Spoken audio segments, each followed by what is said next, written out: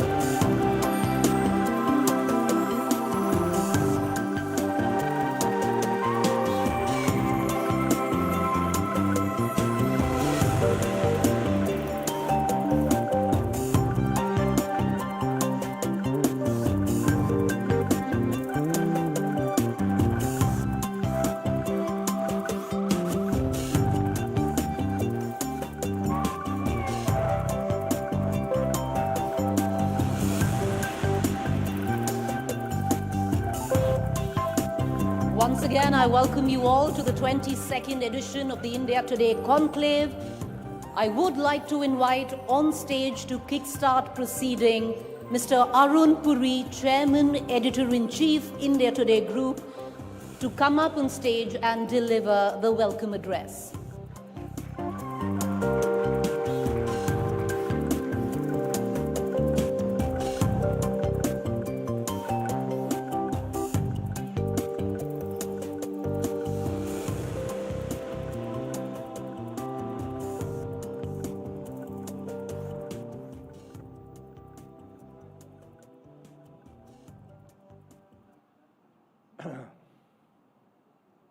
Good morning, honored guests. A warm welcome to all of you to the 22nd edition of the India Today Conclave. This conclave is happening at the most opportune time because we are standing at the crossroads of history. As they say in the cowboy movies, there's a new sheriff in town. That is Donald J. Trump. And it's no small town. It is the United States of America, the world's largest economy and only superpower. And he's holding friend and foe alike to gunpoint to get a better deal. He's bent on destroying the world order that America established after the Second World War in 1945. He's weaponizing trade. He's claiming that America has been taken for a ride even by its allies. True to character, he's playing two contradictory roles. He's withdrawn America from international institutions, frameworks like WHO and the Paris Climate Accord, and I'm sure there will be more. If he perceives no financial gains for America, he wants out. On the other hand, he's behaving like a CEO of a multinational company who wants to make some acquisitions. He wants Canada to become America's 51st state and acquire the Panama Canal, Greenland, and Gaza. He also wants to end the Ukraine war by negotiating with Russia without Ukraine. All he wants Ukraine to do is to give America the rights to mine its rare earth minerals in return for all the aid they've already got. Shockingly, aid is even now being converted into a loan without providing any security guarantees, which Ukraine desperately needs.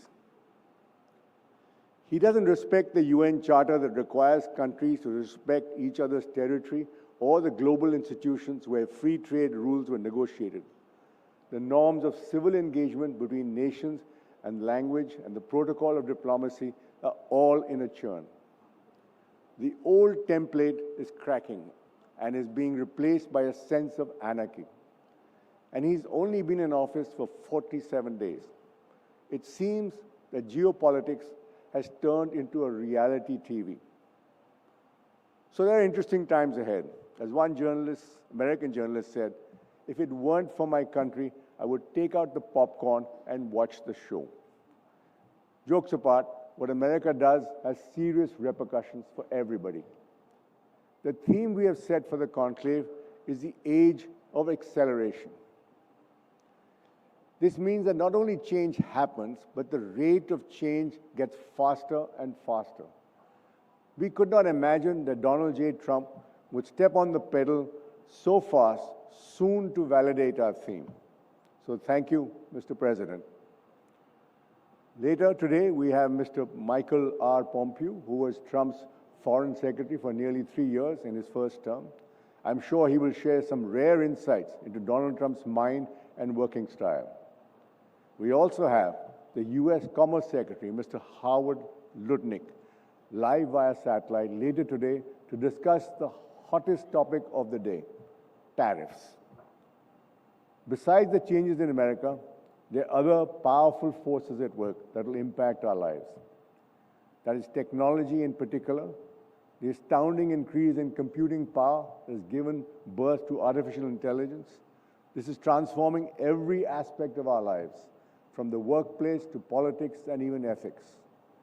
We're still struggling to determine whether it's a boon or a curse. Nevertheless, it's impossible to halt the march of technology. With Elon Musk right in the heart of administration, there's now even talk of techno-fascism. That is absolute power speaking to the language of technology. All aspects of government and society get technologized. The best one can do is to attempt to regulate it without losing its benefits. In the near future, artificial intelligence is predicted to surpass human intelligence. They call it the singularity. You can look at this with excitement or trepidation. I have some questions though. If machines do everything, what will human beings do? What will be the jobs which will come from? What will be the people's source of income? The economy cannot run without consumers. Barbers probably be the last ones to lose their jobs. At least I wouldn't ever get my hair cut from an AI-powered robot, what is left of my hair. With its tech-human resources, India has the potential to be a significant player in the world of AI. The Prime Minister is cognizant of this and has created rupees 10,300 crore India AI mission. One of the pioneers of AI, Sam Altman, said on his recent visit to India that India should be one of the leaders of the AI revolution. By the way, the images behind you are all generated on AI.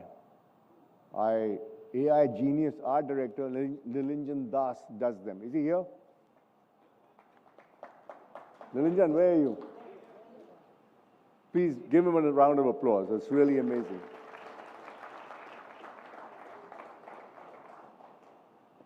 Just to clarify, my speech is written by me and me alone, without any AI assistance. But technology also persuades us to think beyond countries.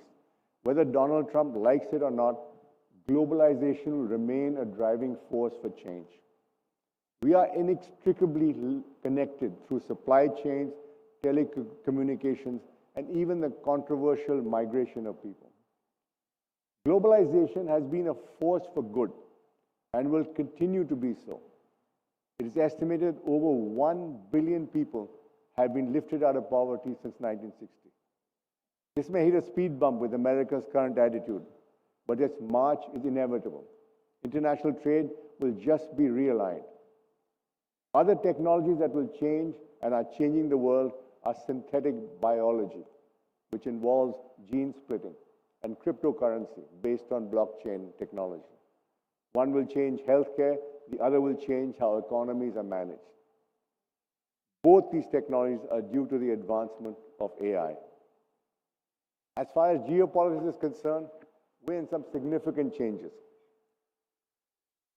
Instead of the USA being the lone superpower, China is emerging as a serious challenger. Currently, I would say one is a diet dictatorship and the other one is a full one, with Xi as president for life. They're rivals, but they need each other. Trump may want to play hardball with China, but he has to remember that they play a very long game. If he hands over part of Ukraine to Russia, China may test him and invade Taiwan. Trump has weakened the transatlantic alliance, but united Europe in the process. But his cozy relationship with Putin must worry them. India is in a sweet spot. Both America and China would like to be in good terms with us. I must say, PM Modi has skillfully negotiated these choppy waters by managing the unpredictable Trump. He did his homework by reducing duties on items close to Trump's heart before his American visit, like the Harley-Davidson motorcycles and bourbon whiskey. He's an experienced leader, having held 24 years of high public office. India is fortunate to have him on the international stage. Somebody the world takes seriously, not like a former comedian or a reality TV star. One of the unintended consequences of Trump's policies would be a much-needed aggressive opening up of the Indian economy to the world and deregulation to encourage foreign investment. Always seem to act better when faced with a crisis. There's no shortage of crises. We have climate change, the mother of all crises, and it is accelerating and affecting everything and everyone. And here we have a president of the country that historically has been the worst polluter in the world, and he's in denial. Unless the world acts in concert, it will be a terrible legacy to leave for our future generation. We cannot have this conclave without mentioning the massive success of Mahakumbh, which saw 660 million people over 45 days visiting it. It was the biggest gathering the world has ever seen. The architect of this spectacular event is the Chief Minister of UP, Sri Yogi Adityanath, who will be the guest of honor tomorrow evening. Ladies and gentlemen, democracy survives only when those in power genuinely believe in democratic values. The checks and balances of institutions only work if those in power respect these values. Consider what Donald Trump is doing in a country with such strong institutions. He's weaponizing investigative agencies and persecuting his rivals. He puts in place people who only do his bidding. Unlike his previous term, now he has no guardrails. Also, democracy survives when there is a free flow of truthful information. It is the oxygen of democracy. It is a conversation between the rulers and the ruled. The India Today Conclave has been such a destination for 22 years. So, ladies and gentlemen, enjoy the conversation. Fasten your seatbelt as we are in the age of acceleration. Thank you for coming. Thank you, Mr. Puri. All right, with that, let's power into our first session this morning. To introduce our session, Lotus Capital, sponsored by Hindustan Powers. And to take it from here, I'd like to invite on stage our session's moderator, Rahul Kanwal, News Director, TVTN, Managing Editor, Special Online Projects, and Executive Director, Business Today.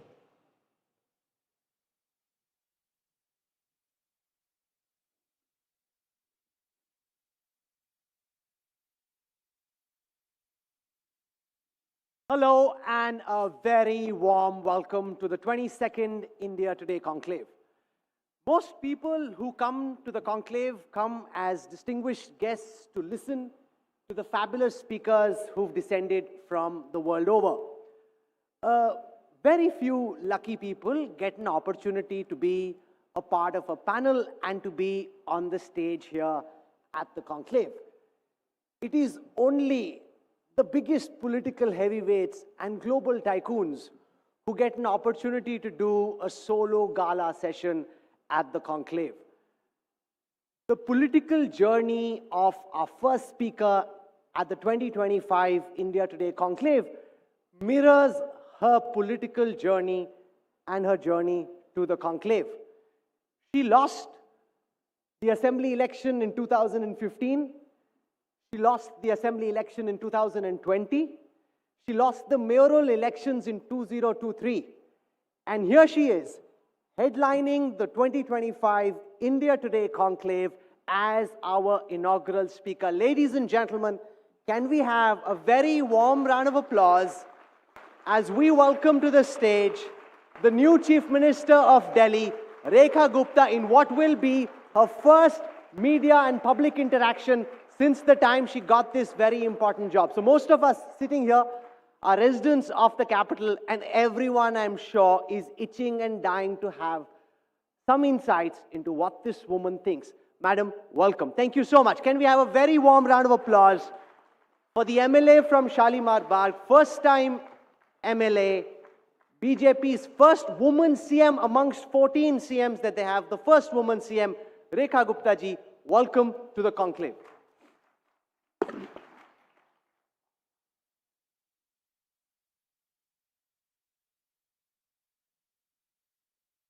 Rekha Gupta ji, स्वागत है आपका India today conclave में। ये 22वां conclave है। दुनिया भर के बड़े बड़े कद्दावर नेता, कॉर्पोरेट टाइकून्स, विश्व गुरु लोग यहाँ पे आए हैं, सेशंस किए हैं।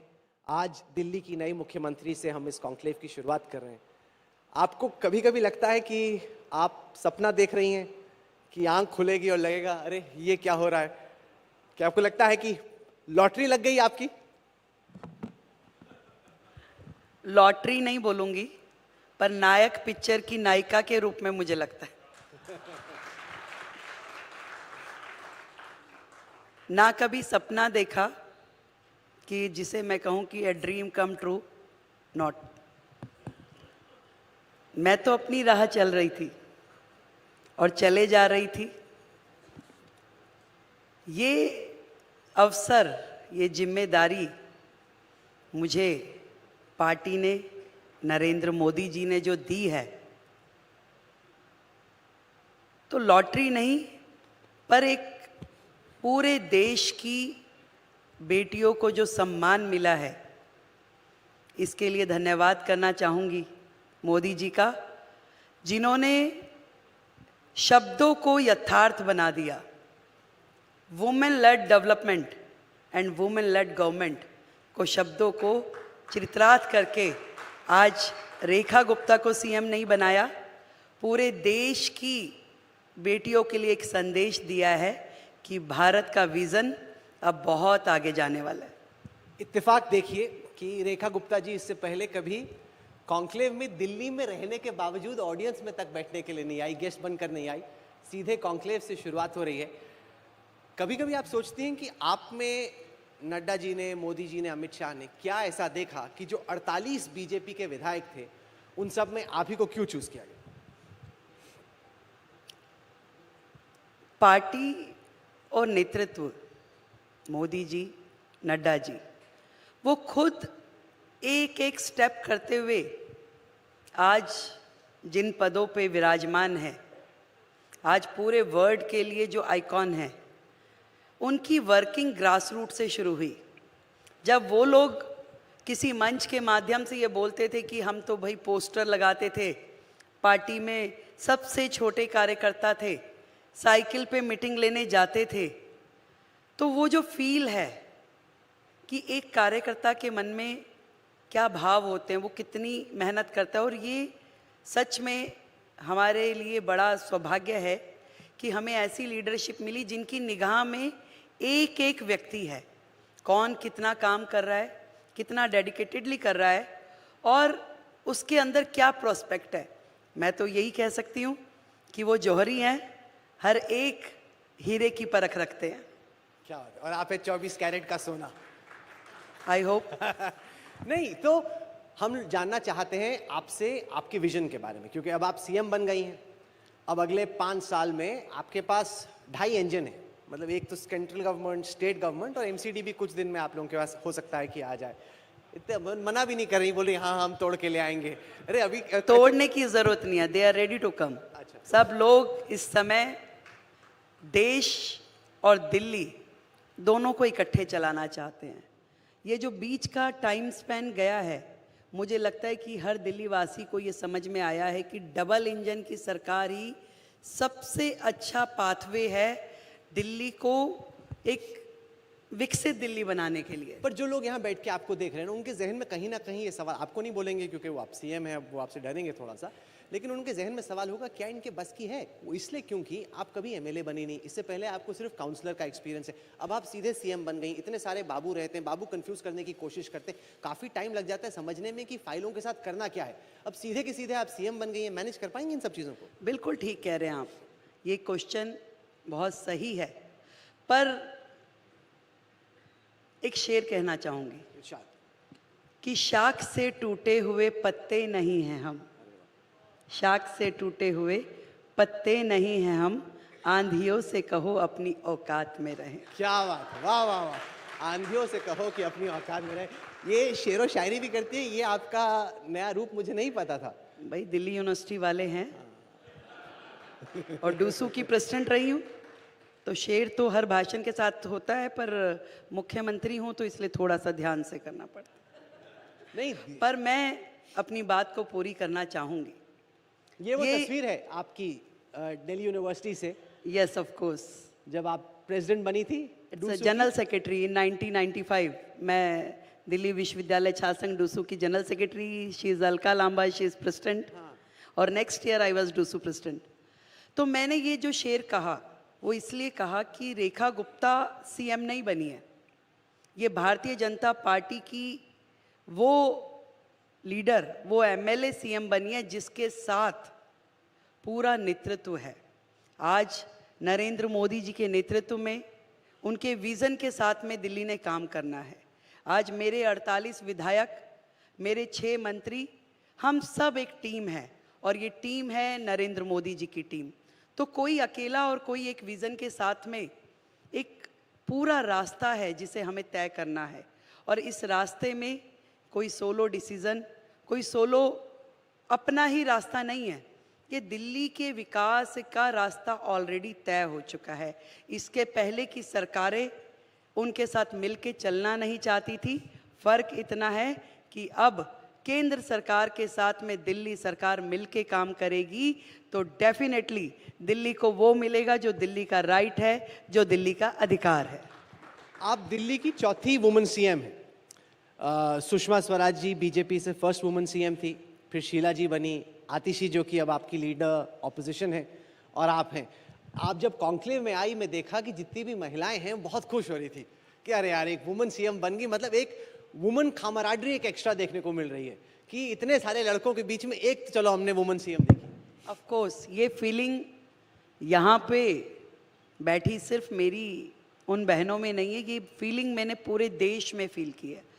आज मुझे बने हुए 20 तारीख के बाद से आज तक 15 दिन लगभग हुए हैं, पर पूरे देश से जिस तरीके से महिलाओं के मैसेजेस आ रहे हैं, फ़ोन कॉल आ रहे हैं, मिलना हो रहा है, और पूरे सोशल मीडिया पे जिस तरीके से बधाइयों का तांता लगा है, तो मैं उनके उस जेस्चर को रिसीव कर पा रही हूँ कि उन्हें कितनी खुशी हो रही है कि आज एक महिला, देखिए आप बुरा माने या भला माने, हमारी सोसाइटी में आज भी लेडीज़ को फ्रंट फुट पे खेलने का काम करने का मौका नहीं मिल पाता। खुद देश की प्रधानमंत्री रही इंदिरा गांधी जी, पर आप उनकी मिनिस्ट्री में उनके जितना कैबिनेट था, कोई और दूसरी महिला नहीं थी, किसी और को कभी आगे बढ़ने का मौका नहीं मिला। जब जब भी संसद में वो बिल आता रहा जिसमें रिजर्वेशन की बात होती थी, तो जितनी मर्जी पार्टियां महिला हितों की बात करें, वो उस बिल को फाड़ के कोने में किसी डस्टबिन में डाल देती थी। एकमात्र लीडरशिप नरेंद्र मोदी जी की, जिन्होंने ये डेयर किया, जिन्होंने ये साहस किया कि नहीं, ये 33% रिजर्वेशन भी देना है और वुमेन लेड गवर्नमेंट के नाते दिल्ली जैसा शहर जो कि देश की राजधानी है, उसमें भी एक महिला को मौका देना है। तो ये एक बहुत बड़ा विजन है पूरे देश के लिए। मैं समझती हूँ एक नया अध्याय शुरू हुआ है जिसमें महिलाएं आगे आ सकती हैं, काम कर सकती हैं। और सिंबॉलिक नहीं कि आपने सिंबॉलिकली कोई महिला कल्याण एवं बाल विकास दे दिया और इस तरह का विभाग देके उसे बिठा दिया। आज देश की फाइनेंस मिनिस्टर जब एक महिला के नाते काम करती है, एक डिफेंस मिनिस्टर सुषमा स्वराज जी रही, विदेश मंत्री, रक्षा मंत्री, जब इतने बड़े बड़े मंत्रालय महिलाओं को मिलते हैं, तो आप समझिए कि ये सिंबॉलिक और फेस लिफ्टिंग नहीं हो रही है, ये एक्चुअली महिलाओं को आगे बढ़ाने की दिशा में काम चल रहा है और देश आगे बढ़ रहा है। एक आपने कहा कि मोदी जी की टीम है, एक तो रेखा गुप्ता जी की भी टीम है। उस टीम को मैं आपको पीछे दिखाता हूं। अब आप घिरी हुई हैं ऐसे सीनियर स्टेट पॉलिटिक्स के लीडर्स से जो आपसे बहुत ज़्यादा एक्सपीरियंस है। मैं किसी एक का नाम नहीं लूँगा, मतलब लड़ाई नहीं करवानी भाई इनकी, बट परवेश वर्मा जी हों, सिरसा साहब हों, आशीष सूद जी यहाँ पे बैठे हैं, पंकज सिंह हो, रविंद्र कपिल मिश्रा हो, परवेश वर्मा हो, ये सब बहुत सीनियर हैं। और पब्लिकली कहें ना कहें, इनमें से कईयों के मन ही मन तो लड्डू फूट रहे होंगे कि भाई हमें भी लगता है कि सीएम बनने का मौका मिल सकता है। अब आपको लगता है कि ये बॉयज़ क्लब को मैनेज करना आपके लिए बहुत बड़ा चैलेंज रहेगा, क्योंकि उनको लगता है कि ज़्यादा एक्सपीरियंस्ड हम थे, ज़्यादा टाइम से एमएलए हम थे, केजरीवाल को हराया हमने, पंजाबी वोट लाए हम, तो अब बन गई सीएम आप। देखिए, कोई भी गलत फहमी में ना रहे। आज दिल्ली की ये जीत दिल्ली की जनता ने और देश के प्रधानमंत्री नरेंद्र मोदी के नेतृत्व ने दी है। तो जिस टीम के लीडर के रूप में आदरणीय मोदी जी हैं, तो हमारे लिए उनका एक वाक्य ही काफ़ी है। अगर उन्होंने हम में से किसी एक के जिम्मे जो काम दिया है, तो वी आर टीम, हम मिल के उसे कर रहे हैं। शायद मेरी जगह मेरा कोई दूसरा साथी होता तो एक क्षण के लिए भी मेरे मन में ये ना आता कि ये जिम्मेवारी उसे क्यों दी गई। ये हमारे लिए ओहदा नहीं है, पोस्ट नहीं है, ये काम है, जिम्मेदारी है और टीम मोदी मिलके काम करने वाली है। आपको कहीं भी एक मिनट के लिए भी ऐसा नहीं महसूस होगा कि इस टीम में कहीं से कहीं तक कोई भी फर्क है। हमारा लक्ष्य तय है, हमारा रास्ता तय है और विकसित दिल्ली के लिए हमें काम करना है। विकसित भारत और विकसित भारत के लिए विकसित दिल्ली। हमारी नई चीफ मिनिस्टर हैं, पहली दफ़ा इंटरव्यू इस तरह के मंच पे दे रही हैं, इस तरह के डिप्लोमेटिक जवाब दे रही हैं। उनको सुन के मुझे लग रहा है कि जयशंकर जी को बोलना चाहिए कि फॉरेन सर्विस में डिप्लोमेट्स की ज़रूरत हो तो एक यहाँ से हम लोग भेज सकते हैं। नहीं, क्योंकि मैंने देखा, आपसे मैं मिलने आया था सचिवालय में और फिर असेंबली में जब आप सीएम बनी, कि आपके इर्द गिर्द जो लोग थे उनको लग रहा था कि इनको हम मैनेज कर लेंगे, इनको समझा देंगे। मतलब कोई बोल रहा है ऐसे कर लेना, आपको बताने वाले बहुत हैं। उनको लग रहा है कि चूंकि फर्स्ट टाइम के एमएलए हैं, इनको बता, अगर और उनमें से कोई बन जाता तो उनको हैंडल करना मुश्किल हो जाता, कि आपको एक तरीके से इन लोगों को लग रहा है कंट्रोल किया जा सकता है। क्या कहना चाहती हैं आप उन लोगों को जो लग रहा है कि दिल्ली की सीएम को कंट्रोल किया जा सकता है?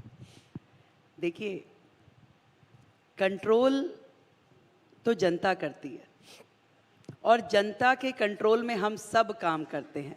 अब मैं वो मुख्यमंत्री तो नहीं हूँ जो शीश महल में बैठ के काम करूँगी। मैं वो मुख्यमंत्री हूँ जो जनता के बीच में 24 घंटे उपलब्ध रह के काम करने वाली हूँ। तो इसलिए जनता के कंट्रोल में मैं चलने वाली हूँ।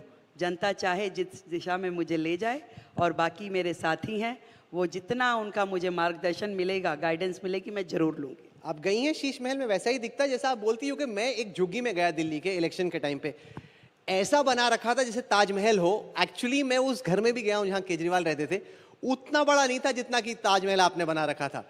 आप रहेंगी शीश महल में जाके? बिल्कुल नहीं रहूँगी।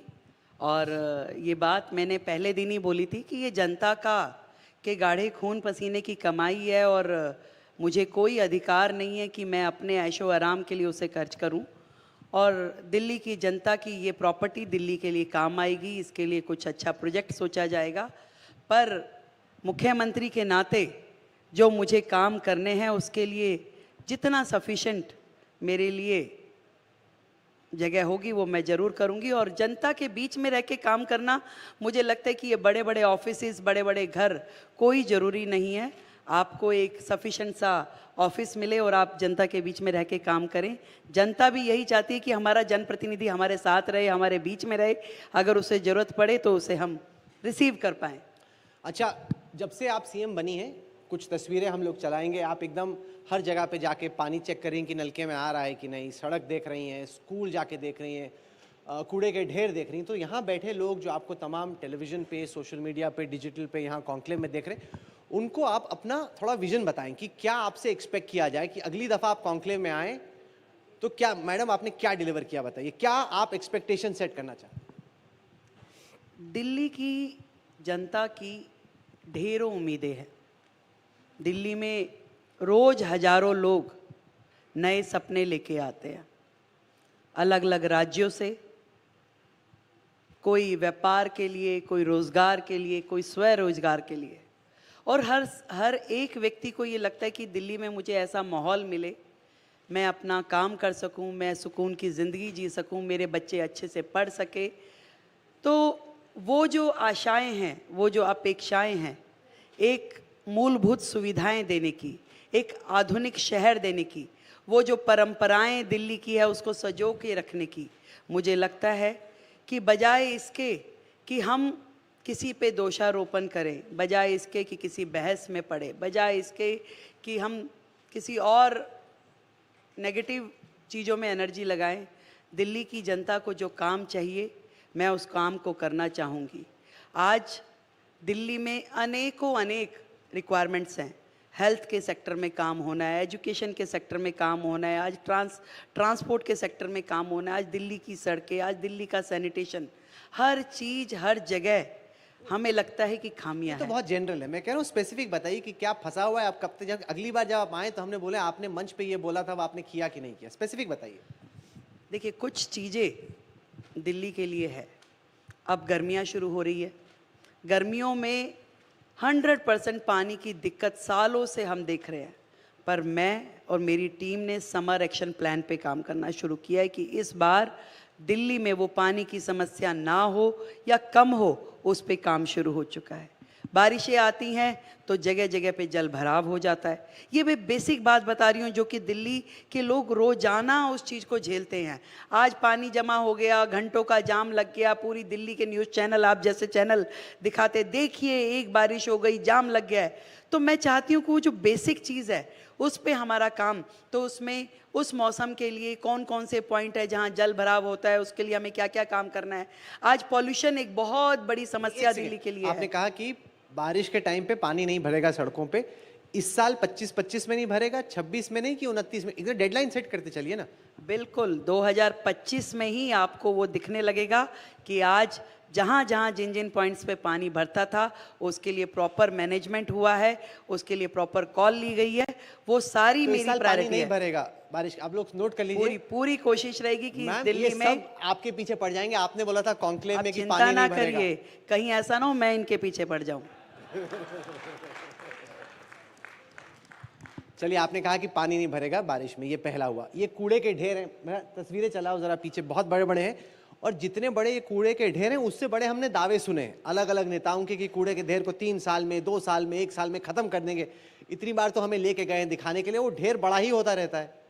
रिसेंटली मैं विजिट करा, मैंने भलसवा वाला ये जो माउंटेन है, और बहुत बड़ा हिस्सा अभी हमने उसको क्लीन किया है और उस पर 54,000 बैम्बो प्लांट्स लगाए गए हैं ताकि एक ग्रीन बेल्ट शुरू हो जाए। और लगातार टाइम बाउंड तरीके से इस लैंडफिल साइट्स को कम किया जाए। इसका पूरे के पूरे तीनों साइट जो हमारी है, आप देख रहे हैं, मेरा वहाँ जाना हुआ है, एलजी साहब ने जो इसमें काम किया है। देखिए बहुत टाइम बाउंड को स्पेसिफाई करते चलिए। 100% देखिए 2 साल का हमने टारगेट लिया है और उसमें एवरी 3rd मंथ हम इसे विजिट करके उसमें कितना एरिया हमने उसे क्लीन किया, उसको ग्रीन किया, और बाद में एक बड़ा कोई प्रोजेक्ट इन जगहों पे हमारा शुरू हो। मतलब 2027 मार्च में अगर आप कॉन्क्लेव में आई तब तो तक ये आप कूड़े के आपको ढेर ये नहीं पहाड़ नहीं दिखेगा, मैं ऐसा विश्वास दिलाती हूँ। मतलब पहाड़ छोटा हो जाएगा? 100% नहीं, खत्म हो जाएगा या छोटा हो जाएगा? छोटा हो जाएगा। खत्म नहीं होगा? खत्म होने का तो काम जैसे जैसे प्रोसेस में होगा। देखिए, आप सोचेंगे कि भाई रेखा को हम ये कह दें कि आज डेडलाइन, काम सिस्टम में होगा। आज वादे करने से, वादे करने वाली सरकारें जा चुकी हैं, काम करके दिखाने वाली सरकार आई है।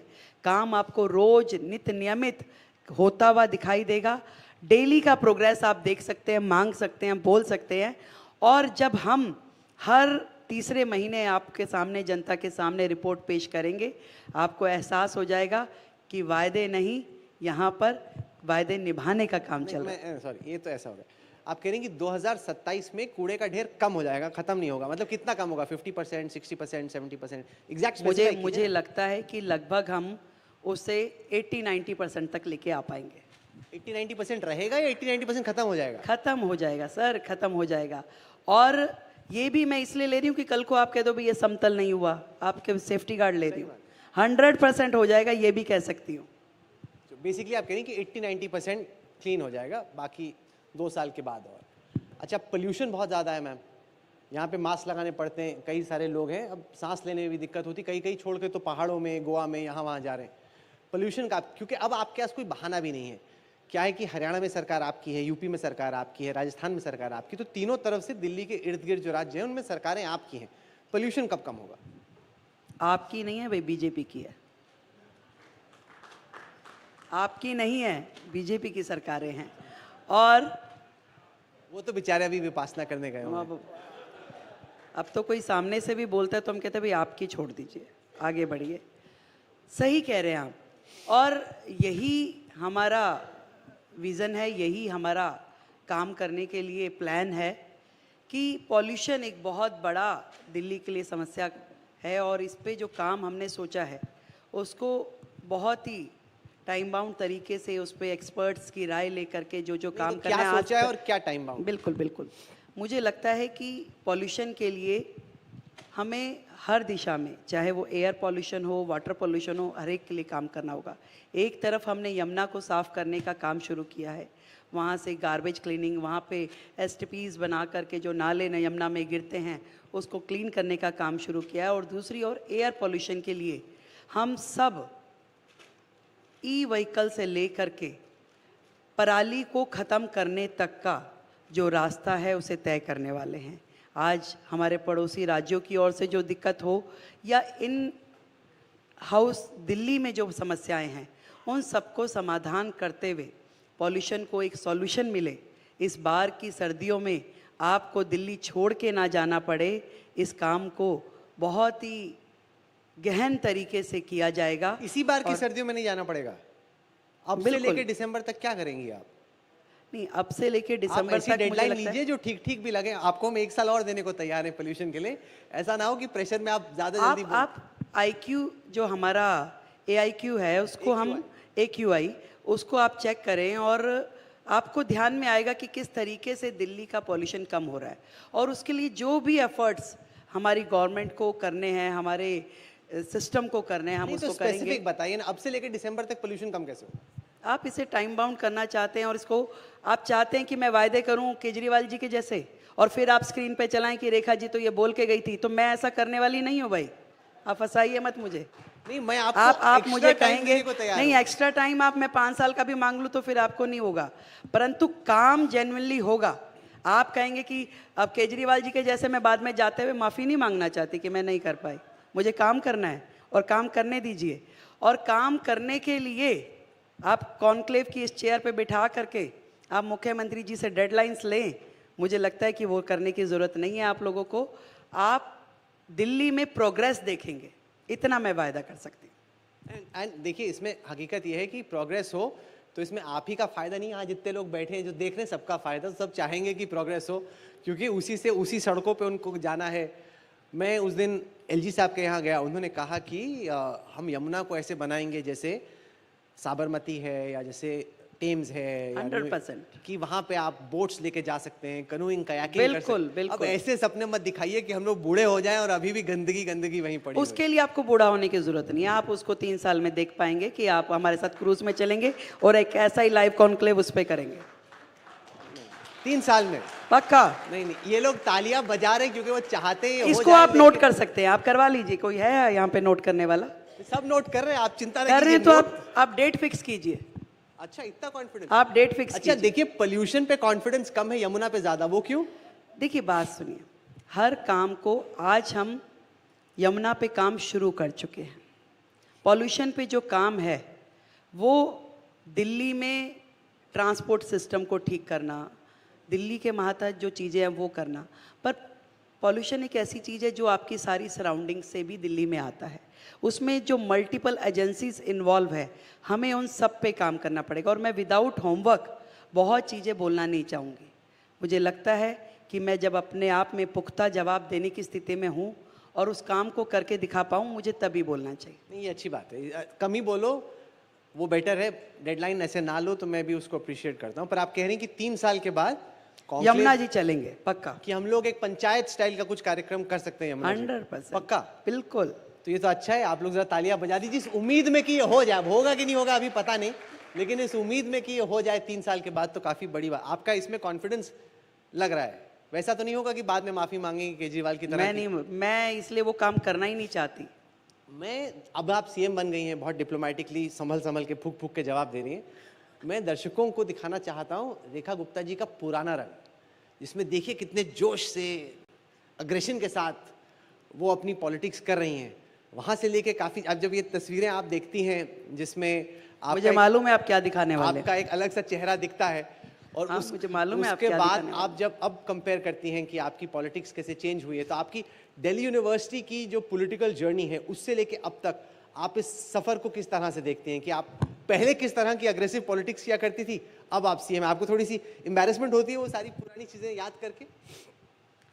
Not exactly. आज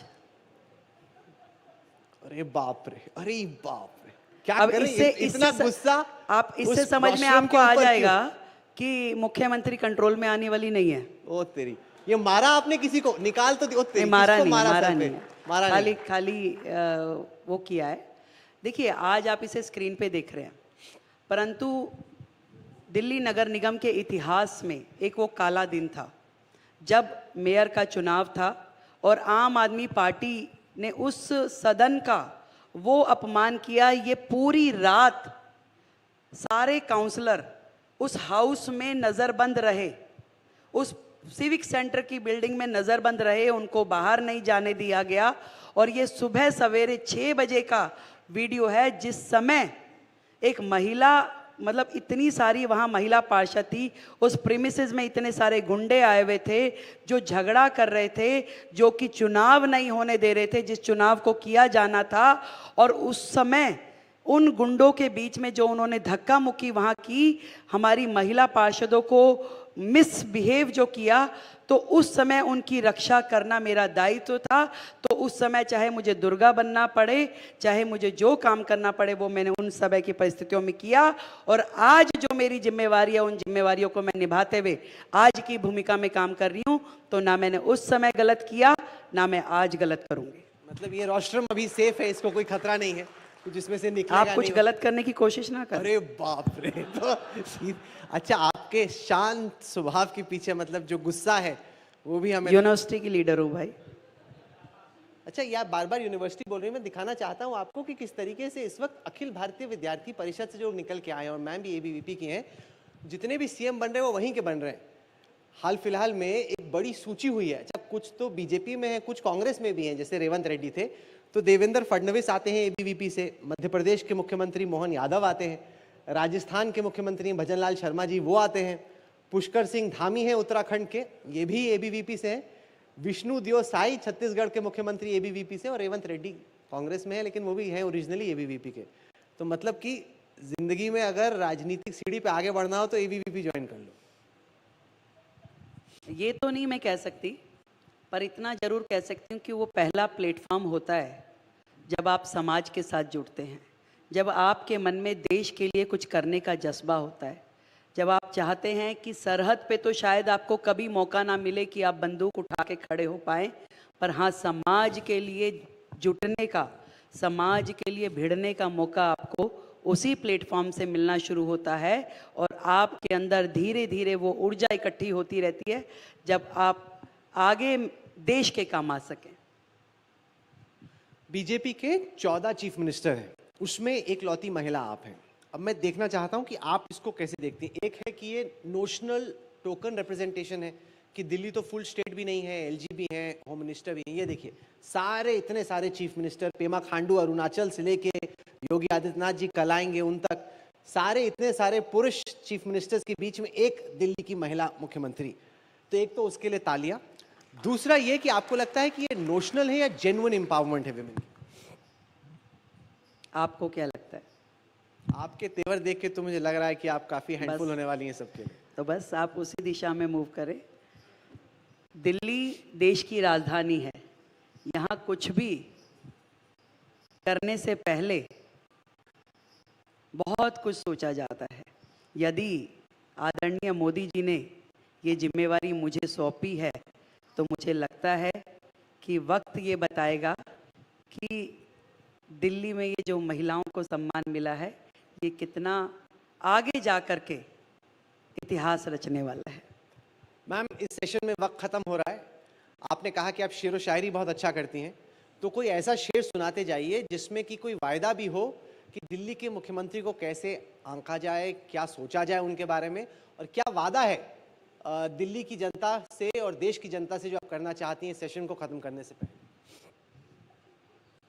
कहना चाहूँगी कि चूंकि इससे पहले की सरकारों ने इस सिस्टम को इतना अस्त व्यस्त कर दिया है कि आज जो सत्ता, जो सिस्टम हमें मिला है उसमें काम शुरू करते हुए जो मैं फील कर रही हूँ उसको शब्दों में बयां करूँगी कि आप मेरा भाव जरूर समझे कि जो मेरे मन में और मेरी पार्टी के मन में काम करने की उमंग है दिल्ली के लिए, वो कहना चाहूँगी कि इस नदी की धार से ठंडी हवा आती तो है, नाव जर्जर ही सही लहरों से टकराती तो है, कि ढूंढ लाओ कहीं से एक चिंगारी है दोस्तों, इस दिए में तेल से भीगी हुई बाती तो है।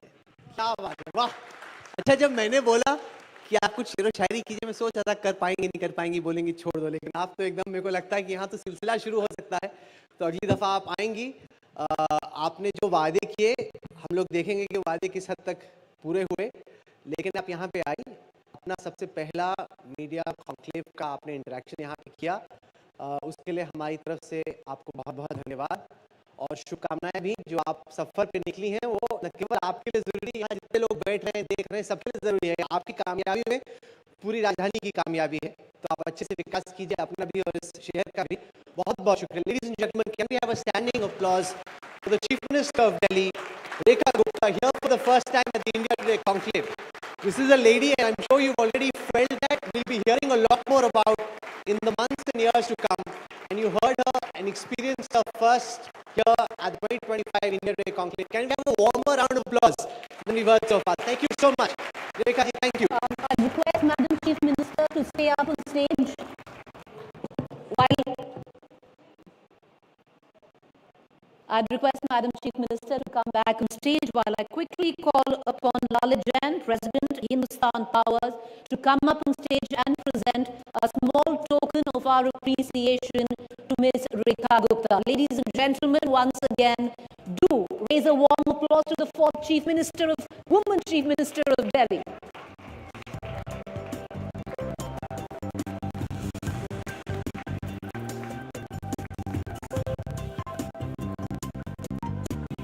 Thank you, Ms. Gupta. Thank you, Rahul.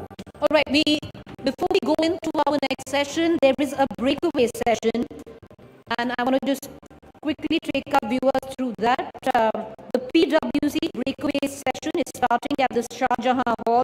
The launch of the PwC report titled Towards a Climate Resilient Future Strategies for Andaman and Nicobar Islands. Those interested, make your way to the Shah Jahan Hall. Once again, we have a breakaway session. I just gave you the details of that. It's a parallel session which is going to run at the Shah Jahan Hall. Those interested in that, make your way there. While I want to take you through now introducing you to our next session. Our chairman had rightly said that we could not have had the conclave without paying tribute to the largest human gathering on earth, the Mahakumbh. And to give you a small glimpse into that, I would like to announce our next session. It's a show and tell. Bhasmang, the way of the Naga sadhus. To take it from here, I'd like to invite on stage my colleague and India Today group photo editor, Bandip Singh, to come up on stage. I also invite Mr. Digambaram Mani Raj Puriji from Sri Panchayati Mahanirvani Akhada, inviting both on stage for our next show and tell.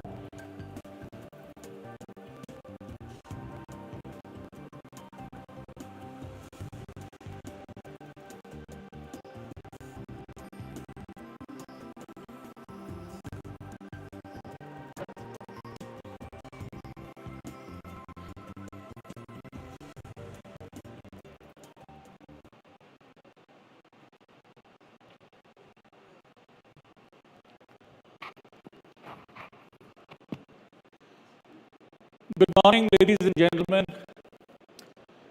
Or as the Naga Babas say, Om Namo Narayan.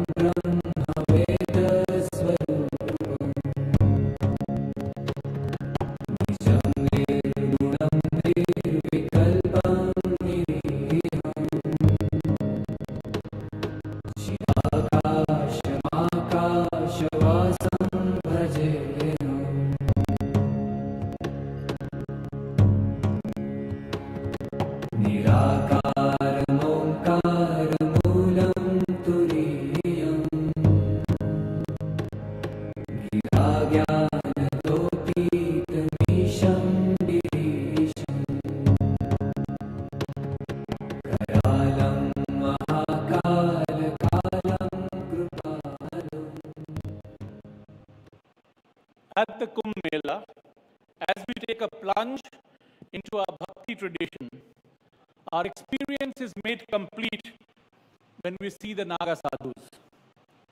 On the sandbanks of Prayag, they are like a visual presence of our ancient religious traditions, what we refer to as Sanatan. With their ash-covered bodies, their jatas uncoiling with a serpentine energy, eyes piercing with the fire of ancient wisdom, and standing stark naked of all worldly possessions. These warrior sadhus embody our living spiritual traditions of bhakti, virakti, and shakti. The images that you are seeing over here have been photographed over 2 Kumbh Melas. Spanning 7 years, I have photographed them getting rare access to live with the Naga sadhus in their akhadas. The photographs capture some of their practices and also their distinct body language. I recently had a week-long exhibition of these images. The core bhav to show these images is to bring to you a deeper, a more granular darshan of the Naga sadhus, much beyond how the reels and the viral videos have shown them. It's really fortunate that we have amidst us today Digambar Mani Raj Puriji Maharaj, who is from the Sri Panchayati Mahanirvani Akhada. He will shed light on some of the key aspects of Naga sadhus as we share these images. Now, this first image that you are seeing, here you have a Naga sadhu flinging his matted hair in the air to dust off the extra ash, also known as bhasma. Bhasma is one of the key identifying marks of the Naga sadhus. They hold it to be sacred as it symbolizes the ultimate truth, that which remains when everything else is burnt in renunciation. Moving on to the next image. The fabled ferocity of the Naga sadhu is mostly a performative act. It comes to the fore as Naga sadhus are historically warrior saints. Like actors donning a costume, they put on this fierce persona like a shield. It is a firewall to ward off undesired intrusions in their sadhana from curious onlookers. This is also to distance themselves from adulation and reverence, which is their path. In their path, it is a trap of attachment. बाबा जी आप ये बताइए कि ये जो नागा साधु के बारे में प्रचलित है कि इनको इतना गुस्सा क्यों आता है?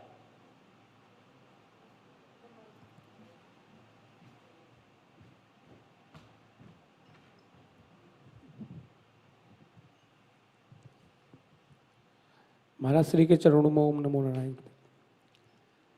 नागा सन्यासी जंगल में रहते हैं और अपने तप और साधना में लीन रहते हैं, और आके कोई भी उन्हें छेड़े या उनकी साधना को छेड़े, कोई भी नेगेटिव एनर्जी उनके सामने आती है तो उनको गुस्सा आ जाता है, और गुस्सा होने का कोई दूसरा कारण नहीं है। Moving on to the next image. Dense smoke swirls up as a Naga sadhu exhales after a deep breath of his chilam. Smoking of ganja, marijuana is widespread amongst Naga sadhus. They explain that it helps to enable strong focus and awareness during sadhana. I want to know from Babaji, ये इतनी चिलम क्यों पीते हैं नागा साधु? सभी नहीं पीते हैं, ये जरूरी नहीं है। वो जंगल में रहते हैं, अपने अकेले रहते हैं, अपने साधना की तौर पे उसे यूज करते हैं। वो उसे अमल कहते हैं। वो कोई चिलम नहीं, कोई ऐसा नशा नहीं है। वो अपने ईश्वर के लिए, अपने लौ लगाने के लिए, एक चिलम के लिए वहाँ चिलम पीते हैं भगवान के लिए। So yes, in conversations, I got to know that many of the Naga sadhus said that it leads to reduction in appetite and also sexual urges. Moving on to the next slide.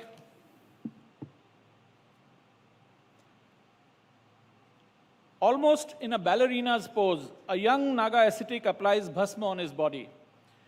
Each application of bhasma is accompanied by sacred mantras. The white ash against their skin also represents that they have burnt all worldly desires and attachments in the fire of yogic practices. बाबा जी ये भस्म का थोड़ा महत्व बताइए हमारे को। भस्म सबसे बड़ा सत्य है। ये राम नाम सत्य जो है, भस्म के बाद ही जब आदमी को जला दिया जाता है तभी राम नाम सत्य है। और हमारे आदिदेव जो महादेव है, और उनको राम नाम बहुत प्रिय है, तो इसीलिए भगवान शिव ने भस्मी को धारण किया है, क्योंकि अंतवागति सबको ही जाना है। तो इसीलिए हम अपने ईश्वर को साक्षी रख के, अपने परमात्मा को साक्षी रख के इस भस्मी को लगा के हम एक नवजात शिशु के रूप में अपने महादेव के सामने प्रकट होते हैं। Moving on to the next. The dhuna, or the sacred fire pit, is the nerve center of a Naga akhada. The presence of the Agni is manifested as a living deity. The dhuna is the axis of the Naga sadhu's tapasya and is never left unattended.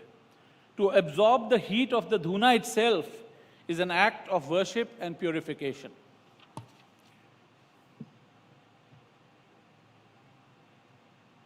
Next one, please.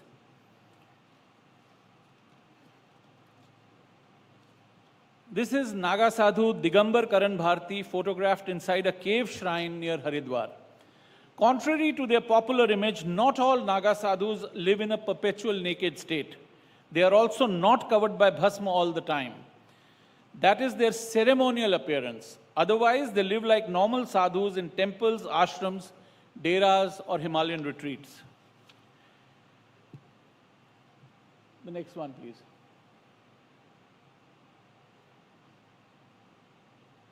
Naga sadhus also have a streak of quirky flamboyance.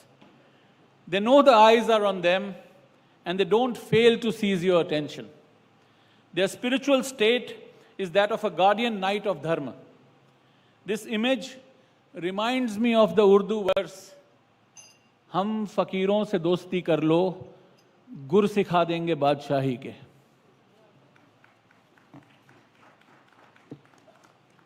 The next one, please. Now, I have seen no active routine or practice of yoga in the akhadas.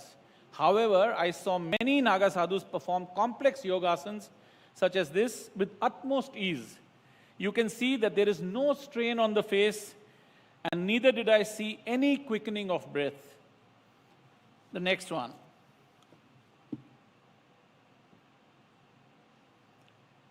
As if consumed in a blaze of energy, a Naga sadhu douses himself with vibhuti. I see this image as an image of a galaxy, and the Naga sadhu pervading it like a cosmic presence. It is an image of a sannyasi plunged in consummate anand, emblematic of the Naga saying, Chade khak, man hove pak, alakh niranjan ape aap. Covered with bhasma, the mind becomes pure and the self becomes unsullied like the invisible divine itself. Next. This is Naga Baba Ganga Giri drying his long jatas at the banks of the Ganga in Haridwar. The long matted hair are a symbol of the sadhu's vairagya, his detachment.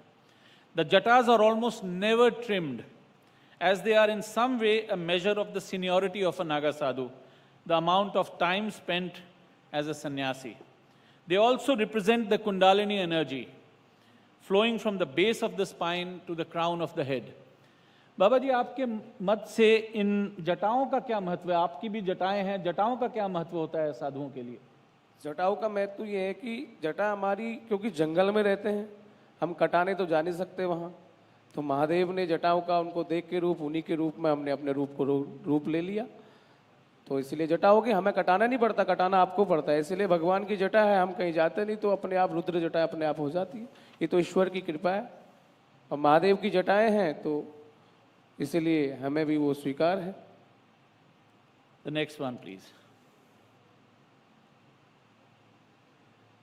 Newly initiated into the Naga fold, young Angad Giri looks disarmingly at the camera as he gets ready for the photo shoot by rubbing bhasma on his naked body. Now, the Indic term for naked is digambar.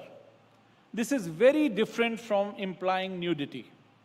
It means the one who wears the four directions as his garment. Therefore, even without the clothes, the Naga sadhu is not naked. He is sky-clad. He is wearing infinity. Next one. This is Naga sadhu Arun Puri. He is a sadhu from Ujjain, and he is an Urdhva Bahu Hatha Yogi. Now, Urdhva Bahus, Hatha Yogis, are the ones who are pledged to keep their hands raised for years and years in sadhana. He has not kept his hand down for the past 17 years. Nagas perform these extreme feats to practice the power of mind over body, and in that process, gain specific siddhis or occult powers. I love this next image. Naga Baba Shakti Giri, the one who's standing, and Raj Puri posed with their pets. There are 4 white mice and a pigeon named Hari Puri. The former wears an outfit made of Rudraksh beads that weighs 70 kilograms. And the younger Baba wears a 21 kg Rudraksh shivling on his head, which is often the perch for his pigeon Hari Puri. बाबा जी, ये बताइए रुद्राक्ष का क्या महत्व है? आपने भी रुद्राक्ष पहने हुए हैं, रुद्राक्ष धारण करने का क्या महत्व है?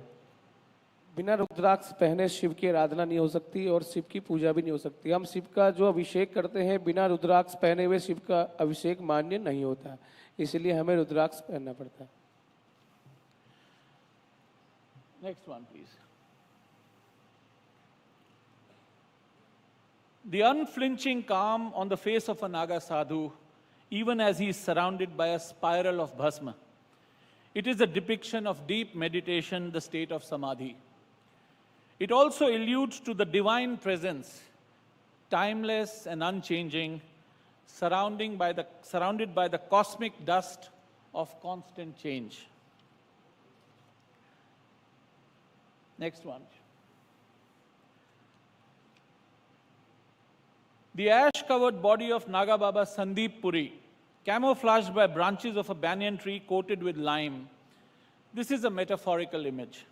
It represents the Naga sadhu's nakedness as a return to the natural, a primordial state of being, which is like a newborn child. The very choice to live like this, with only what is basic and seeking only that which is essential. It is tap made visible. Next one. Despite the traditional swaroop or the appearance of a Naga sannyasi arriving from an ancient tradition, the Naga sadhus are also very much beings of the contemporary times, living amidst the material culture of our age. Motorbikes, mobile phones, social media are as much part of the lives of many of them as is being at ease without garments. Next one.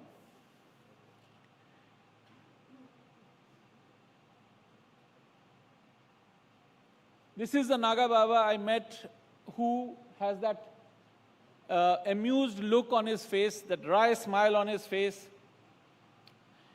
This is decades of meditation have taught him to find humor in the ironies of bhakts coming and not seeking their blessing, but straight away taking a selfie. So this is, I was sitting next to him, photographing him, and all of a sudden, he when he saw a bhakt not taking his blessing, but taking selfie, he just looked at me and smiled. Bola, Ashirwad bhi milne ka time nahi hai. Next image, please.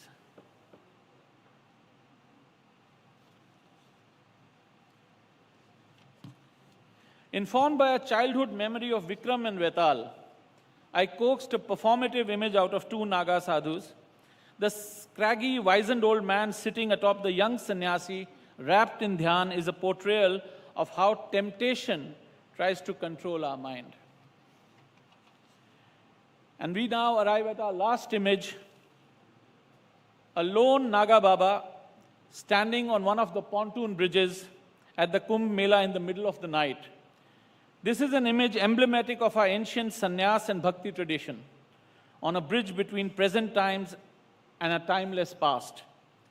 The next time, ladies and gentlemen, when you view a Naga sadhu, view him as a living symbol of the rich spiritual tradition of our country we need to be proud of. And then fill yourself with pride and lift your hands and say, Har Har Mahadev. Thank you so much.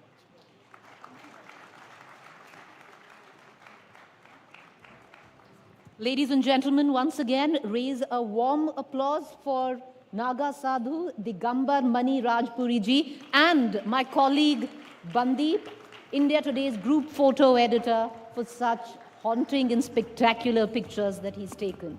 I call upon Mr. P.N. Arora, CMD, Yashoda Medicity, to come up on stage and present a small token of our appreciation to the Naga Sadhu.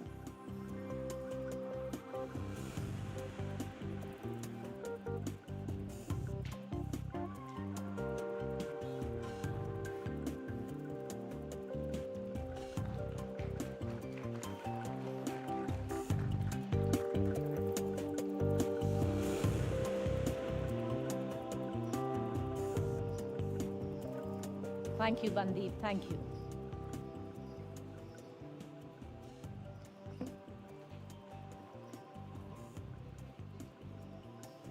Let's quickly move on to our next session. Like I pointed out, our chairman had made it very clear when he said that this conclave this year cannot go by without the mention of the Mahakumbh.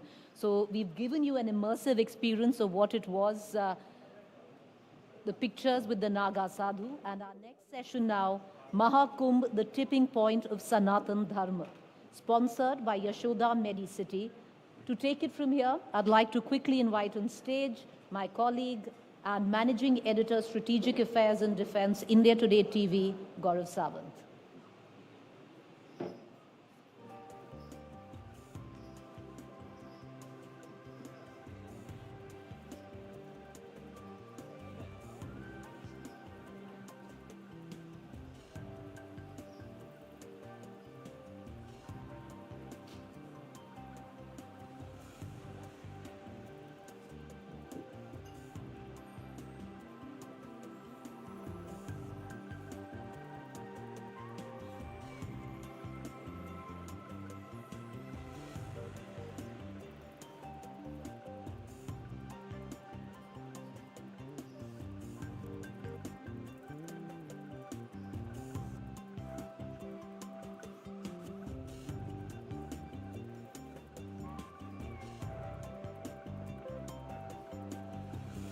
नमस्कार।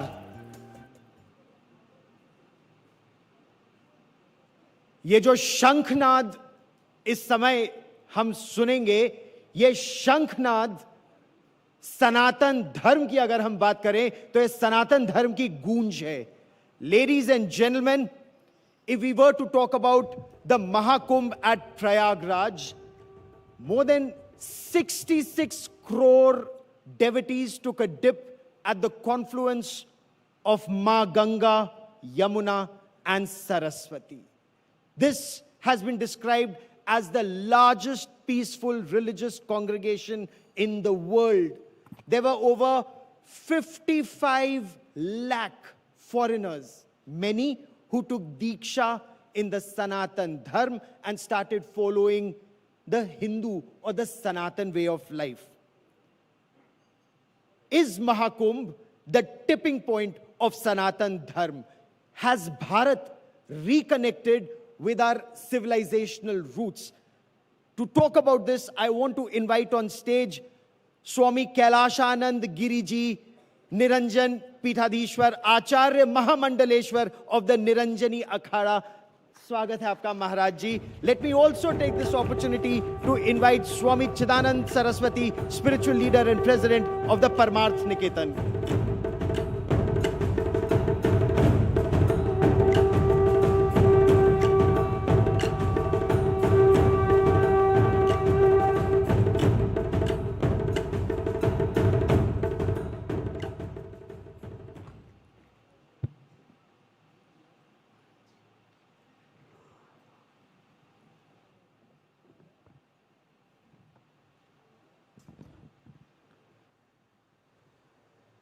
महाराज जी, इस मंच पर आपका स्वागत है. स्वामी जी, स्वागत है आपका.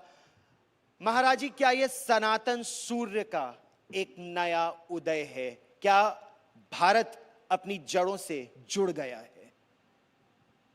गंगा तरंग रमणीय जटा कलापम गौरी निरंतर विभूषित वाम भागम. गंगा तरंग रमणीय जटा कलापम गौरी निरंतर विभूषित वाम भागम. नारायण प्रिय मनंगमदापहारम वाराणसी पुरपतिम भज विश्वनाथम. गौरव जी, आज इस महाकुंभ के कारण सनातन सूर्य की तरह से हर घर में उदयमान है और देदीप्यमान है. भारत के वो लोग जो सनातनी हैं, जो सनातन को जानते हैं, समझते हैं, मानते हैं, एक वो वर्ग है जो जानना चाहता है. भगवान श्री कृष्ण गीता में कहते हैं, स्वस्व कर्मः निरतिम ससिद्धिम जायते नरः. जो अपने अपने कर्मों में निरत रहता है उसको सिद्धि मिल जाती है. आज सनातन को उन सभी लोगों ने समझा, जाना और माना जो सनातन को नहीं जानते थे. उन्होंने भी सनातन को समझा और माना. आज महाकुंभ के कारण केवल भारत ही नहीं, दुनिया के वो सभी लोग कुंभ से जुड़े, गंगा से जुड़े, संस्कृति से जुड़े, संस्कार से जुड़े और भारतीय परंपरा को उन्होंने समझा. यह गौरव और ऐतिहासिक विषय है और ये स्वर्णिम क्षण है, स्वर्णिम पल है. इस महाकुंभ के कारण यह गाथा स्वर्णिम अक्षरों से लिखा जाएगा. ये बहुत ही सुंदर आपने इसकी व्याख्या की. और स्वामी जी, एक जमाने में कहा यह जाता था और मन में जो कुंभ के बारे में तस्वीर उभरती थी वो ये होती थी कि सिर पे गठरी लादे, धोती कुर्ता पहने, गांवों से लाखों की भीड़, श्रद्धालुओं की भीड़ प्रयागराज पहुंच रही है. लेकिन इस बार तो प्राइवेट जेट्स में लोग पहुंचे, लंबी लंबी गाड़ियों में पहुंचे, हजारों विमान आए, हजारों स्पेशल ट्रेन्स आई. इसको आप किस रूप में देखते हैं इस बार? मुझे लगता है कि ये is amazing change. It's an amazing change. It's amazing change in the psyche of the people. Because I was just there on the banks of Sangam and witnessed myself millions and millions and millions and millions coming with faith, no fear of any kind. और उसके बाद the people came with jets also. But amazing thing to witness, which has thrashed all the negative narratives. That India is divided between caste, creed, and color. We could see that. There's no division, only one vision. We are one. We were one, we are one, and we will be one and will stay one. क्यों? जहाँ पर Prime Minister of India, where he took the dip, same place, the peon also is taking the dip. The person who came with small piece of belongings, वो भी वहाँ पर dip ले रहे हैं, और राष्ट्रपति भी, और देश का रामू भी, राष्ट्रपति भी वहीं डिप ले रही है, रामू भी वहीं डिप ले रहा है. Can you believe it? मैंने तो देखा हर घाट करोड़ों से पटा था. कौन कहता है कि भारत बटा था? No division. और मजे की बात यह है कि इन Prayagraj there are 267 mosques. 22% Muslims live in Prayagraj. 22%. It's not a small number. And in spite of all of that, no one, 22%, and here 67, almost 670 million people came. और प्रयाग वाले अलग. किसी ने किसी के ऊपर पत्थर नहीं फेंका, किसी ने किसी के ऊपर कोई नेगेटिव कमेंट्स नहीं किए, किसी ने कहीं भी कुछ ऐसा नहीं किया जिससे सामने वालों को लगे यार तुम तो कुंभ में आए थे, ये क्या करके जा रहे हो. तो ये जो बात है ना साथ साथ रहने की, कि खाई है रे हमने कसम संग रहने की, यही सनातन है. कि जहां पर कोई चोरी नहीं हुई, हजारों जूते मंदिरों के सामने होते हैं, कई बार हो जाता है, लेकिन वहां इतने सारे जूते पहन के लोग आए, सब छूट गए तो छूट गए, लेकिन किसने चोरी नहीं की. No crime, no conflict and no chaos. Can you imagine? No chaos. And people were not fighting with each other. People are not having any kind of small even trouble. And second thing what I noticed, Astha was one thing where everybody became one. Then the Arth Vyavastha. Arth Vyavastha also was amazing. Then the Vyavastha. We'll talk in the coming questions, but it was amazing confluence of all these three. आस्था, व्यवस्था और अर्थव्यवस्था तीन अलग पहलू हैं. विदेशी पत्र पत्रिकाएं भी इस बार लिख रहे हैं महाराज जी कि कुंभ ट्रेडिशन भी था और ट्रेंडी भी था.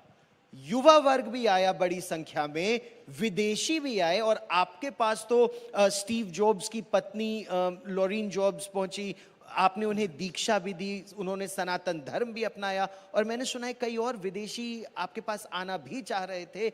ये क्या दर्शाता है? विदेशियों को सनातन की ओर क्या बात खींच रही है? अस्माभिः चरितम मनः वेदांत का एक सूत्र है कि जब भारत एकात्मता की बात करता है, गंगा, यमुना, सरस्वती, उस तट पर जो भी व्यक्ति आएगा, जो उसका जल पान करेगा, जो उसमें डुबकी लगाएगा, जो उसका वंदन करेगा, उसको शांति, ज्ञान और मोक्ष, इन तीनों चीज़ों की प्राप्ति होगी. विदेशियों को, या वो छोटे हों या बड़े, जब उनको इस बात का ज्ञान हुआ कि भारत के लाखों लाख साधु, भारत के करोड़ों करोड़ जनमानस इस आस्था की डुबकी लगा करके स्वयं को पवित्र और पावन कर रहे हैं, तो उन सभी में किसी न किसी साधु से, किसी न किसी महापुरुष से जुड़ने की इच्छा हुई. और वो जिनसे उनका संभव हो पाया, जिनसे उनका मन मिला, उनसे वो जुड़े. मेरा मानना है कि गंगा केवल मोक्ष नहीं देती है, गंगा सबसे पहले ज्ञान देती है. गंगा सबसे पहले ज्ञान देती है, फिर गंगा वैराग्य देती है, फिर गंगा भक्ति देती है, और अंत में गंगा मोक्ष देती है. गंगा का जो जल है वो जलों में सर्वश्रेष्ठ यमुना जी का जल है. गंगा जी का जल जल नहीं है, गंगा जी का जल अमृत है. गंगा जी का जल अमृत है. और सरस्वती का एक बूंद जल पान करने मात्र से हमारी बुद्धि निर्मल और पवित्र होती है। तो वो सभी जब शिविर में आए, कुंभ क्षेत्र में आए, तो उनको एक अपूर्व और एक अभूतपूर्व शांति की अनुभूति का एहसास हुआ। मुझे लगता है करोड़ों करोड़ लोग उस महाकुंभ में आकर के किसी न किसी शिविर से वो पोषित रहे, किसी न किसी शिविर से वो संचित रहे, और ध्यान, उपासना, कर्मकांड, यज्ञ और अन्य क्षेत्र अलग अलग शिविर में चलता रहा। आज उसका परिणाम स्वरूप यह है कि कुंभ समाप्ति के बाद भी दुनिया के वो सभी लोग भारत और उन मठों से जुड़ना चाहते हैं जिनका संबंध कभी मठ परंपरा से नहीं रहा है। तो इसलिए मेरा मानना है कि इस कालखंड में और इस घड़ी में जो आनंद महाकुंभ के द्वारा, संतों के द्वारा, परंपराओं के द्वारा और जनमानस के द्वारा, मीडिया के द्वारा जो संदेश पूरी दुनिया में गया है, वो अनोखा है, दुर्लभ है, ग्राह्य है, ग्रहण करने के योग्य है। और जो विदेशी पहुंचे और जो पहुंचना चाहते थे, आपको कई पत्र भी आए हैं, कौन कौन वहां आना चाहता था और अब भी आना चाहते हैं। तो जो लोग यहां से गए हैं, 55 लाख विदेशी पर्यटक और श्रद्धालु आए, वो क्या संदेश लेकर गए हैं? आपके पास किस तरह के पत्र आ रहे हैं? गौरव जी, जब स्टीव जॉब्स की मिसेज कमला, उसका नाम दिया हमने उसको दीक्षित किया, उसके तुरंत बाद एलन मस्क का मैसेज आया कि मैं आना चाह रहा हूं। और अब अमेरिका में डॉज के चीफ एलन मस्क का, टेस्ला के चीफ, और आप ये देखिए वो शिविर में आकर के रहना चाहता था, उसका मेल आया। तो एक हमारे आश्रम की तरफ से एक मेल गया, क्यों आना चाहते हो आप? तो उसने कहा कि मुझे लॉरेंस जॉब्स ने आपके बारे में बताई, मुझे आना है।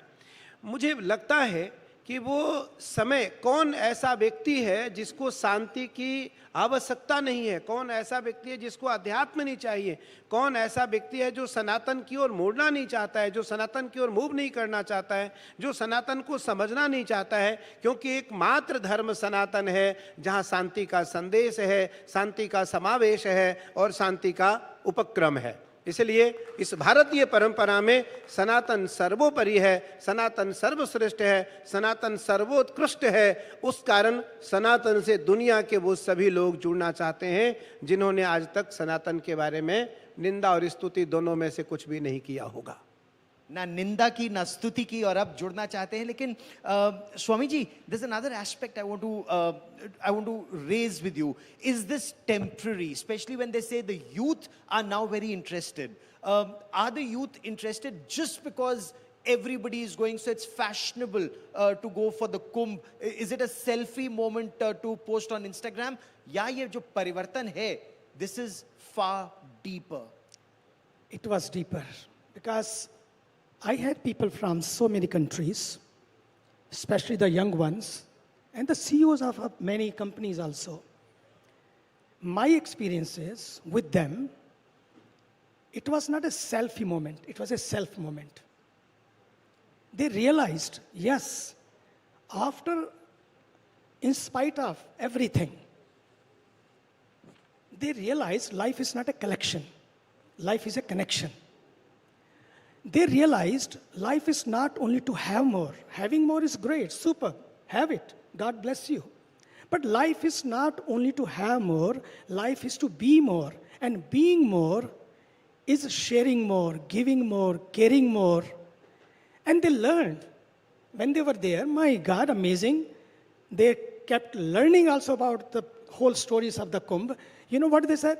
उन्होंने कहा कि these many people, nobody slept hungry. No one slept hungry. हमारे कैंप के सामने ही हमने तो बड़े बड़े प्रोग्राम ही बंद कर दिया. We closed all the big programs. You were there, you have seen it. And सारे प्रोग्राम इसलिए बंद कर दिए क्योंकि इतने लोग चले आ रहे थे. सोएंगे कहाँ? चलो 15,000 लोग सो सके तो 15,000 खाएं, सोएं, बाकी लोग भोजन करें. चलते चलते लोग भी भोजन करें. जब उन्होंने ये सब देखा, उनको लगा कुछ है जो लोगों के दिलों में इतना कुछ है, तो उनके दिल में भी कुछ कुछ होने लगा ये देखकर कि कोई शक्ति है इस सनातन की विच keeps them together.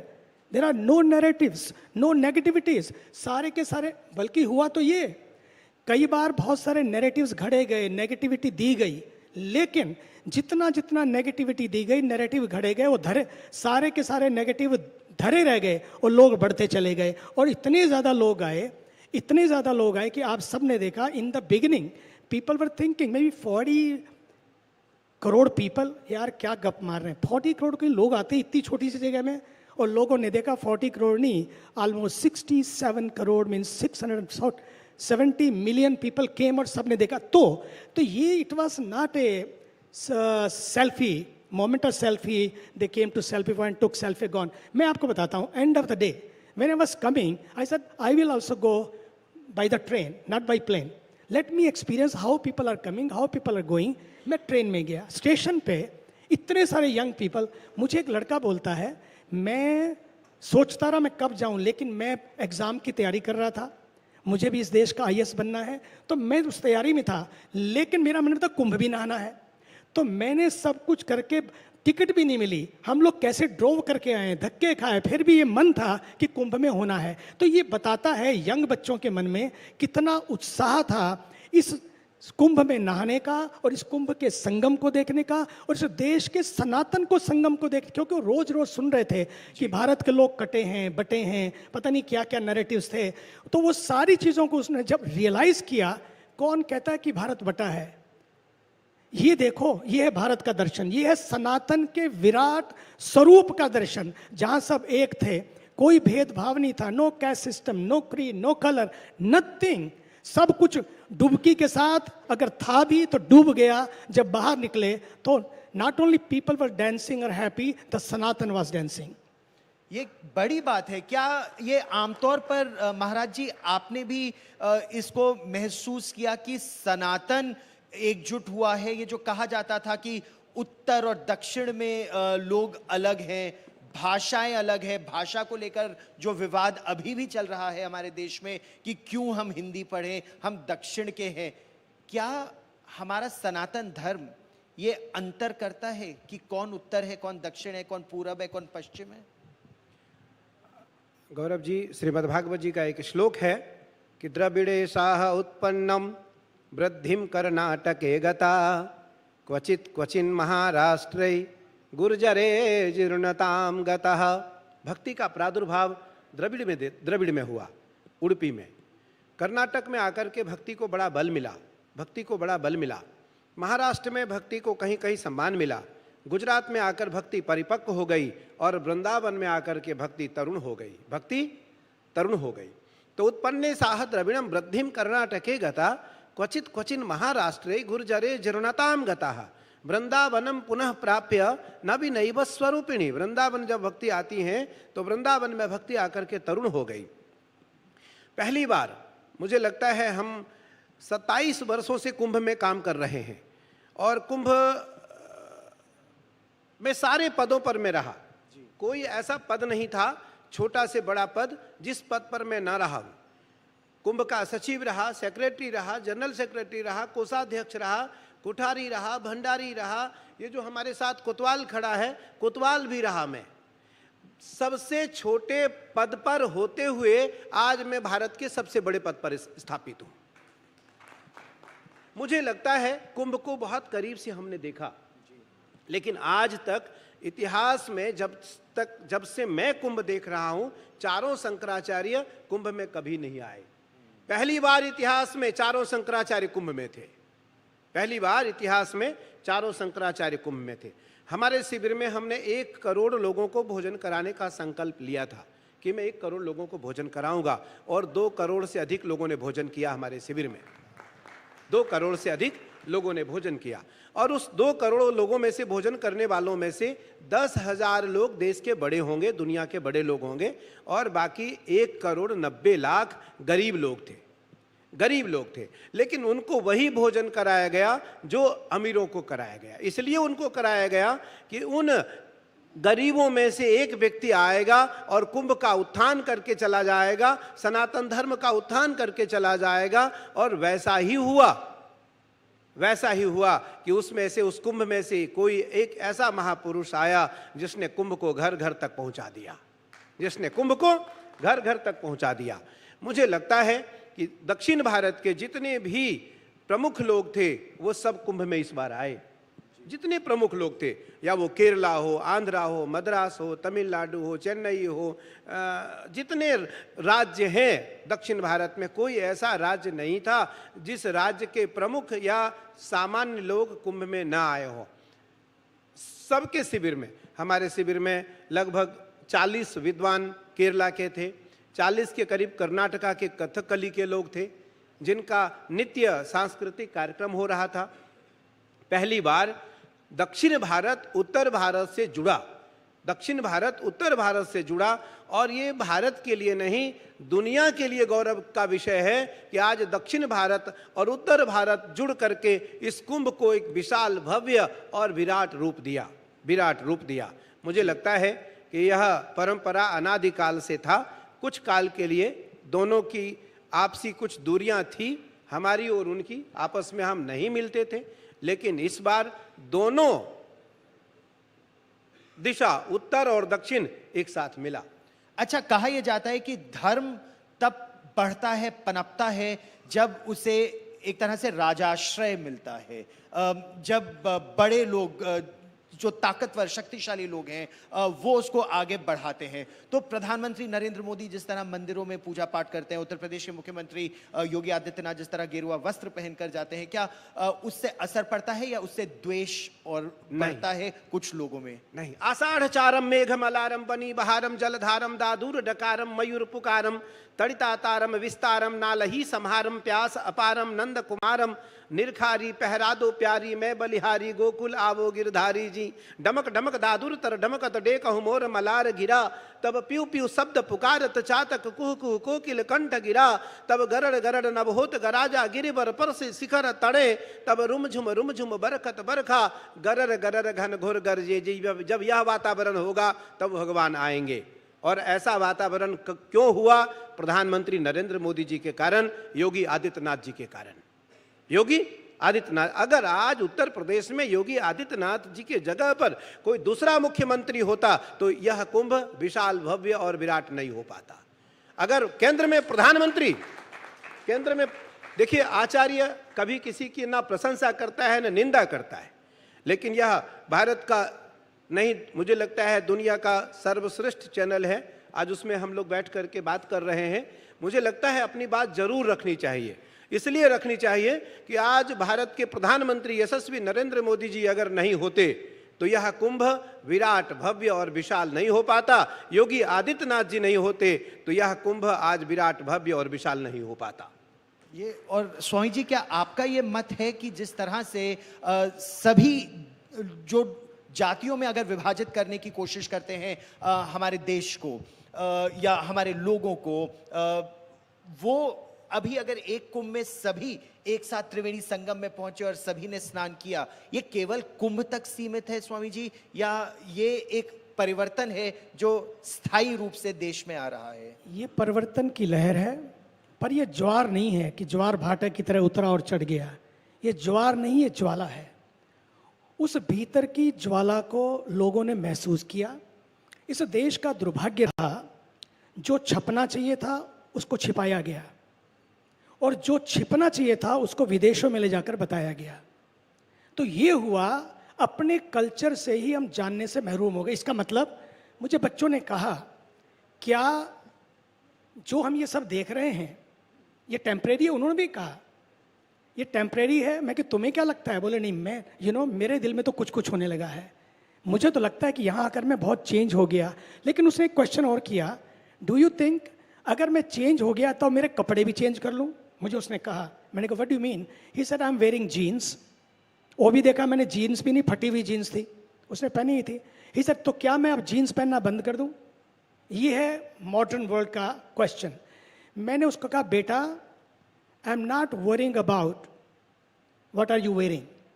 Wear jeans, but I am concerned you should not forget your jeans. You should not forget your jeans. आप बड़े बड़े मॉडल कारों के, बिल्कुल आप कारों में बैठिए, रोज नए मॉडल आ रहे हैं, लेकिन ये मत भूल जाओ, घर में कार लाओ लेकिन संस्कार मत भूल जाओ। एंड ऑफ द डे वो संस्कार will matter, that will matter. Because नहीं तो क्या होगा, आज इंटरनेट के एज में हम जी रहे हैं, एज में जी रहे हैं। अभी मैं सुन रहा था जो आदरणीय अरुण पुरी जी AI एज की बात कर रहे थे। I was very happy that he mention that. And let me tell you, being in AI age, we should not forget RI age. RI is artificial intelligence to Rishi's intelligence. And what is Rishi's intelligence? Is AI, say NI, nature intelligence. The future of our nature is the nature of our future. अगर हम अपनी nature को, there can be plan A and plan B and plan C, but there's no planet B. Only one planet we have. We should worship the Creator, but we should not forget the creation.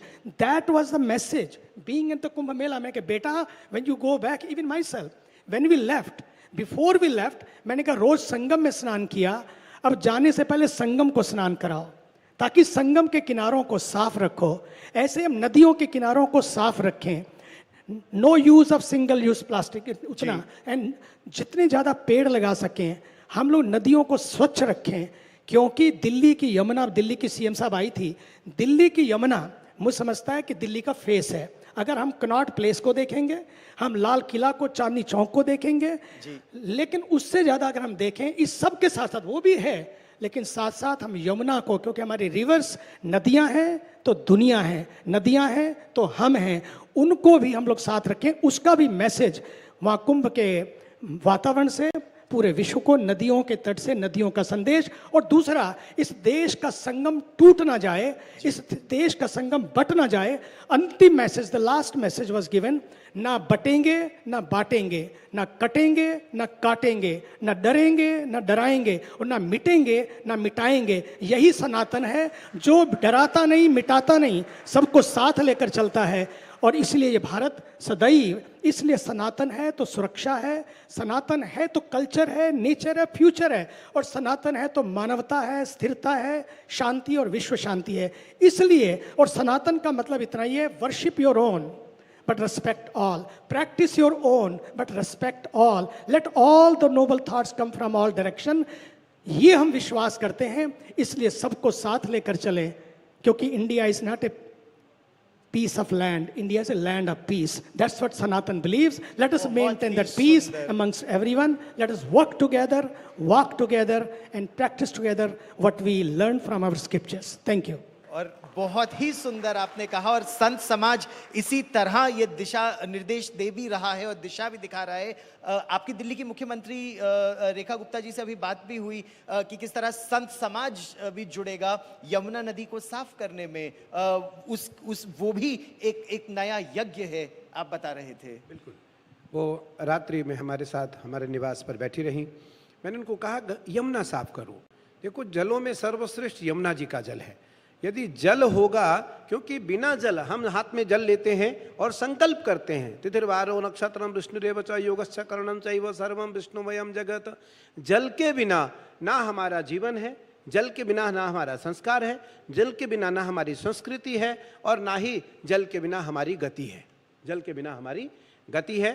उनको उन्होंने संकल्पित किया अपने मन को कि पूज्य गुरु जी, आपके निर्देशन में, आपके आदेशानुसार हम यमुना जी को स्वच्छ, निर्मल और पवित्र करने का अथक प्रयास करेंगे, और आप सभी पूज्य संतों का आशीर्वाद चाहेंगे यमुना जी को पवित्र करने में, निर्मल करने में, स्वच्छ करने में। महाराज जी, स्वामी जी, आप इंडिया टुडे के इस मंच पर हमारे साथ जुड़े, बहुत बहुत धन्यवाद। Ladies and gentlemen, please raise a warm applause for our esteemed guests this evening, Swami Kailashanand Giri, spiritual guru and acharya, and Swami Chidanand Saraswati. As I call upon P.N. Arora, CMD, Yashoda Medicity, to come up on stage and present a small token of our appreciation to the two Swamijis.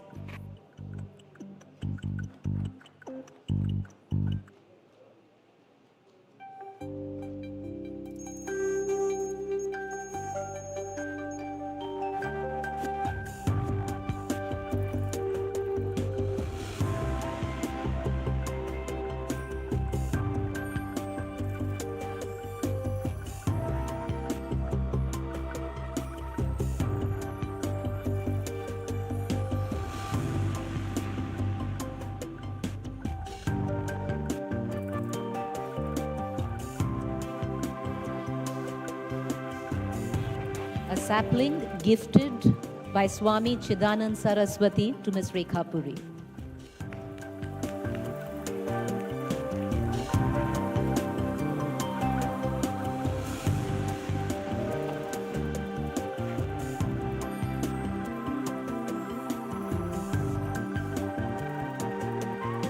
All right, with that dose of divinity, we are off to our next session this afternoon. To take it from here, I'd like to call upon stage our session's moderator, Rajdeep Sardesai, consulting editor, India Today TV. Our next session, The Sun Rises in the Northeast, sponsored by Reva University.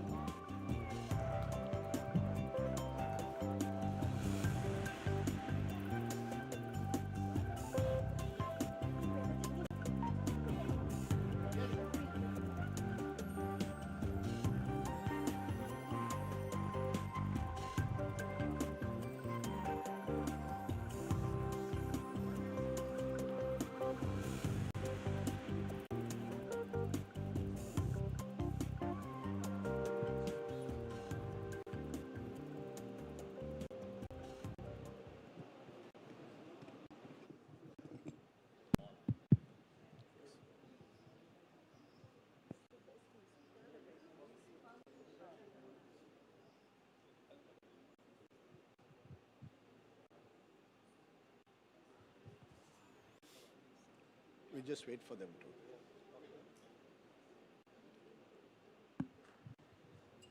Ladies and gentlemen, may I request you to please kindly take your...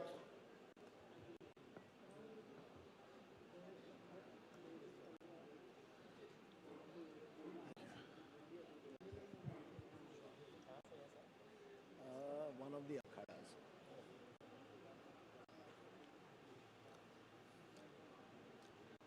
Ladies and gentlemen, once again, welcome to the India Today Conclave 2025. Few parts of the country are as complex and yet in many ways as alluring as the country's northeast. Few parts of the country exemplify the diversity of this wonderful country quite like the northeast. And in fact, one of the less spoken achievements of the Narendra Modi government has been its conscious outreach to the states of the Northeast. The Prime Minister has traveled to the region more often than any other Indian Prime Minister. And yet, as the last 20 months have shown in Manipur, this is a region which sits on a powder keg at times, and Manipur remains a grim reminder of the challenges that lie ahead of the center in ensuring a durable peace for the Northeast. Is the sun therefore really rising in the Northeast, as the Modi government claims? Or is this another false dawn? Does the tyranny of distance lead to alienation of the Northeast? Or are new opportunities being created? That's the focus of what we want to discuss with two very special guests. Please welcome Kiran Rijiju, is the face of the Northeast in Delhi, Minister for Parliamentary Affairs and Minority Affairs from Arunachal Pradesh. Please give him a very big hand, ladies and gentlemen. And with him is a very special guest as well, coming for the first time to the India Today Conclave, representing the small but beautiful state of Sikkim. He was just chosen as the best chief minister in the country by his own local population. Prem Singh Tabag, welcome to the show, sir. Welcome to both of you to the India Today Conclave. Can I start with you, Mr. Rijiju? If I were to ask you, what is the biggest challenge facing you, and what is the biggest opportunity you see when it comes to the Northeast?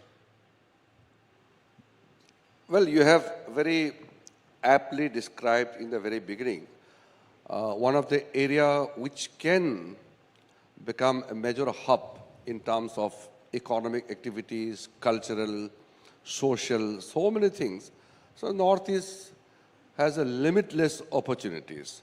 So the potential which has been unleashed in last 10 years under Narendra Modi government is making Northeast in the forefront of the development. If you look at the infrastructure which has come up in last 10 years, it has almost transformed the Northeast. So now what I see, I believe in that, the hard infrastructure will unleash the potential. So first job is done. Connectivity, digital, physical, moral, heart-to-heart connection from Delhi to Northeast. These are done. Now, the soft development, education, health, tourism, these will come up. So the foundation has been laid, and the result in the days to come will be there for everybody. 10 years of strong foundation will make Northeast one of the most vibrant region of our country, and that is coming. I'm not saying for the future. It is right there in front of our eyes. It's interesting you said that, Minister, because a fact, more roads have been built in the last decade than in the previous 6 decades in your state of Arunachal Pradesh. But a region of 45 million has only one university in the top 100, and that's Guwahati at number 88. Your primary health centers still do not extend to different parts of the state. For example, in Meghalaya, one primary health center serves 47,000 people in the Khasi Hills. Massive shortage of specialist doctors. So you're creating the physical infrastructure, but your government hasn't done enough for the social sector. So if I'm a young man or woman in the Northeast, I have to leave my home state to come to a Delhi or a Mumbai or any other city for education. Is that the next challenge? You have pointed out, and I have already responded to that partially. You know, if you want to make a school, first of all, you have to make a road, you have to make water connection, you have to give electricity connection. These are the basic amenities for any civilized society in today's time. So as I mentioned about you, those you had already specified about the achievement in terms of building infrastructure. Now the health, education, other things will start. Now is the time. You wait and see. I'll take you to Northeast. Okay, we'll go to India Arunachal. Today team. Yeah, sure. We'll come. I'll happily come trekking with you across Arunachal. Tamang साहब, आप बताइए, आपके state में भी वही दुविधा एक तरह से है. आप इंफ्रास्ट्रक्चर पर जोर दे रहे हैं. क्या आप मानते हैं कि उसी से सिक्किम जैसे राज्य, छोटे राज्य की बढ़ोतरी? आज अगर मुझे दिल्ली से गैंगटॉक जाना पड़े तो I have to go via बगडोगरा.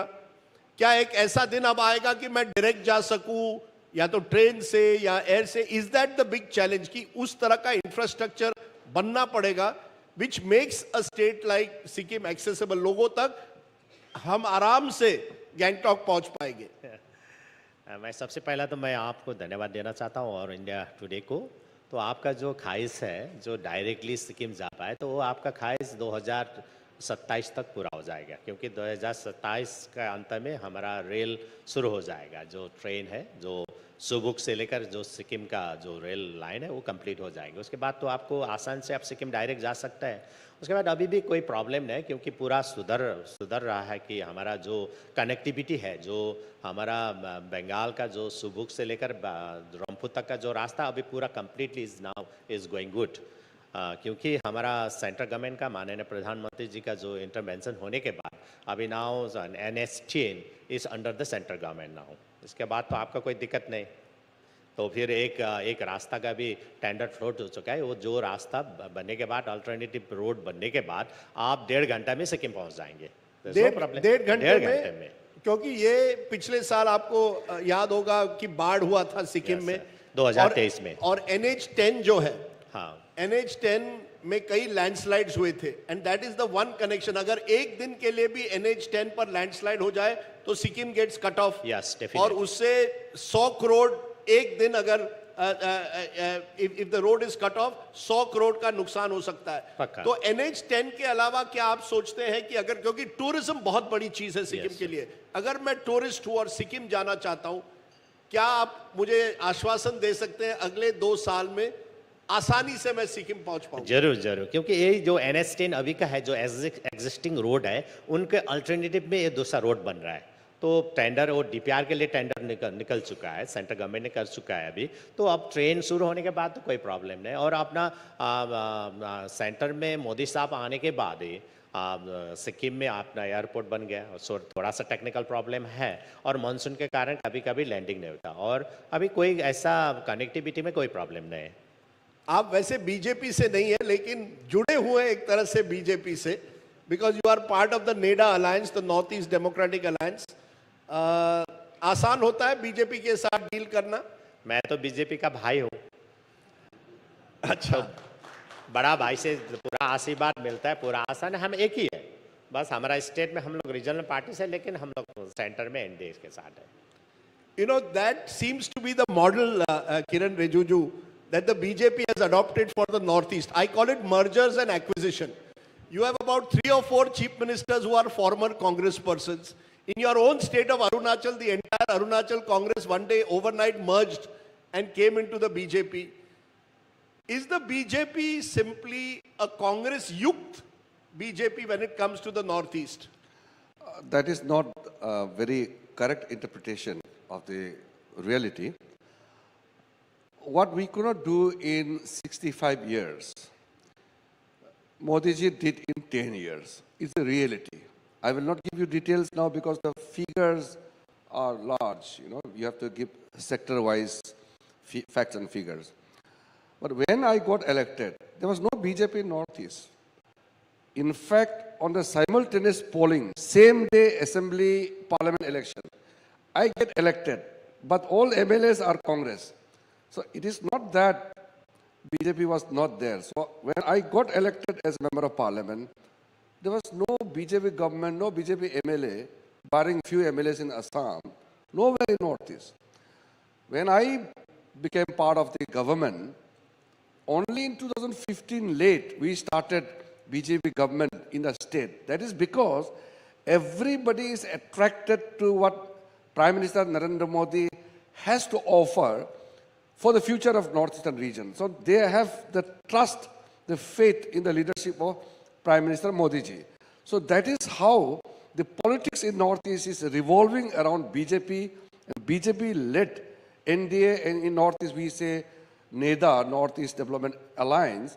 So this Northeast Democratic Alliance is basically an alliance where we are taking a lead role, but we don't want to demolish the identity of the regional parties. For example, the Sikkim Krantikari Dal of Sikkim Krantikari Morcha of Chief Minister Gole Sahab.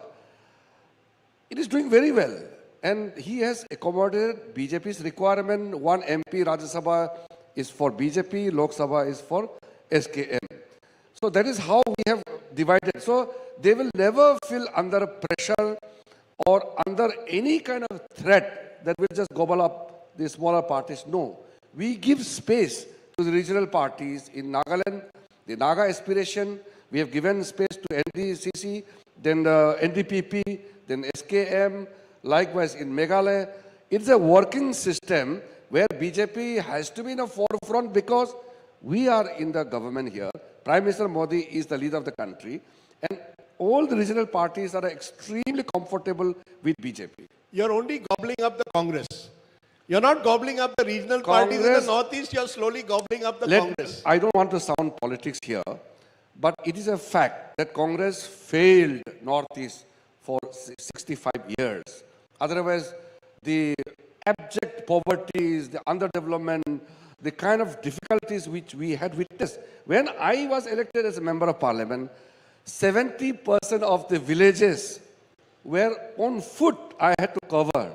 Today, I don't need to walk even for a village. 100% I can cover either by road or by chopper. These differences are within just 10 years, 15 years time. No, I give full credit for what you all have done on physical infrastructure, sir, but poverty is still an issue. You know, I found it very interesting. The Association of Democratic Reforms report says 4 of the 10 richest chief ministers are from the Northeast. And yet all your states are right at the bottom when it comes to Human Development Index of poverty. No, So the leaders are becoming rich, the people are not. Let's be very honest. Rajiv, I just want to correct you a little bit about the chief minister's reach. I don't know how affluent our honorable chief minister. I did not see his account, bank account. But it's true. Some of the chief ministers in Arunachal are wealthy, maybe. Your chief Pradesh is the richest, 326 crores. And that is only the assets declared, not undeclared. I said I'm not going into the bank accounts of the chief ministers or the politicians. What I'm saying is the poverty, what you're talking about, the yardstick to measure the level of poverty in Northeast is different. In fact, the chief minister will agree with me, in the hills, there is no poverty. Technically, there is no poverty because everybody owns land. Everybody has a farmland, everybody has a house, everybody has enough to eat, survive, and also to take care of the family members. So the poverty rate, what you count in the rest of the country, will not be applicable in the hill states of northeastern region because the lifestyle, the whole process of running the society itself is different. I take that point, but are you, among सब आपको centre पर बहुत dependent होना पड़ता है आपके funds के लिए. आप एक बड़ा डैम अब बना, you have to complete the Teesta, the new dam that you are completing.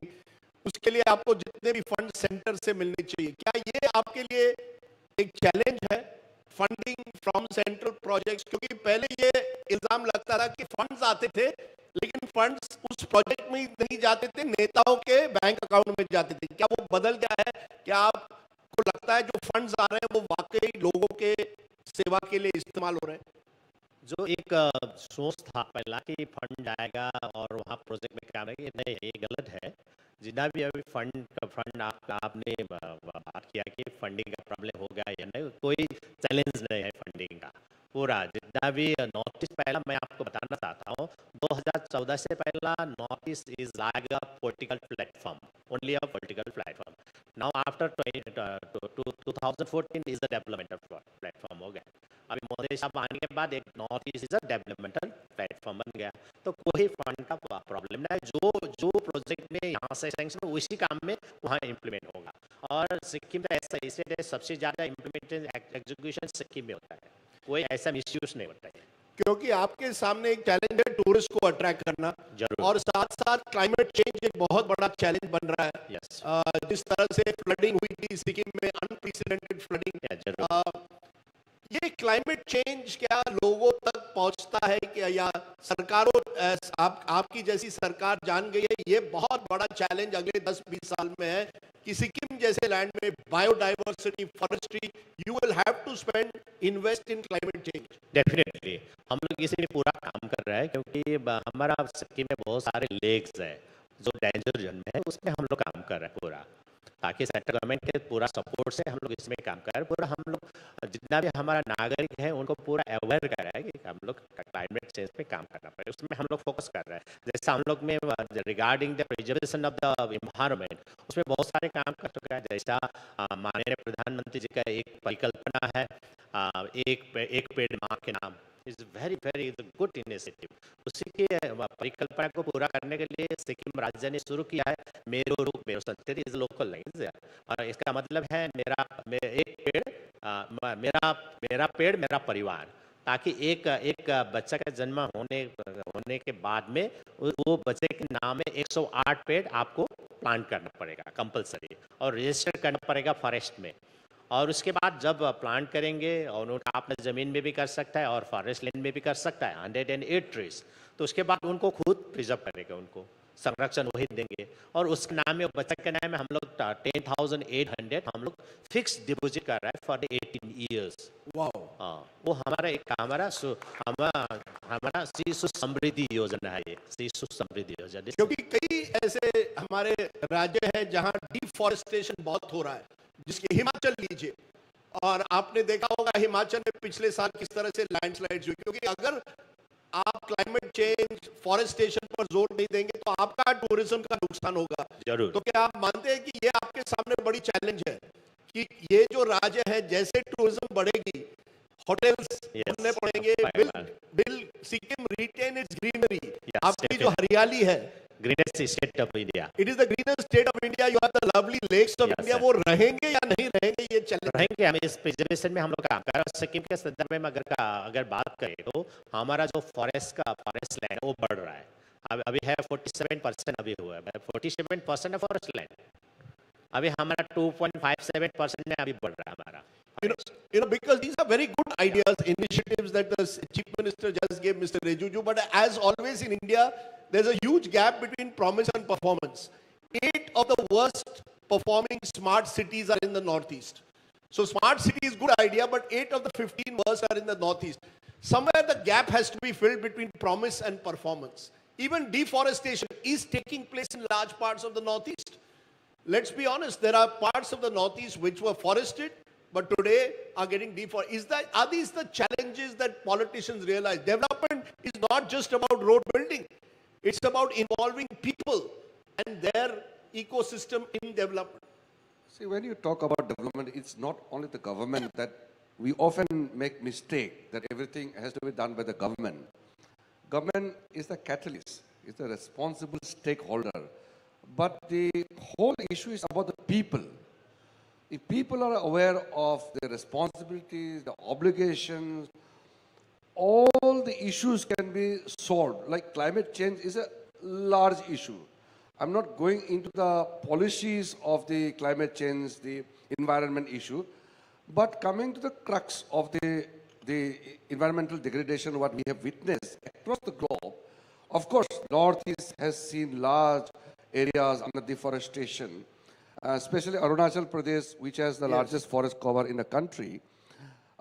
People have misused the opportunity which they had. I can accept that. But thanks to the Supreme Court order, the tree felling was prohibited. Now, Sikkim is doing slightly better, and Sikkim's per capita income is highest in the country. It's much higher than Delhi, Chandigarh, and Goa. So, Sikkim is the richest state, and per capita wise highest. What I see for a state like Arunachal Pradesh, which is more resourceful, bigger and more resourceful, it can catch up with Sikkim. I have told people of Arunachal on the statehood day the other day that the growth rate in which Arunachal is progressing can very well catch up Sikkim in next 7 to 8 years' time. And the per capita of Arunachal will shoot up. If you see all the, I will not go into the detailed projects, but if Arunachal can harness the entire potential, it will have the per capita income equivalent to any of the Gulf countries. That is the potential, but not at the cost of environmental degradation, not at the cost of exploiting to the hilt just for economic prosperity. So that is why I appreciate the Sikkim model. The Chief Minister has been not only a kind-hearted person, but very progressive.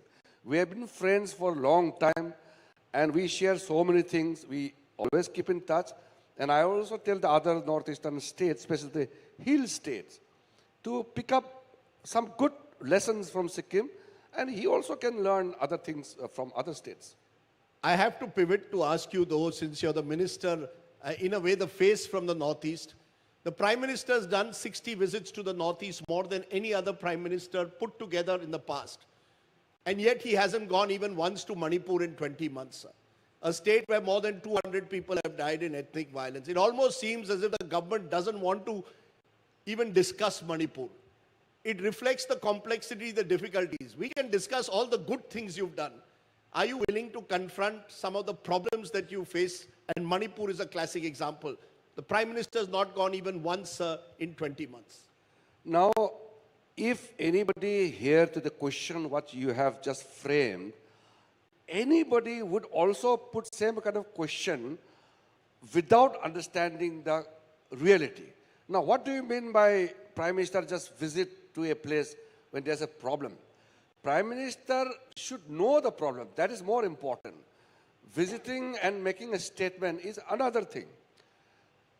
This Prime Minister is the only Prime Minister who has gone to the root and to ensure that the problem what is being faced by the people of Manipur will be settled and solved for the years to come forever.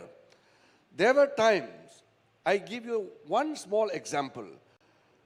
Manipur had gone under some kind of a civil war-like situation in the past where Meiteis and Kukis, Meiteis and Nagas and Kukis.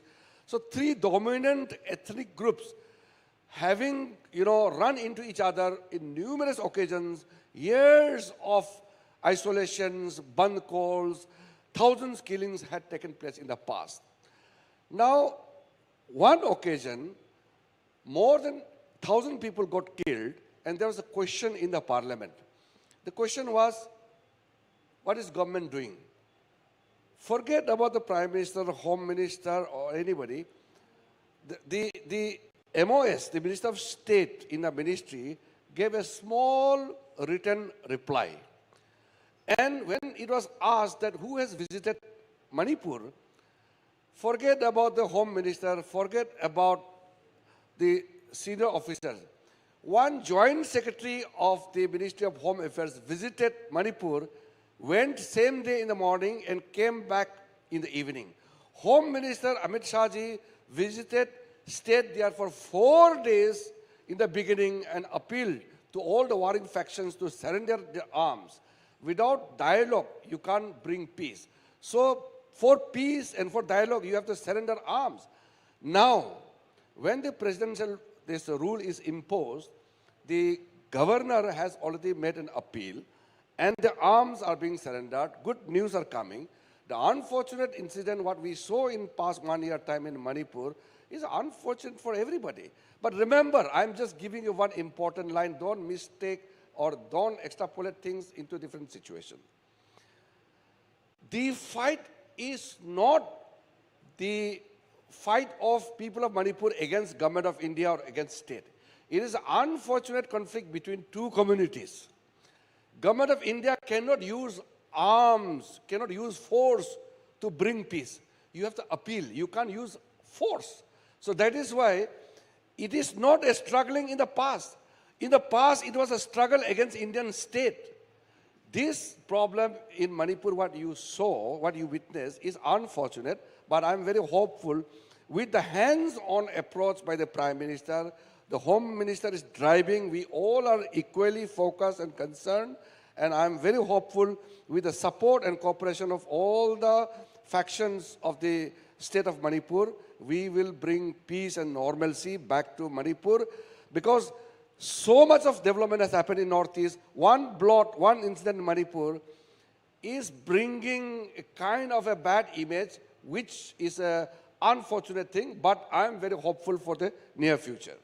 I'm glad to hear that from you, Minister. Let's talk of the success story, which is your state of Sikkim. And we have special reason to celebrate this year. On the 16th of May, Sikkim will celebrate 50 years since it merged into the Indian Union. And at that time, it was seen as a big battle. Today, you're very much an integral part of this country. It's a reason for you to celebrate. How are you going to celebrate your 50th golden anniversary? इस साल हमारा सिक्किम के लिए ऐतिहासिक वर्ष है, क्योंकि सिक्किम भारत का 22वां राज्य होने का 50 साल पूरा करने जा रहा है. तो एक हमारे लिए एक हर्षोल्लास का बात है. इसके लिए मैं भारत सरकार का माननीय प्रधानमंत्री जी श्री नरेंद्र मोदी जी को भी इनवाइट किया है, तो कंसेंट दे चुका है. तो इससे अगर प्रधानमंत्री आ गया तो हमारे उससे बड़ा बात कुछ भी नहीं होगा सर. तो हम लोग साल भर मनाएंगे पूरा सेलिब्रेट. साल भर आप मनाने वाले हैं. From this after inauguration by the Prime Minister. And I want, अगर ये ऑडियंस में लोग हैं या जो देख रहे हैं वो सिक्किम आना चाहे, क्या कहेंगे वो 3 चीजें हैं जो उन्होंने सिक्किम आकर जरूर देखनी चाहिए? सिक्किम में एक तो सिक्किम ऐसा है, एक ब्यूटीफुल स्टेट है, सबसे सुंदर राज्य है, और एक तो वहाँ सबसे law and order is very very maintain law and order, सबसे पीसफुल स्टेट है. और एक बात आ गई यहाँ कनेक्टिविटी का, वो कनेक्टिविटी भी पूरा होने जा रहा है. तो सिक्किम में एक तो पीस है, बहुत ब्यूटीफुल है, और वहाँ का जो नागरिक बहुत एक उनका जो संस्कार है वो बहुत अच्छा है. इसलिए मैंने सुना अच्छा वाइल्ड लाइफ भी है. Yes, definitely. Some beautiful wildlife. Yes. Okay, so if you want to go this year summer, please visit Sikkim. The Chief Minister will personally meet you, right? मैं अभी अब उपस्थित सभी जनों को मैं अंतर हृदय से मैं आप सभी को स्वागत करना चाहता हूँ. सिक्किम में आए, सिक्किम का जो है उनका पहाड़ है, जैसा ट्रेडिशनल फार्मिंग है और टूरिज्म है, वहाँ का इंफ्रास्ट्रक्चर है, वहाँ का ट्रेडिशन, सबको देख के आप लोग आइए बस. I want to ask you, Mr. Rejuju, one final question. You see, you're in a very difficult position at the moment. You're Parliamentary Affairs Minister and Minority Affairs Minister. and there is a major legislation that you're hoping to push through Parliament or move in Parliament in the coming session, the Waqf Board Bill. Are you confident that the Waqf Board Bill will pass through, that all your allies are on board, whether it's JDU, TDP, and you will be able to overcome all the dissent that is there, the questions that are being raised of interference with a particular religion through this Waqf Board Bill? Well, this coming budget session, second part, will be very interesting as well as very fruitful, because numbers of bills are to be considered in the coming session, because the first part we devoted to the budget. Second part, after the excess demand of grants is done, then we will go on the passing of the bills. Historic bills are coming. I will not name. No, the Waqf Board is your bill. Will the Waqf Board Bill be passed? See, Waqf Amendment Bill is one of the bills, but it's an important bill. I will be piloting it. Of course, it comes under my Ministry of Minority Affairs. I have to tell you one thing. We have to pass the Waqf Amendment Bill as soon as possible. All the Waqf boards require a basic heart therapy. You know, that bill provides all the solutions. One thing which you have to remember, and all the audience of the India Today group, the Waqf properties in India, it's not small thing.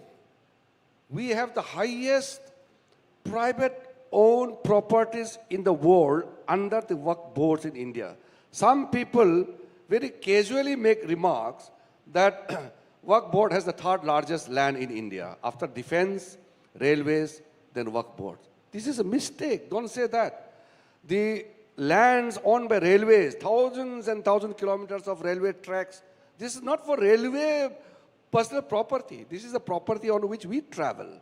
The defense land, all the battlefield, all the centers, military, army, navy, these are, nation's property. Waqf property is a private property. So don't say Waqf property is the third largest. Waqf property has not only the largest property in India, but it has the largest property in the world. Secondly, no country has given so much of support to the minorities the way in which the government of India is doing. So if such a committee or anybody says that Muslims are having the largest numbers of poverty rate population, then having the largest numbers of properties, not using it for the welfare and well-being of the Muslim community, the poor Muslim community, is unfortunate. So, my final line is, this Waqf bill will be brought in. It is important only and only for the well-being of the Muslims, particularly for the poor Muslims, backward Muslim communities, women and children. And there will be transformative change which will bring in, if and when we pass the Waqf Amendment Bill. We will have a separate debate on the Waqf Board when Parliament is there, Mr. Rejuju, with your permission. But our focus... don't go by some of the MPs who are speaking against Waqf Bill, because they have to speak against the Waqf Bill because that is their political requirement. I am going by what is good for the country. Okay, some of those are your allies. We will discuss that. No, some of those are your allies also who have reservations. But we will discuss. You are unnecessarily painting our allies as opposed to Waqf Bill. No, okay. We will together. debate that separately. I think our focus has been on the Northeast. It's a wonderful part of the country. It's a part of the country that is integral to India. And we hope that the alienation that supposedly existed over time is eliminated, evaporates, and we see a prosperous Northeast. And Sikkim, in a way, becomes a prototype of a peaceful, harmonious Northeast, is what we would like to see. The Chief Minister, for coming here, Prem Singh Tawangji, thank you so much. Thank you. And Mr. Rejuju, thank you so much. I have to say, whenever you meet people from the Northeast, they always look young. Mr. Rejuju looks exactly the same as he did 20 years ago. Not a single black hair, not a single gray hair, unlike mine, even though he has far more difficult and onerous responsibilities. So stay young and keep the country looking young. Mr. Rejuju, Mr. Tamang, thank you very much at the India Today Conclave. Ladies and gentlemen, raise a warm applause as I call upon P. Shyama Raju, Chancellor, Reva University, to come up on stage and present a small token of our appreciation to the Minister and the Chief Minister.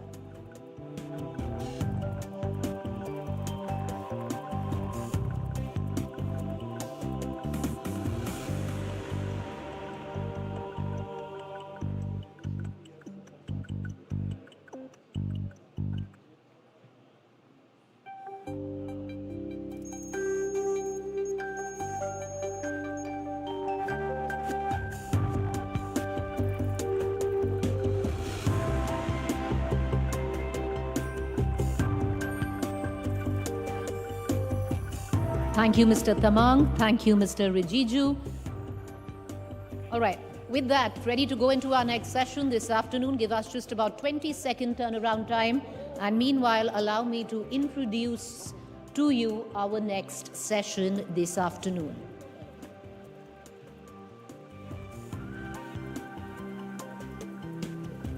Our next session, obesity treatments, trend necessity, or overreach.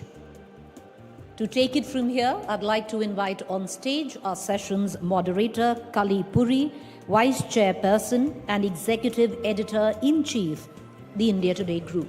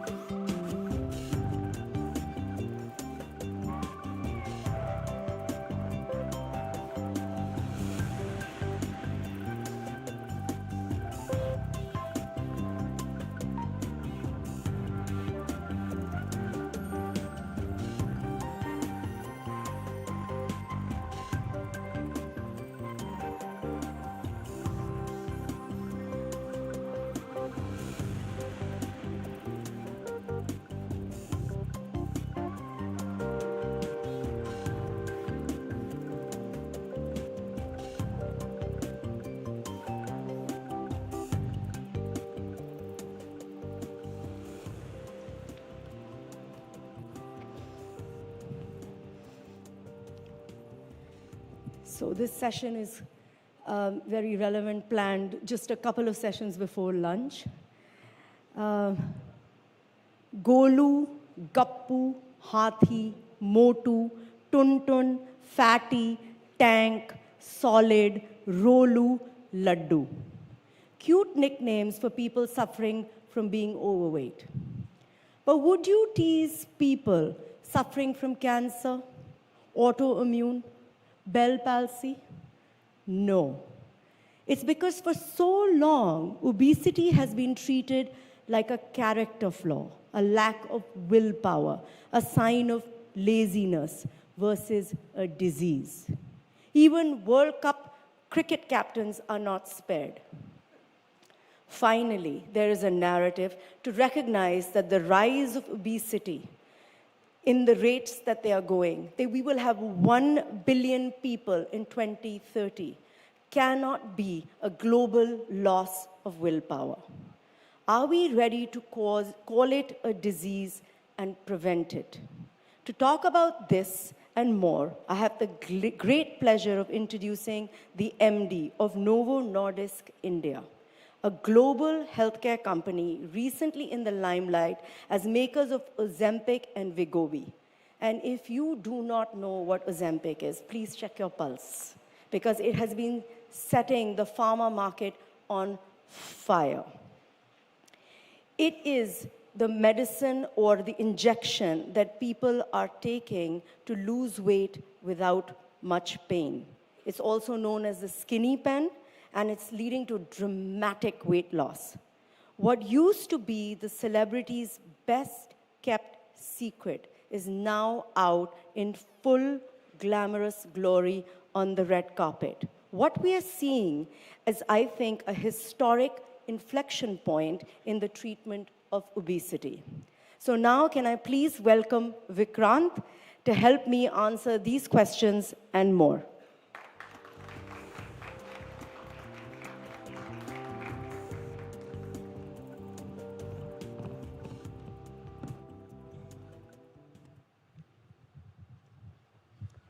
Vikrant, your company has taken center stage in calling obesity a disease, and it has been researching obesity for the last 25 years. What are your main insights or takeaways? Thank you very much, Kelly. And I was there in the last to last session where, Guruji talked about, or Swami Giri talked about, Shanti, sabko chahiye. And I think swasth bhi sabko chahiye. These are two things which everybody aspire. Now, obesity, when you actually look at it, 40% people are either obese, overweight, or having a central or a visceral obesity. Now, it's so common that it's very uncommon to see somebody having the right BMI. Something which is so common, how that can be a disease, right? Okay. But you look like somebody who has a pretty good BMI, unless you are on Ozempic. I do have a good BMI, but let me tell you, it is a phenomena called as thin fat Indian.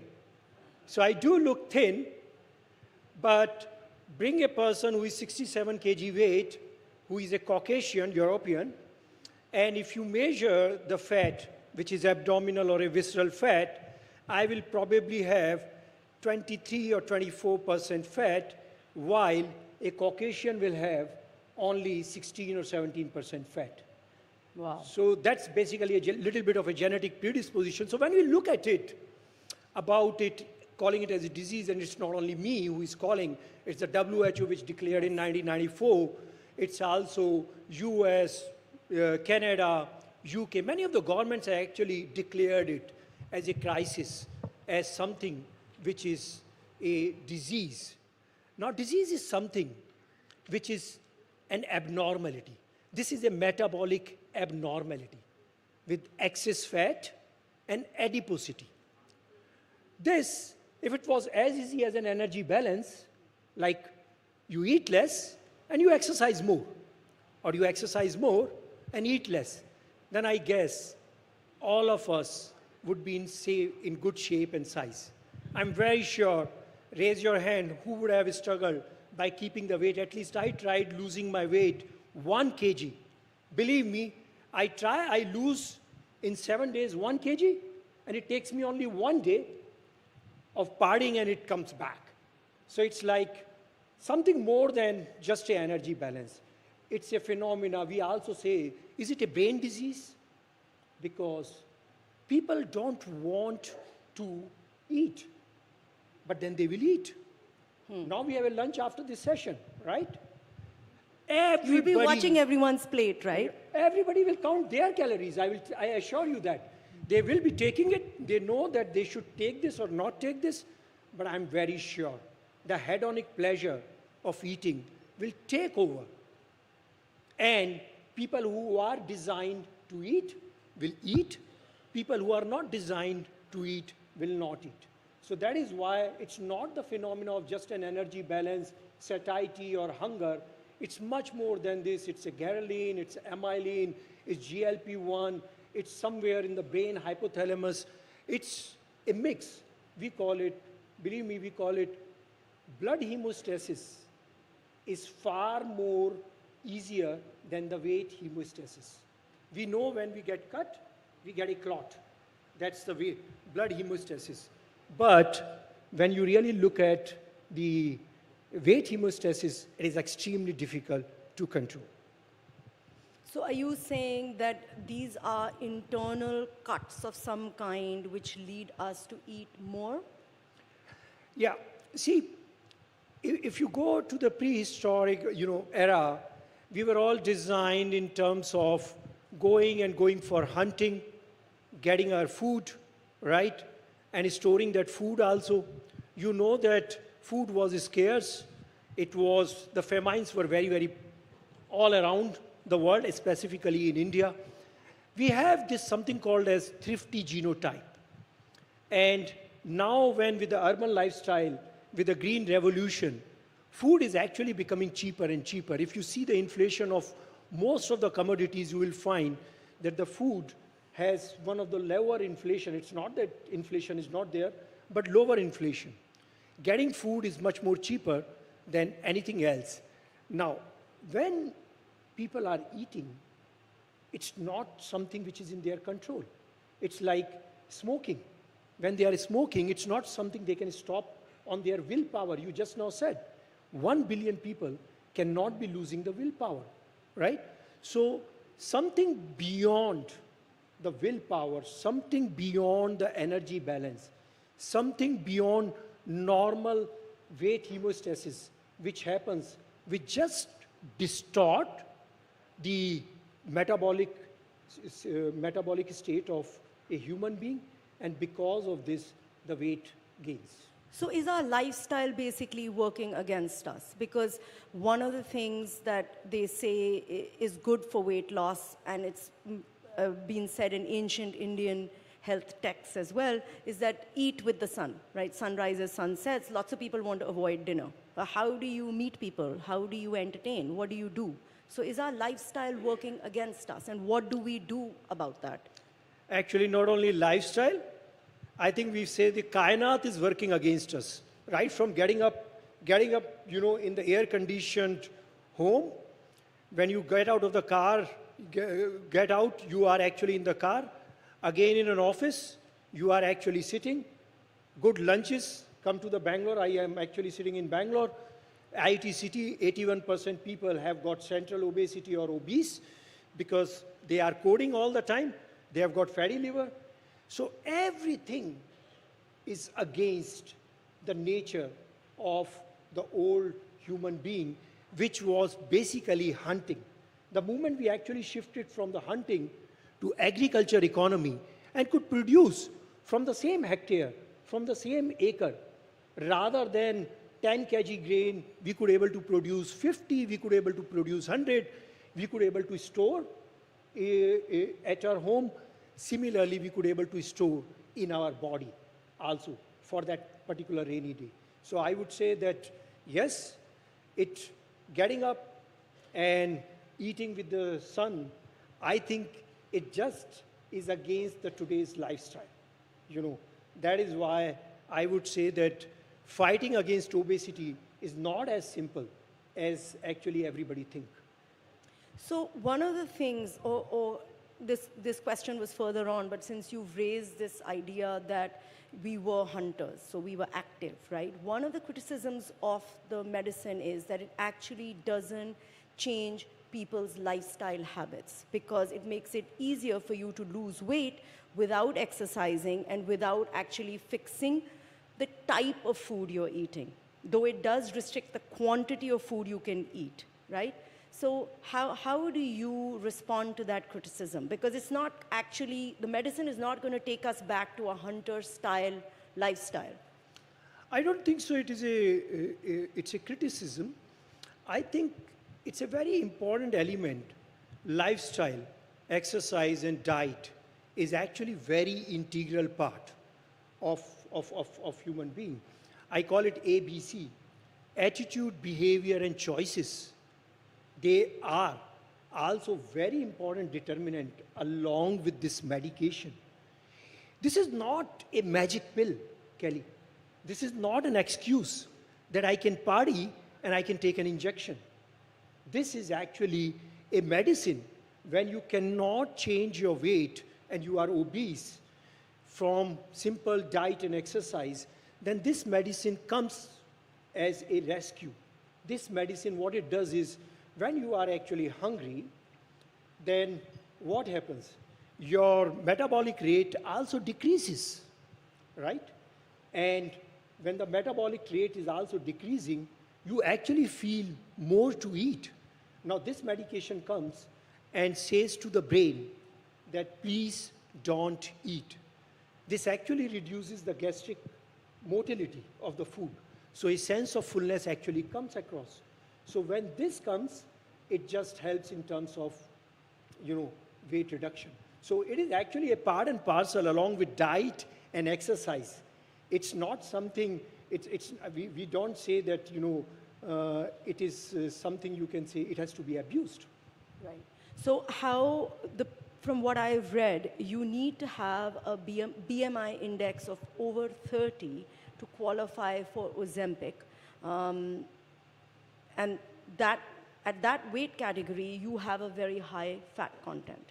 And again, one of the concerns with the use of Ozempic is that it's an insulin sensitizer, so it leads to muscle waste. And as a result, you lose muscle, and then, okay, you've lost weight, but overall now you have even more fat than you started off with. How do you respond to that? See, when you try to lose weight, even with aerobic exercise, like if you run, you know, of course, when you lose fat and you also lose muscle, right? Similarly, with this medication also, when you are actually losing, you are losing because what's happening is because of this medication, it's stopping you to eat. So that means you will also lose muscle. Muscle loss is a phenomena which is to the tune of 30 to 40%. And that muscle loss is a part of it. But what is very important is the patient should be in consultation with nutritionist, with a doctor, because nutrition is also a very integral part of it. Macronutrients, micronutrients, they have to be taken care. It's, again, medicine is not just alone in this game. When somebody is going for weight loss, it's a 360-degree approach along with doctors and patients. And it has to be also individualized. And it has to be very patient-centric. It's not something that somebody can just go to the pharmacy and get this and do whatever and take this injection and can then further blame this injection, you know, for weight loss. I think nutrition is very important part of it. Diet is very important part of it, along with this injection. Suppose a person is losing muscle, then of course they should be taking a little more higher protein diet. And then their muscle loss will be truncated. So lot of celebrities don't talk about being on Ozempic. And this is one of the concern areas. I'll come back to that. But what I want to ask you is that, does that mean that when you are taking the medicine, you should also be taking in a lot of supplements and a lot of vitamins to then counter the dramatic weight loss and loss of nutrients? I think the answer which I can give is not all the patients are same, right? And it is basically somebody might have a B-complex deficiency, they might just have to take B-complex. Somebody having an osteoporosis, then they might have to take vitamin D. So they have to supplement with their individual condition. Obesity most often doesn't represent alone. Obesity often represent with other comorbidity conditions like hypertension, diabetes, fatty liver, right? Even the brain disorders, cardiovascular disease, osteoarthritis, you know, and infertility. So it is often present with many of the comorbid situations. Many of the time, 50% of the people have got hypertension. Can you imagine? Osteoarthritis is again, range of 50% people have got osteoarthritis. 21% people have got diabetes along with obesity. So it's never alone. So it has to be taken individually with the patient. And of course, many of the time, the nutrition supplement might be required. So actually, this is one of the things that people are saying, that this medicine doesn't just lead to weight loss, but it can also solve multiple other problems that you're facing. It is now being seen as a solution to a lot of neurological diseases, addiction, heart attacks, cardiovascular problems. Are some of these claims exaggerated? Like it's just becoming like the new miracle drug for everything? No, first of all, it is actually definitely not a miracle, because I think there are evolutions which are happening even in the therapy. There are definitely going to be more and more and better medications. Science as of today is known, and that is what is available. Now, when we look at this particular disorder, and could you please just focus on the question? What exactly? Yeah, so the question that I'm asking is that when you, even I've forgotten the question now. Yeah. We both need to take Ozempic, so neurologically we can be better. Yeah, it's a cure for many of the disease. So let me tell you that obesity is the precursor or the reason, directly or indirectly, for 229 diseases from head to toe, including depression, anxiety, gout, osteoarthritis, thyroid, CVD, diabetes, hypertension, you name it, and infertility. Now, this independently is one of the risk factors. So when you when you try to reduce weight, and we have seen when you reduce even 5% weight, your glycemic level reduces. The blood pressure reduces. With 10%, you can actually delay and avoid type 2 diabetes. You can avoid fatty liver. At 10 to 15% of the weight loss, you can actually start looking at a little bit remission of type 2 diabetes. Are you saying that most people here should be taking this medicine? No, I am not. But what I can definitely say is that we were not knowing how much the demand could be. We are actually, Novo Nordisk is basically the powerhouse of protein chemistry. For 100 years, we have been manufacturing insulins. And we definitely take pride that every second person on earth, they take Novo Nordisk insulin. And it's not a new molecule, by the way. Yeah. It's GLP-1, the class which is there, it is actually 30 years old. So it is not something new. It might be new in the arena in terms of when people know about it, because some of the celebrities have made it famous. But it is a class which is there for last 30 years. The semaglutide injectable actually is as old as 6 to 7 years in the market. So it's not something new. In India, we launched oral semaglutide. That itself is now 3 years old. So it's not something which is actually coming just around the corner. But it's a molecule which is actually quite old, quite established in terms of getting onto the treatment, first for diabetes, and then we saw the result in obesity, and that result, when it came on obesity, we were surprised that the demand was much more higher than what we actually thought. We should have calibrated that what kind of a demand is going to be there when 1 billion people are getting affected by obesity, and at least an overweight condition, then I think demand is... So this is one of the things that is happening. A lot of celebrities are taking the medication, but not a lot of them are talking about it. There's still a stigma about taking the medication and losing the weight. It's seen sort of cheating. Some of the visuals you're seeing behind us are celebrities who've actually admitted to using the medicine. We have a whole lot of celebrities that we think may be using the medicine, but they're not talking about it. Why is this medicine seen as cheating? Whereas when we take statins or we take medicines for controlling diabetes, it's not seen as cheating. Maybe one of the reasons could be they just want to pat their back that they have got the fantastic genes, and sometimes, people just want to say that my genetic pool is coming much more stronger. But I appreciate you actually coming out and talking about your own story, and how you have struggled with the obesity in terms of, if it is never easy in terms of losing weight, you actually come back very, very fast, because losing and coming back is the phenomena, we call it obesity cycle.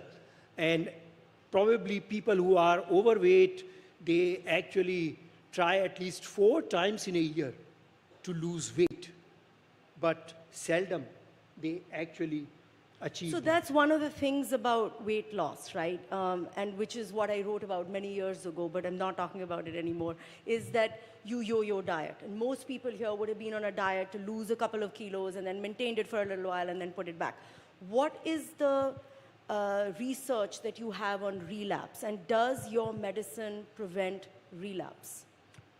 I think relapse is the phenomena which is there with most of the metabolic disorders. I'm sure that many of you who can relate with diabetes or hypertension or thyroid, when you don't take medication, what happens? Basically, it comes back. Your T3, T4, TSH will actually come. Your diabetes, blood sugar will increase if you don't take your medication, you don't take your insulins. and similarly with hypertension. So likewise, in this disorder also, when actually people try to control with diet and exercise, and I think the success rate is not more than 3 to 6% in terms of reduction of the weight with diet and exercise, though it is very, very important. It comes back because it's a catabolic stage. So body reads very simple. Body has lost the weight. Body is reading that I am into a catabolic state. I need to fight back. It's a survival instinct of a human being. This is how we survived. When we lost weight, body tries to come back so strongly. So what have all these diet food companies and nutritionists doing then? Just cheating us? See, when you take, I'm not saying that, taking some less calories, I think what is required, because often we eat more than the calories we require. We try to measure our calories. I wear this band just to measure my calorie uptake. But most of the time, by the time 12 o'clock, you realize you have already taken half your calorie for the day. And that's quite a lot. So when you do diet and exercise, everything is going against you because your hunger hormones are catching up. They are saying, please eat, please eat. Your metabolic rate is reducing. For the same exercise, for the same walk, you are actually spending less calories. Now these two things, when they happen, when you are taking less, then the moment you eat, it will just level it up. And it is the major nature of the human body. So is Ozempic a forever medicine then? I would say that it's a long-term medication like any of the metabolic disease. And as I reflected and I said that ABC, the attitude, behavior and choices. Of course, when you take the help of a medication and you come up, you reduce your body weight. And if you are one of those people who have got the willpower to stay, and you also get motivated, because people also get motivated when they reduce the weight, I think then they can probably, go to their doctors and find out the individual, or you can say the flexible way of what is required. Because one of the issues is that if it's a forever medicine or a long-term medicine, then do we know enough about the side effects if you're taking it for such a long period of time? Some people have come up with blindness, pancreatic paralysis. These are very serious side effects, not like vomiting and a little bit of diarrhea or dizziness or tummy aches. People are okay with that, but they're concerned about the most serious side effects, like how small a percentage is that, and are you worried about the long-term effects? Has there been enough research around the long-term use of these medicines? Yeah, first of all, I think it's very important to see that how the medicine comes into the market. Medicine comes by the careful evaluation of phase 1, phase 2, and phase 3 data. And particularly this semaglutide molecule has gone under extensive clinical research in phase 3. And these authorities like US FDA, Europe, EMEA, or Canada or Japan, and also Indian authorities, they carefully evaluate the entire data for the benefit and the risk profile of the medicine. When the benefit outweighs the risk, that's the time medicine comes. Nonetheless, that data is already there. And then we have got post-marketing data. With all these data, we actually submit something called as a safety update report to the authorities. And when we submit the safety audit report, everything gets reported. While these incidents are there, they are not many in terms of the medicine for the benefit and the risk profile which is there. And that is why medicine should be prescribed by doctor, because doctor can make the choice along with the patient choice whom it fits very well. Because otherwise, if the patient just go and take, they can do a mistake. So one of the things that's also happening is like people who don't necessarily need to use the medicine are using it. A lot of the celebrities, right? And we had a small moment of body positivity where more normal sizing was acceptable. And now again, you see on the red carpet that we are back to super skinny, right? Is this medicine going to put unrealistic pressures on society again? I think while I am worried about this unrealistic pressure, I am actually more worried about the pressure and the, you can say, the health of the nation in terms of the obesity. Because obesity is much more a larger problem than what we expect.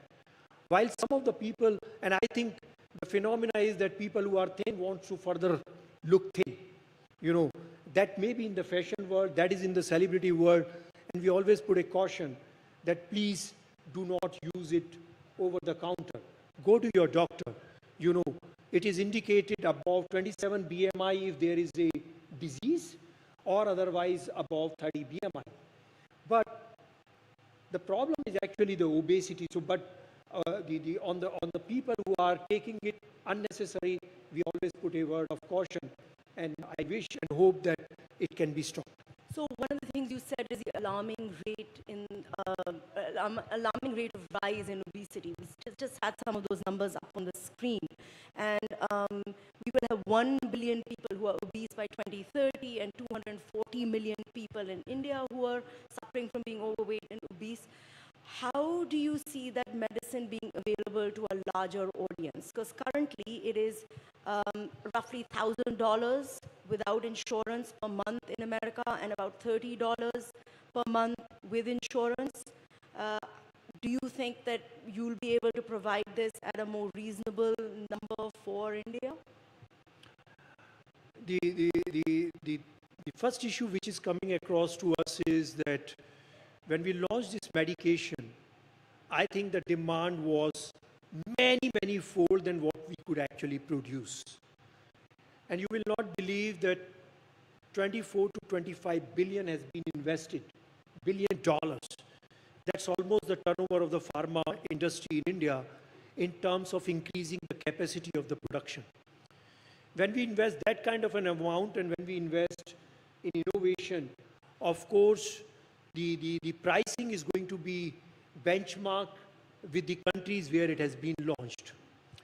But over the time when the usage increases, I'm very sure that over a period of time, and the important part is some of the people who can access this medication. Can I ask you one thing? If you treat a problem and a disease and delay the complication and hospitalization, which is going to cost manifold, that is more important, or treating obesity with this medication and preventing those complications and hospitalization, that is more important. So access, of course, when we launch is going to be a little bit of an issue because the pricing is going to be benchmarked with the world. But I wish and hope as the consumption increases over a period of time, the access becomes much more larger.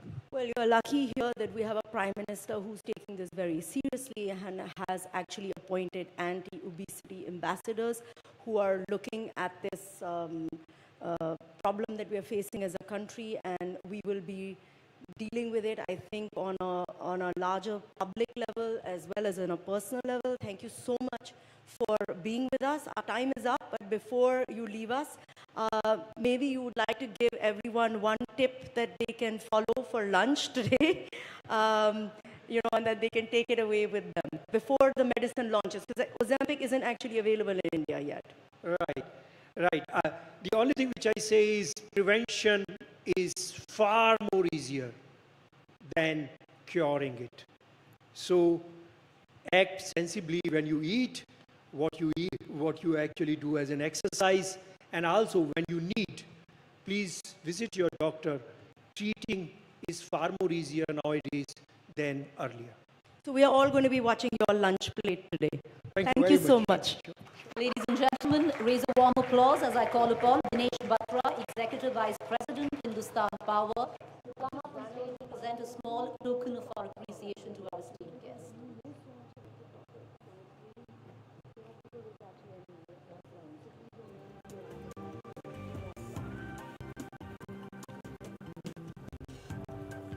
Once again, do put your hands together, raise a warm applause for our guest this evening.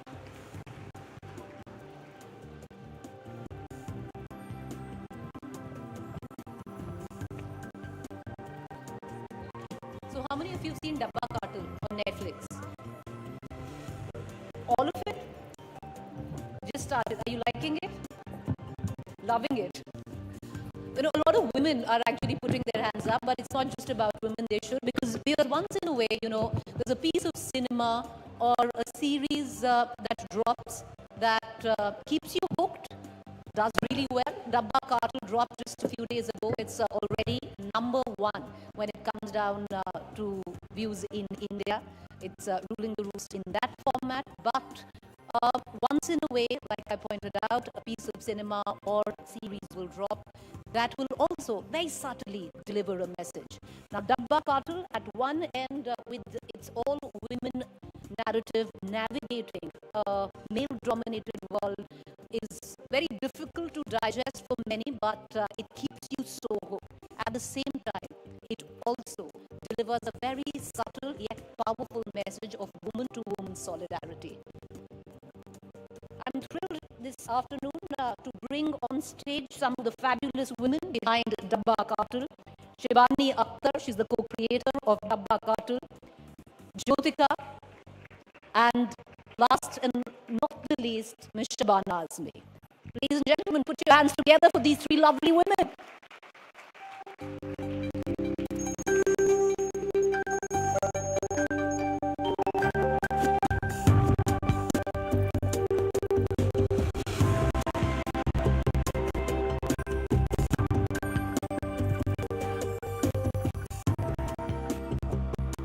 Welcome, Ms. Azmi.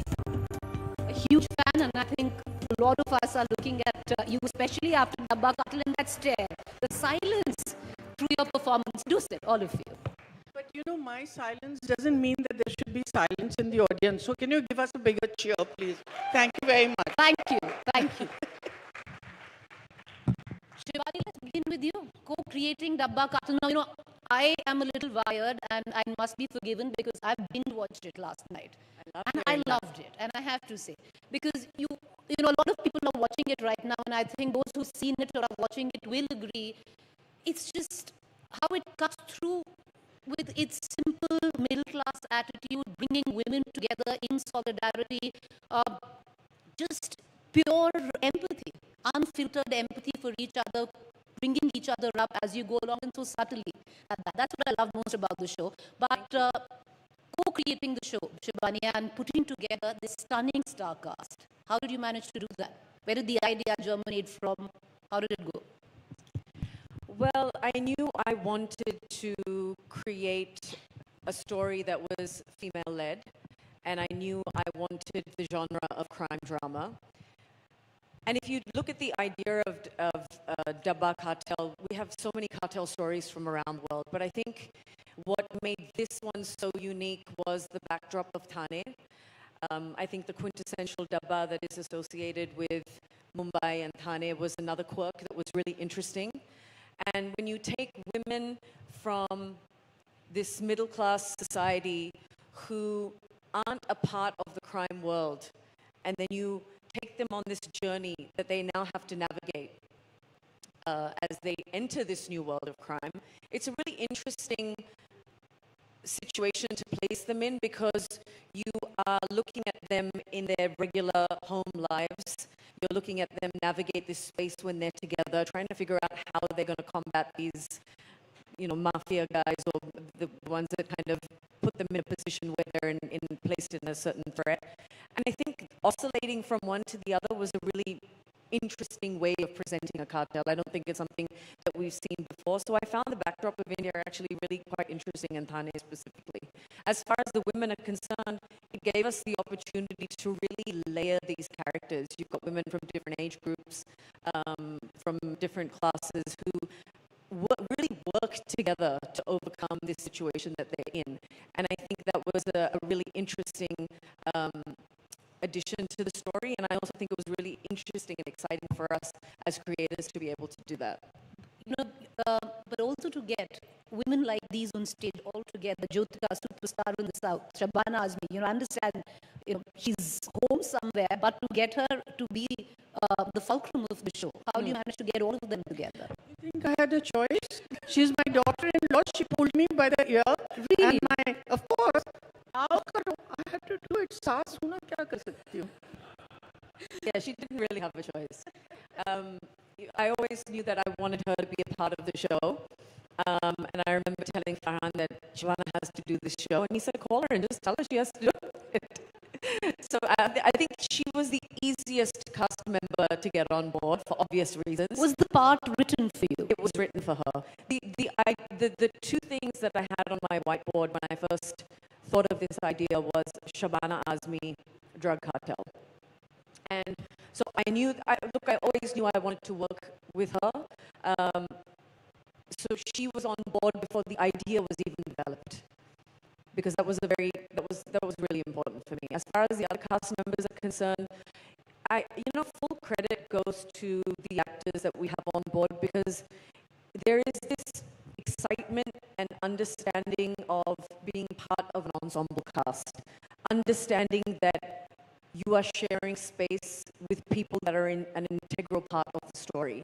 And I think when you allow for that to happen, the story becomes more and more beautiful. We're allowed, as storytellers, we're allowed to say a lot more, because nobody's thinking of it from just their perspective and from their character's perspective. They're thinking about it as a whole. And when you're that invested and excited in the story, as creators, it's the best position that you could possibly be in. And so full credit goes to each and every cast member who said yes to the project and looked at the story and said, we are excited to be a part of this. Jyotika, what drew you to, the series? Because that one line, for those of you who watched it or want to watch it, I would think Narcos Thane is what you said, that was your line. Ozark is also what comes to mind. So if you've seen Ozark, imagine an all-woman cast holding it together in Ozark. But Narcos Thane, what drew you to Narcos Thane, aka Dabba Katu? I'm sorry, it's just, I'm not able to get the question. What drew you to do this? I think what made you pick it? Because, I think everything about Dabba Katu, the ensemble cast of such extraordinary women being together, especially sharing screen space with Shabana Azmi ma'am, I think that was something that drew me to the script first. The character of Varuna, I personally also resonated with it. I thought a lot of me was in her too, because I'm a working woman who got married, who left work for a while and then got back to it. So I resonated with it. I saw a lot of women in her as a character, and I thought the toughest characters to play are the ones which are the real life ones, which women resonate with, and I thought Varuna was one of them. Well, I'm sure Surya is a much better husband. No, it's also inspired from a lot of real life stories. I have friends who are in Varuna's shoes, so I really was very happy to play this. Was she as strict as, to work with? You didn't have many scenes with each other, but was she as strict as she is in the film? Because like I said, the silence, that glare spoke so much. She is extremely an absolute opposite person of what she comes across. I think she broke ice on set. She was the most friendly and most appreciative, and I think it's just standing next to her is very empowering. And we just feel her it's not about her acting career alone, it's the woman she is, and that comes across when you work with her. So I think she broke ice. She was like a friend to all of us, and we were all age groups of women, and I think we just blended in together, and Shabana ma'am is just like a friend now. Actually I'm an angel, but you can't see my wings. So I have all these friends who will say those things. But Shabana ji, what you say, you didn't have a choice, and I would think to pick this role. But if I hark back my memory, that possibly something which you've held like this before, illegal would be Mandi, where you were the madam of the brothel. And now you have something similar, very different. This is a narcotic-driven plot. That was different. What made you pick this? Because I'll tell you why. Because you've had very recently a similar line plot which had Dimple Kapadia and Saas, Bahu and Flamingos. Was that somewhere down the line a parallel that ran in your head and said maybe I shouldn't? No, not at all. In fact, more closer than Mandi was a film called Godmother that I had done and had also won the national award for it. But I thought the role of Ba allowed me to play her completely differently. And I think in the course of doing the part, I realized that, you know, power can be quiet. Power doesn't need to be shouted from the rooftops. That a certain assertiveness comes by just simply speaking your lines and not adding anything to it. So in order to play a part that appears to be almost simple at one level, you have to do a lot of homework and a lot of riyaz to make it appear effortless. So how did it go? So what, Shibani, you called her and you say you have to do this, or did you know that they're going to call me and I'll have to say yes? No, I had no idea at all. You had no idea. But the thing is that, you know, Shibani and I, we've spent a lot of time together. We've talked about content, and I know for a fact that we are on the same page as far as content. So when she told me about the part, not for a minute did I doubt that it would be a run-of-the-mill thing, and was immediately curious about it. And then when it came together, I was really glad I did it. Shibani, you know, to get Shabana ji, to get Jyotika, Nimisha, Shalini, it was a perfect cast that way. Also in terms of the plot, a crime thriller is very rarely associated with an all-woman ensemble cast. Was it on purpose or it just came together? No, it was on purpose. It was, yeah, I mean, we see so many crime shows that have... Did it begin, and let me put it this way, did it begin with I want to do a crime thriller and it's going to be on these lines, or did it begin with I want an all-women cast to help something which hasn't quite happened before? It was, I think it was the female-led that was a little ahead of the crime drama, but the genre wasn't far behind. So I knew it had to be a combination of those two things. As far as getting the cast together, it was a collective decision, I think. Excel, Netflix, our incredible director, Hitesh Bhatia, who knew exactly what he wanted. And I think the reach was pan-India. We wanted a cast that had never been seen together before. We wanted it to be an exciting combination of actors, actors who are very well known for doing good work, you know, and we knew that when we presented the role to these specific actors, they weren't just going to say yes based on the story idea. They would want to know more about the character, where the character is going. There would be a deep dive into the show itself. And I think that's, as creators, that's really what excites us when you have somebody that's so interested and invested in the project and wants to know as much as possible. So, as I said, yes, Shabana said yes in 5 minutes, but we've spent so much time together. And we have discussed art and film and content thoroughly. And you can't ask someone like Shabana Azmi to play a character that has no depth and that doesn't have any substance. So she would have known, even though she said quickly, she said yes very quickly. The others... was Jyotika difficult? No, she wasn't, but she did ask all of the right questions. She really wanted to know a lot. She was excited from the beginning, so it was pretty much a yes from the beginning, but there was so much curiosity. And I think that fascinates me when someone wants to know so much about their character. It was never a, but what do the others do and what do I do? It was like, tell me more about her. Tell me more about her relationship with her husband. Tell me more about the part that she plays. But you know what was palpable, Jyotika, is what Shibani is saying, the psychological depth and the layering in characters. I think that really came out. And the subtlety of all of it. You know, you're a superstar in your own right. And you are. And you're coming, you know, you've done OTT before, but it's new for you. So what were your questions, what you wanted in place before you picked this project? What won it for you? So yes, it is my first web series.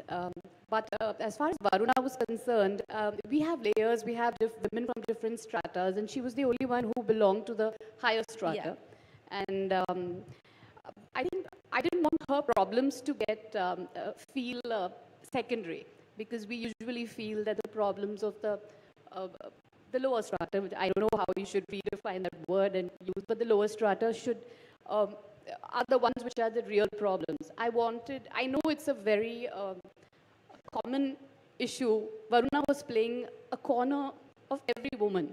You know, so I just wanted her problem to resonate. And those are the questions I think I raised, that let her problems not be small because she belongs to an upper strata. Because at the end of the day, she's a woman and all women battle the same issues within themselves. So those were the little minor queries we had about characters. But otherwise, I just love the layering in her. And as I said, in every character, you know, I think that's what most of us who watched it love it so much. Because every character was so distinctive and you fell in love with some part of that character. And that's why, because, you know, there is a class barrier with Varuna and the rest of the class. And possibly that's why you're given the Narcos thumbnail line, which skims off the surface of the others because they quite have not heard it, but it hits home with everyone who's watching, you know, watching you say it. But we talk about OTT, Shabana ji. You know, you've been through the whole. You've actually been somebody who got great roles even then, author back, meteor roles. But OTT has changed the game.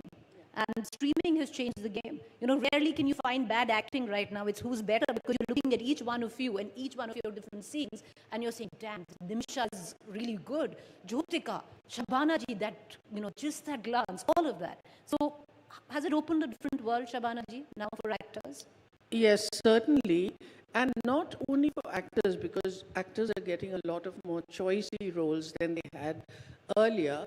But I think what has happened is that the OTT has finally defined that content is king. See, the OTT is not ruled by the economics of the first weekend, which normally within the mainstream cinema you see, अरे opening नहीं लगी तो फिर सत्यानाश हो गया. यहाँ opening की ज़रूरत ही नहीं है, because it has a shelf. Yeah, it's number one on Netflix. I'm not complaining about that, but the thing is that it has such a long shelf life that it can go on forever and ever, and that's why I think that writers and producers are having the courage to make different content. When it comes to women, I mean, it was really not thinkable, even 20 years ago, that a woman of the age that I am would play the lead, would play the central figure. You know, that is all opening up. And I think what is happening is that it's no longer driven by age. It's characterization. And when you get involved in characterization, then you're elongating your career. But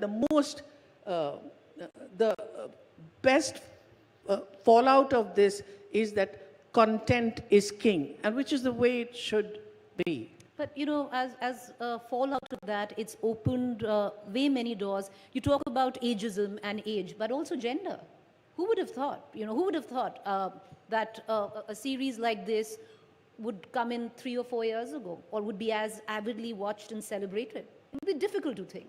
You know, I think it's really part of the women's movement that has been filtering down and entering every reign and every sphere of what women are doing. And I think that comes interestingly because finally you're happy to own that men and women are different, not better, not worse, but different, and that difference needs to be celebrated. And I think it's also a result of that, maybe not directly, but yes, certainly. You know, I'll take off from there, and Shabani, I want to bring you in. Was there an attempt, because it was so subtle and it was so huge, for me it was a delight to watch how, you know, the rawness and the unbreakable bond that your characters had with each other, where without, importantly to say, judgment, without question. You know, because there's a line where the maid and, you know, the woman of the household, the maid has a video, of course it's a sex video, which somebody has. The woman of the household, Shalini here, what I loved was, doesn't ask kyun hua, kyun kiya, she doesn't ask, she says, कि कोई drugs बेचता है क्योंकि video delete कराने के लिए, मतलब कर लिया was fine. There was no judgment, no question, and that was so beautiful to watch. You know, the all-out woman, the powerful messaging of woman-to-woman solidarity, which is so rare. Was it an attempt to deliver that, or it just happened subliminally? No, we worked really hard. The writers, Vishnu Menon, Bhavna Kher, and our director Hitesh Bhatia, Abbas Khan, the creative producer, we worked really hard on making sure that the layers of these characters, of these women, of their relationships came through without any kind of judgment, with this raw understanding of what a relationship is like. And it was really important to not kind of have things on the nose. You need to say things sometimes without saying things. You know, in that moment, Raji stands up for Mala as her friend. There is no judgment.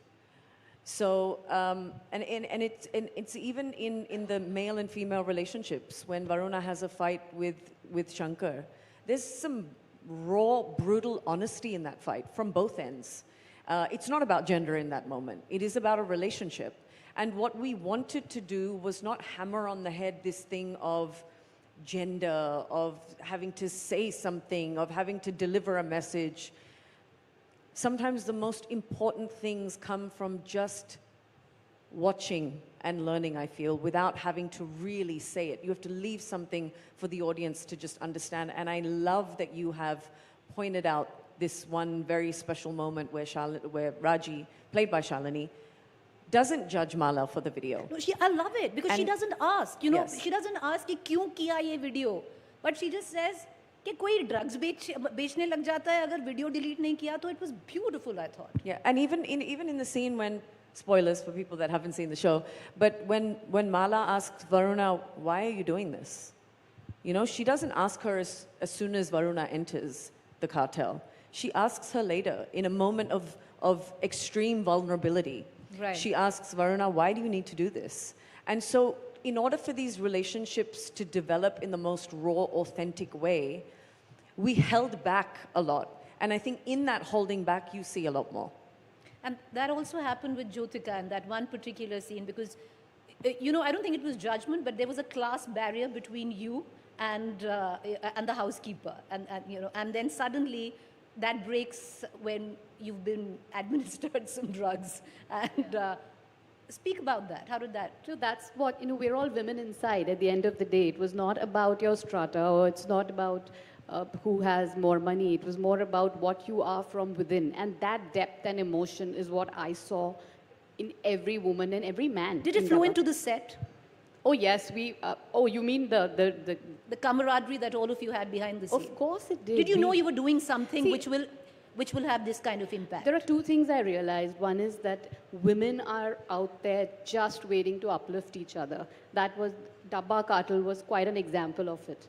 And this only happens when, even though there is a Shabana Azmi and actors of Gajraj Rao sir, it only happens when you have all an equal space on the set. We were all treated equally, and that drove a confidence in all of us, different ages, that we are equal and we all have well-written characters and we were all secure in our places, and that brought us all together. We didn't question about each other's role. We didn't have any debate. We enjoyed our work because we were secure. It translated on One screen. second. It also busts the myth that women are women's worst enemies. Exactly. That to me is the most important thing.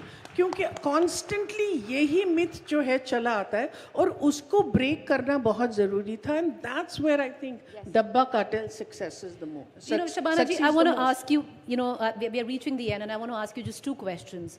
Because most women also love status quo, the way things are going, chalta rehna chahiye.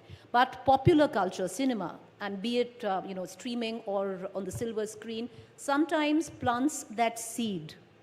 Where we are talking about the cause of women, how big will Dabba Katal, you know, maybe of course not carry it on, but make that possible small impact? You know, it depends on whether it's made interestingly or not. Just the lofty idea in itself never works because it's an art form. Okay, so finally it has to stand the test of the medium. After all, not here standing and sloganeering. So we must never forget that when we want to say something, it has to be truthful to the medium that it is. And as long as it is interestingly told, as is the feedback we are getting in our first season, I hope there'll be many more. So because, you know, cinema, popular culture is a part of that bigger cycle where women emancipation, feminism, or whatever you might call it, is concerned. Do you think that cycle has begun now? Yes, most certainly. And it is also begun within the mainstream. That, to me, is the most important thing, because otherwise you're preaching to the already converted. True. So unless it comes within the mainstream, it's not going to be as effective. And this is a small step towards that. And I'm sure that there will be many such opportunities. You know, and I really hope so, because the theme of our conclave is the age of acceleration, and I think women have waited far too long for their time in the sun. It's time to accelerate that. And Shibani, thank you, for co-creating something which actually, puts the spotlight on women, and so subtly, where it's so acceptable to most men and most women. And when you accept, then hopefully you'll embrace in times to come. So thank you, the three of you. I'm going to ask you one quick question. Many would say we've been speaking about feminism, but what's wrong in that? If you had to prepare a dabba, because it's dabba katal, Shabana ji, let's say for your husband, what would be in that dabba? Shami kebab and aloo gosht. Shami kebab and aloo gosht. If he had to put one for you, prepare one for you, what will be in it? First tier samosa, second tier samosa, third tier samosa. We've got to give Shabana ji some samosa in the backstage. Jyotika. I think I'll have... Or Surya. Yeah, Surya. What would be your dabba for Surya? I think it will be the staple South Indian breakfast, which we both love. And I think sharing the dabba would be very important. So the same thing for you then. Surya will pack the same thing for you. Yeah, the dosa, sambar, chutney, vada, pongal, everything. Shibani, you've thought over what would it be for Farhan? I have. Farhan is very easy that way. One layer would be paya, second layer would be mutton biryani, and the third would be vanilla ice cream. And if he has to prepare a dabba for you? One layer would be chocolate chip cookies, the second layer would be donuts, the third layer would be French fries. All right, we're going to quickly break for some samosas now, but once again, the subtlety with the way you've all done it. Thank you for doing it. Thank you. I appreciate it. Thank you so much for having us. Appreciate it. Ladies and gentlemen, do watch Dabba Katal, already #1 on Netflix. Raise a warm applause. Shabana Azmi, Jyotika, Shibani Akhtar. Thank you. While I quickly call upon Mr. Aman Sinha, COO Radico Khaitan, to come up on stage and present a small token of our appreciation to these three stunning women.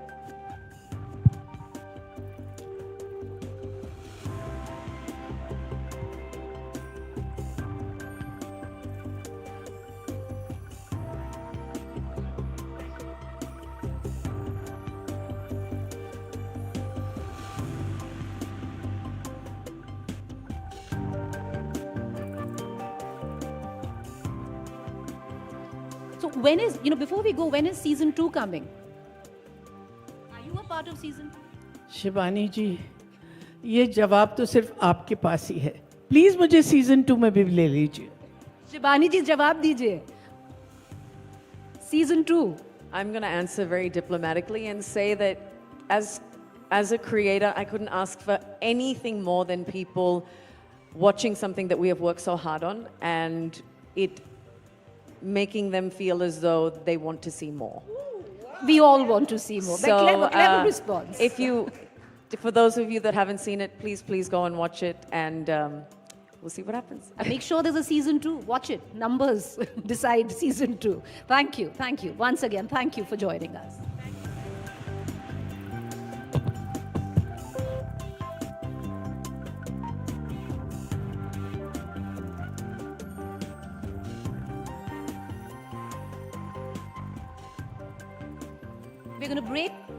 We're going to break for a quick lunch.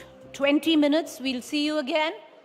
It's lunchtime. Thank you for joining us. But before we go, all of this would not be possible without our sponsors. The India Today Conclave, in its 22nd edition, is presented by the RP Sanjeev Goenka Group, powered by GYGY.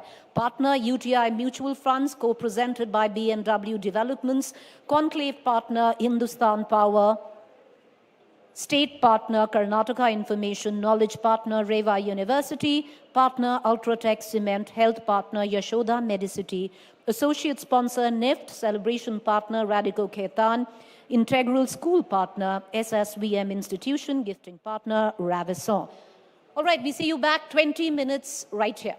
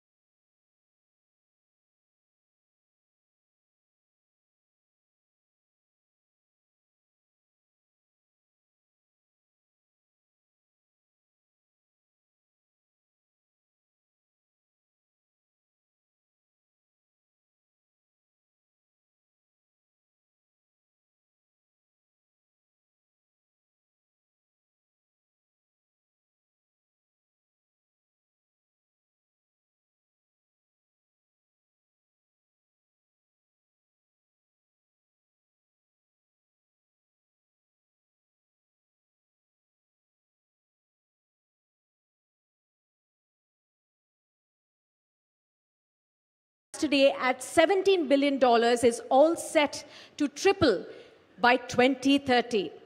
So as India emerges as the next global luxury hub, we are hoping to see from this session and take insights from our experts today how the world is in fact looking at India, not just to embrace luxury, but also to redefine it entirely. So we will be now welcoming our top guests today on this panel. Let me welcome Jean Touboul, the CEO of Pernod Ricard India, one of the leading premium spirits brands in the world. Huge round of applause for Pernod Ricard India and for Jean Touboul. Warm welcome. Let me also welcome on stage Mr. Vivek Sahni. He's the co-founder and chairman of Karma Ayurveda, and he's been a premier and driving force in the India beauty and wellness space. Warm welcome to you as well, Vivek. Good to have you with us. And shortly, we will also be joined by Rahul Mishra, who's a visionary fashion designer and the first Indian to, in fact, showcase. He's walking right up the stage. Warm welcome to you. And that's a great entry. You straight away walk up to this stage. Thank you so much, Rahul, for joining and making it on time. So he's the first Indian to showcase at the Paris Haute Couture Week. Warm welcome to you, Rahul. And thank you so much, audiences, for being with us on this session. I promise this is going to be a lot more interesting than you can imagine. I'm going to be starting off with you, John. And I want to start off by congratulating you. You must be in high spirits. And I can say that because Pernod Ricard India has, in fact, become the largest alco-bev player in the country by revenues. So congratulations on achieving that. Thank you. I want to understand from you, where do you see India currently when it comes to premium spirits, and where do we go from here when we come to talk about premium spirits? Why am I asking you this is, India was earlier only thought about a mass market, those who would be probably looking at lower ticket items when it comes to liquor, but you changed the game. How did you make that happen? Well, thank you again. And yes, indeed, we are very proud that we became the leader of this market after 30 years of presence locally. So 3 decades is a long time, and premiumization, move towards luxury is a journey. It's a journey that started then, and you're right to say there is still a big mass market with spirits in India, but it's premiumizing fast. It's premiumizing thanks to consumers who really are willing to aspire to products which are more elevated, and with the spirits to drink less probably, but drink better stuff. And we see that, which is extremely promising, even more in the younger generation. And so this trend is growing in the younger generation, which means when they grow older, when their disposable income grows with life, we should see this trend continuing, if not accelerating. Good afternoon. My first question to you is to Rahul. Rahul, you're spearheading Indian luxury fashion on the global stage now. What are the key factors you think are responsible for achieving that? I think when you think on luxury, ultimate beauty of luxury lies in, I would say, one factor we can define is time. So how much time it takes to create something and how long it can retain love of the owner. So these two factors define luxury. And somehow when you think about India as a country, and I think I'm really lucky to be in India at this time, and being a designer out of India, where when you do Haute Couture Week in Paris, you realize almost 90% of most fabulous clothes which are showcased on runway are actually more or less made in India. So I think it's Idea India which is behind everything, or which is reason behind whatever success we have got as a brand. Wonderful. I'll come to Vivek now, and I want to understand from you, Vivek, globally, there is this rising trend of clean beauty, and you're already at the helm of it. I want to still understand, do you think the recognition that we were hoping for Indian Ayurveda to achieve on a global stage in the luxury space has been delivered yet, or still there is some bridge that needs to be gapped? Yeah, it's on. Okay, so I think we're a long way to go. They're calling it A-beauty, which is very nice. I love the idea of A-beauty. I said I love the idea of A-beauty. As to K-beauty, I think A is far better. We're, I think, at still a very nascent stage.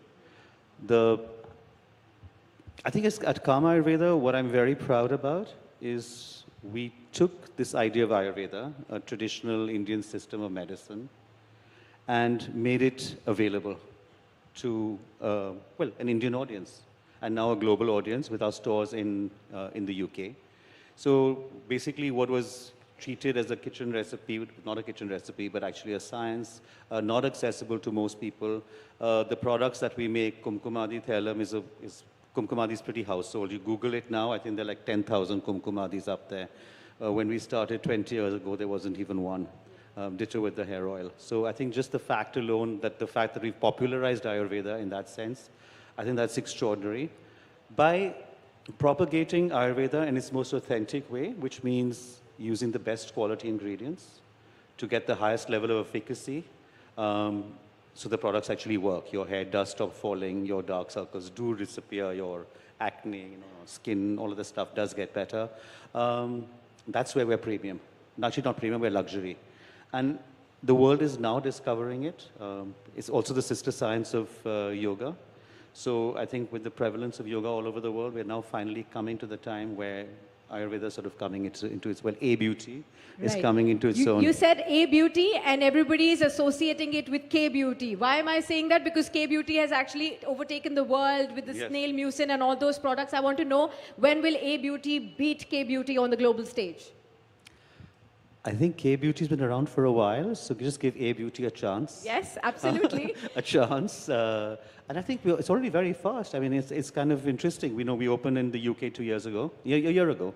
And we're at Harrods, and we're in Notting Hill, and I found that people have the same, like London has bad water and hard water, and all their hair is falling out. So they're using Bringradi hair oil, and it's only growing. So I'm quite excited about it. And now that we're talking about water, I'm going to shift to Mr. Tubal and ask him, what are the key growth drivers of the Indian spirit market, and how do you think PRI is innovating and going ahead in the curve? Innovation is key in our business, because if we want to continue to interest and attract consumers, to evolve them towards a product with more value, we need to deliver these values through innovation. So we are constantly doing that, whether it is with our existing big brand like Royal Stag, where we did Royal Stag Double Dark recently, more PT.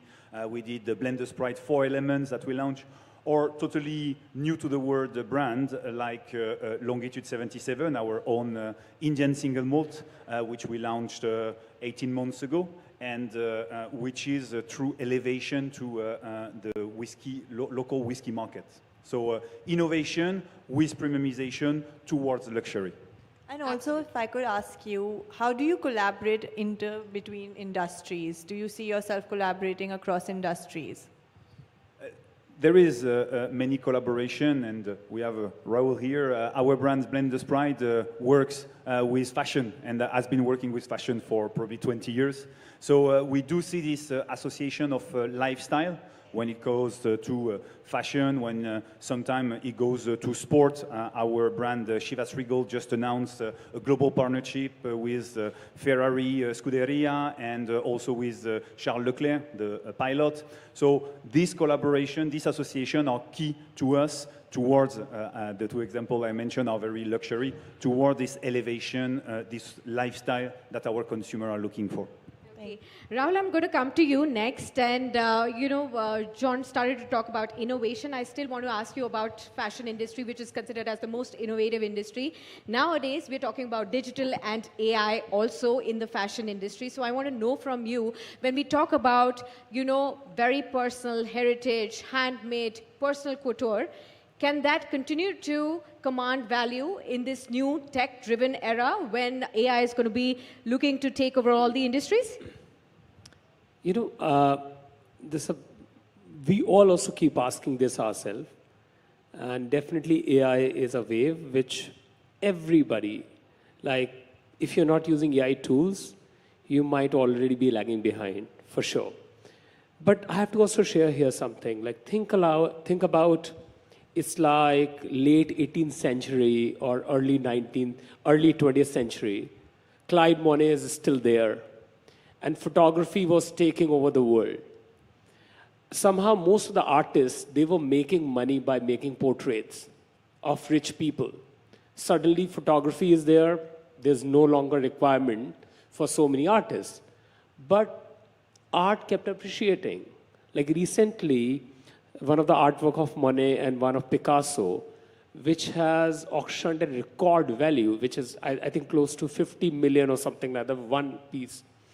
So yeah, anything which is handmade, which is driven with purpose, which is driven with idea of heritage, is going to become far more relevant in the time of AI because things are going to be made far more faster. So power of hand is here to stay. And I really feel when you look at a country like India, which is 1.5 billion population, it's better it stays here because that's also a requirement of society. Absolutely. So Rahul, I want to just follow up with that. You did say that the power of hand is here to stay. I want to just bring up to speed the memory of all the people. You designed Isha Ambani's Met Gala look, and that became a viral, and people will be able to see that picture behind me. And soon, but Rahul, 10,000 handmade hours is what it took to make that beautiful, gorgeous gown. Tell us, how did you get that done? And what conversation with Isha Ambani really got that final look? So, the theme was, Garden of Time. So when you go Garden of Time, if you look at like our studio, Rahul Mishra's studio, actually has created gardens across many seasons. Many years we have been working with florals, all these embroidery experiments and all that. So in that way, what we have done, we have created almost like a life of a garden. In her gown, the beginning of the gown starts with, with almost like dead flowers. So when a flower dies, it's not real death, it's a beginning, it's a new beginning. So that is something depicted with golden color and how it kind of moves forward. The entire palla was, multiple feet long. And the whole idea was as if like it's a floating river and how, flowers are kind of floating onto it. So, it was also a lot of sample flowers which you have done across 10 years of time. Everything has gone into it. A lot of recycling, repurposing has gone into creating that outfit. And that was the whole idea which she also wanted. So this palla which you see here, all different flowers from different seasons, almost like, a time of 10 years we have put together. And her piece, which is more closer to body, is gold and these brown, dead skeleton of flowers, which is there. So as if like, death is a new beginning or new beginning of life. So that's our whole idea was. Thank you. Vivek, my next question is to you, and I would like to ask you about, now Kama Ayurveda has ventured as an international footprint in the UK. What are the key initiatives undertaken by the brand to raise awareness among the global consumer on India's traditional holistic approach to beauty and wellness? So, I can't speak about India, but I can speak about Ayurveda. Yes. And I think the most important thing is reason to believe. Like, I can say this saffron is amazing or this ingredient works, but how? Why? I mean, what is my reason to believe you? And that's why we turn to science. So clinical trials with detailed efficiency in the labs. The clinical trials here and both in Europe, so 2 sets of trials, to prove this science, what was codified 2,500 years ago. The Kumkumadi has been around for centuries, so it's time-tested. So what is time-tested in India has been proven by science that it actually works. So clinically proven, 21-day use, your hair does stop falling, your dandruff does get reduced, your acne does clear up, your dark circles do get reduced. So I think the science was the key, that we use science to prove this modern science to prove the ancient science. And I think, once you have, I think the proof, as I say, proof of the pudding is in the eating. If you actually have a product that works, I think that's reason enough to buy. What is going to be the next big product after Kumkumadi Tailam's, such a viral success? Well, we've got a bunch, and actually we've got a whole bunch new. We've got something very interesting happening early April. A whole bunch of new things, which I won't speak about now, but you'll be hearing about them shortly. So a whole bunch of very exciting new things happening. Okay, John, I'm going to come to you, and I want to ask you about the regulatory policies in the alcobev industry that can be very tricky and tough, especially when it varies across the states. Is it really difficult for you to navigate such challenges when it comes as headwinds to your overall ambition, growth, aspirations in India? Well, alcobev market is regulated all over the world, so we don't complain, and we acknowledge alcohol is not neutral, and we accept this regulation and the taxation that go with it. Fair to say that India is complex, and this regulation, which is different in the different states, does create some difficulties, but we are a large player, the largest. We do cooperate well with the different authorities, and I would say the situation is improving year after year. So I'm really looking at this increasing ease of doing business, which is the right path. Of course, I would like it to go even faster, but it's going into the right direction. Rahul, my question's to you. You know, as you said before, the Indian artisan is in the spotlight, whether it is Chanel, which produces the embroidery here, Dior, as we've seen before. We recently saw Dries Van Noten doing all the embroidery in India and finally giving it the due that it needed to be. And what do you feel about the Indian artisan being in the spotlight, and how do you take it forward on the global stage? I really feel like there's some hard realities, like one of the reasons why till now the craft is alive, there are two reasons behind it. One is, which is again celebration of Indian consumers, especially Indian women, who end up buying a lot of craft. They value, they understand it, they consume it. And second reason, which is also, India is such a large country, everybody does not has proper employment. So in that way, creating, like, for example, a handloom weaver who is weaving from the village, because, till now, we could not take work to their doorstep, to the weavers. And average weaver, even till date also, earns sometimes less than 5,000 rupees, a month. So in that way, more designers, whether global or Indian, more we work with purity of hand. Again, I say, why I use the word purity of hand? Because a lot of work which is happening is also semi-mechanized, maybe a little computer embroidery, and put a little bit of 10% hand embroidery on there, says it's a handmade lehenga. I think that is where we all brands, like all of us, why I'm using this forum to talk about this, all the brands, we all need a kind of responsibility also, to make sure if you have a customer who is ready to pay price, it is better to create something which is purely out of hand. Otherwise, the entire idea of luxury goes just in optics of things. And how can we make sure that fair wages are given, due credit is given to everybody? So this is something which I really feel, a lot of times, like when I had some meeting with Minister of Textile also, I was talking about how can you make sure even somebody who's working from their home, and multiple craftsmen still across all industries, across whether it's related to Vivek, somebody doing something in Kannauj, or somebody doing something in. So a lot of these people, when they work from home, how can we make sure when they work for 8 hours a day, how at least minimum wages, if not sustainable wages. First dream is that everybody gets to get minimum wages for their work to be done. So in that way, I really feel the idea of luxury becomes far more powerful as a tool, because, as a designer, I always feel, what is the purpose behind making another outfit? I would really love to create some garments, maybe without embroidery one day. And I really want to, and that's how I started my career. But the thing is, embroidery is such a slow process. It employs so many people.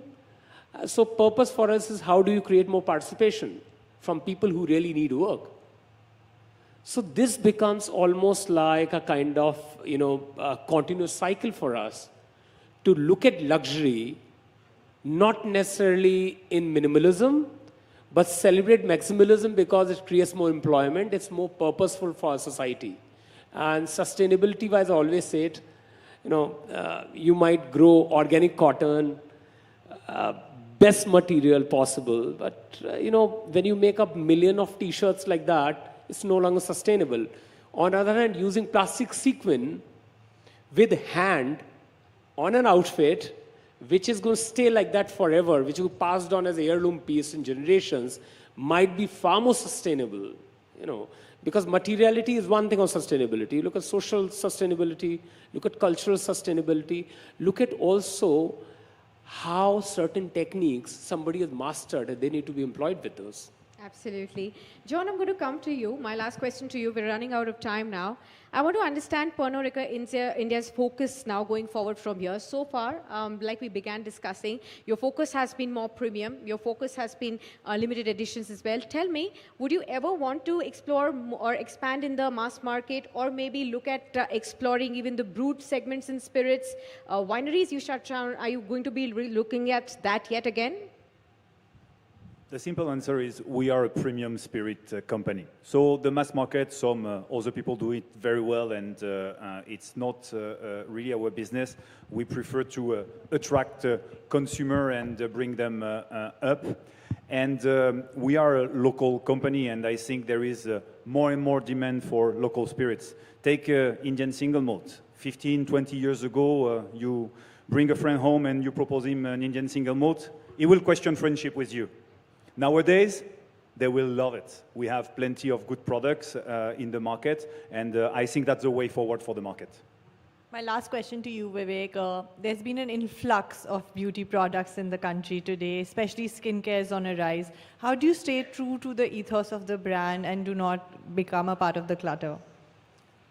I think the most important thing is authenticity and sticking to the value system you started with.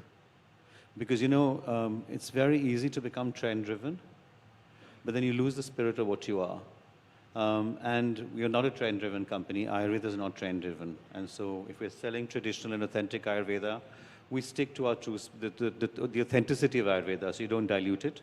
Obviously, you create more modern ways of utilization, of using it, end consumer use, because obviously nobody wants to just, so only put in oil. They might want to use a cream, which is diluted. So, but to stick, I think authenticity is critical.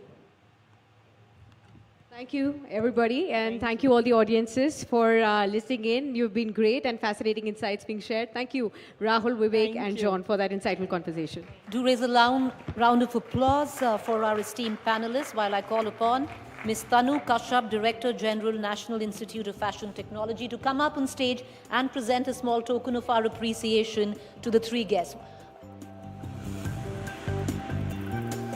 Requesting all three of you to come up on stage.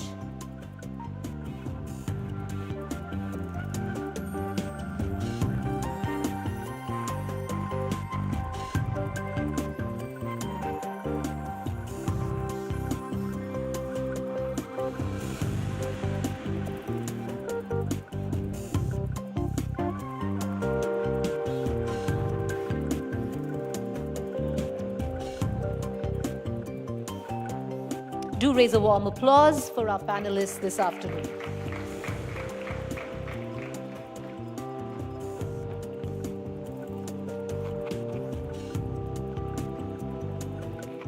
Let's quickly move on to our next session.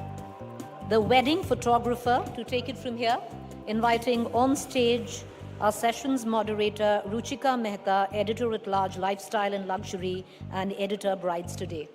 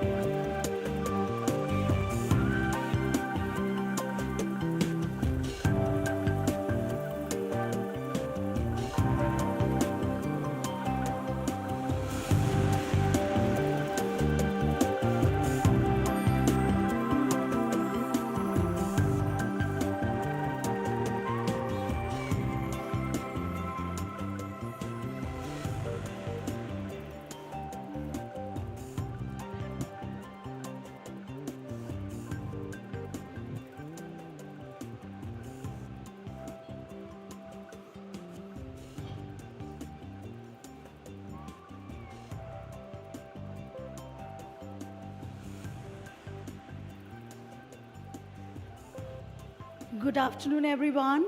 And we are back here with a very interesting session, it's more pictorial than verbal, and you're going to see as we go by. My guest this afternoon is a very, very celebrated celebrity wedding photographer. He makes photographs of love, people, and people in love.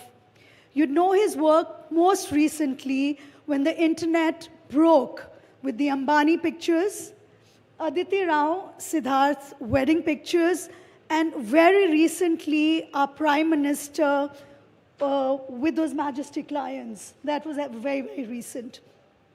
Please meet Joseph Radek. Joseph, who's been in the wedding photography industry for over 2 decades, celebrated with celebrities, seen all over, made the most beautiful pictures, and always creating the most beautiful memories, as weddings always do. Welcome, Joseph. Thank you, Ruchika. Joe, as we call him, been a roller coaster year, 2024, Yeah. starting from February. We know what we are talking Correct. about, right up to July end. We have to start with a big wedding. So Okay. tell us a bit more about shooting those memorable moments at the Ambani wedding. I think that, okay, so here's a fact. I took a 6-month break after that wedding because for one very specific reason. I felt that attending any wedding after that would be a culture shock for me because the term wedding did not feel right anymore after that. It was unbelievable for me.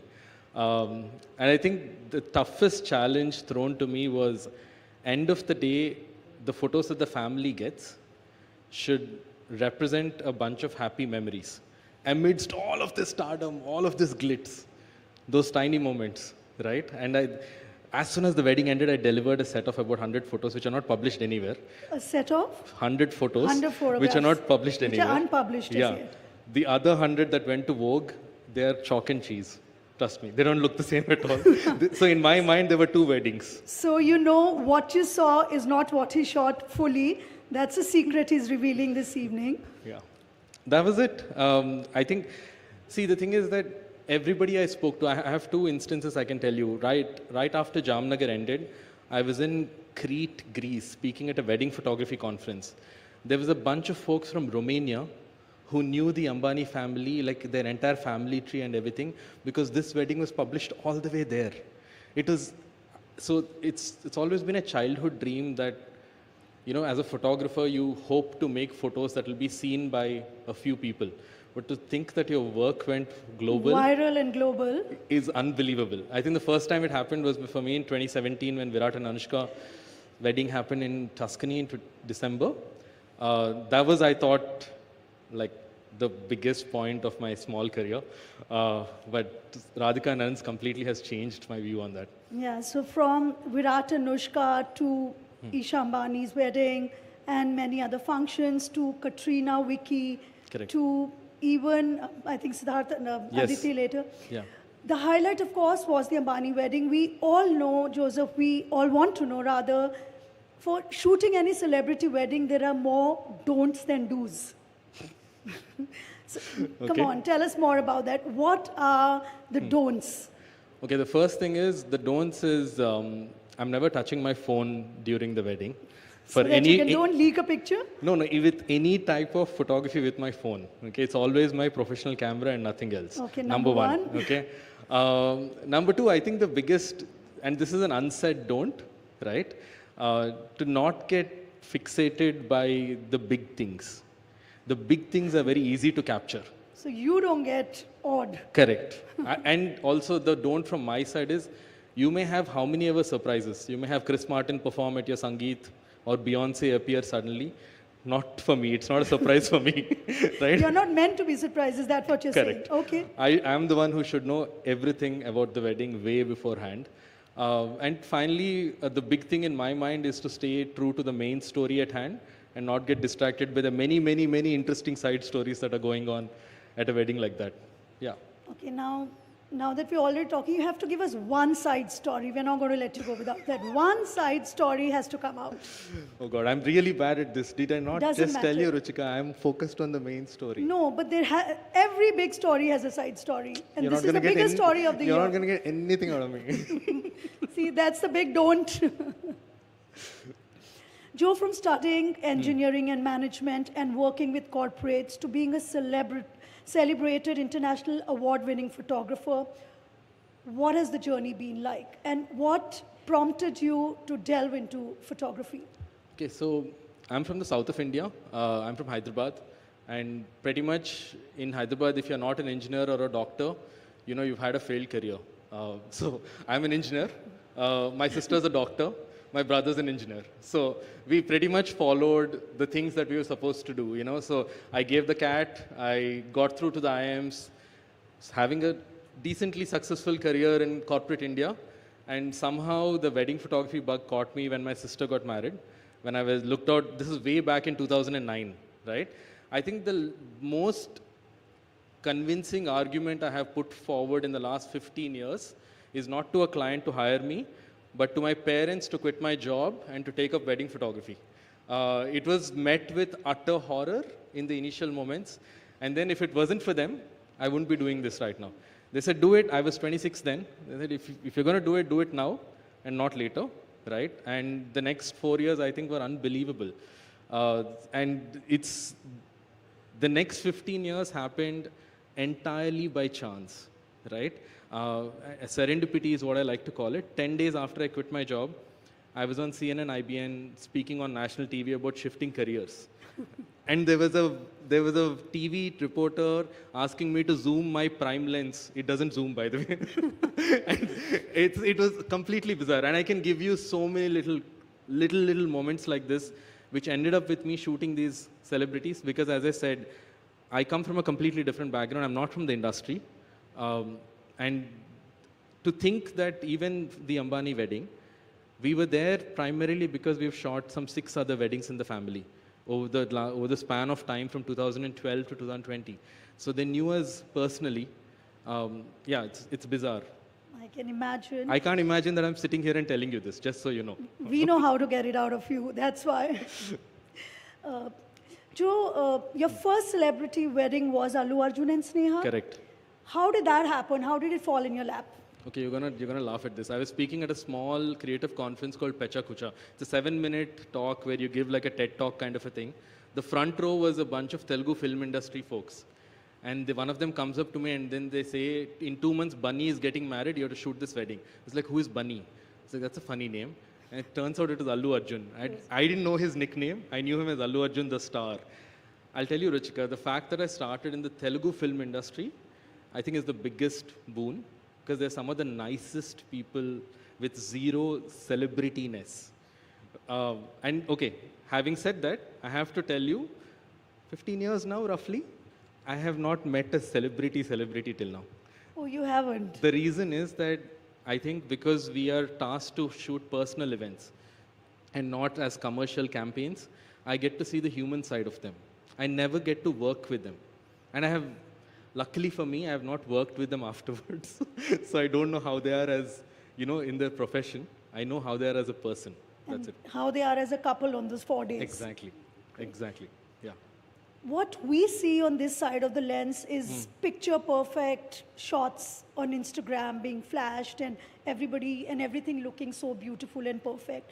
Are you told to shoot pictures? I mean, for Instagram, are they meant to be so perfect, or earlier pictures were meant to be special moments which are going to be cherished for the rest of your life, plastered in your albums, and the albums which we all have and kept from our wedding. But now the whole game has changed. It's more about social media splashes. So tell me, how does your lens capture or differentiate between the two? So here's the thing.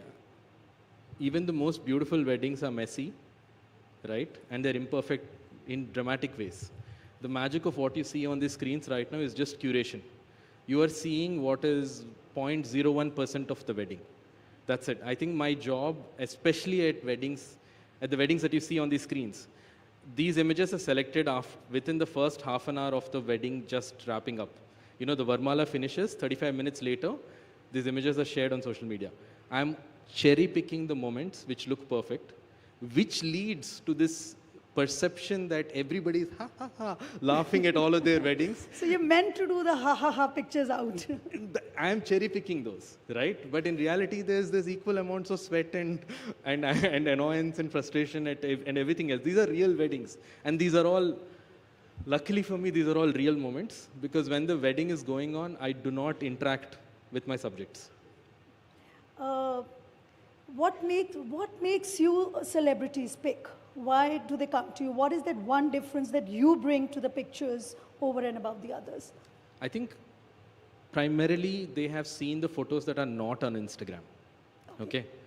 Through friends and family, they have seen those. And this, what I'm saying right now is true for pretty much everyone. I can link them back to one other client that they were close to, right? Because if you pick me based off of Instagram, you're essentially selecting a picture-perfect photographer. I'm far from that. I'm the guy who gives you, as you said, memories to cherish for years, for your own self. The good thing is some of these clients actually share these really nice photos 5 years, 6 years, 8 years, 9 years later, and I get to share them again. But that's pretty much the reason. The fact that they're hiring somebody who's not cynical about weddings yet. Yeah. So you have yet to come across one of those. Yeah. Hopefully not. Hopefully not, yeah. Whatever we hear to kind of pick the pictures right after any one occasion that you do, it must be requiring a team of many people. What is the big team that you carry with you when you go? What is the team size like? So I'm just coming here from a wedding in Hyderabad where there were about 5,000 guests. 5,000 guests, please note. It's a very intimate affair. Intimate affair, yes. The bride will pointedly tell me she cut the guest list down from 10,000, right? We photographed a wedding in Haridwar about 5 years ago with 220,000 people. 220,000? Yeah. 220,000 people. Probably the ghats were all overcrowded. I find it quite amusing when I'm questioned about the Ambani wedding, right?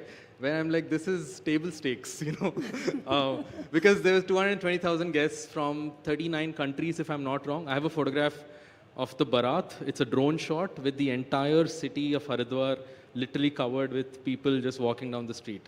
The bride side had 500 guests for what it's worth. So we have to know who the bride and groom is. Now the bride is the Princess of Rewa. Princess of? Rewa, Madhya Pradesh, right?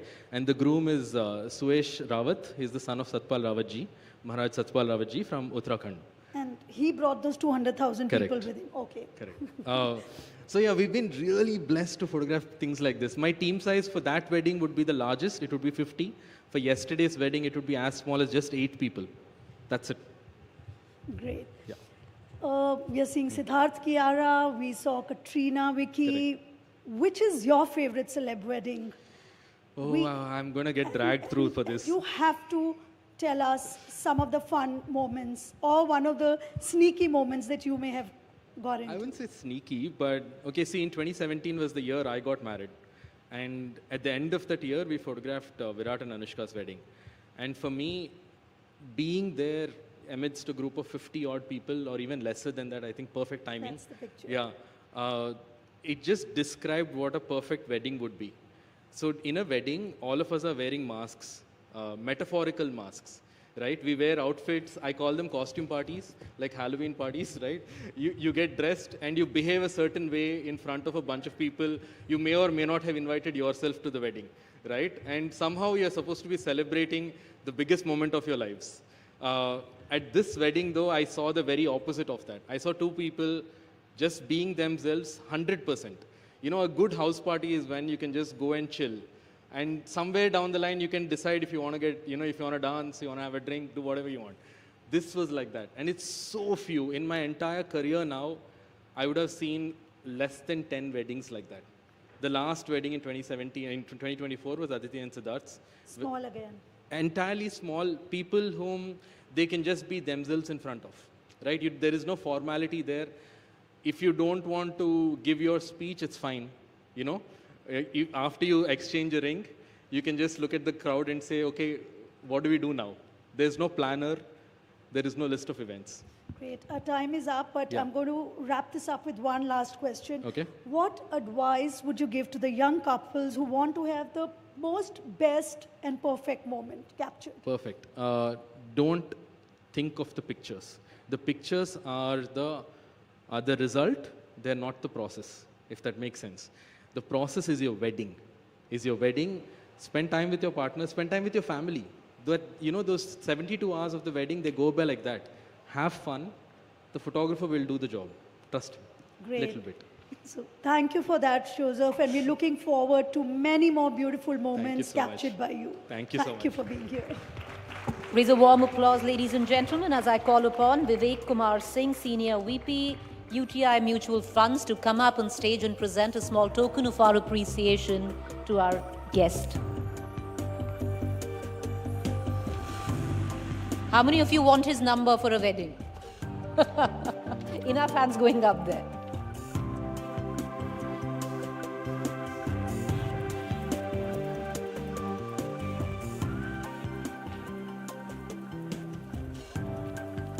Thank you, Ruchika.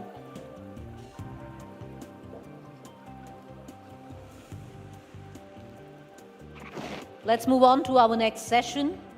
Give us just about 30 seconds because this one's special in a different way. All sessions have been special. This one's got a touch of music to it.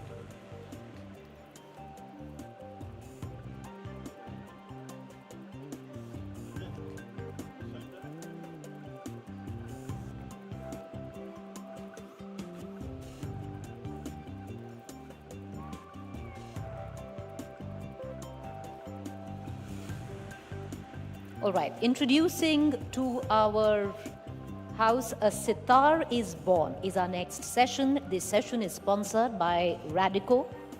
To take it from here, inviting on stage our session's moderator, Nikhil Naz, consulting editor, Sports India Today.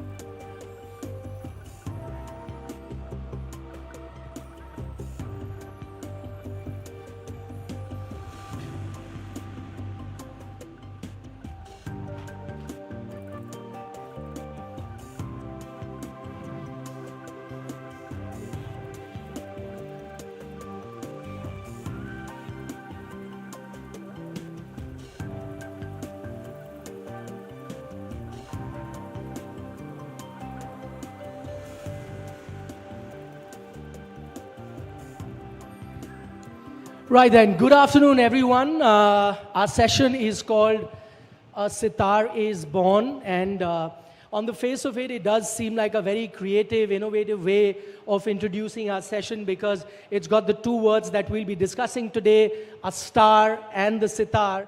But deep down, it also has another meaning, which we'll try and wrestle with, that big question. It's the question between the art and the artist. Is it the artist that makes the art, or is it the art that defines the artist? That is something that we're going to dwell on. But before we wrestle with that question, let me introduce the guest this afternoon. Rishabh Sharma is next to me. He started playing the sitar at a tender age of 10. From there on, went on to become the youngest disciple of the legendary Ravi Shankar ji. And since then, everything that he does with the sitar goes viral. And it doesn't go viral because of his darn good looks. It goes viral because of the magic in his hands. His concept of sitar for mental health is a global rage. But most importantly, I think the one thing that really defines Rishabh is the fact that at such a young age, he's just 26, he's thrown a question to the music world that is it the sitar that has popularized Rishabh, or is Rishabh popularizing the sitar? So let's have a big round of applause for Rishabh Ricky Ram Sharma. I mean, I had a few questions that I thought of starting with, but then while I was coming here in the guest lounge, I must tell you, I can't tell you the number of women that have come up to me and said that, why is it that you get to do this session? It should have been us. So I thought for all those women who came and asked me, well, you know, eat your heart out, ladies. Okay, let's start with it. You know, looking at you, you look like a rock star. Do you feel like one too? Do you feel like a rock star? Do you get mobbed? I don't know how to answer that, but I think it's all in the headspace. You know, if I start thinking that I'm a rock star, then I'll stop becoming one. So it's always good to just keep your head down and do good work, and then universe will provide. But you do get mobbed. Yeah, I do get mobbed. Swooning over. Yeah, not gonna lie, I do get mobbed. Okay, let's try and answer that question. How do you answer that question, which I said that the music world is grappling with? Yeah. Has the sitar made Rishabh popular, or is Rishabh popularizing the sitar? And I'm very well aware that you're not the first exponent of this instrument. There have been many greats before this. Correct. Of course, like your guru as well. But you know, the Western world has taken to it. Right. So how do you look at which comes first? I think it's vice versa. Like there's both. I used to play the guitar and move to the sitar, you know, and I was just so drawn by the sound of it. The natural reverberation of the instrument. Like we have 6 top strings, but we have 13 sympathetic strings which are tuned to a particular rag. So if you play one note, there are 4 other strings that resonate along with it. So that just whole idea was so intriguing to me, even though these instruments were around because my dad, you know, makes these wonderful instruments. I was naturally drawn to it. And funnily enough, my parents didn't, you know, even put me into sitar. It just like happened organically. Actually, they would actually not let me come in the room where my brother used to learn sitar. So they were more keen on teaching my brother, and I wasn't allowed in that room. So I think like when someone tells you not to do something, you want to do it even more. Right. So I think they were playing some reverse psychology on me, I guess, which worked out. And yeah, I know, being a disciple of Pandit Ravi Shankar ji and coming from a family of musical instrument makers who represent these instruments worldwide, I have just been very true to ambassadoring the music in the right manner and not budging. Like I even said no to the White House because they didn't have a proper stage for me to perform. You said no to the White House, but you performed there. Exactly. So initially I said no, you know, because they wanted me to perform while the guests were coming in, and I was like, you know, that's not how our music is presented, and it's not their fault either because they didn't know how to present this music. This was the first ever Diwali at the White House, and so I tried to explain them, and they were very welcoming, and they understood like where I was coming from. And me being a disciple of Ravi Shankar, I had to, you know, put my foot down and be like, you know, this is how we present it. And then at the end, I got the, you know, headline slot right before the president's speech. And I'm so grateful, and it was like a groundbreaking thing for especially my journey with music. Yes, I have seen those visuals of you performing there. Joe Yeah. Biden was the president. Correct. Yeah, sorry, you were saying something. No, please go ahead. Lots of questions to ask Rishabh here, but before that, you know, I'll have him perform. There will be a few moments during our discussion where Rishabh will perform for us. And I know one thing that you do very well is, you know, that mix of classical as well as Western. So whichever place you perform, I see you bring a touch there. I saw your performance in Kolkata. You had Piku, the film, Right. you played there. When you're in the Western world, you're playing Game of Thrones, you're playing Harry Potter. Yeah. Now you're in Delhi. Right. What would you want to play? So while we were coming down the lift, my mom is here. Hi, Mom. So now I know. That's where you get your good looks from. Yeah, 100%. So she was saying, tomorrow's Women's Day, so you should play something for the women. And so I'm going to play this song called Ori Chiraiya to start off with, and then we'll see how it goes. Beautiful song.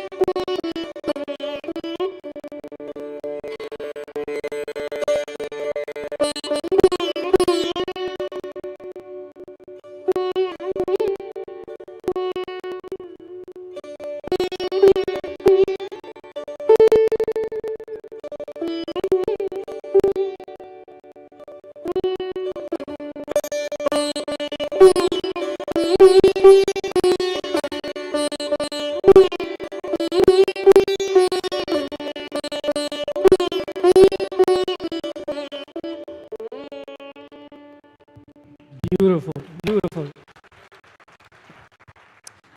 That's the contradiction that I see. Here is a young 26-year-old who's playing a classical instrument, a lot of panache, a lot of brilliance, and yet I also see a Rishabh who's got diamond stud earrings. I see him, he's got diamond in his teeth. Is that correct? Yeah. So there's a bit of rapper in you as well. There is a bit of a rock star in you as well. Huh? Yeah, I'm Is that what influenced. you grew up? Because you're an urban boy. You went to a South Delhi school. So there's Correct, So is there a rapper or a rock star in you? I would say so, because I don't try to preserve that typical Indian classical image, and I just try to be myself, and also like my music is a reflection of who I am as a person. I listen to rap music, hip hop. Give us a few artists. I like Kanye, Playboy Carti, and all. I mean, it's very polarized. If you go through my Spotify likes, you'll just like pull your hair out. But I listen to everything, so I've never had like a filter. Even though like my gurus when I was growing up, they were like, just listen to classical music, just have like a tunnel vision, like what you want to do with the instrument. But I, being a music producer, as my sitar training was going on, I was also training how to produce music. I was very intrigued on how these songs are produced and composed and all that, what goes behind in the studio. So I started working on FL Studio. I moved to Ableton, and then I learned Pro Tools, recording big bands, string quartets, whole gamelan orchestras, jazz bands when I was in college. So I never had the filter that I'm just going to listen to classical music or just follow the typical culture. I didn't like how they dressed. I was like, I'm going to start a fashion line where I'm going to just make cool clothes for classical musicians to wear. And that's like a short-term goal of mine. But with everything, with the mehndi on my hands, with whatever I wear, I just try to add a little bit of myself in it. Well, that's incredible, actually. Great idea Yeah. to have clothes for classical musician. Maybe a collaboration can happen here itself in the room. Maybe a collaboration with Kanye West in the future. But talk to us about that. You don't always dress like a classical musician. I've seen your videos. You've got a nice jazzy jacket on occasion that you're wearing. The mehndi on your hand. Tell us a bit about that. Is it also part of this generation? Because you're catering to a generation that measures success not by the quality of music all the time, but because of how viral it gets. Correct. So is it all part of the packaging? See, mehndi I wasn't thinking of breaking a stereotype when I was doing mehndi. My whole thing about the mehndi was that mehndi as in henna, for those of y'all who don't know. I have always thought, how do I enhance the experience for other people of my playing. And often my hands are in the focus. So I was like, what can we do? Can we design some cool gloves? Or I can have like a tattoo, but I don't like the permanence of the tattoos. So I was like researching on different things which are not harmful for you on your skin. And first I landed up on Jaguar juice, which is like a black ink, but it stains everywhere. So I got a little annoyed when I got it done for a couple times. And then I was just like, also on the edge, should I do mehndi or not? Because there is a stereotype, only women wear mehndi and men, it's not like a masculine thing. But I was like, screw it, let's just do it. And mehndi has so many health benefits also. It's good for your skin, and it looks cool if you can design it a certain way. And I sat down with some designers and designed, my signature tattoo. But I also changed it up for every show. So I just love the idea that before every show you can do a different design, and just look cool on stage. Yeah, for those of you who haven't seen, do check out his videos. Great designs, mehndi designs that he has in his hands when he's performing. I spoke to you about collaborations. Here's your chance here on a platform like the India Today Conclave for that Kanye West collaboration to happen. Give us a Western tune on the sitar. I'll let you. You want to pick a rock diff or anything that you want to pick. Okay, let me give it a shot.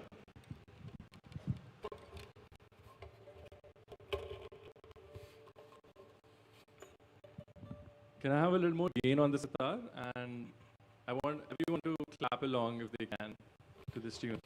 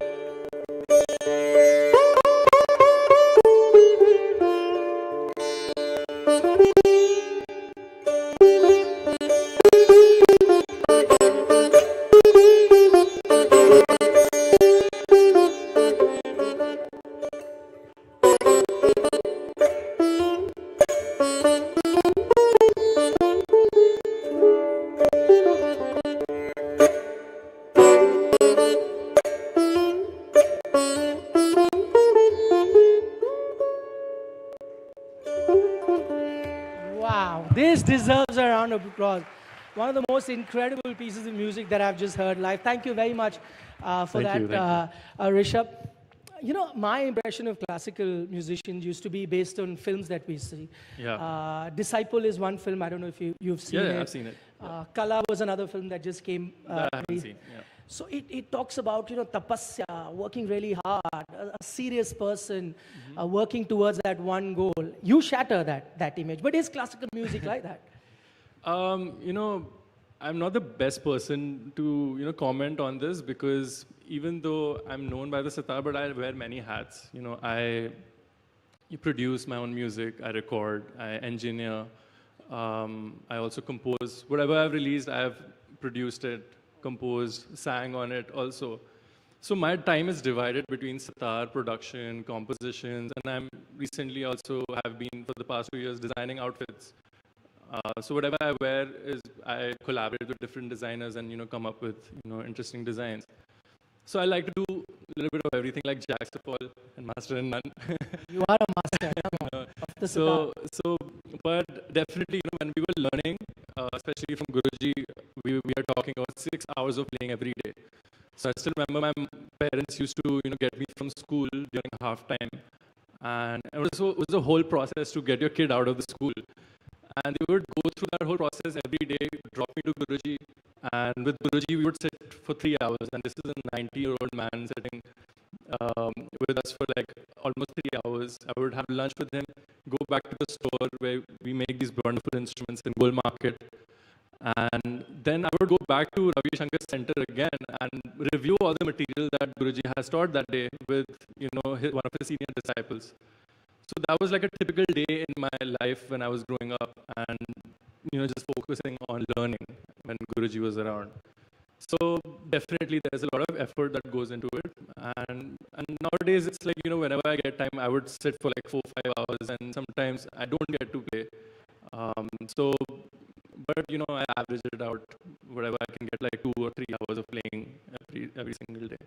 We're running out of time, but I will squeeze in a couple of questions. One, the bigger question, as you said, probably you're not the right guy, but you had training in classical music. Correct, yeah. You trained under the legendary Ravi Shankar ji. What do you make of the opinion by the classical music world? Do they frown upon somebody who can, blend both worlds of modern music and that? Does that, if there is criticism, does that bother you, or do you want to charter your own path? It does bother me a little bit because if you come do to you my get show, the criticism? Yes, definitely. Because purists always will have a problem with a classical musicians doing non-classical music. But I've sort of made my peace with it. But my music is very deeply rooted in tradition. And if you come to a sitar for mental health show, the first half is completely classical. And now we are trying to bring back Sur Bahar, which is, even the father of the sitar. So this is still like a smaller version of the sitar that my dad has created. It's called a studio sitar, which some people call it sitar and, other electronic sitar. But this is like our patented design. We are trying to bring back Sur Bahar, which is, I would say, thrice the size of this instrument, and which is basically turning into a dinosaur because people aren't playing it anymore. So first half is completely classical. Second half is when we experiment and show the application of the sitar and how versatile it is to marry different genres. And if someone gets offended in that, I don't know what to say, but at the end of the day, as long as the culture is moving forward, kids are getting inspired and picking up a sitar rather than a guitar, I think that's a win for us. Great. Since you talk about sitar for mental health, I know that you have plenty of shows, even abroad. I've seen some of those clips. Yeah. I want you to tell us what is the best compliment you may have gotten from someone who may be dealing with mental health issues. They've narrated a story or have told you that you've really made a difference by those sessions of yours. I've received lots of emails, DMs, saying how, my music has been healing for them. They've lost their mother, grandfather, father. But I would tell you like a very fun story that happened at one of my shows. It was in Bangalore, and I finished the show, I packed up everything, but there was like this one couple, there was a guy and a girl who wouldn't leave without meeting me. And they waited at least like an hour and a half after the show was done to, just come say hi to me. And I was like, okay, who are these people? Let's meet them, because they won't leave.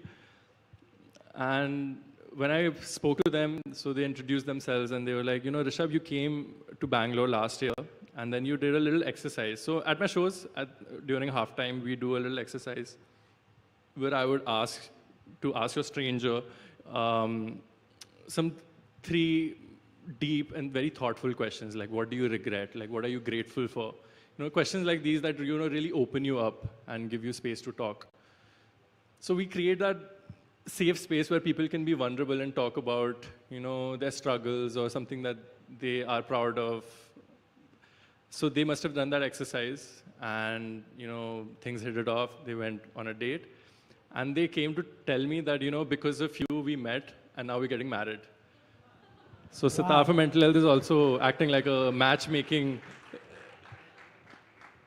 event. Yeah. It did. I would have loved to have spoken to you, but we're completely out of time. All I can tell you on behalf of everyone that is here, keep rocking, keep inspiring people, and thank you so much. There's a connection, by the way, between Rishabh's family and India today. Right. You're at the Conclave, but I believe that at one time your grandfather was also featured in the magazine. So life comes a full circle. Yeah, so 3 generations India Today has covered of my family. And actually my dad was featured for this very instrument because he made this for Pandit Ravi Shankar, and which allowed him to play for 6 more years because he made like a smaller version of a sitar, so he could play because of his frozen shoulder. So shout out to my dad Sanjay Rikiram, and I hope my children also get interviewed by you. I hope continue. Thank you so I much. continue to work till then. But thank you very much. You've been a wonderful. All right, audience. ladies Thank and you, Risha. gentlemen, raise a warm applause as I call upon Amar Sinha, COO, Radico Khaitan, to come up on stage and present a small token of our appreciation to Rishabh Sharma. Well, it truly is the age of acceleration where old stereotypes don't quite exist. Otherwise, would we have a Rishabh Sharma who'd look the way he is and very casually says, screw it, let's do it.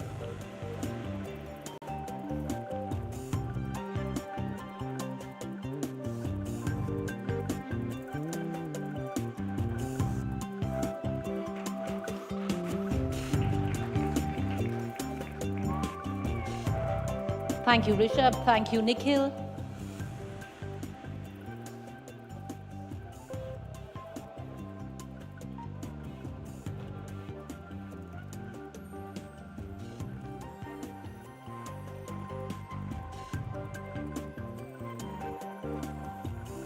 Let's quickly move on to our next session this evening. From a sitar is born to Banega to Badhega India. Our next session is sponsored by Ultratech. And to take it from here, inviting on stage session's moderator, Saurabh Dwivedi, editor, India Today, Hindi, and the Lalan Talk.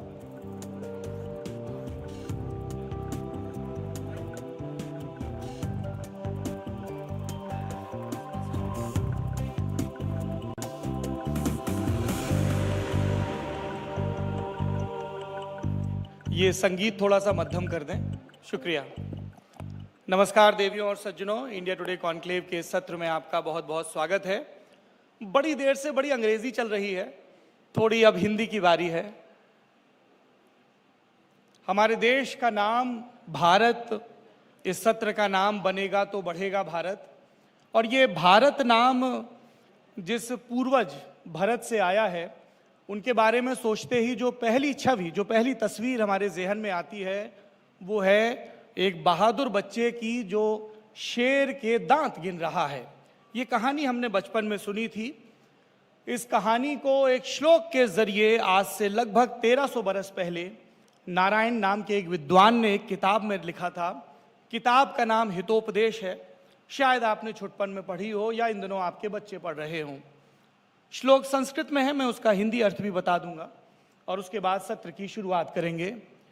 श्लोक है, उद्यमेन ही सिद्ध्यन्ति कार्याणि न मनोरथे न ही सुप्तस्य सिंहस्य प्रविशन्ति मुखे मृगा। अर्थात काम करने से, उद्यम करने से, इंडस्ट्रियस होने से ही बात बनती है, तभी मन का काम पूरा होता है। बैठे बैठे शेर के मुंह में हिरण नहीं समा जाता है, उसे शिकार करना होता है। भारत बढ़ रहा है क्योंकि भारत उद्यम कर रहा है। आज हम आपको इस भारत की 3 कहानियों से वाकिफ करवाएंगे। मंच पर मैं सबसे पहले आमंत्रित कर रहा हूं छत्तीसगढ़ से आई उस नौजवान उद्यमी को जिसने नक्सलवाद की राह पकड़ने को आतुर नौजवान लड़के लड़कियों को अपने उद्यम से जोड़ा और बस्तर फूड्स की स्थापना की। मंच पर स्वागत करिए रजिया शेख का।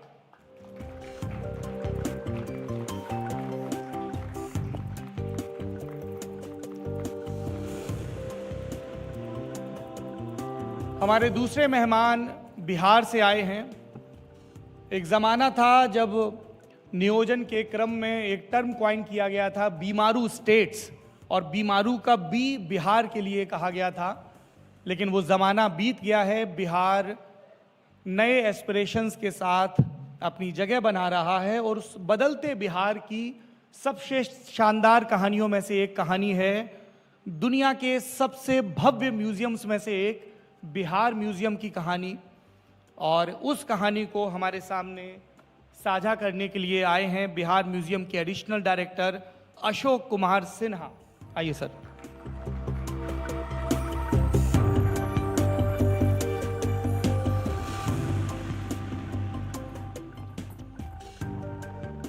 ज़माना आगे बढ़ने का है, लोगों को लगता है कि सबसे आगे अमेरिका बढ़ गया है, इसलिए सबको उस ग्रेट ड्रीम में जाना है। बहुत मुमकिन है कि अगली दफ़ा जब आप मैनहट्टन की सड़कों पर स्टॉक एक्सचेंज या जियोपॉलिटिक्स डिस्कस करते हुए आगे बढ़ रहे हों तो आपका कंधा एक संस्कृत के विद्वान से टकरा जाए, और बहुत संभव है कि संस्कृत का वो विद्वान राजस्थान के तथाकथित पिछड़े और ऊसर से जिले चुरू से पढ़कर गया हो।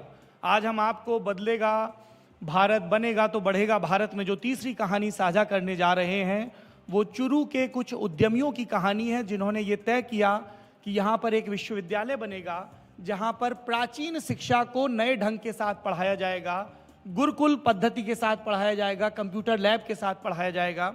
मैं मंच पर आमंत्रित कर रहा हूँ धर्म संघ विश्वविद्यालय चुरू के बोर्ड मेंबर राजीव मर्दा को।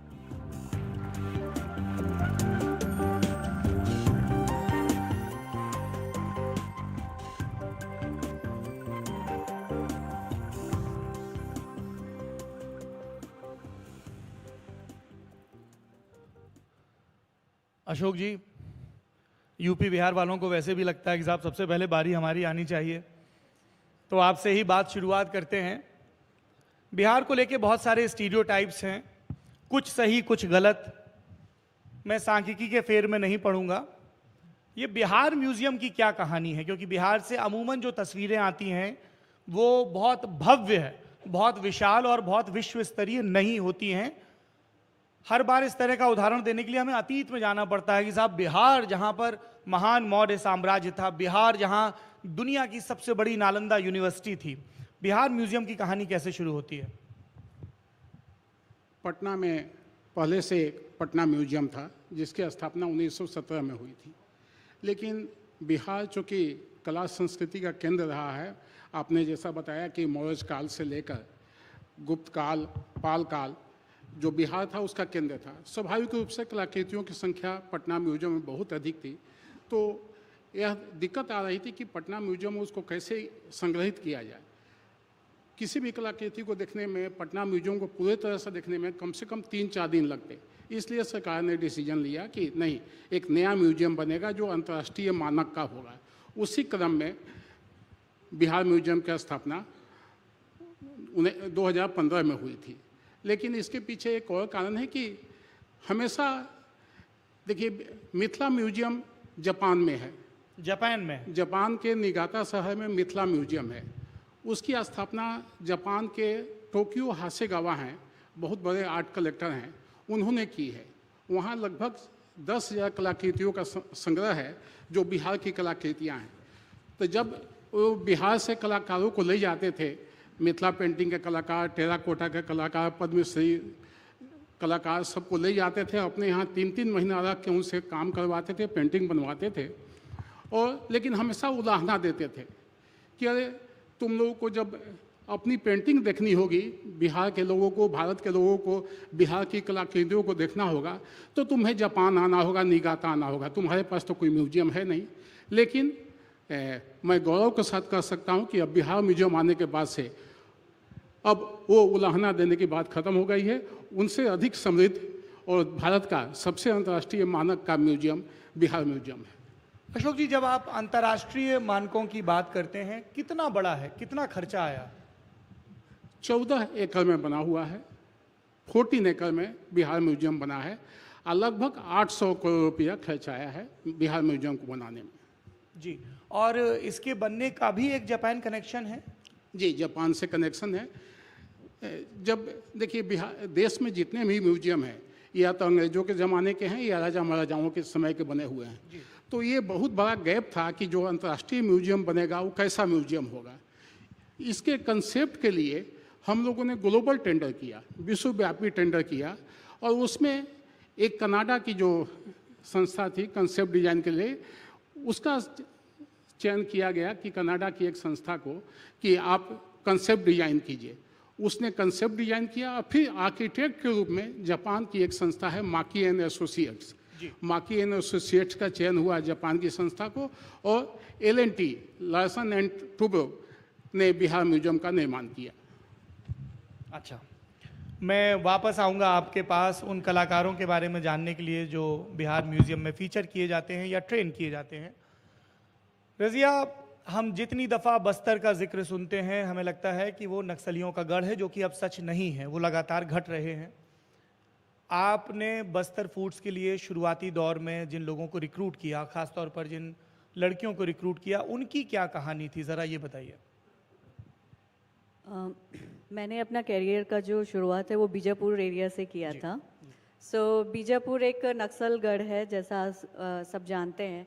तो वहाँ पर एक बच्चे ने मुझे ये पूछा कि मैडम, अच्छा होता कि 10th के बाद हम लोग नक्सलाइट बन जाते तो कम से कम महीने का 20,000 मिलता। वहाँ पर एक ये था कि बच्चों को ये पता है कि 10th के बाद में नक्सलाइट बनते तो 20,000 मिलते हैं। लड़के और लड़कियों दोनों को वो रिक्रूट करते हैं, दोनों रिक्रूट होते हैं, बट उन लोगों को ये नहीं पता कि अगर पढ़ के थोड़ी सी हिम्मत करे तो ज़रूरी नहीं कि सरकारी नौकरियां ही करनी है, खुद से भी कुछ किया जा सकता है। तो ये जो सवाल था वो बहुत हिट कर गया मेरे दिमाग में। तो फिर मैंने ये बोला कि हम सरकार से क्यों मदद मांग रहे हैं, हम भी कुछ कर सकते हैं, क्योंकि हमने भी काफ़ी अच्छी तालीम ली हुई थी। तो फिर मैंने ये डिसाइड किया कि हम अब नया चेंज लेकर आते हैं और एक प्लेटफॉर्म बनाते हैं जहाँ पर ये जो यंगस्टर्स है, जो इंटीरियर एरियाज़ के हैं, हम उन्हें ट्रेन करेंगे और उन्हें सेल्फ एम्प्लॉयमेंट से जोड़ेंगे और उन्हें वो भी बताएंगे कि कहाँ पे फंड्स होते हैं जिसको यूटिलाइज करके सेल्फ एम्प्लॉयमेंट जनरेट कर सकते हैं। फिर हमने फूड ट्रेनिंग स्टार्ट किया, महुए के जो फूल होते हैं जंगलों में, हमने उससे शुरुआत की। इस तरीके से एक पहचान बनी। तो जैसे उस बच्चे का नाम विकास है और उन्हीं के साथ में एक और लड़की थी जिसका नाम बुदरी था। तो ये ऐसे नक्सल एरिया से बच्चे हैं जिनको नहीं पता कि कहाँ पे क्या सुविधाएं हैं। अब रोड बन गए हैं तो वो जानने लगे हैं। बदल रहा है, एक रूप बदल रहा है हमारे बस्तर का। Very interesting. यहाँ पे ज़्यादातर जो लोग बैठे हुए हैं बहुत ही इंटेलेक्चुअल लोग हैं और बहुत ही कैलोरी कॉन्शियस लोग भी हैं। आप अपने प्रोडक्ट्स हमें दिखा रही थी जिसमें महुआ का बना हुआ लड्डू वगैरह भी था। Please tell them why should they consume mahua का laddoo. Nowadays in metro cities everyone is like health conscious, सबको पता है, लेकिन महुए के बारे में नहीं पता। ये हमारे आयुर्वेद में तब से है जब से हम राम जी और सीता जी को जानते हैं। तो वनवास में राम जी और सीता जी भी महुआ खा चुके हैं, इसलिए खाए क्योंकि ये प्रकृति की एक अनमोल धरोहर है। और आज के मॉडर्न एरिया में अगर हम देखते हैं तो हम लोगों ने ये पाया है, because I am a microbiologist, हर चीज़ को रिसर्च के नज़रिए से देखती हूँ। तो मैंने ये देखा कि महुए में बहुत अच्छा कैल्शियम है, जो आज के दिनों में हम बॉडी में पेन्स, जो बोन हेल्थ है उसको लेके काफ़ी हम लोग कॉन्शियस है। गट हेल्थ को अगर बात करें तो गट हेल्थ की बात करें, हार्मोनल इम्बैलेंसेस की बात करें, तो प्रकृति ने हमें मेडिसिन के रूप में महुआ दिया हुआ है। जो सारे एलिमेंट्स इसमें हैं, हाई रिच प्रोटीन है, आयरन है। आयरन के लिए हम आयरन के टैबलेट्स आंगनबाड़ी जो होते हैं वहाँ पे देते हैं ताकि प्रेग्नेंट वुमेंस को आयरन मिले करके। लैक्टेटिंग मदर्स को भी आयरन दिया जाता है, लेकिन ये आयरन हमारे नेचर में अवेलेबल है महुआ फूल में। तो महुआ में आयरन है, कैल्शियम है, प्रोटीन है, अदर मिनरल्स है। I am the biggest example, my haemoglobin level is 14 gram and मैं साल के 2 से 3 बार ब्लड डोनेट भी करती हूँ। So I can proudly say that mahua is highly nutritious. Magic of mahua. True. जी। राजीव जी, जितनी दफ़ा चुरू का जिक्र आता है तो कहा जाता है हाँ साहब पॉलिटिकली बड़ा एक्टिव है पर ज़्यादा कुछ करने को है नहीं। ऐसे में चुरू के पढ़े हुए बच्चे जब मैनहट्टन तक पुरोहिताई करने लगते हैं तो बड़ी अजब कहानी लगती है। ये धर्म न्यास संघ की शुरुआत कैसे हुई और कैसे आप लोगों को लगा कि बिना सरकारी मदद के हम एक इतना बड़ा संस्थान चला सकते हैं? एक मैं आपको छोटी सी पृष्ठभूमि बताता हूँ कैसे 1971-72 में चूरू में एक धार्मिक आंदोलन हुआ था। तो उस आंदोलन में तीनों शंकराचार्य जी, वाराणसी से करपात्री जी महाराज आए थे और उन्हीं के शिष्य थे स्वामी शिवानंद जी सरस्वती, जो हमारे फाउंडर भी हैं इस गुरुकुल। जब वो आंदोलन खत्म हुआ तो शिवानंद जी ने ये बोला कि भाई मेरे लिए तो चूरू ही अब काशी है, मैं यहीं रहूँगा और यहाँ पे जो वंचित समाज के बच्चे हैं उनको मैं पढ़ाना चाहूँगा। और वो वेदों के बहुत जानकार थे और उन्होंने कहा कि मैं वैदिक शिक्षा दूंगा यहाँ पे, जिसका माध्यम संस्कृत है। अब कल्चरली तो बहुत रिच थे क्योंकि ज्ञान बहुत था, फाइनेंशियली नहीं थे तो गुरुकुल शुरू कैसे हो।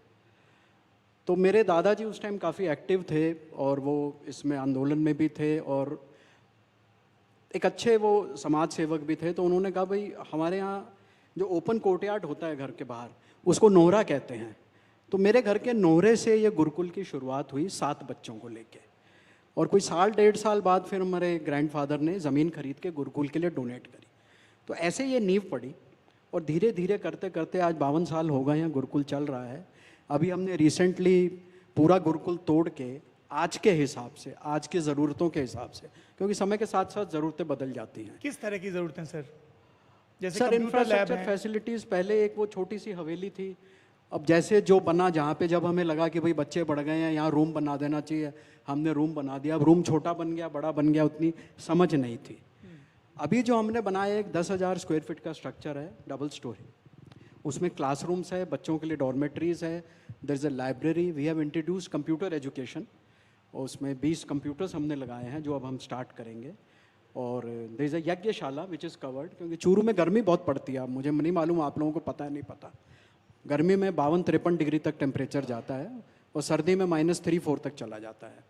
तो एक कवर्ड यज्ञशाला बनाई, उनके खाने पीने का अलग किया, और वार्डन रूम है। सारी जो फैसिलिटीज़ एक गुरुकुल में होनी चाहिए आज के हिसाब से, वो सब हमने उसमें परिवेश में डाली हैं। किस बैकग्राउंड के बच्चे हैं जो पढ़ने आते हैं? Are they from the economically weaker section sir? Sir weaker तो फिर भी बहुत पॉजिटिव वर्ड है, they are from very weaker section. वो ऐसे सेक्शन से आते हैं जहाँ पे सुबह शाम की जद्दोजहद होती है जीने की, तो वो बच्चे आते हैं, और we don't charge anything from kids. उनका पूरा रहना, खाना पीना, सब चीज़ गुरुकुल की ट्रस्ट और जो हमारे डोनर्स हैं वो लोग लेते हैं। अभी हमने रिसेंटली जब ये नया रेनोवेशन के बाद स्टार्ट किया, तो we started a student adoption programme. तो एक बच्चे का करीबन 1 साल में 50,000 रुपये का खर्च आता है। तो हमारे गुरुजी आए थे, उन्होंने कहा भाई 1 लाख रुपए मेरी तरफ से गुरुकुल के लिए। तो अचानक हमारे दिमाग में एक औंधा कि क्यों नहीं ये हम अडॉप्शन प्रोग्राम करें। तो उस टाइम जितने भी लोग थे, हमने उनसे आग्रह किया कि भाई ऐसे ऐसे हम ये हैं, और ये खर्चा आता है एक बच्चे का, और 8 साल का एक कोर्स बेसिक होता है।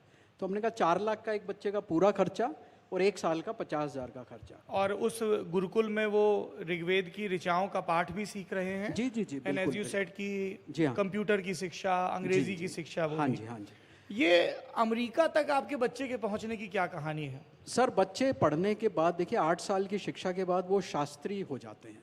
Shastri means you can say graduate, और 2 साल और पढ़े तो आचार्य विच इज़ B.Ed। अधिकतर लोग शास्त्री की शिक्षा तक करके वो अपना जीवन यापन बहुत अच्छे से करने लग जाते हैं।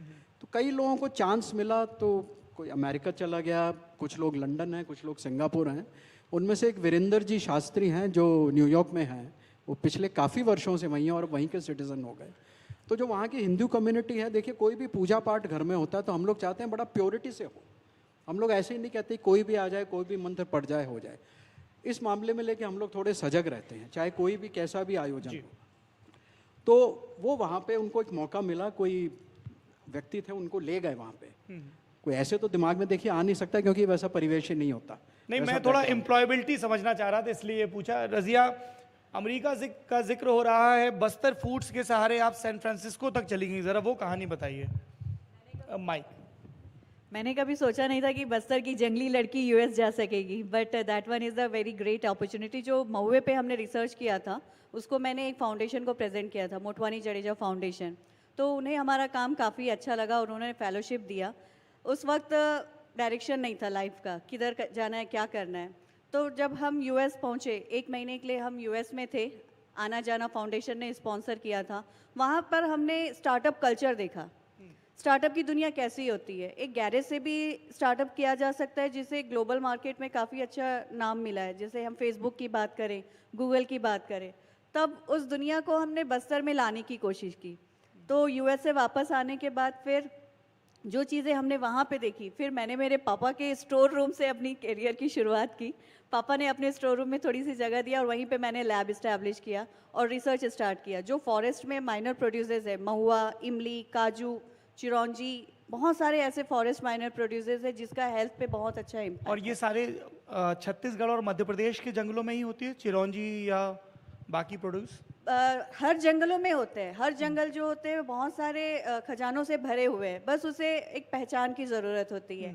तो ये काम हमने हमारे बस्तर में स्टार्ट किया, उस लैब में ही हमने इस पे वैल्यू एडिशन का काम शुरू किया, और जो प्रोडक्ट आज हम बना रहे हैं वो ग्लोबल मार्केट में भी अवेलेबल हो रहे हैं और लाइसेंस भी मिल रहे हैं हम लोगों को, तो अच्छे खासे लोग भी इसे अप्रिशिएट कर रहे हैं और खा भी रहे हैं और हेल्दी भी है। इंटरेस्टिंग। मैं ये समझना चाहता हूँ कि आप लोग जब सुदूर इलाकों में इस तरह का बिजनेस शुरू करते हैं तब इंफ्रास्ट्रक्चर कैसे मदद करता है? जैसे थोड़ी देर पहले आपने कहा कि सड़कें भी पहुंच रही हैं, कोई गवर्नमेंट की स्कीम या बैंक की स्कीम या सड़क और दूसरी फाइनेंस कैसे कंट्रीब्यूट करते हैं? अगर आप बस्तर फूड्स के कंटेक्स्ट में अगर बस्तर फूड्स की बात करें तो हमारा जो रॉ मटेरियल है वो बीजापुर, सुकमा, दंतेवाड़ा और बस्तर ये सारे इलाकों से आता है। आप जानते भी हैं कटे कल्याण आए दिन नक्सलाइट वारदात होते रहते हैं। इन गाँव में जाना बहुत ही चैलेंजिंग होता है कि सड़कें कैसी होंगी, मे भी हो सकता है कि पत्थरों में ब्लास्ट, किस पत्थर के नीचे बम लगे हुए, इसको लेके कई लोग डरते हैं, बट हम लोगों को वो अब आदत हो चुका है। तो गांव वालों को ही हम खबर भेजते हैं कि आप कच्चा माल जमा करके रखिए, हम गाड़ी भेज रहे हैं। तो जो गाड़ियां जाती है वो झट से 1 से 2 घंटे में पहुंच जाती हैं because of this roads. Road connectivity better बहुत अच्छी है, बहुत अच्छी है, जिसकी वजह से हमें रॉ मटेरियल अपने फैक्ट्री साइट पे लेकर आना आसान हो जाता है और जो फिनिश मटेरियल है उन्हें पहुंचाना भी आसान हो जाता है। जैसे ये फिनिश मटेरियल दिल्ली आ रहे हैं, और अगर अब्रॉड की बात करें तो जो क्लाइंट्स अब्रॉड जा रहे हैं, यूएस जा रहे हैं या ऑस्ट्रेलिया जा रहे हैं, तो उन्हें ये प्रोडक्ट्स चाहिए तो विद इन 3 days में ये प्रोडक्ट्स उनके डोर पर पहुंच भी रहे हैं। So that kind of facilities we are getting through this routes. और एम्प्लॉयबिलिटी की अगर बात करें, कितनी महिलाएं हैं जो डायरेक्टली या इनडायरेक्टली जुड़ी हैं इस काम से? More than 700 females are connected with this venture, और वो हमारे लिए रॉ मटेरियल कलेक्ट करती हैं, और नियर अबाउट 1500 to 2000 फार्मर्स इसमें कनेक्टेड है मध्य प्रदेश और छत्तीसगढ़ से। ये हमारे लिए महुआ, इमली, ये सारे जो भी है वो गैदर करते हैं। इंटरेस्टिंग। अशोक जी, अक्सर ये बात कही जाती है कि सरकार बड़ी बड़ी इमारतें तो बना देती है, संस्थान तो बना देती है, लेकिन इन इंस्टीट्यूशंस को बिल्ड करने के पीछे जो मोटिव होता है, कम से कम जो डिक्लेयर्ड मोटिव होता है वो फुलफिल नहीं हो पाता है। बिहार म्यूजियम के ज़रिए बिहार और उसके आसपास के इलाकों के आर्टिसंस को कैसे प्लेटफॉर्म मिल रहा है, कैसे मदद मिल रही है, अगर आप कुछ एग्जाम्पल से बता पाएँ। मैं बताऊं कि बिहार म्यूजियम ने म्यूजियम की परिभाषा बदल कर रख दी है जी। इस मायने में कि म्यूजियम को माना जाता है कि जो कलाकृतियाँ हैं, ऐतिहासिक और प्राचीन कलाकृतियाँ हैं, उसका संग्रह होगा। लेकिन बिहार म्यूजियम में भी संग्रह है प्राचीन कलाकृतियों का, लेकिन नित्य नए आयोजन बिहार म्यूजियम में होते हैं।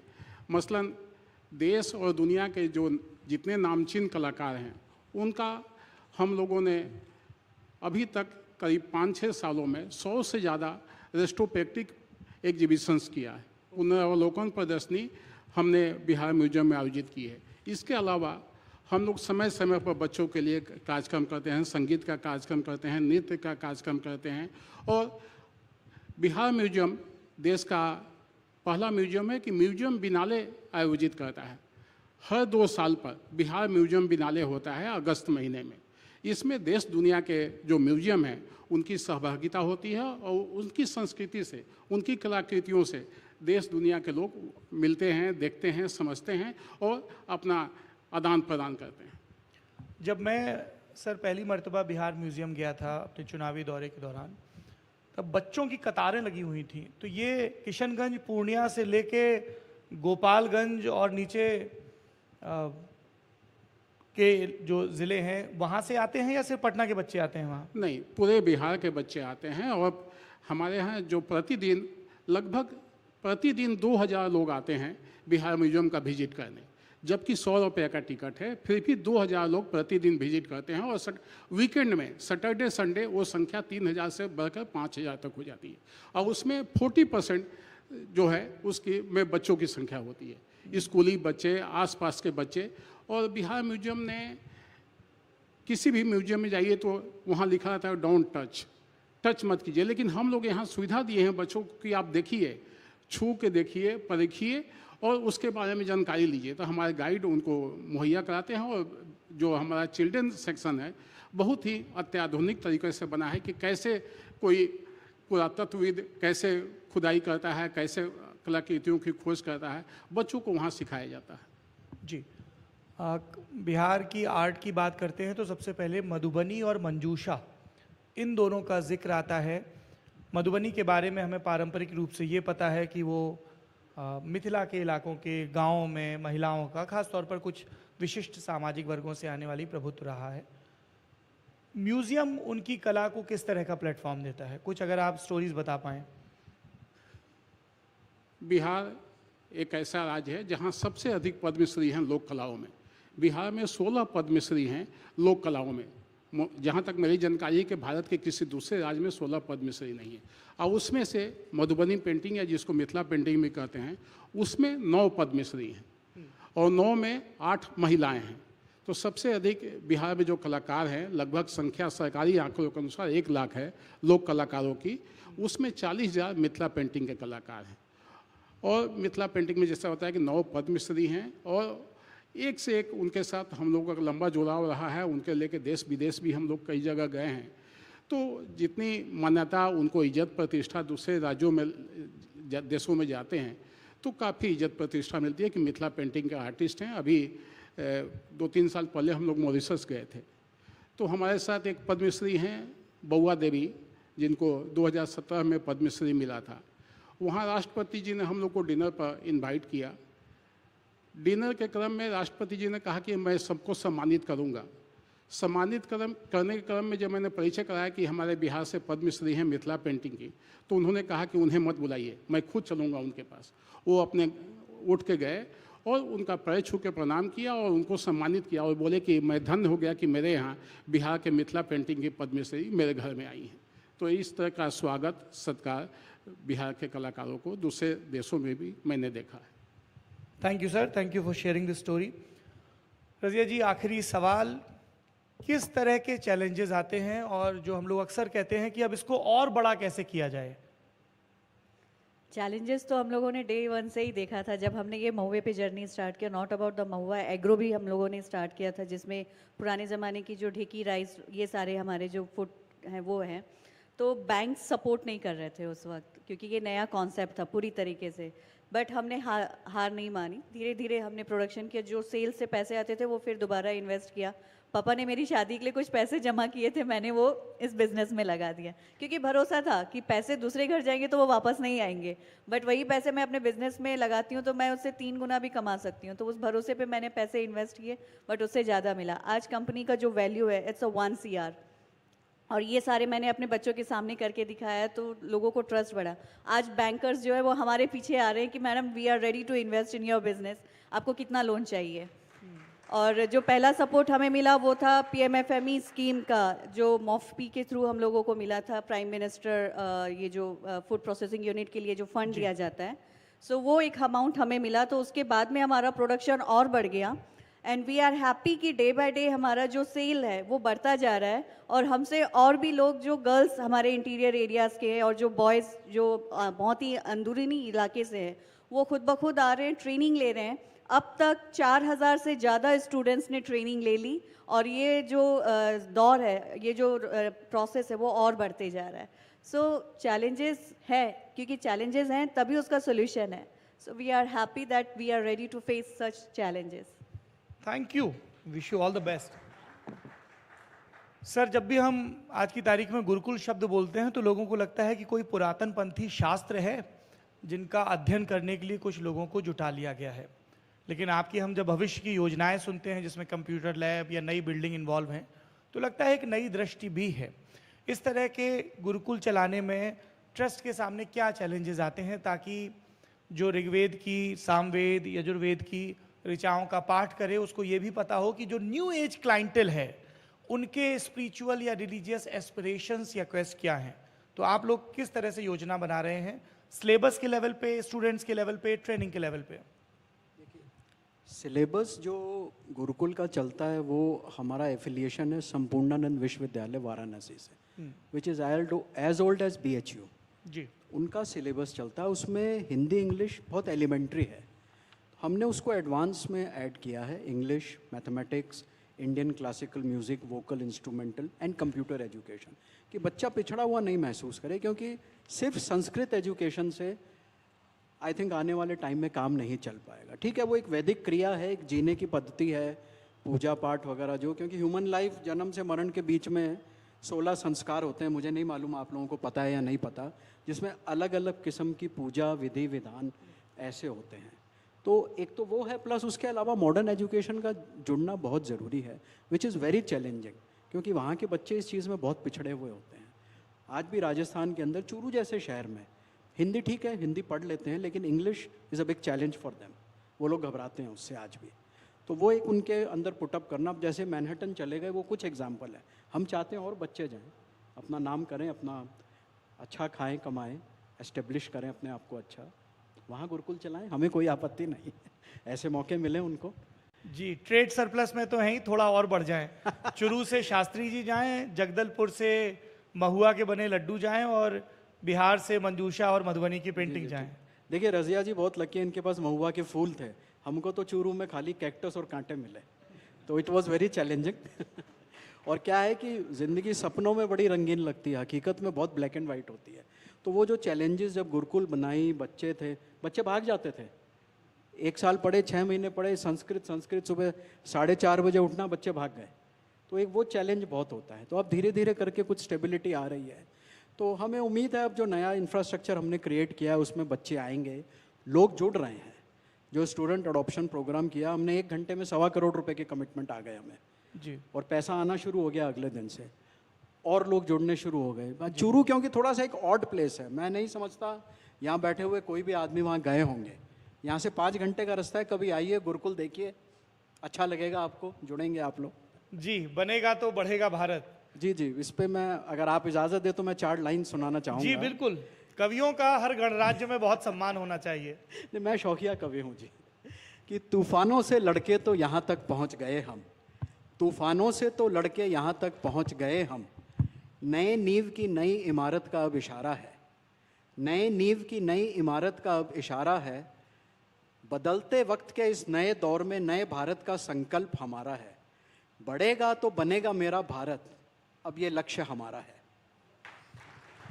देवियों और सज्जनों, बनेगा तो बढ़ेगा भारत, ये सत्र यहीं पर समाप्त होता है। आप तीनों मेहमानों का बहुत बहुत शुक्रिया और बहुत सारी शुभकामनाएं। Thank you.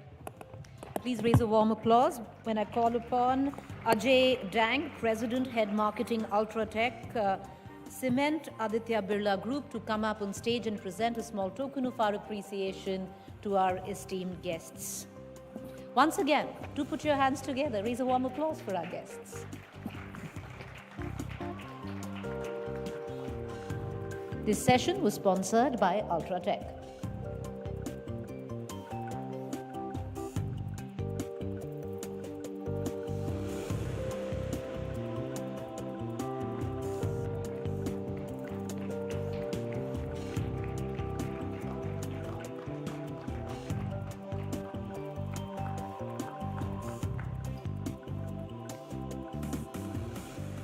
Thank you, Saurabh, and our panel.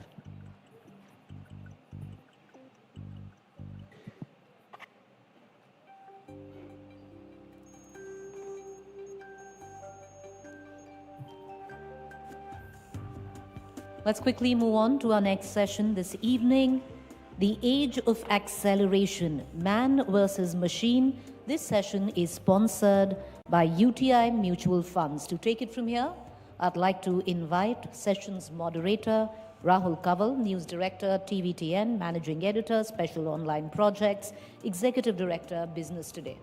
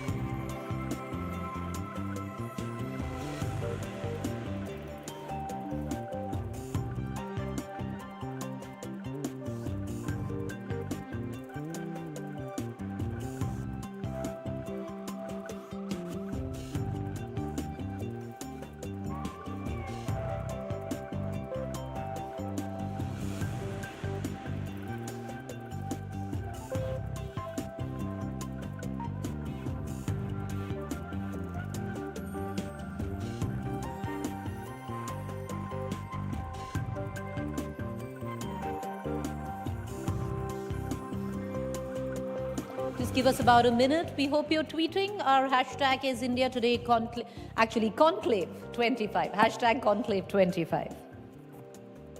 Just give us about a minute and we'll be on the road.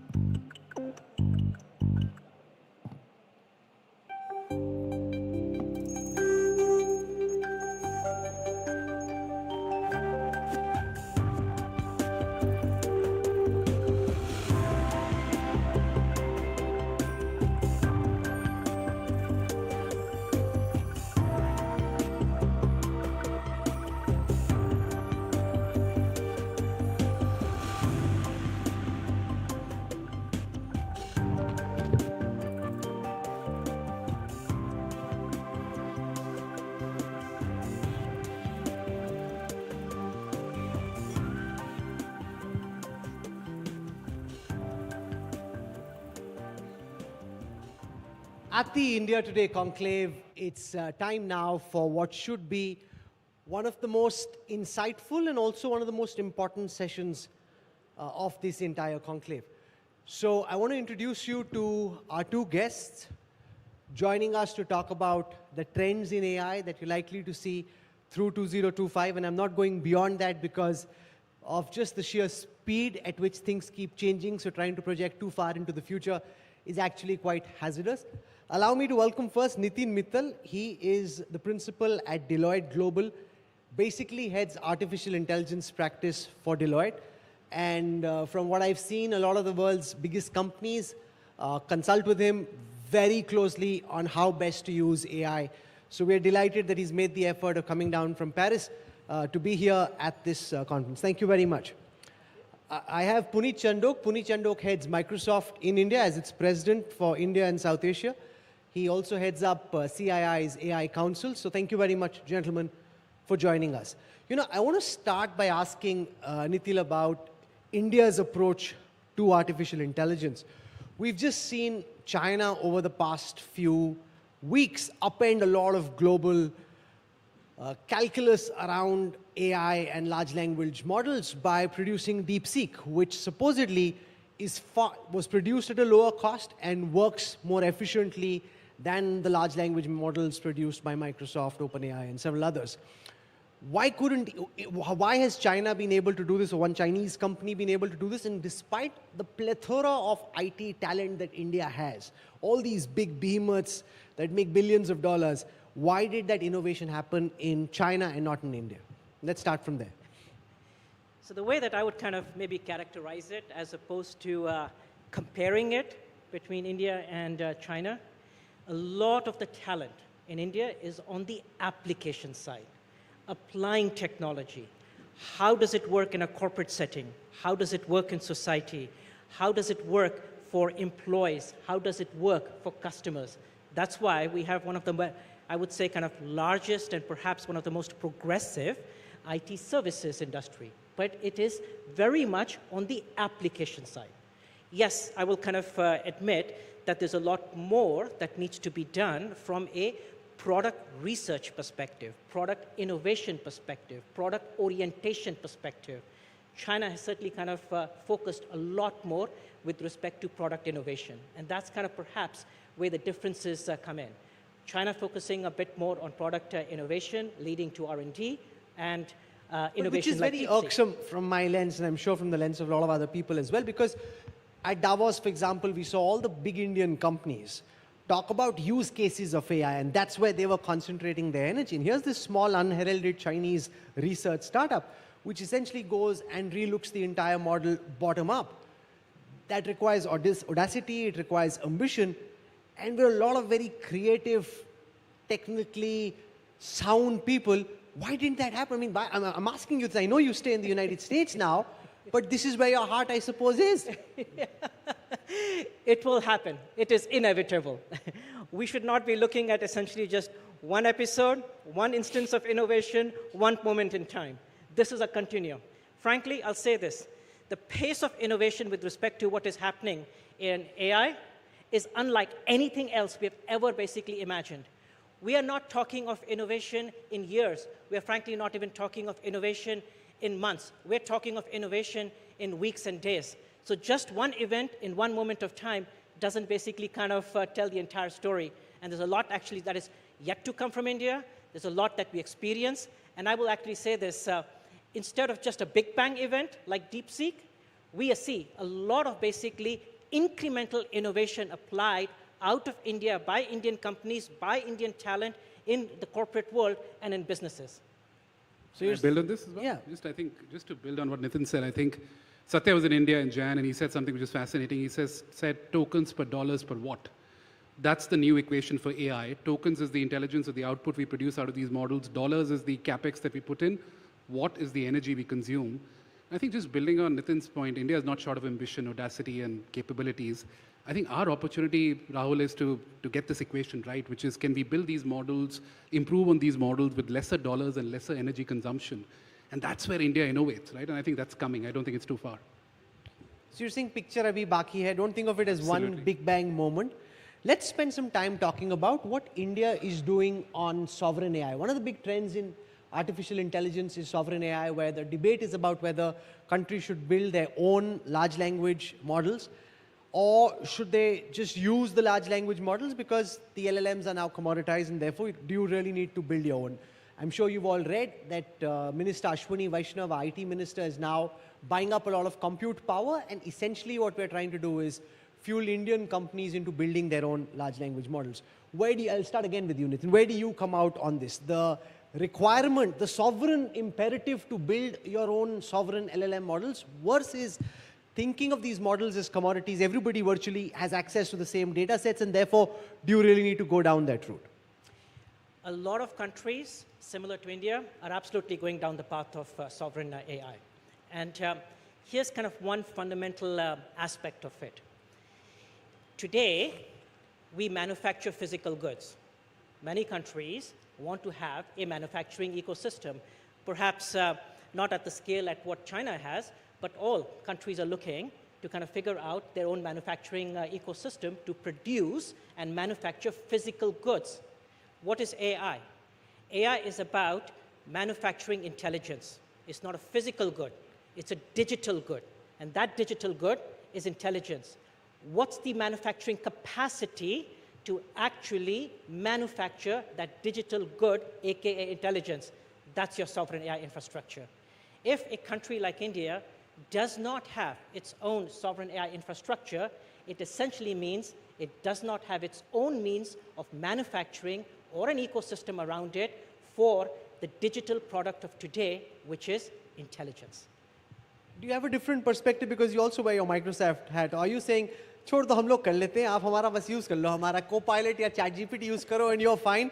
Ashwini ji, Vaishnav ji, why are you wasting time trying to build your own LLMs? I'm absolutely not saying that. I think what India needs to do is, I think, both innovation and diffusion, right? And if you look at the history of countries that have used technology to drive development, it's not just innovation. Obviously, we got to do innovation, but the power of diffusion, right? How fast can we take AI from classrooms to boardrooms in India? Like, literally, right? And as Microsoft, we committed to training 10 million people in India on AI in the next few years. I don't think it's enough. We got to keep doing more. But how fast do we diffuse this, right? From commerce to communities, right? Just from finance to farms. Every part of India, every business, every school, every institution, can we truly become an AI-first nation by diffusing the power of AI, is something that I'm excited about. No, but let's stay with building our own models, Nitin, because the minister said that we'll have 18,000 GPUs that we're putting together as a collective bank, and then whichever company wants to build, they can take from a national collective rather than trying to buy on their own. They've got their own targets, but looking at it from your expert lens at Deloitte, how soon do you think it'll be before India can effectively produce its own large language model? DeepSeek, ChatGPT, whatever it may be, how soon do we see one made in India, Desi DeepSeek? Yeah. So I think we have a little bit of over-fascination with large language models. Okay. There's many of them. Sure. What actually tends to be a lot more useful is contextualized small language models. something that could be used for a particular purpose, a particular task, a particular workflow, a particular innovation, a particular kind of design. That tends to actually fuel a lot more innovation than just having one huge kind of large language model. There are many companies who already do that very well. Microsoft obviously kind of being one of them, OpenAI, Anthropic, and Google, etc. We can sort of go down that list. But how do you actually apply them for a particular context, in a particular industry, in a particular domain, in a particular business, for a particular task?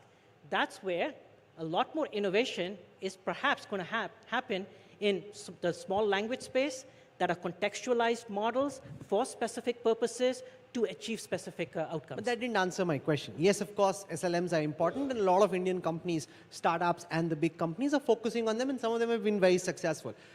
But let's look at that foundational model and your perspective on the approach that India has taken at this moment, the effort that is being made, and the timeline which would be entailed in trying to see a successful outcome. Yeah, a little bit difficult to predict the timeline, to be honest. I mean, because there's a lot of things that have to come in place. It's entrepreneurship that meets investment that is made available, meets computing, meets engineering prowess, meets even basically kind of the need for it. A lot of that has to come together. It's very difficult to kind of predict when a country comes up with its own sovereign LLM. Okay, so let's now move on to the second part of this conversation, and this is to do with agentic AI. And just for context, what we're seeing so far is a lot of search queries being run and responses being thrown up through generative AI. We're also seeing a lot of predictive AI, which is basically to use data to predict what may happen. And you're working, Microsoft is working a lot on agentic AI, and we know that that's something that Satya and the entire team at Microsoft is very big on. Do you want to talk us through where we're at this moment and the trends that you think will be available publicly over the next few months, and give everyone a sense of how their lives may be better because of, say, Copilot and the other trends in agentic AI? I think Nitin said this very well, right? We're entering a world of model diversity with multiple large, small. I've seen teams build tiny language models now. So I think these models are getting smaller and larger at the same time, which is fascinating. If you look at the history of tech, right, last 70 years, it was all about Moore's law, which is every 2 years we double performance. But with these models now and deep neural networks, we're doubling performance every 6 months. So that's what's going on behind the hoods, if you will, on AI. Every 6 months, we're doubling performance. Now, that has 3 implications for all of us, everybody in the crowd today, each one of you. First, more intelligence is coming. And there was this beautiful quote by somebody who said, intelligence is a beautiful property given only to humans. I don't think that's true anymore, right? We're truly manufacturing intelligence now, and there's more intelligence, information, expertise, judgment coming at your fingertips and through copilots and these AI assistants. Second is more empathy is coming, right? Technology for the sake of technology doesn't mean anything. And I can imagine a future where these copilots and these AI assistants will have a lot more empathy. They'll have a lot more context in you. Rahul, your agent will be different from my agent. And 3 or 4 or 5 years down the line, when somebody hires you or me or looks at you, our profile, they look at Rahul plus Rahul's agent and Puneet plus Puneet's agent and Nitin's agent, right? So I think there's more empathy coming, more context coming. And then third is more agencies coming, right? Which is where this gets really magical. When these AI assistants start working with your permission but not your involvement. And I think this, I genuinely believe 2025 is becoming the year of agents. And these are not the James Bond kind of agents. These are autonomous software systems that understand your context, they understand your objectives, and they get stuff done for you, right? And I did this, my team built a custom agent for me the other day where I was taking a flight from Delhi to Bangalore. Before taking the flight, I put in a prompt in my agent saying, I have 2 CEO meetings. For one, I need a proposal ready with the data center proposition that we have. For the other one, there's some legal clause that needs to be reviewed. Can you please get this done? By the time I landed in Bangalore, 2 hours, 20 minutes, I had a prompt back.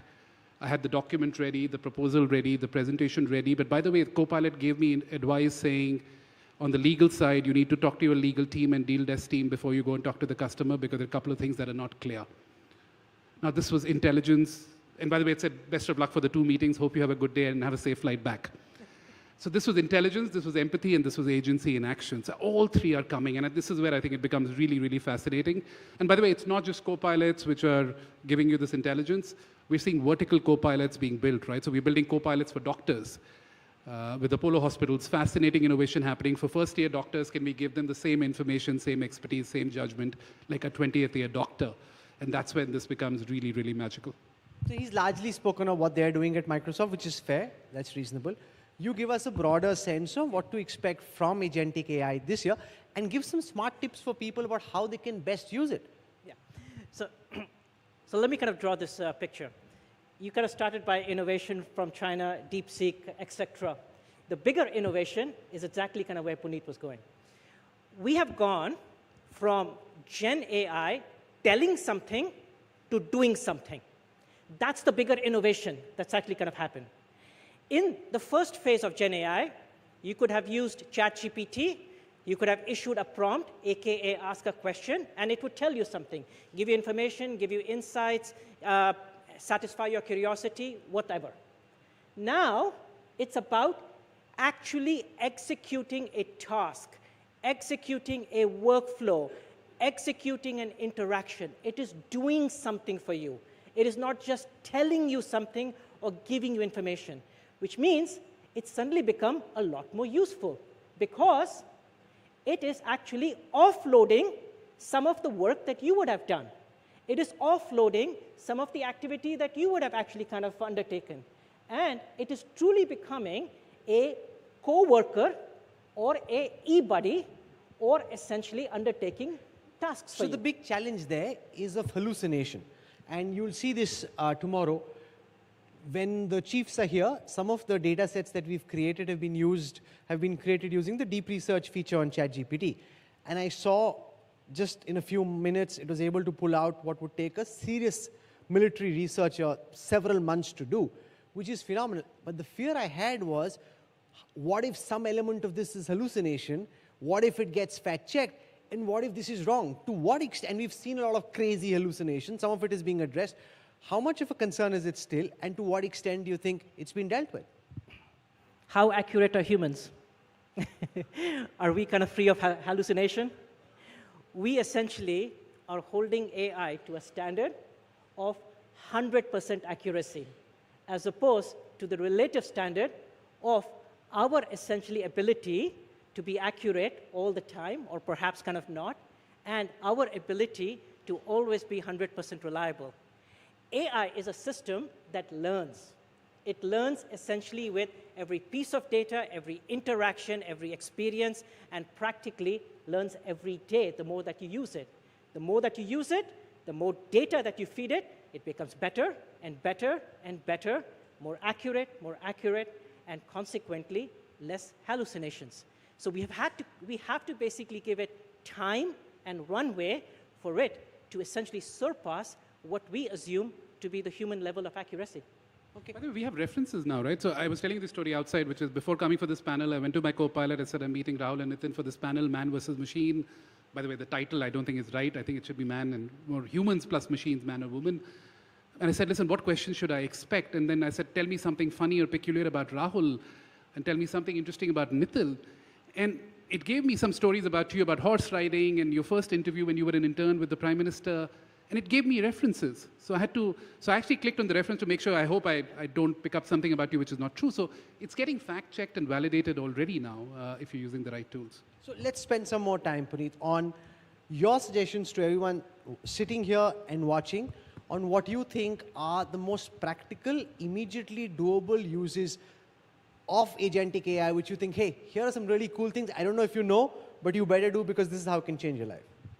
I think the first is productivity, right? And I'll tell you a quick story, right? When I joined the workforce 25 years ago, I had a dream of doing fascinating work. But if you look at our work, right? I mean, whatever job you do today, right? The drudgery of the tasks that you have to do, the grunt work, like the email inbox, right? It's supposed to help you, but it's become a burden now, right? These documents, everything that you work on.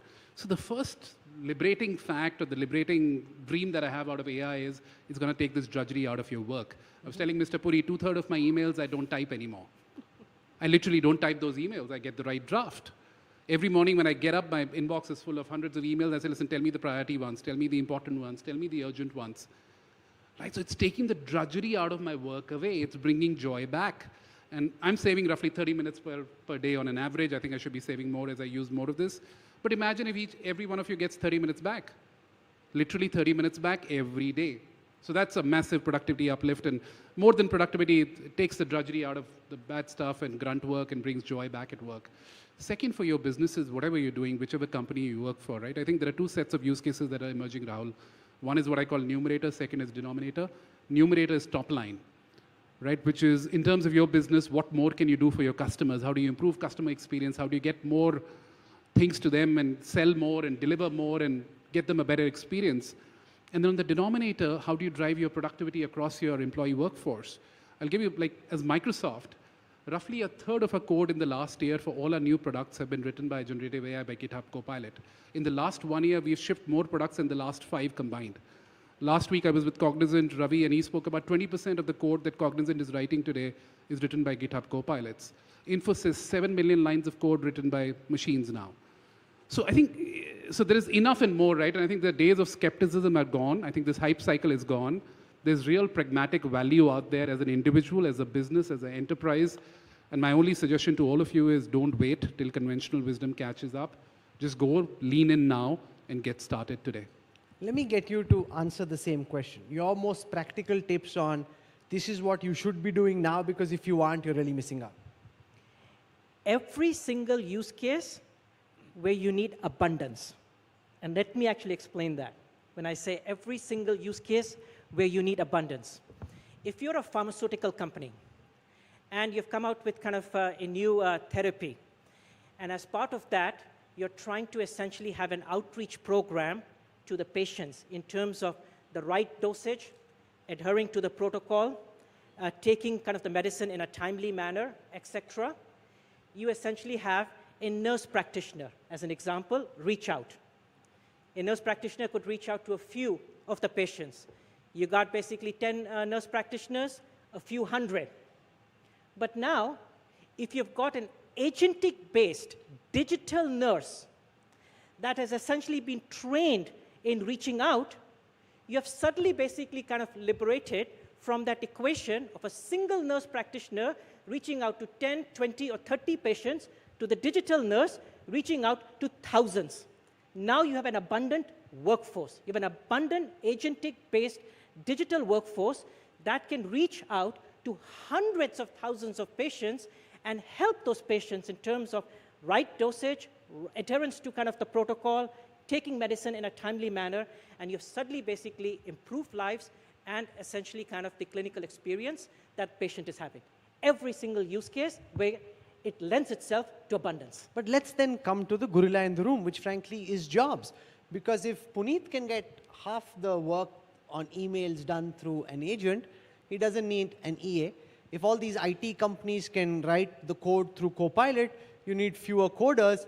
And I am 100% convinced that the likes, I don't want to name anyone, but the big consultancies, the big tech companies don't tell us in public the true impact on jobs, that the true impact is far deeper than the likes of Nitin would admit in public. How do you respond to that?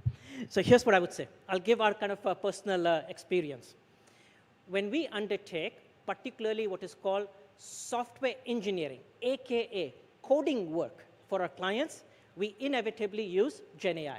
Now, we all have kind of different experiences in terms of what's the productivity and the efficiency of using those GenAI tools.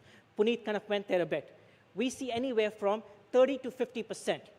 Has that reduced our workforce by 30 to 50%? Absolutely not. In fact, it's actually increasing our workforce, because what's actually happening is there's a lot many more clients that we're serving. We're not starting. Our clients are growing.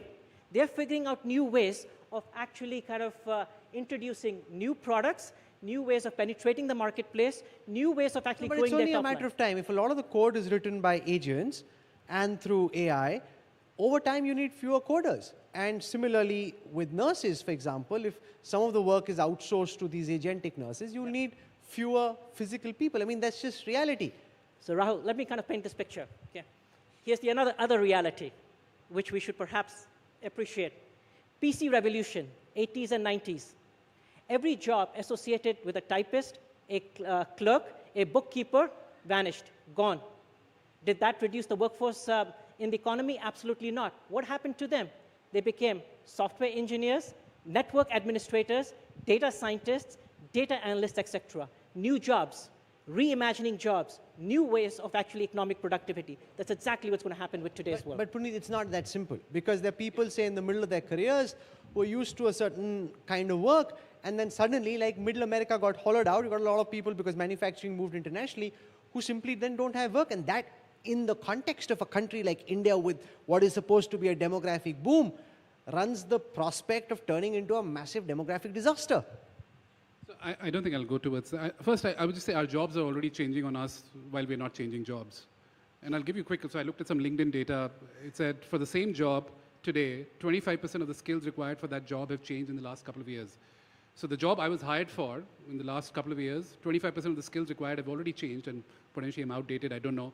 But in the next few years, it'll be 65%. So our jobs are already changing on us, even if we are not changing jobs. So that's the first thing. Second, you're right, Rahul, I think jobs will change, right? A new set of jobs will be created, and there's fascinating work happening in India.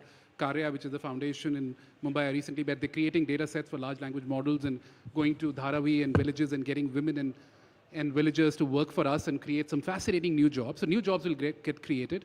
Our jobs will shift. I think we all have to realize that our jobs will shift. And again, I always tell my teams, right, you will not lose your job to an AI, but you will lose your job to somebody who can use AI really well. Right? And I think the imperative for India, Rahul, is skilling, right? Which is, and I spoke about 10 million people as Microsoft to be trained on AI in the next few years. Each one of us needs to learn. Like, I spend an hour every day learning about this, and I'm way behind. So if you're not learning about this, if you're not adopting this technology, if you're waiting for conventional wisdom to catch up, you will fall behind. So new jobs to be created, jobs will shift, but I think the call of the hour is skilling and learning. So rebrain or rot, right? So we have a couple of minutes left. I want to spend this on the third dimension, which is edge AI or physical AI, which is basically machines with some kind of artificial intelligence doing the work that workers would have done. For example, in robotic manufacturing. Now there again, it comes back to the question which I think is being underplayed about the impact on jobs. If a lot of vehicle manufacturing can happen. I was listening to Howard Lutnick, the US Commerce Secretary, speak, and he'll be here in a short while from now, talk about how you can come back and invest in India, in America, where labor costs are higher, because you now have robots that can do the work which expensive American labor can't. So that's the ideas, which essentially comes back to how many people you need to work on the shop floor. Who's manufacturing the robots? Who's actually kind of building the IT systems for the robots? Who's integrating those robots into the actual warehouse? And who is monitoring those robots for the quality of work and the accuracy of work?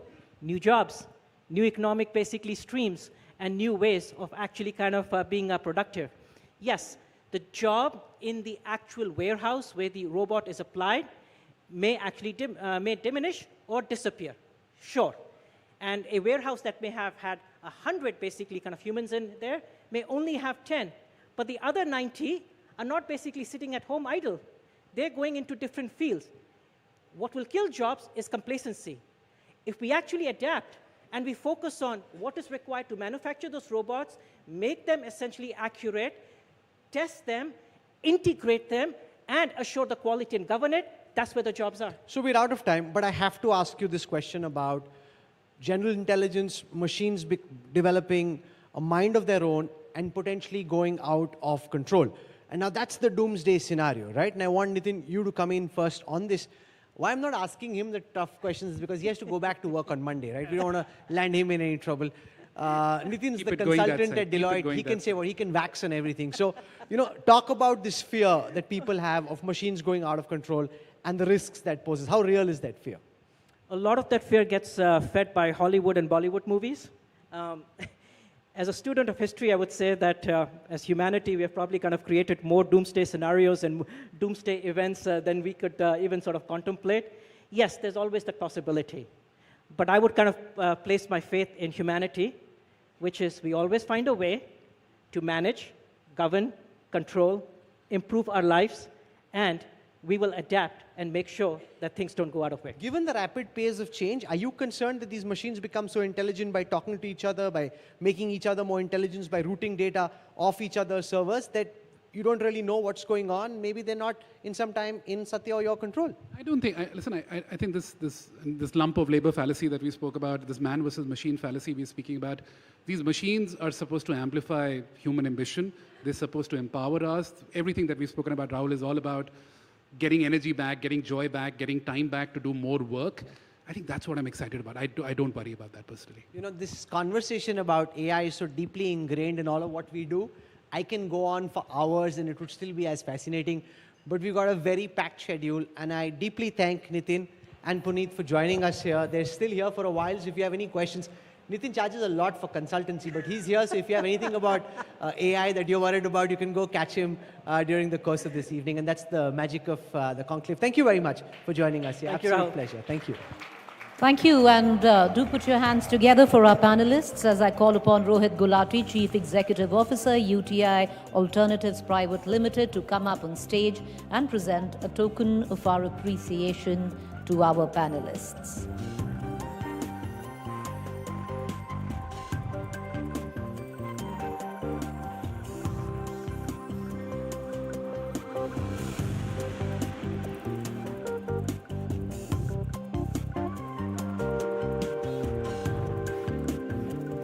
Thank you, and let's move on to our next session.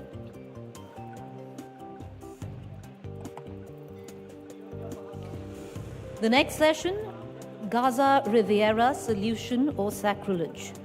Inviting on stage session's moderator, Geeta Mohan, Executive Editor, India Today Television.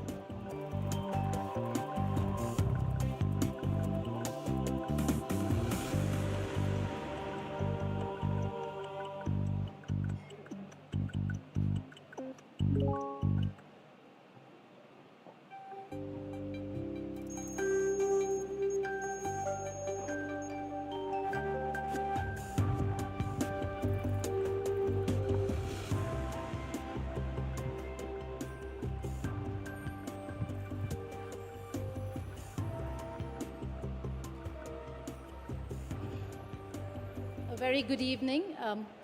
The session is on the Israel-Hamas, Israel-Palestine conflict. There are two very important sessions. We begin with the Palestine session, that is Palestine stateless and in crisis. Israel-Palestine conflict has been a long-standing one which has led to many conflict and failed peace efforts. But October 7th changed a lot of that in terms of how the world is viewing Israel, how the world views Palestine, the question of the statehood for Palestine, but also leading to one of the biggest humanitarian crises that exists today. I'm being joined by Dr. Zaina Jalad, who is a professor at the American University in Beirut. She also happens to be born and brought up in Ramallah, and comes with a very personal story because her entire family continues to live in Palestine, whether it's the West Bank or Gaza. We don't have a lot of time, so Zaina, I'll begin with what you're wearing today, because when we were waiting for the session to begin, we were fascinated by what she was wearing, and there's a personal story there. So let's start with what you're wearing today, Zaina, and then we'll go to the crux of what this conflict is has been all about and how it has affected Palestinian lives. Thank you, Geeta, and thanks a lot for having me in India. It's a pleasure to be with all of you here today.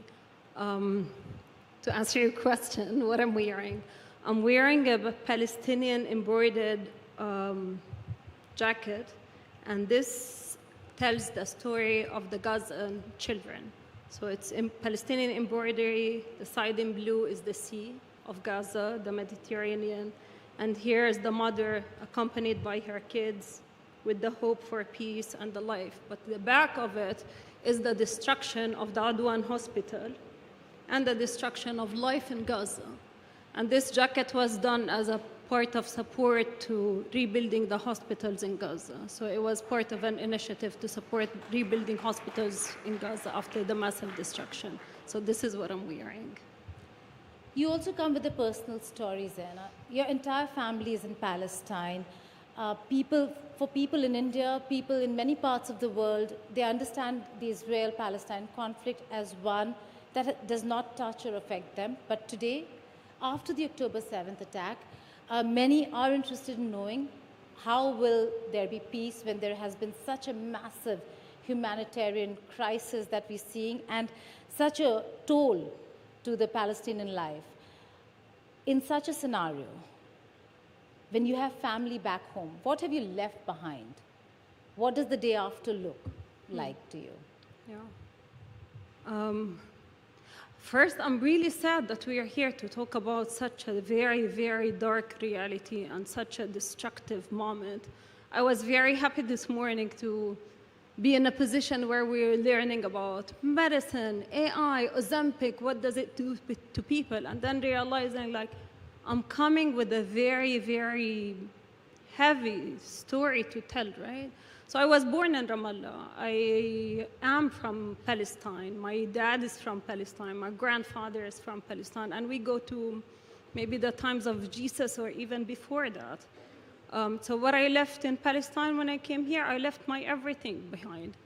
I do not belong as much as I'd like to identify as a global citizen or the citizen that I connect with people like you and everyone in the room, but I just belong to that land. I was born there, my story is there, my family is there, my language, my education. I was there and I will always be there. I'm the salt of that land. And when I was born there, I was the generation of the first Intifada. People think of Palestine as a very complicated context. So growing up there, I grew up where we were not able even to go to school. I think I had 3 or 4 years of my childhood when I was unable to go to school. My dad had to wrap, and I have this fetish until today to have a school bag with a Mickey Mouse. And some of my friends in the room, they know this story because I've written about it in my PhD at Columbia University. So I grew up not going to a regular school. I was in the seminary, hiding, and my dad would need to wrap my textbooks in plastic garbage bags to show as if he was sending garbage to the bin instead of sending a child to a school without knowing this child would come back or not. So this is the kind of childhood that I had. Determination for education, at the same time hope for life, hope for a better future while growing up in a place that is so precarious, so unknown, filled with violence. I had checkpoints growing up to go from one place to another. My mother was tortured at a checkpoint for more than 12 hours, and she lost her life the day after. So that was like the kind of life. What is the day after for me? The day after for me is a life that I want a better future for me, for my children, for my Palestinian grandchildren, and the future to come. This is the kind of life that I want. I want life, I want peace, I want love, I want music, I want dance, I want much more joyful embroidery than a story of death and killing of Palestinian kids. Zaina, a lot of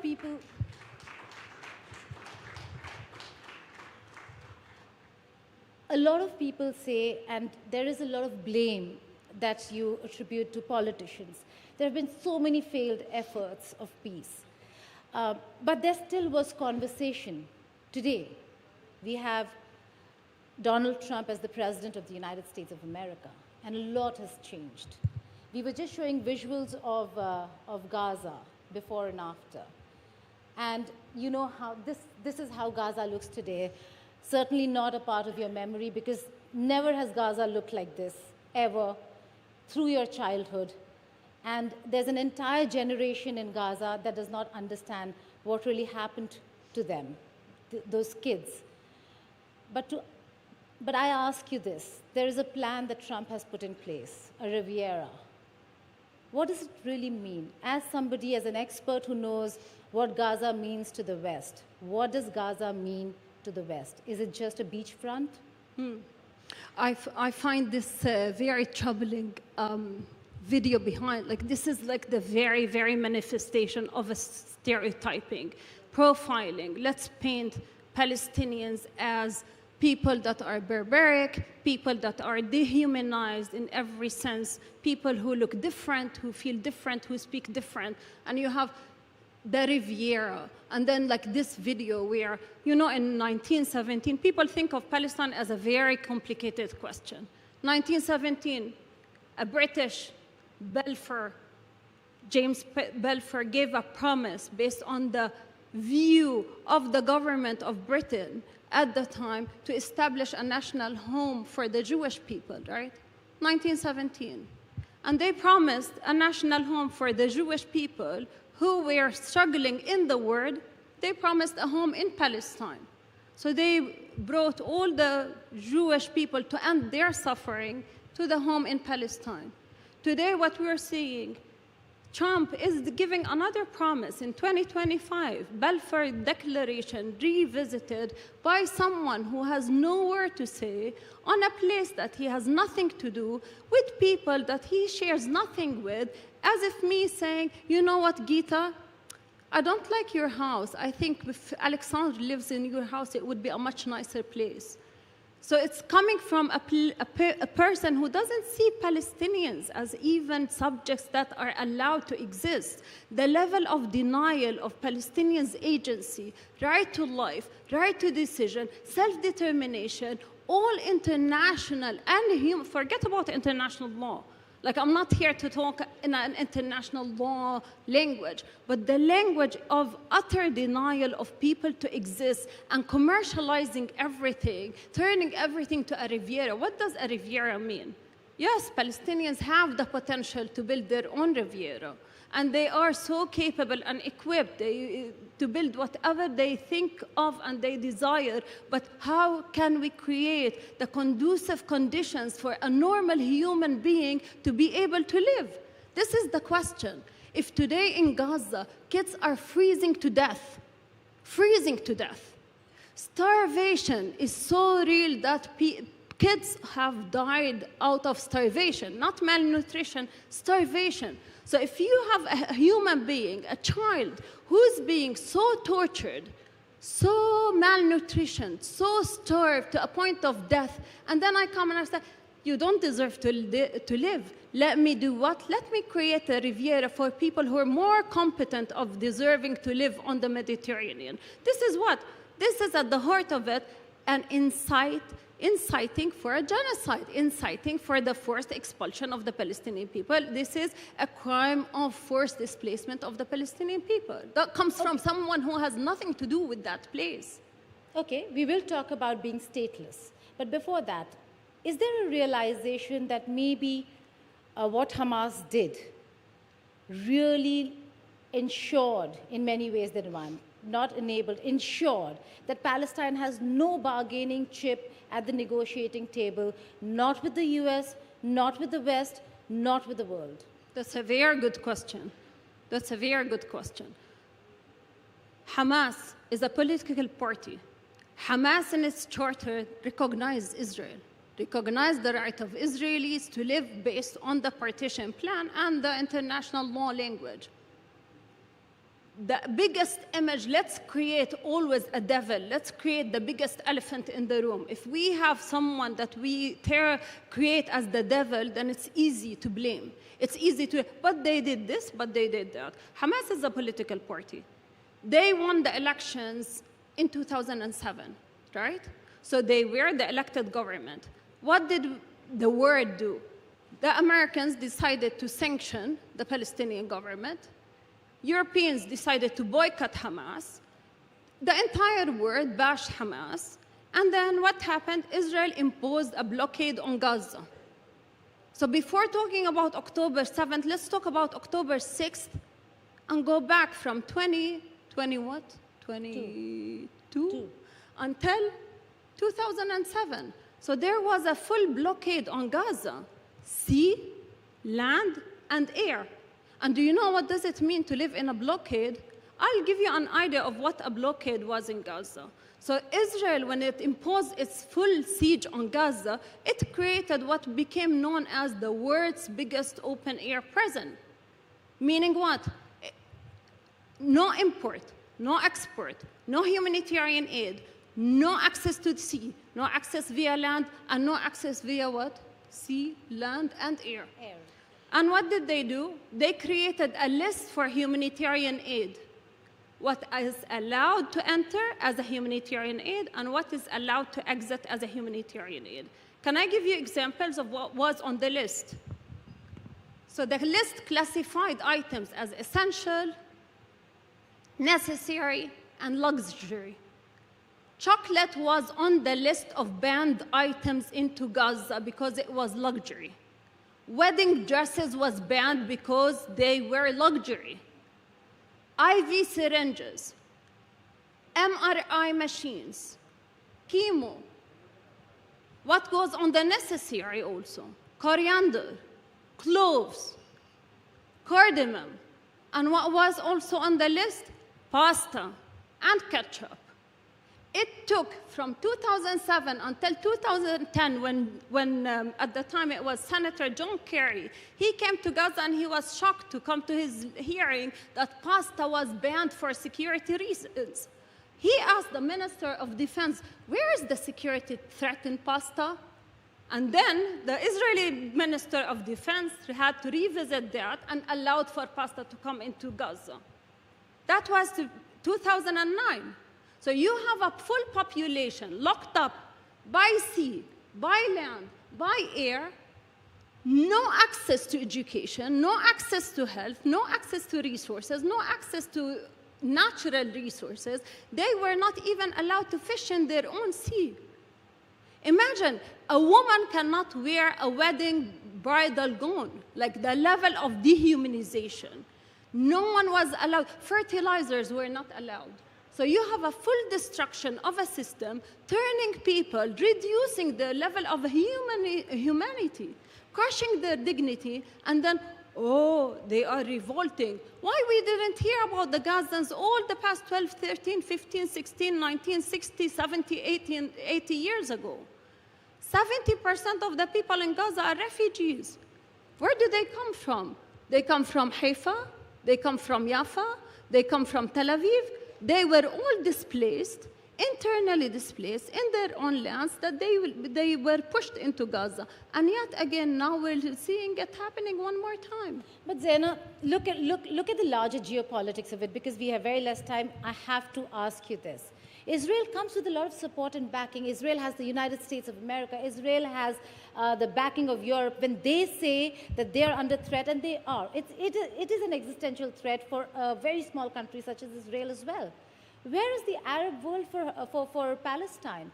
Where have they stood? What have they done? Apart from the words that we see post October 7th, what have they really done to resolve the Palestine question? I'm not sure about the existential threat. Israel exists. Israel has free market economy deals with the EU. Israel is represented in Eurovision. The creation of Israel was the product of the wrongdoings of the West. Israel was never created on the shoulders of guilt and blood and wrongdoing of the Muslim world or the Arab world or the Palestinian nation. Israel is not faced with any existential threat. Look at its economy. What is the minimum wage in Israel? $1,500 something dollars? Which threat we're talking about? There is a strategy to bring the majoration of the Jewish people.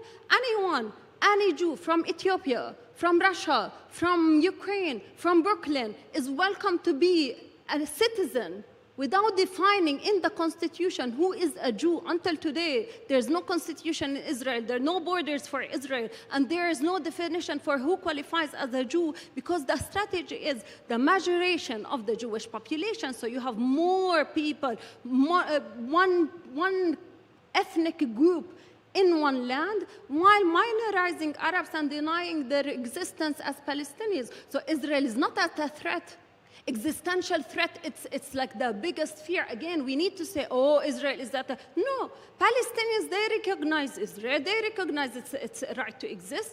It's a fact. The entire world is recognizing it's a fact. The recognition of Israel in the United Nations in 1949, it was a contingent recognition based on the implementation of the resolution 194, which is the right of return of the Palestinian people. If the membership, the creation of Israel was made by international law and the international community based on a contingent condition of the return of the Palestinian people, I do not see Israel is at a threat.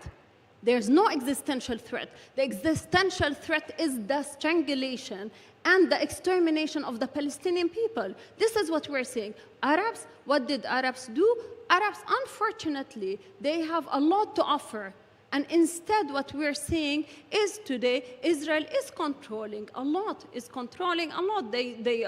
They're controlling the lots of resources, lots of natural resources. They are advancing in tech, they are advancing, and with all of their support universally, they are the ones who are being so blatant and so capable of launching so many wars, of killing thousands and thousands and thousands of children, and no one is saying no. In all this, where do you see a future for Palestine? Because, again, I'm repeating it. Palestine and Gazans have no bargaining chip. Trump has put an ultimatum. He's already said that should you not release the hostages, that Gaza will be wiped off the planet, which means a large part of the Palestinians as well, not just the land. In such a scenario, where do you see the resolution for the Palestinian crisis head? Yeah. And he said also, not only that, he continued it by saying, the ones who hold bodies, they are sick and twisted, right? And you know, Israel holds like more than thousands of Palestinian corpses, including 59 kids. Like they kill the kids and they continue to hold their bodies, right? So so the same language, why I'm saying this? Because the same logic that applies is always pick and choose. Pick and choose. International law works here, so let's apply international law Zena, here. Trump has picked a side. Trump has picked a side. It's not you need only to tell Trump. me, Yeah. how will there be a solution to the Palestine? The solution for Palestine is simple. The question of Palestine has been an occupation is supposed to be a temporary situation. There's no occupation that lasts for more than 70 years, and then we say, oh, he picked a side, or they picked a side, or we're picking a side. We need to be today on the right side. We need to say no today for the mass killing and mass violation of human rights of the Palestinian people. What kind of side we are siding on if we're allowing for the death of kids? We run out of language even. Today, Palestinians, we see an emergence of language to articulate our pain and suffering, and no one is listening. We have new language, ecocide, scholasticide, to say the death of the students, the death of universities, urban side, sociocide. Like we are even being creative in inventing language to tell the world, please say no to death. Please sanction Israel. Please freeze membership. We are seeing development on the international plane. This is not enough. What will happen to Palestine? Palestinians will always continue to exist. Palestinians, if we're saying you have no right to international law, you have no right to self-determination, what are we saying to this world? We're saying just the logic of brutality, the logic of death will prevail. And I think we need to be today more honest with ourselves, more ethical with ourselves. Why should we watch a genocide being live streamed and we're okay with that? Say no to death. Ladies and gentlemen, Dr. Zena Jalad.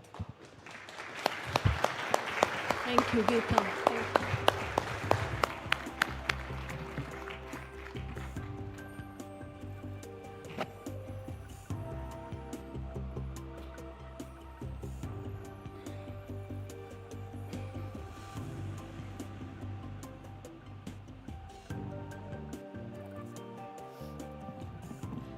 Can I please request Rahul Sharma, Head Business Operations, Hindustan Powers, to come up on stage and present a small token of our appreciation to Dr. Zena Jalad. Can you please have a round of applause?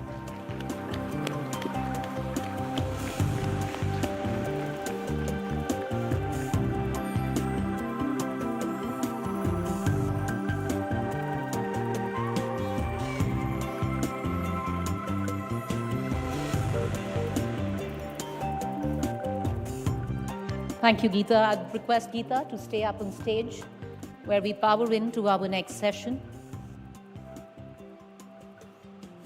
to get you the other side. Over to you, Geeta.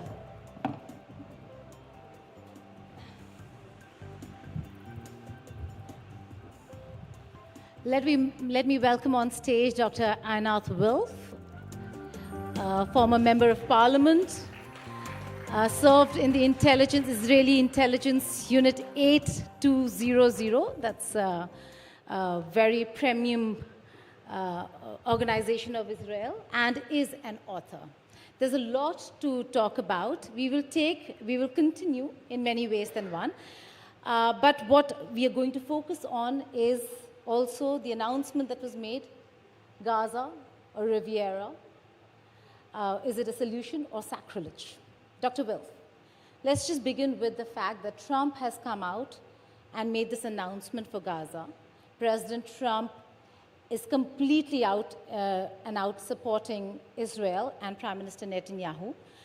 In your view, given that Dr. Wilf is one of the liberal voices in Israel, what do you make of this plan of a Riviera in Gaza? Gaza is rich in resources. It's not just about the place, it's also about the resources that's, underneath. What do you make of this plan by Trump? So first of all, thank you. It's a real pleasure to be here. What the American president did with his plan, and even before there's any discussion of implementation, he's already achieved several important things. First, he reminded people that Gaza, like you said, has no objective geographical problem. It's not some landlocked, windswept, drought-ridden place of misery. It sits on beautiful shores of the Mediterranean, great sand from the Egyptian delta, excellent soil, natural resources, the intersection of ancient trade routes. It has everything necessary to become a pearl of the Mediterranean, the Dubai of the Mediterranean. So what he's reminded people is that the problem is not objective. The problem is political. The problem is that the people of Gaza have made an ideological choice, and it's a choice to take their control of the territory of Gaza, and rather than put their considerable skills to making it into the Dubai of the Mediterranean, they have chosen to turn it into an integrated, weaponized landscape where every home, every school, every mosque is connected by tunnels. The amount of cement that went into the underground could have built the skyscrapers of Dubai. They have made the choice to turn Gaza into an integrated, weaponized landscape for the singular purpose which has led them for the last century, not to build for themselves, but to destroy what the Jewish people have built in their ancient homeland. So what the American president did, he said, look, if someone can figure out how to get rid of these politics of destruction, Gaza can be a remarkable place. So that's one thing that he's already achieved. The other thing that he introduced with the plan is the very quaint idea of consequences. And I heard that a bit in your questions before. For about a century, we're stuck in a loop that goes like this. Whenever the Arabs attack Israel, trying initially to prevent the establishment of a sovereign, independent Jewish state, and once it was established, trying to undo it, every time they attack and fail, they refuse to acknowledge defeat, and they demand a redo. No payment in land, no payment in displacement, no payment of reparation.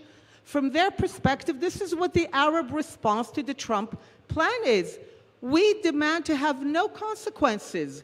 We carried out this invasion, this brutal attack, this massacre, and we expect to go back to the exact same point from which we carried out the attack, paying no consequences. So what the American president did is introduce the very quaint idea that if you attack and invade a country and carry out this massacre, there will be consequences. You make a very good point. You talk about country, and that's why the conversation is about Israel is recognized. It is a state. Palestine isn't. Should they have a right to statehood? Should they be allowed their space? Because if there is a two-state solution, that could bring about maybe some semblance of peace and sanity?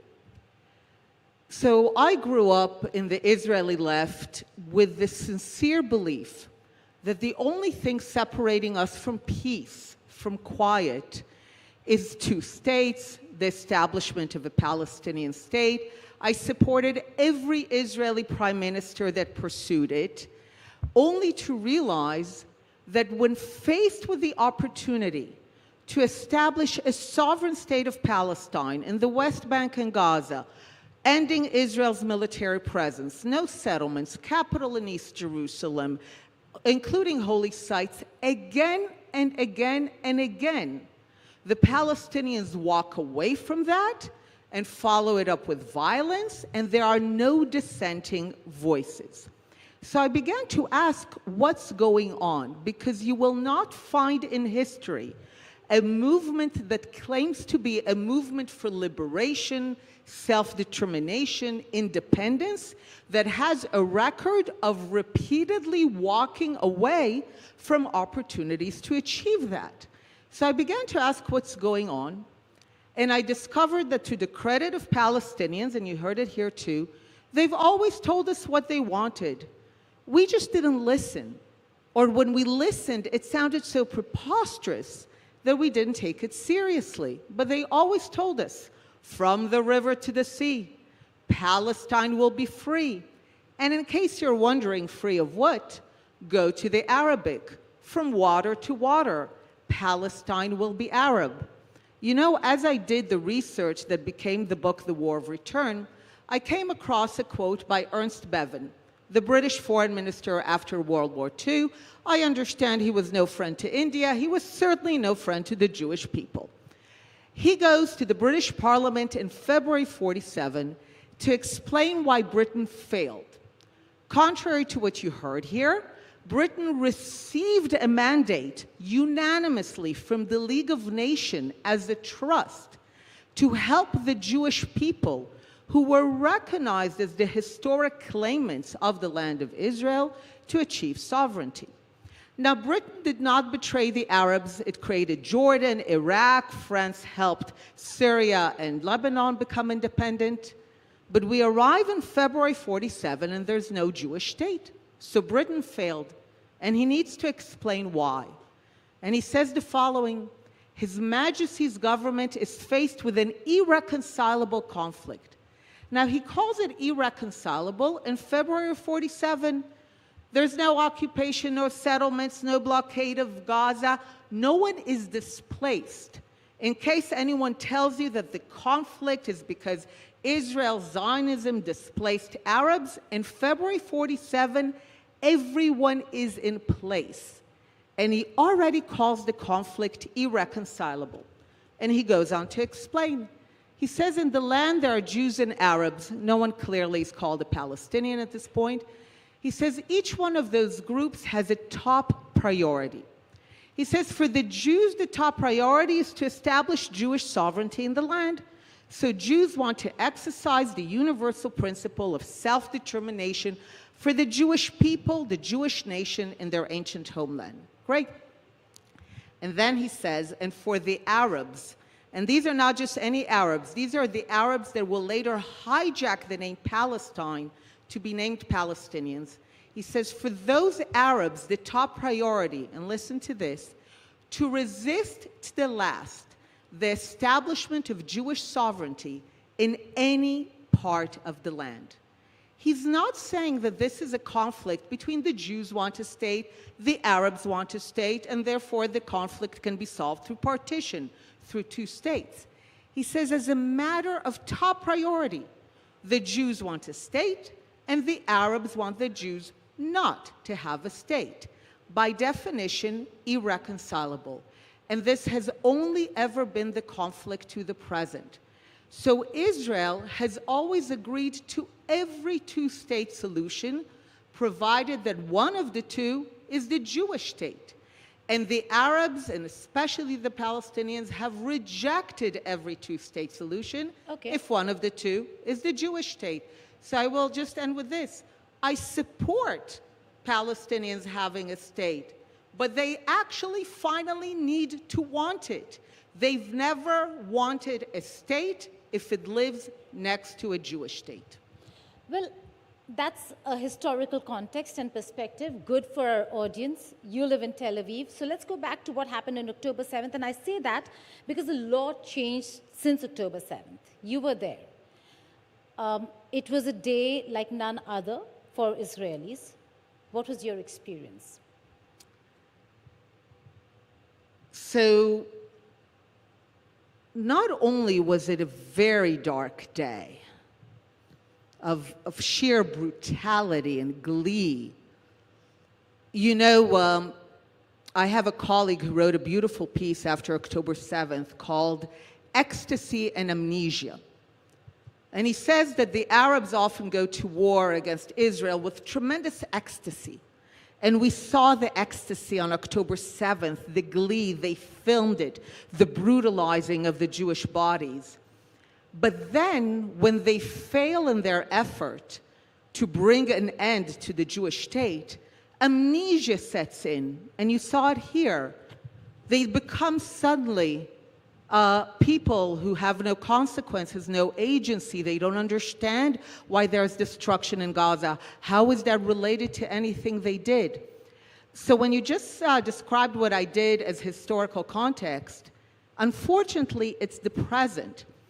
Because what Palestinians did on October 7th, they did it in the name of their century-long ideology of no Jewish state. They were not breaking out of an open-air prison. As soon as the war began, we saw it was a lie. This lie was revealed. It was replaced by another lie. Just know that on the eve of October 7th, the Human Development Index of Gaza, not Gaza and the West Bank, Gaza, is better than 90 countries in the world. So it's not a story of misery. We know that October 7th required massive investment and planning and strategy and discipline and vision, a perverted vision, but vision. These are not an incapable people. And the euphoria that you saw on October 7th, and which we experienced, is because the Palestinians finally realized the vision for which they were groomed for decades of what they call return. And if anyone ever imagined that return is some soft nostalgia to a great-grandparent's lost home, in the Palestinian vision, return is October 7th. So for me personally, not only was it a horrific day, it was also a day for which I've been writing for 20 years. You mentioned that I was in the Israeli intelligence. But when I left my intelligence service in the early 90s, I said we can actually close down most of our intelligence services and do something very simple.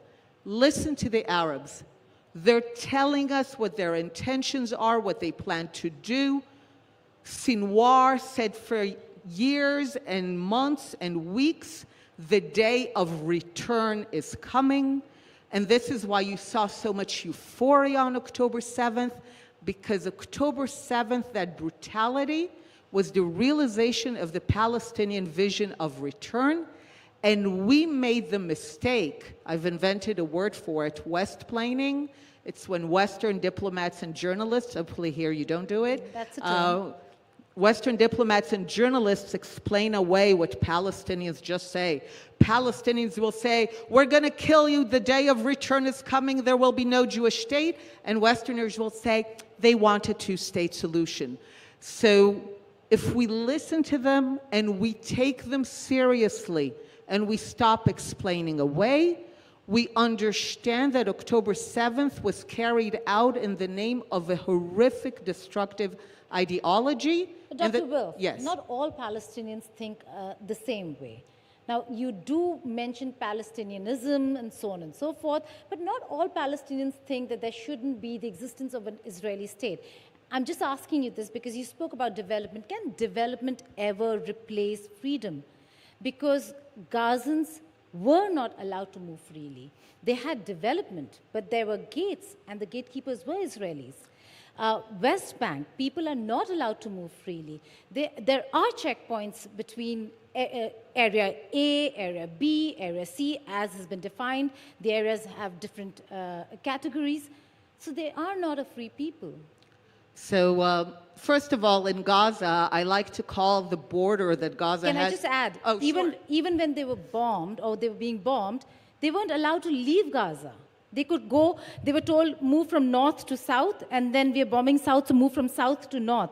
But they couldn't leave Gaza. So first of all, you're right that this is one of the most bizarre elements of this conflict and only exists in the Israeli context. I love to call the border that Gaza has with Egypt. I was in government when Ariel Sharon decided to get out of all of Gaza, including the border with Egypt. And I've come to call this the disappearing border with Egypt. Everyone seems to ignore it. Gazans were going out to Egypt, through Egypt, and the notion, after they carried out October 7th, that civilians are not allowed to escape war is an exception that has been made only in the case of Israel in order to basically say Israel will have to fight under conditions that no other country has ever been demanded to fight. But in the West Bank, for example, you mentioned the checkpoints. One of the most bizarrely weird ways in which the conflict is told is reversal of cause and effect. Why are there checkpoints in the West Bank? Because after the Palestinians could have had in 2000 a sovereign state in the West Bank and Gaza, fully free, no Israeli military presence, no settlements, capital in East Jerusalem, including holy sites, what do? It was a check, check, check proposals. They could have said yes, but no. They walked away and followed it up with a 3-year campaign of bloody massacres of people coming from the West Bank and Gaza to blow up our buses, our cafes. Before October 7th, it was the darkest time to live in Israel. There was a literal, palpable sense that you were playing Russian roulette with your life by boarding a bus. So yes, the checkpoints became necessary to prevent those attackers from entering our cities. Again, cause and effect. But if you listen to Palestinian speakers, they'll be, oh, there are checkpoints. But why? So the notion of bringing cause and effect in a proper order is actually necessary. So the only reason we are where we are remains, has been, that for the last century, the Arabs of the land, the Palestinians, have prioritized destroying the Jewish state rather than building for themselves. Now, you asked if there are exceptions. Over the years, I agree with you. What I said sounds harsh, sounds excessive. I'm generalizing, and I've been saying this for years. And people will tell me, Einat, you're exaggerating. This can't be. They have their extremists. You have your extremists. Extremists on both sides. I was like, no. First of all, remember the context of the numbers. The Arab Middle East is the size of India, I think, twice. Israel is the size, I think you say, of Kerala, half. We are always willing to compromise, not because we're nice. I think we're nice, but that's not the reason. We're ready to compromise because we're small. So, and the Palestinians refuse to compromise because they know they have the backing of the Arab world and the Muslim world, and increasingly some people in the West who keep telling them, keep fighting. So I've been on a journey for 20 years to fight Palestinians, like he said, who do not subscribe to this ideology that I've come to call Palestinianism, which has 4 core tenets. From the river to the sea, there will be no Jewish state, and we are therefore perpetual refugees until return. And return is October 7th. In a career of 20 years of seeking them out, meeting, asking, I have found 4 individuals. And if you don't believe me, over the years, people who didn't believe me, I told them, look, this is not a view. This is not an opinion. Even here, you heard Hamas is a political party. It's Palestinian. This is not a view. If you don't believe me, go find Palestinians who say it publicly. In the Arab world, if you don't say things publicly, it's worthless. That they recognize the equal right of the Jewish people, not religion, the Jewish people, civilization, to self-determination in their ancient homeland. They want to live next to the Jewish state, not from the river to the sea. And the 2 key litmus tests, they're not refugees, and there's no right of return.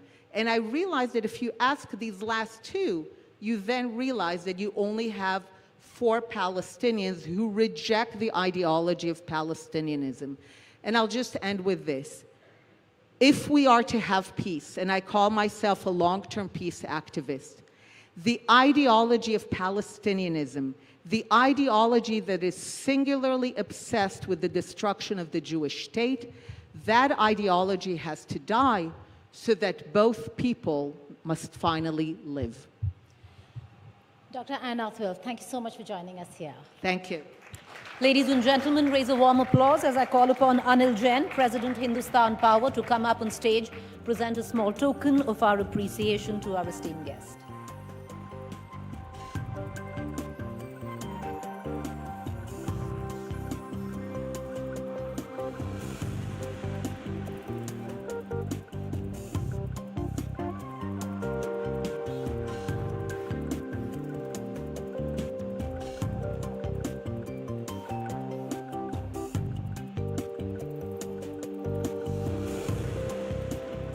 Thank you. Let's quickly move on to our next session.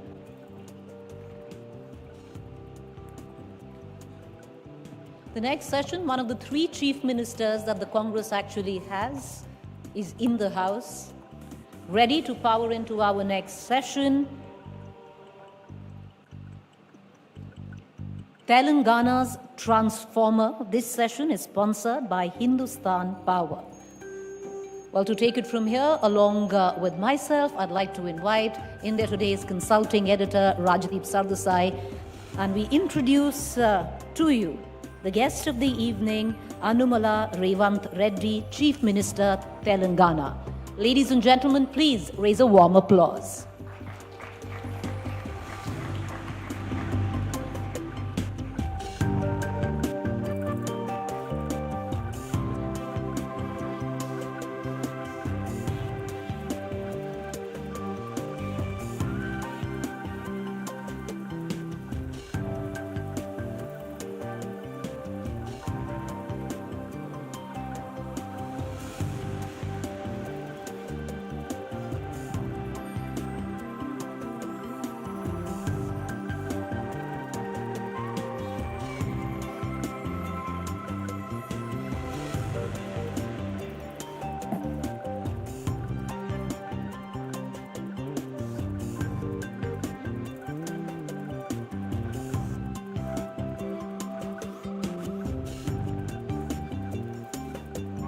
Once again, ladies and gentlemen, put your hands together for Telangana Chief Minister Annumala Revant Reddy.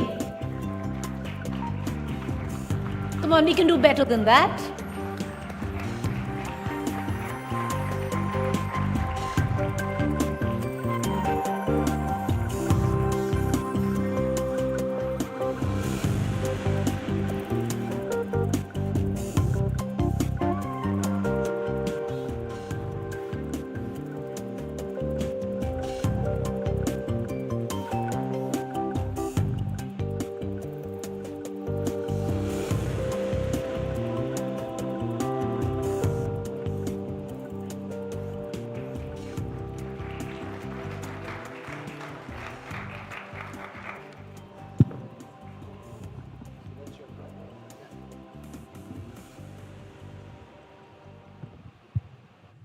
Thank you very much, ladies and gentlemen. Welcome to this very special session with one of the rising stars of Indian politics. He is what I call an endangered species. Endangered, why? Because there are only 3 Congress chief ministers in the country at the moment. Revanth Reddy is the youngest of them all at 55, and many believe is one of the rising stars of his party. Please give a very big hand to Mr. Revanth Reddy. I'm going to start, Mr. Reddy. My colleague Preeti joins me, and I'm going to start by asking you a very simple question that a BJP leader asked me to tell you. He said, we have a Gujarat model as defined by Prime Minister Narendra Modi, and we want to take the Gujarat model national. Please ask the Congress whether they have a state model that can go national. So I said, I'm interviewing Mr. Revanth Reddy. I'm asking you this. Do you have a Telangana model like the BJP claims it has a Gujarat model? Rajdeep ji, Gujarat model is outdated model. It is like a test match model. Gujarat model is a test match model. Now our Telangana model is 2020 model. So Telangana model is the model for the country.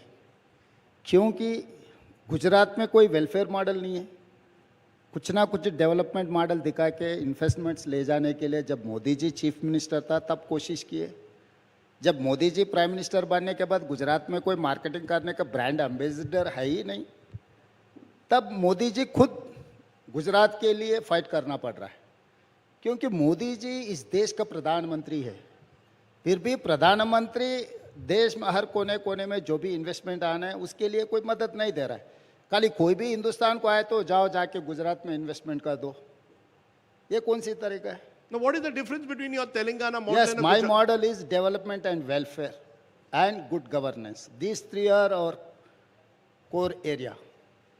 So infrastructure, आप compare करा अहमदाबाद में कितना infrastructure है, हमारा हैदराबाद में कितना infrastructure है. Ahmedabad is having outer ring road, international airport up to the compete with Hyderabad. Gujarat is having pharma investments. Gujarat is having IT investments. क्या है गुजरात में?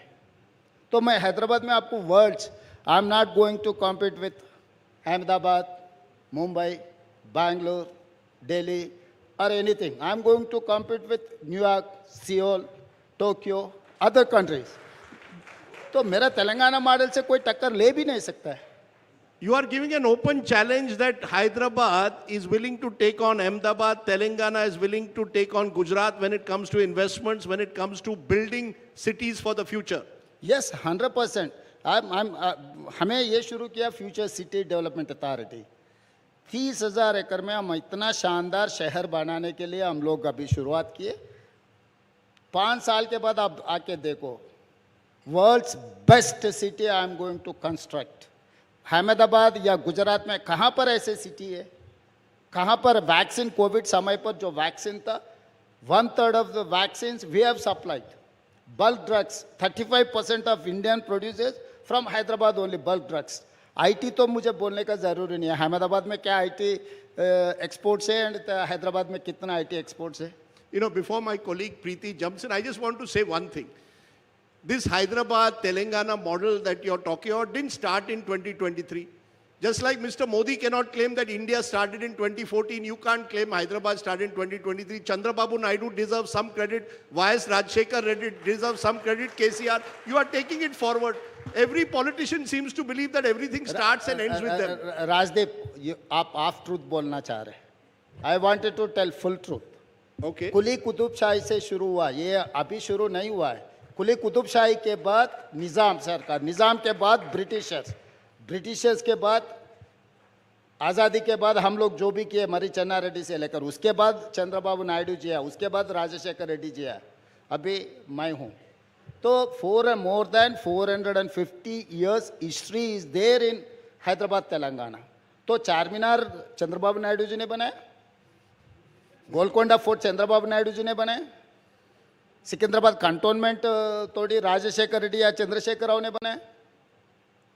जो भी landmark developments are there in Hyderabad and Telangana, 400 500 years back Quli Qutb Shahi से शुरू होकर रेवंत रेड्डी तक वो डेवलपमेंट कंटिन्यूसली, जो राजा बदल गए, जो मुख्यमंत्री बदल गए, जो प्रधानमंत्री भी बदल गए, मगर हमारे पॉलिसीज तो नहीं बदले। कभी आप आके आओ चारमीनार में, मैं दिखाता हूँ आपको, वर्ल्ड्स बेस्ट पर्ल्स वहीं पर मिलने वाले, बैंगल्स वहीं पर मिलने वाले, नोट ट्रांजैक्शन, आप अभी डॉलर ट्रांजैक्शंस के बारे में अभी बोल रहे हैं, 400 साल पहले वहाँ पर है, जो दुनिया में जो भी नोट है वहाँ पर आप दे के हिंदुस्तान के नोट ले सकता है। Mr. Reddy, you've begun with an attack on the Prime Minister Modi in his own Gad, where Gujarat is concerned. But what's the difference, Mr. Reddy? Because the Prime Minister Modi talks about Viksit Bharat. You talk about Telangana rising, making Telangana a 1 trillion economy by 2035. His is Jumla, yours is vision. How? मैं किसी का जुमला बोल के नहीं कहना चाहता हूँ। मैं एक बात साफ कहना चाहता हूँ, डिस्पैरिटी अब नहीं दिखाना है। मोदी जी गिफ्ट सिटी लेकर गए, जो भी फॉरेन इन्वेस्टमेंट्स आ रहे हैं, अगर गिफ्ट सिटी में इन्वेस्ट किए तो वो पैसे उनके देश को वापस ले जा सकता है। हमारे हिंदुस्तान में कैसा ऐसे मौका किसी को नहीं दिया। जब मोदी जी प्रधानमंत्री है इस देश का, गिफ्ट सिटी को क्यों स्पेशल एग्जाम्पशन दिया हुआ है? मेरा सवाल सीधा सीधा यहाँ ये माध्यम से मैं भारतीय जनता पार्टी और मोदी जी को मैं एक ही सवाल करना चाहता हूँ, गिफ्ट सिटी में आप जो फैसिलिटीज़ दिए, जो इन्वेस्टर्स को जो अनड्यू एडवांटेज दे रहा है, क्यों हैदराबाद में नहीं दे रहा है? अहमदाबाद में जो गिफ्ट सिटी को जो आउट ऑफ द वे जो बेनिफिट्स दे रहा है, वहाँ पर कोई भी यूनिवर्सिटी आए, कोई फॉरेन इन्वेस्टमेंट आया, वो इन्वेस्टमेंट प्रॉफिट अगर आए तो वो देश को लेकर जा सकता है। क्यों हैदराबाद में वो फैसिलिटी नहीं दिए?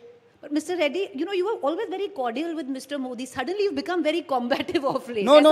I have very good relation with Modi ji. I don't have any issues with Modi ji. I have issues with policies, not individual. Modi ji और प्रधानमंत्री है, देश का प्रधानमंत्री को मर्यादा देना, रेस्पेक्ट करना, उनसे मिलना, उनसे हमारे राज्य के लिए कुछ मांगना मेरा हक है, मेरा जिम्मेदारी भी है।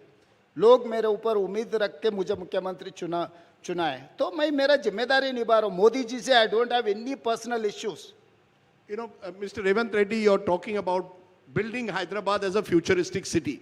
Now, any city for the future needs investments, needs funds, needs finances.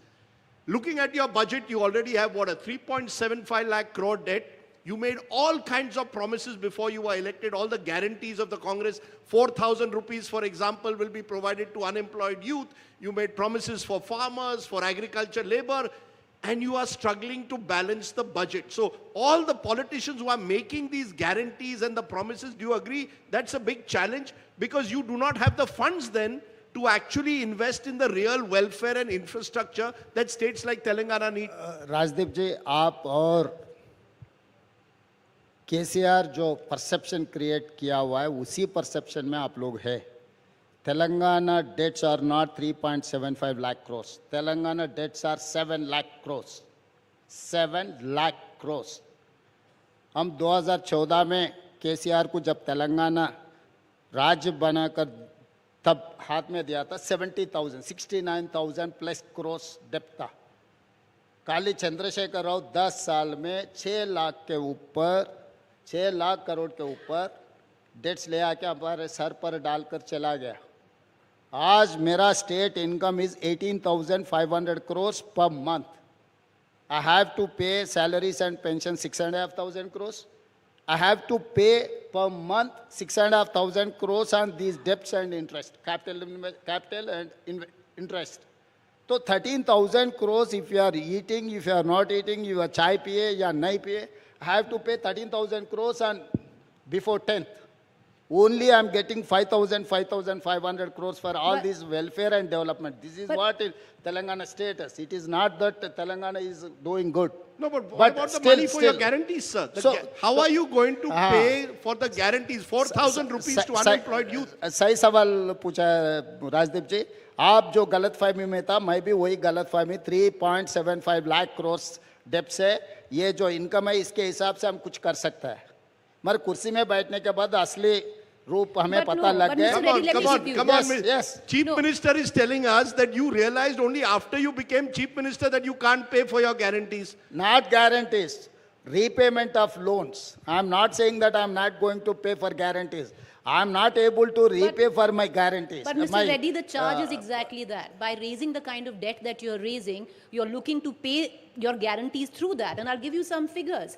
Now, the situation of the state is where the positive balance for all 100% days in 2014 is now at positive balance in less than 10% of the days. Now, there is a clear, enormous fiscal deficit. And I'll give you more. You've already, I think, pledged, correct me if I'm wrong, 50,000 crores in 2024 budget for your guarantees. Alongside, your own deputy chief minister has said that you are raising, what, 80,000 crores as market debt? How does that work out? तो क्या करना है, ऐसे ही race चल रहा है ना प्रीति जी. जो रेस में हम जो रेस में आगे रेसिंग तो करना ही करे पड़ेगा. स्पीड थ्रिल्स बट किल्स, ऐसा कुछ स्लोगन है ना. ये तो अब मोदी जी दिल्ली में गारंटी दिया हुआ है, तब कोई भी सवाल किया ही नहीं मोदी जी को. मोदी जी आप गारंटी के खिलाफ है, फिर दिल्ली में क्यों गारंटी दे रहा है?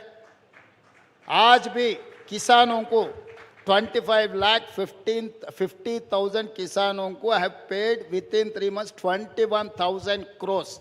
इट इज इंडियन हिस्ट्री में पहली बार हमें किया, मैं किया. हिंदुस्तान में कोई नहीं कर सका. But you admit, Mr. Reddy, fiscally it's not prudent. This guarantee business, रेवड़ी guarantee, whatever you might फिर call सब it. लोग चर्चा करने का, एक इंडिविजुअल से कुछ होने वाला नहीं है. क्योंकि इसीलिए मैं जो ओपन फैक्ट है, मैं छुपा के झूठ बोलना नहीं चाह रहा हूँ. इसीलिए मैं हैसो बात सबके सामने रख रहा हूँ, क्योंकि ये चर्चा होने का बहुत जरूरी है. सब लोग हम कमरे में बैठे तो एक बात बोल रहे हैं, बाहर भाषण में गए तो दूसरे बात बोल रहे हैं. So you think there should be a national debate on this so-called Yes, definitely. Instead of one nation, one election, instead of delimitation, instead of other things, we have to discuss on this. We don't get any money to invest on capital expenditure. I'm sorry to say I'm not able to invest every month 500 crores. Not even 500 crores I'm not going to spend on my capital investment. तो आगे आने वाले दिनों में राज क्या होने वाला है, देश क्या होने वाला है? You mentioned one word there, and I want to switch for a moment to politics because many believe that this is going to be the big word in Indian politics for the next 24 months. Delimitation, the D word. Is it, as M.K. Stalin of Tamil Nadu is saying, a ticking time bomb?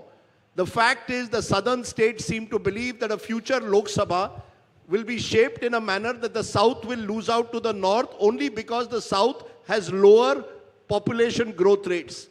Do you agree with M.K. Stalin that this is a ticking time bomb?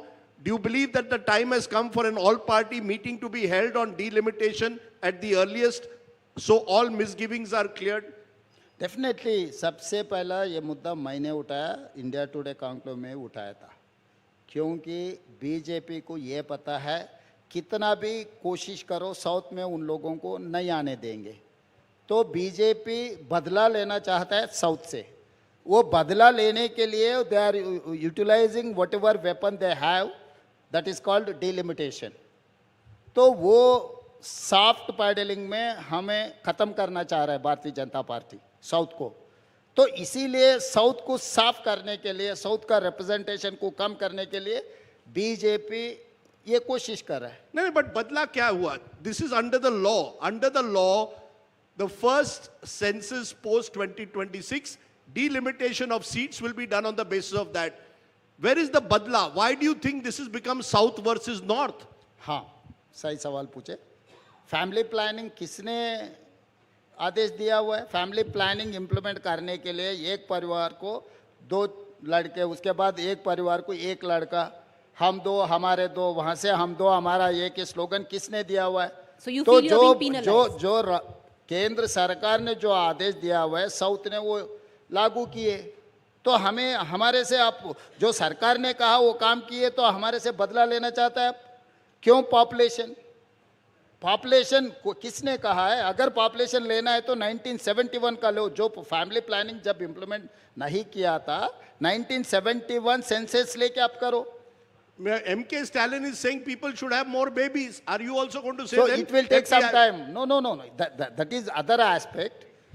मगर वो अगर वहाँ से भी अगर को benefit मिलना है तो और 30 साल आप पोस्टपोन कर दो, तब हमारे साउथ का भी ताकत दिखाएंगे, तब कितना पॉपुलेशन बढ़ने वाले, तब डिलिमिटेशन का मामला देखेंगे. So are you saying that you agree with M.K. Stalin that delimitation should be? No. Are you saying defer it for 30 years more? I am not going to differ 30 years. My point is, it is very simple. इस देश में हर राज्य का कुछ हक होते हैं. It's a federal spirit, union of states. आप साउथ में भारतीय जनता पार्टी का कोई रिप्रेजेंटेशन नहीं है, चुनाव में जीत रहा नहीं, चुनाव में हार जा रहा है, तो इसीलिए आप बदला लेने के लिए नया नया तरीका ढूंढ के साउथ को आप पनिश नहीं कर सकते. But Mr. Reddy, you know, on a serious note, you had the Home Minister Amit Shah who's saying that there will be, you know, what he's accusing the southern parties is of whipping up this hysteria. Not only southern, even Punjab also. Manish Tiwari का statement देखो, अभी पंजाब भी बोलना शुरू कर दिया. North में सबको बेनिफिट नहीं आने वाले हैं. बीमार state Bihar, Uttar Pradesh, Rajasthan, Madhya Pradesh is going to more benefit. Even Punjab and other places are going to lose. The Home Minister was on this stage, you know, in our last conclave, and he said it will happen on pro rata basis, and he will give in guarantee that there will be no loss in parliamentary representation to any state at all. Preeti ji, I wanted to expand this discussion. What is the meaning of pro rata? अगर pro rata का हिसाब में किए समझो, Uttar Pradesh is having 80 seats now. अगर 50% आप बढ़ाना चाह रहे, तो 80 will become 120, right? Do you agree? Yes. Tamil Nadu is... It's on population, yes. Not population, pro rata, sitting seats. Yeah. Population में गए तो भूल जाओ, हमारा जो है उससे भी कम हो जाएंगे. अगर based on the seats, Uttar Pradesh is having, I'm taking one example. Uttar Pradesh is having 80 parliament seats, for example. If government of India wants to increase 50% of the parliament seats, it is going to land 120. Okay? True. Whereas Tamil Nadu is having 39 plus 140. Same 50% if you are going to increase, Tamil Nadu is going to get 60.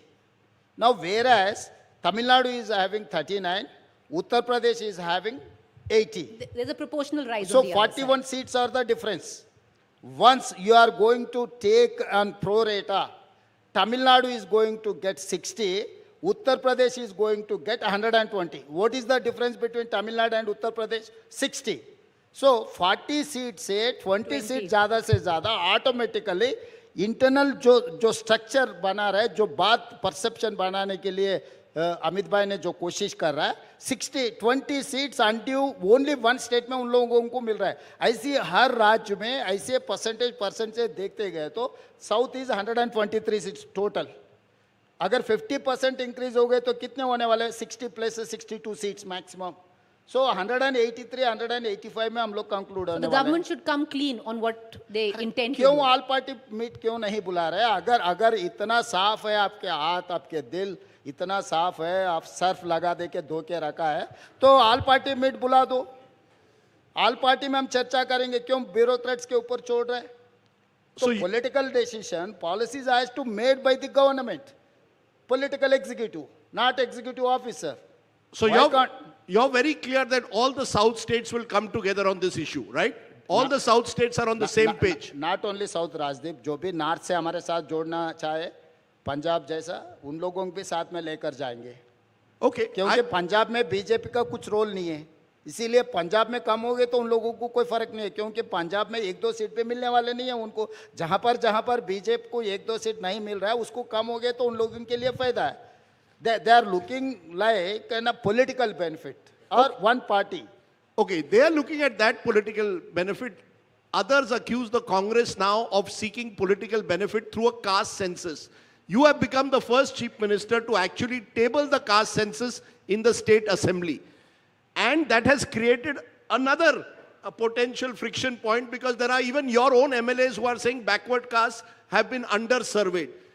Your decision to bring in a caste census, will caste also end up dividing your state? Just like you claim BJP is doing a south-north divide, your party will be accused of creating a caste divide in Telangana itself, because your leader Rahul Gandhi wants a caste census across India. आप हर किसी company का balance sheet देखो, year wise complete transaction turnover, net assets, liabilities, सब balance sheet में हम तो दे रहे हैं ना, जब भी हर साल के लिए. तो इस देश में कितने लोग हैं, आप बैलेंस शीट क्यों नहीं दे रहे हैं? 70 after completion of 75 years of democracy, कौन से जाति कितना है गिनने के लिए किसके लिए तकलीफ है? तो आप नहीं गिने तो जाति के बीच में जो BC, SC, ST और अदर्स ये कम होते जा रहे हैं, ये ज़्यादा से ज़्यादा ही हो रहा है ना. तो SC, ST anyway it is there. Why can't for BCs? BCs चुनने से किसको नुकसान है? तो मैं करके दिखाया. अभी मैं वही सवाल मैं असेंबली में मैं रेजोल्यूशन ये पास करवाया कि जब आप सेंसस के लिए इतना बोल रहे हैं ना मोदी जी ने, उसमें कास्ट भी इन्वॉल्व कर दो. जब SC, ST का कर रहा है, OBC का करने में क्या दिक्कत है कि because the fear is this will divide India because then every caste will ask for reservations based on their proportion of population. तो that is the fear. नहीं, उनका डिमांड अगर सही है तो देने में क्या फर्क है? क्यों रिजर्वेशन आप क्यों रोकना चाह रहे हैं? इसीलिए मैं वही बात बोले, BC को रिजर्वेशन देने के लिए सीट्स में political reservation, education reservation, employment reservation, BCs को अन्याय करने के लिए भारतीय जनता पार्टी लागू नहीं कर रहा है. यही है ना हमारा सवाल, यही है ना हम करना चाह रहे हैं. SC, ST को हम दिए रिजर्वेशन, कांग्रेस पार्टी ने दिया हुआ है SC, ST reservation. Now we wanted to give OBC reservation. What is wrong in it? Anyway, we are getting OBC reservation because of Mandal Commission. After that, we are giving 29%. Now we wanted to increase more than that. I have passed a resolution for 42%. Sir, BJP will play Hindutva politics. You will play caste politics. What will happen to the country? One will divide on the basis of Hindutva. One will divide on the basis of caste. कितने minorities Modi ji केंद्र सरकार में मंत्री लोग हैं? राजदीप जी आप बोलो. कितने लोग हैं? इस देश का जनता ने आज़ादी के लिए माइनॉरिटीज नहीं लड़ा है, शहीद नहीं हुआ है माइनॉरिटी लोग. क्यों मोदी जी उनके सरकार में कितने परसेंटेज दिया हुआ है? ये कोई प्राइम मिनिस्टर ऐसा अन्याय किसी जाति को नहीं कर सकता है ना. You know, you are mentioning minorities. The other day I saw you were accused of appeasement because you are giving those from minority communities in Telangana, Muslims will get 1 hour off during the Ramzan period. They can go home 1 hour earlier. BJP is saying that is Revant Reddy's appeasement. अरे ये मैं इसीलिए कह रहा हूँ, कोई किसी को बिलीफ है, भरोसा है, उनके लिए फैसिलिटेट करना. हम लोग दशहरा है तो हम नहीं कर रहे हैं, नवरात्रि में हम लोग नहीं कर रहे हैं. नवरात्रि में तो हम कर रहे हैं ना. जब नवरात्रि में कर रहा है, जब तिरुपति हम जाने के लिए हम इंसेंटिव्स दे रहा है, जब मंदिर जाने के लिए हम लोग दे रहा है. इस देश में जो लोग हैं, हर जाति का जो पर्सनल बिलीफ है उसको रेस्पेक्ट करना फेडरल स्पिरिट है. तो वो फेडरल स्पिरिट हमने देने के लिए कोशिश कर रहा है. Hindus and Muslims, anyone, not even Hindu, Muslim, Christian, Sikh और कोई भी हो, इवन एंग्लो इंडियंस के लिए हम रिप्रेजेंटेशन दिए 75 ईयर्स. हम 200-300 साल अपने को जो रूल किए वो जाते जाने तो उनका representation till 2020 we have given Anglo Indian reservation in our electoral system. Lok Sabha में उनका रिप्रेजेंटेशन था एंग्लो इंडियंस का, असेंबली में एंग्लो इंडियंस का रिप्रेजेंटेशन थे. Mr. Reddy, let me, you spoke about delimitation, where you said all South parties are together. But there is something that all South parties are not together, and that is the issue of the education policy, the 3-language policy. Now, Preeti ji आप misquote मत करो. South parties are not intact. Entire South population is intact. BJP is not with us. The charge. Political party is not with us. Chandrababu Naidu has made a charge, Mr. Reddy, and he's saying the likes of you and the likes of Mr. Stalin are denying a sizable population in their state the right to learn, if they want, an optional right to learn a link language like Hindi, which will connect the North-South divide. तो कोई भाषा सीखने के लिए कोई ज़बरदस्ती करने का ज़रूरी नहीं है. कॉलेज में आपको ऑप्शनल लैंग्वेज फ्रेंच भी था, जर्मन था, संस्कृत था. अगर आप सीखना है तो कोई भी सीख सकता है. Hindi is largest speaking language. This is not national language. You try to understand my point. The largest speaking language is Hindi, followed by Telugu, followed by Bengal. तो हिंदी के लिए इतना कोशिश कर रहा है मोदी जी या नहीं तो भारतीय जनता पार्टी. तेलुगु के लिए आप क्या फैसिलिटी दिए? सिविल एग्जाम्स में तेलुगु लैंग्वेज पूरा निकाल दे. Hindustan largest speaking language is Hindi, second largest speaking language is Telugu, third largest speaking language is Bengal. तो आप खाली हिंदी पकड़ कर हमारे सर पे डालने के लिए जो कोशिश कर रहा है. है. They are saying it's optional, but allow people to pick that option if they want to. Optional रहा तो किसी को दिक्कत नहीं है. मैं आज हिंदी में बोल रहा हूँ. तो हिंदी तो मैं सीख कर बोल रहा हूँ ना। तो ये आप जबरदस्ती हमारे पे मोर मारने के लिए कोशिश मत करो। वो खिलाफ है हम लोग। अभी कोई बिजनेस करने वाला इंग्लिश हम सीख लिए, this is not our own mother tongue, but just education for employment for business we are learning English. अगर वैसे कुछ हमारे लिए कुछ फायदा है हिंदी सीखने से, मुझे फायदा दिखा राजनीति में, हिंदी सीख लिए तो मैं आके टोक सकता हूँ मोदी जी को। So you're saying keep it optional, nothing should be mandatory. I want to ask you, we are coming towards the Congress party itself. As I said at the start, you are an endangered species. There are only 3 Congress chief ministers left. Haryana you lost, Maharashtra you lost. What is the Congress party not fighting fit? How are, you can come here, attack Mr. Modi, the BJP. The fact is they keep winning elections. While the Congress seems to keep losing elections. Telangana was an exception. What is the difference you believe between the Congress and the BJP today? Why can't you win elections and they are able to successfully win election after election? BJP जैसा चुनाव जीतना है तो ED, income tax, CBI, frontal organisation अपने साथ में रहना है। अगर फ्रंटल ऑर्गेनाइजेशन हमारे लोग यूथ कांग्रेस, महिला कांग्रेस, विद्यार्थी कांग्रेस, ये फ्रंटल से चुनाव लड़ने के लिए हम लोग कोशिश कर रहा है। Bharatiya Janata Party, ED, income tax, CBI, ICE are NICE, I have told last time also. NICE का मतलब narcotics, income tax, CBI, ED. NICE narcotics, income tax, CBI, ED is nice. What do you want? Ice are nice.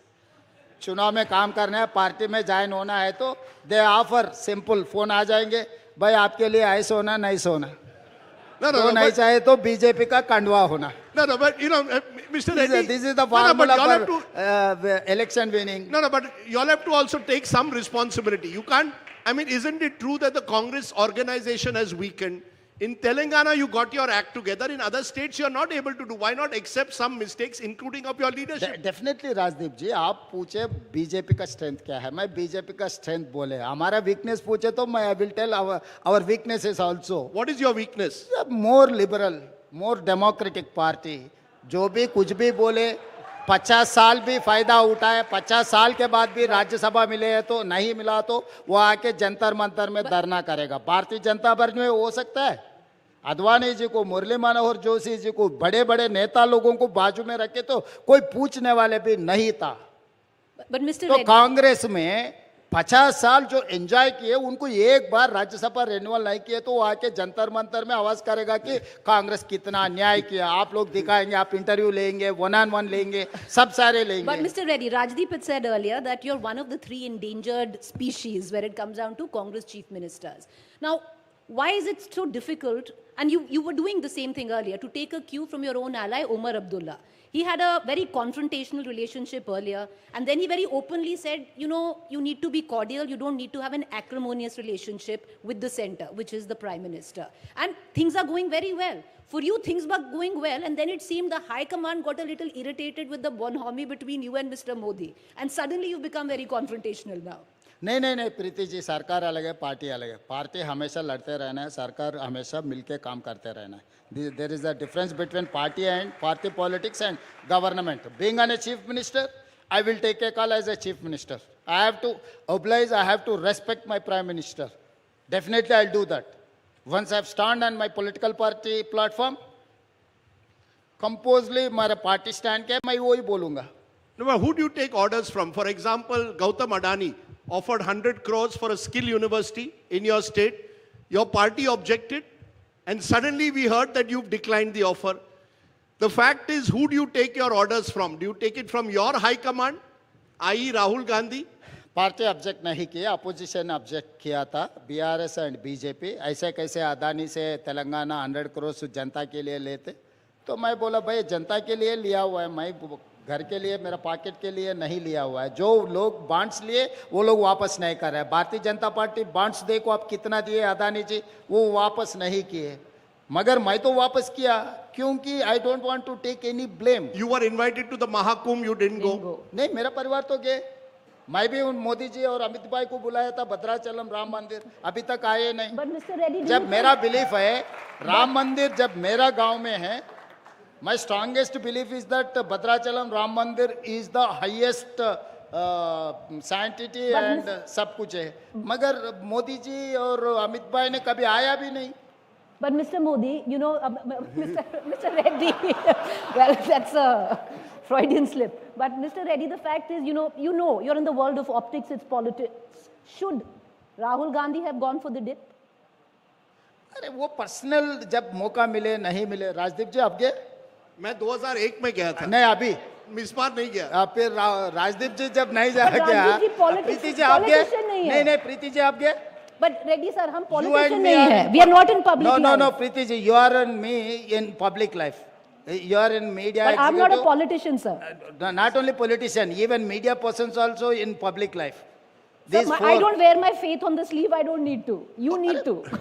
I'm going to ask. I need to know. I'm going to ask one final question, which is the headline, I believe. Tomorrow, the sports minister is coming to your state. We are told that Revant Reddy wants the Olympic Games to come to Hyderabad and not Ahmedabad. You believe Hyderabad is better suited to host the Olympics in 2036. Is that true that you have written to the Prime Minister saying, make Hyderabad India's Olympic city? I have given representation to Sports Minister, Mr. Mansukh Mandavia. Hyderabad is the place for sports. We have conducted World Military Games, National Games, Afro-Asian Games. We have very, very good infrastructure in Hyderabad. And Nikat Zareen, Sania Mirza, PV Sindhu, जितने भी Olympics में या cricket में perform किए, all those from Hyderabad and Telangana. तो हमारा infrastructure Ahmedabad से 100 गुना बेहतर है. तो मैं हैदराबाद ओवर अहमदाबाद. मैं इसीलिए वही बात कहना चाह रहा हूँ. मैं आज क्या फाइन फैक्टिंग टीम को लेकर जाएंगे. अहमदाबाद में क्या इंफ्रास्ट्रक्चर है, हैदराबाद में क्या इंफ्रास्ट्रक्चर है. Based on your report we will take a decision. So openly I am requesting to the prime minister, जो ओलंपिक गेम्स है पहले हैदराबाद में शुरू होना. और दूसरे टिप मैं देना चाहता हूँ Rajdeep ji, 72nd Miss World competitions are going to happen in my Hyderabad. Hindustan में दूसरे बार, पहले बार मुंबई में हुआ एक बार, दूसरे बार अब मई मंथ में अभी मिस वर्ल्ड कॉम्पिटिशंस हैदराबाद में होने वाले.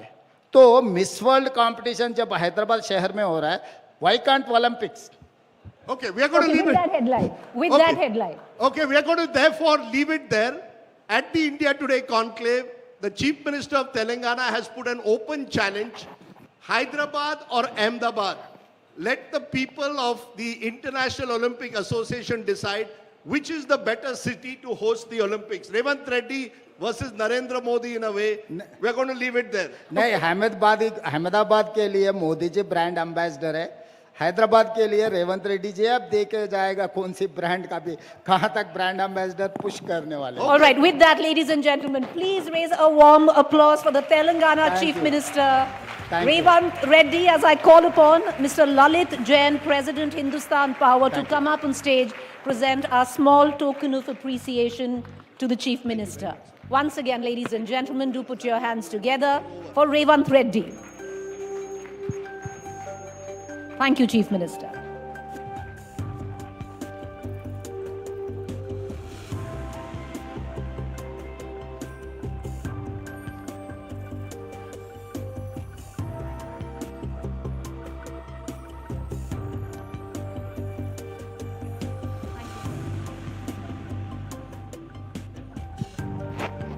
I'd request Rajdeep to stay up on stage. All right, let me quickly introduce our next session to our audience: Trade, Tariff, Traffic in Trump. Taking it from here, Rajdeep Sardesai, Consulting Editor, India Today Television.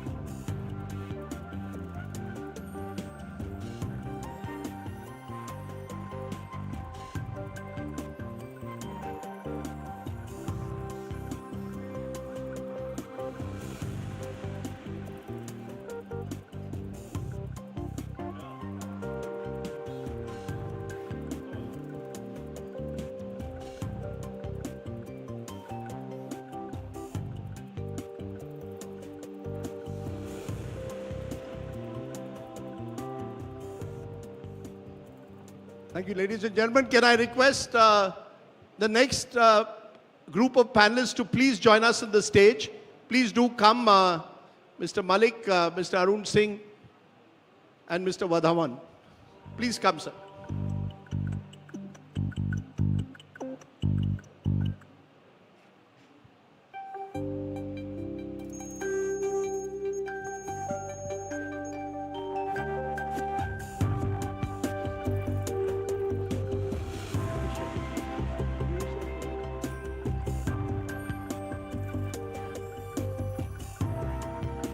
Thank you, ladies and gentlemen. We are setting the stage for the US Commerce Secretary, who will be joining us live from Washington in a short while from now. Ahead of that, we are setting the stage with three very fine minds who've been tracking Indo-US relations. Joining us, Ashok Malik, a partner of the Asia Group, Arun Singh, former ambassador to the United States, and Anup Wadhawan, who's been Commerce Secretary in the government of India and therefore has dealt with the United States specifically on trade issues. I appreciate all three of you joining us. The world order has been completely shaken up in the last few weeks by a certain Donald Trump. Trade, tariffs, immigration, top of the mind, and we're going to look at all those issues in a moment. I want to start, though, with the issue of trade and the fact that the US president has said on that from the 2nd of April, reciprocal tariffs will kick in. Canada has taken it to the WTO. China is ready to hit back. Brazil says that they will take on the Americans. India is silent. I want to understand from you, and Mr. Singh, you could start first as an IFS officer. Is this strategic that India has chosen to stay silent while Donald Trump throws these warnings at the world? So one, I don't think India has really been silent, because when the Prime Minister went to the US on 13th February, in the joint statement that was issued, both sides have made certain commitments on trade. Now, obviously, at one level, Trump signed the executive order about imposing reciprocal tariffs on the day the Prime Minister landed. Now, that order was not India-specific, it was general, and it was calling for a study to make recommendations.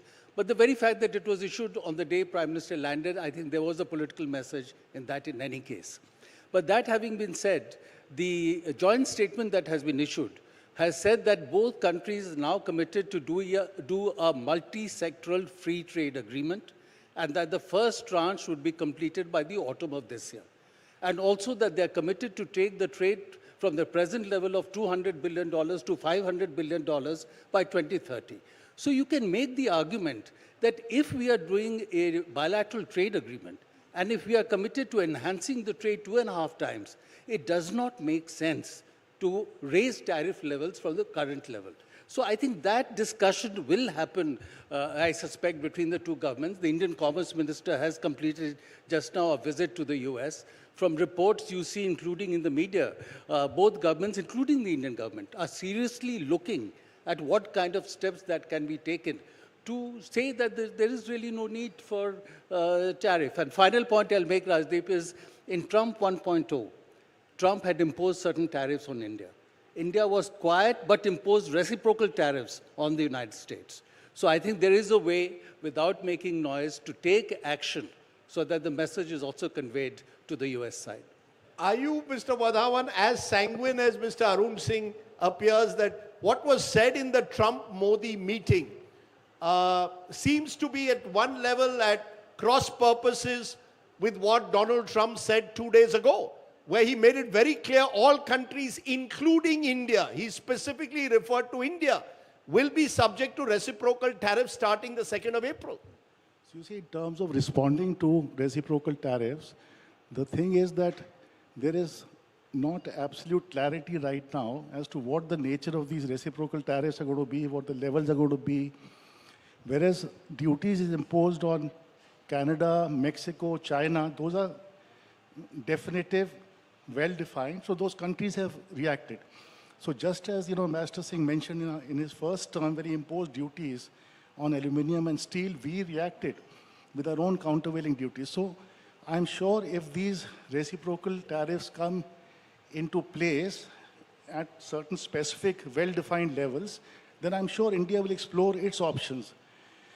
But when you're negotiating a trade agreement, and a fairly ambitious one aimed at, raising your trade volume to 500 billion, then it is pointless to disrupt things by putting these reciprocal tariffs in the interim stage. So I think our argument with the US should be that since we are now committed to a trade agreement, get these reciprocal tariffs out of the way, because they will just spoil the pitch and disrupt things. But Mr. Madhavan, we've been hearing about these about a trade agreement for the last decade.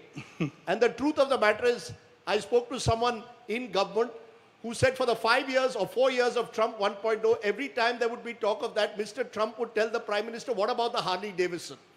I mean, almost making the Harley Davidson symbolic of the failure to work out a trade agreement. Are we really ready this time for a proper trade agreement, a bilateral, effective trade agreement with the United States? Yeah, you see, during his first term, towards the middle of that first term, this negotiation started, and then we ran out of time. The elections were on his head, and I think there was some concern he had about the Indian vote, the Indian diaspora vote in the US, so he sort of put it on a back burner, hoping to come back and then restart. Of course, there was a 4-year gap in between, so he's come back, and now it's sort of starting off from day one, and we have a 4-year window to, of course, there's a much shorter time frame which has been announced. So I'm sure this time the imperatives are much higher and more compelling, and they will lead to a specific outcome. And if you look at our trading pattern, if you look at the structure of our economies, there is a lot of complementarity between India and the US. They are not a major manufacturing power. They have sort of a lot of agricultural strength. They have services strength. So I'm sure we can have a trade agreement which will be complementary, and our ambitions on both sides will get met, and our sensitivities at the same time will also get addressed. So I'm quite hopeful. That's reassuring to hear that you're hopeful of a trade agreement. The flip side, Ashok, is that there are those who believe this is actually a good thing for India. That there are, Indian economy for much too long has been protectionist in key areas. If it requires a Donald Trump necessarily for India to lower tariffs in certain critical areas, so be it. Do you agree with that view that maybe you need a Donald Trump for India to wake up and smell the coffee? Look, there are still concerns India would have with, say, China, for instance. But with the US, certainly the urgency and imperative is far sharper. The last time Trump was in office, he was, as someone put it, the least prepared president, because nobody expected him to win, even he didn't. This time, he's probably the most prepared president. He spent 4 years preparing his agenda. Tariffs is an important part of that agenda. This time, the urgency to get that deal is much greater. I'll give you one example. We export iPhones to the US. We export iPhones to the tune of $6 billion per year FOB rates. The US charges us 0% duty. We charge mobile phones made in the US and elsewhere 16.5%. We don't import a single phone from the US, but the rate is 16.5%. If on the 2nd of April, 16.5% duties are imposed on Indian iPhones, or Indian-made iPhones, you can imagine the consequences. We need to have a deal for breathing space. However, I'd like to point out, reaching that deal in September or autumn will give us breathing space. It will not be the end of dealing with tariffs, because they are reciprocal tariffs. They're also sectoral tariffs, which Mr. Trump announced on steel and copper, for instance, that might extend to automobiles, pharmaceuticals, even semiconductors. This is part of his reindustrialization approach, that I'm going to impose tariffs on all imports, not just from India, from everywhere. So that's another battle down the line. Ashok is suggesting that Trump is more prepared this time than Trump 1.0 to go ahead with his belief that you need a new tariff regime. Is India more prepared? Is India been ready to deal with Donald Trump? Or is it in some way hoping against hope that they can reach a solution? How much of this is based on optimism, genuine optimism, that we can reach a substantive bilateral win-win deal? Or how much is it based on simply the hope that Donald Trump will not trump us in the end? So I think if you see the comments that have also come out in the public domain, clearly there is a willingness in the government to look more seriously at free trade agreements, not just with the United States. You are now looking again at the one with the European Union. You are looking at the one with the United Kingdom. So clearly there is a recognition that India lost out when China benefited from the globalization of trade and production and opening of markets. And so today, if India wants to grow, that opportunity is not there. So your opportunity will come if you want to plug into the reordering of supply chain, when there is now talk of a secure supply chain, friend-shoring of production, a trusted supply chain. So you have to look at this new opportunity. And to do that, you have to do bilateral trade agreements, you have to do multi-sectoral trade agreements. So the sense I get is that certainly there is far more seriousness and effort to make this attempt. You know, Ashok, that brings me to the politics of it all.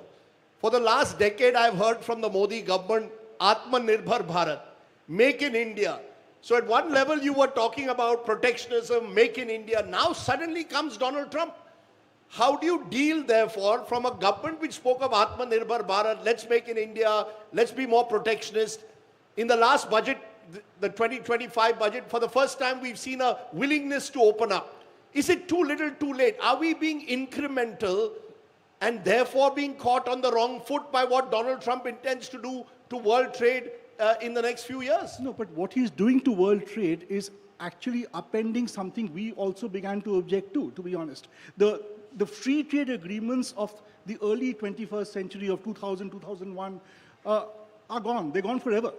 Nobody is going back to that era. Nobody's going back to an era where, you know, a flood of cheap Chinese imports can keep coming into your markets. Nobody wants that. That is still a problem. But limited trade deals, feasible trade deals with the US, with Australia, with the UAE, which we've already done, with the EU, possibly, with the UK. These are certainly deals that can help India, integrate into supply chains with other countries and other regions, such as the EU, can give India technology. Yet there will be areas which we will defend. For example, agricultural imports in many sectors are still going to be a problem. So that's precisely it, Mr. Vadavan, because you were in the ministry. There are areas, pockets of resistance, particularly agriculture, which Ashok just cited. Given the concerns that the Swadeshi lobby in India has, how easy is it possible for India to enter these agreements in a win-win manner? Donald Trump is not going to necessarily be selective anymore and say, you know, I'll give you a reprieve on agriculture, but we'll work out a deal in some other area. Given that, is it going to be tough to reach this autumn deadline in particular? Yeah, certainly it will be somewhat challenging. But I also, as you mentioned, see it as an opportunity for us to realize our strengths and overcome some of the unfounded fears we have. As I mentioned, there's a lot of complementarity between the Indian and the US economy. So there is tremendous scope for a win-win. Give me an example. You know, where you see complementarity. So you look at our export basket, you know, whether it is sort of moderate technology engineering products, whether it is generic pharma, whether it is gems and jewelry, whether it's leather products. And then you look at the American export basket to us, there is very little overlap. And I don't see, you know, other than agricultural products, as you mentioned, there also, I think their export basket and the kind of fruits they produce, their dairy products are at a certain niche which should not interfere with our own domestic dairy market. So I think in most sectors, the trade will happen in separate niches. And you know, you were talking about Atmanirbhar Bharat. The best way to get Atmanirbhar Bharat is to have an open economy with minimum barriers. Atmanirbhar Bharat means you realize your competitiveness.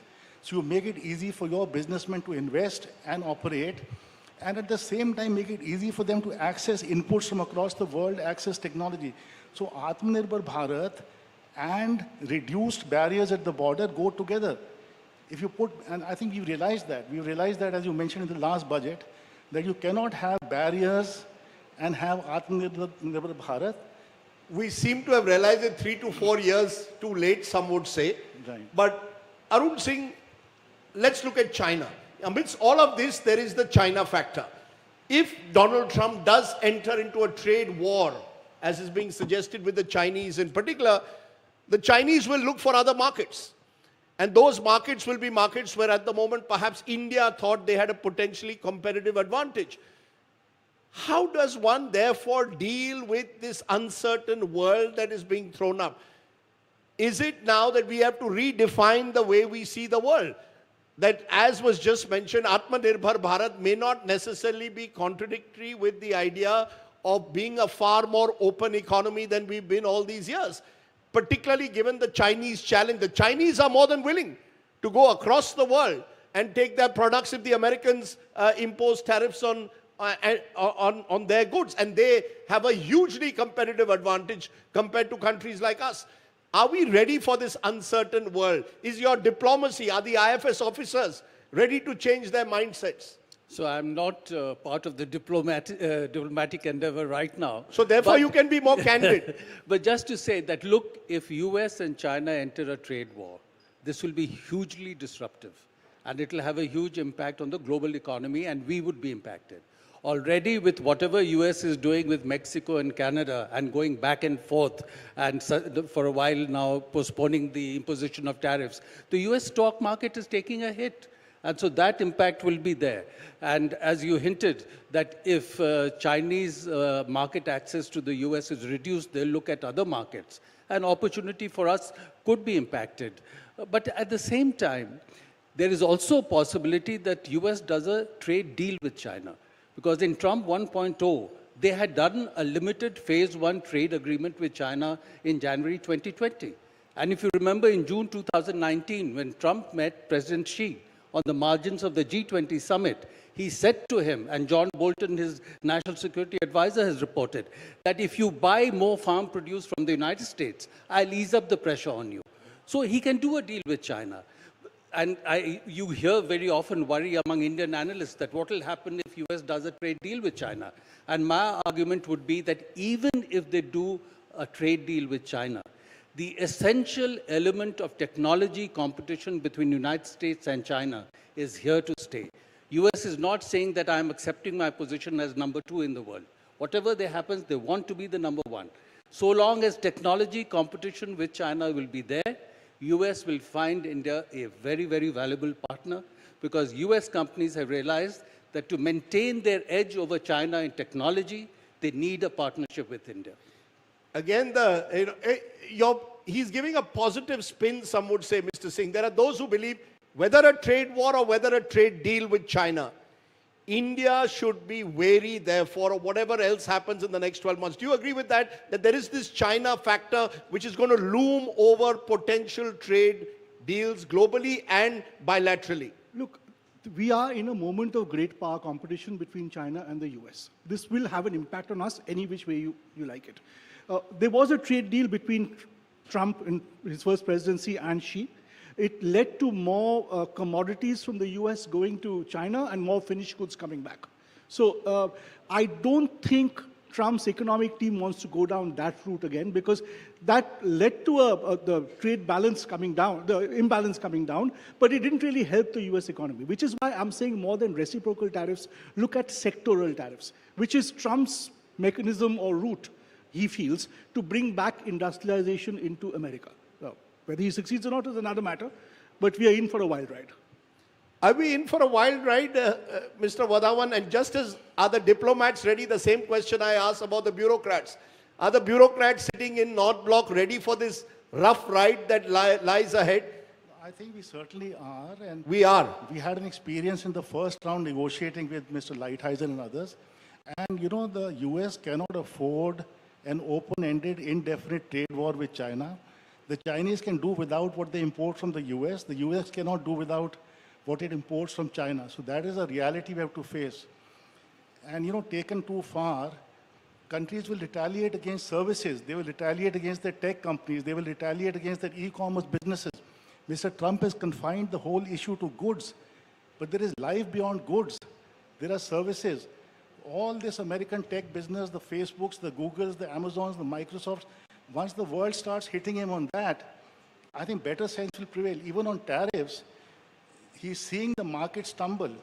Canada, Mexico, China, he just cannot afford to do without importing all that which is coming into the US for US industry to, thrive. In that sense, Arun Singh, is there wisdom in being patient? I asked you at the very outset. Unlike other countries, India has been much more patient in responding to what Donald Trump says or does, not responding in anger. Even, for example, and in a moment we'll be looking at that issue of the deportation of illegal immigrants. Some of them were handcuffed. India has been very careful in not making statements in anger. Given your experience of dealing with Americans, is that the way to do it? Not get angry every time Trump raises up the volume. No, absolutely. I think you should be patient and you should not be angry, but you should show firmness. That there should be clear red lines about beyond which what is not acceptable to you. And I think those messages are certainly going across. In the case of immigration that you mentioned, I think the challenge is till a few years ago, the illegal migration from India was not very much. But according to reports last year, 20% of illegal migrants in US apprehended coming across the Canadian border were seen as persons from India. So this is a new phenomenon that everybody is dealing with. And if you are invested in high-skilled migration and the economic spin-offs from that to the US, I think the position has to be taken that as a government, as a society, we do not really support illegal migration. So I think the issue here has not been so much the fact of deportation, but the manner of deportation. No, but should we have raised our voice at the manner of deportation? Should our foreign minister have been much more strident? Should he have made an argument much more persuasive, saying at the end of the day, they are citizens of this country, treat them with minimal human rights being respected? Should we have been a little bit more forthright, like it is argued some other countries have been? No, the sense I get is that those messages were certainly conveyed. But the US has certain standard operating procedures. And when they have the operating procedures, they do it, they don't listen to anyone. So we have to understand that that's the kind of entity we are dealing with. Two things here, Rajiv. One, Trump won this election talking about illegal migration. He needed to send a signal back home, so he used military planes for the first few deportations. Those have already stopped because they're too expensive. So the deportations now will be more regular, whatever regular means. And we can't really defend illegal migration. The second thing is about making a noise on various issues. Look, we don't have to agree with everything Trump is saying. We don't have to agree with Gaza. We don't have to agree with whatever he's... We should, I feel, just keep quiet and build domestic consensus on a trade deal. It's not going to be easy building the domestic consensus, but we need some sort of a document signed by this fall for the next round. Without that document being signed, without that trade agreement, we will be in some trouble. What according to you is the biggest domestic hurdle to signing a trade agreement with the US? As Mr. Badhavan will tell you, there are so many ministries and so many stakeholders, including states, involved, that simply bringing everyone together is enormously time-consuming. And somebody has to use a Hindi idiom, use the danda and just bring everybody together. So, and that is really the job of, I guess, the Prime Minister's office here. And that needs to be done because whether it's electronics, pharmaceuticals, certain types of steel, automobile components, there's the entire technology partnership we have with the US. There's a lot riding on some sort of a deal being reached. Yes, Mr. Badhavan. There are various, very standard methods of protecting your sensitivities. For instance, agricultural product, you can have some tariff rate quotas where you open the imports in some regulated quantities at some regulated tariffs. So various mechanisms are there. There's a staging mechanism where the duty does not come down to zero immediately. It comes down in 5 years, 10 years. So your manufacturers have time to prepare for it. And in trade sort of wars, if I can use the term, or in trade disputes, there are some standard protocols. And it is best to respond immediately based on the standard protocols. The way Mexico, Canada have responded, China has responded, the way we responded, when he put those duties on aluminum steel. And then at that time also we were thinking, as to what will the reaction of the US be. So best is to just mechanically follow the protocol, and put your duties. Yes, Mr. Arun Singh, you wanted to... I just wanted to make the point, Rajiv, that we shouldn't focus our debate only on the issue of trade based on existing pattern of production. And if you want to take that to $500 billion, you have to create new patterns of production sharing and sectoral trade arrangement based on that. So in the Biden administration, for example, the two countries had launched this major new initiative on critical and emerging technologies, and the whole purpose was to do co-development of technology, leading to production sharing, leading to a settled trading arrangement. And something like that was attempted in semiconductors, because after that initiative, 6 US companies announced investments in India in semiconductors.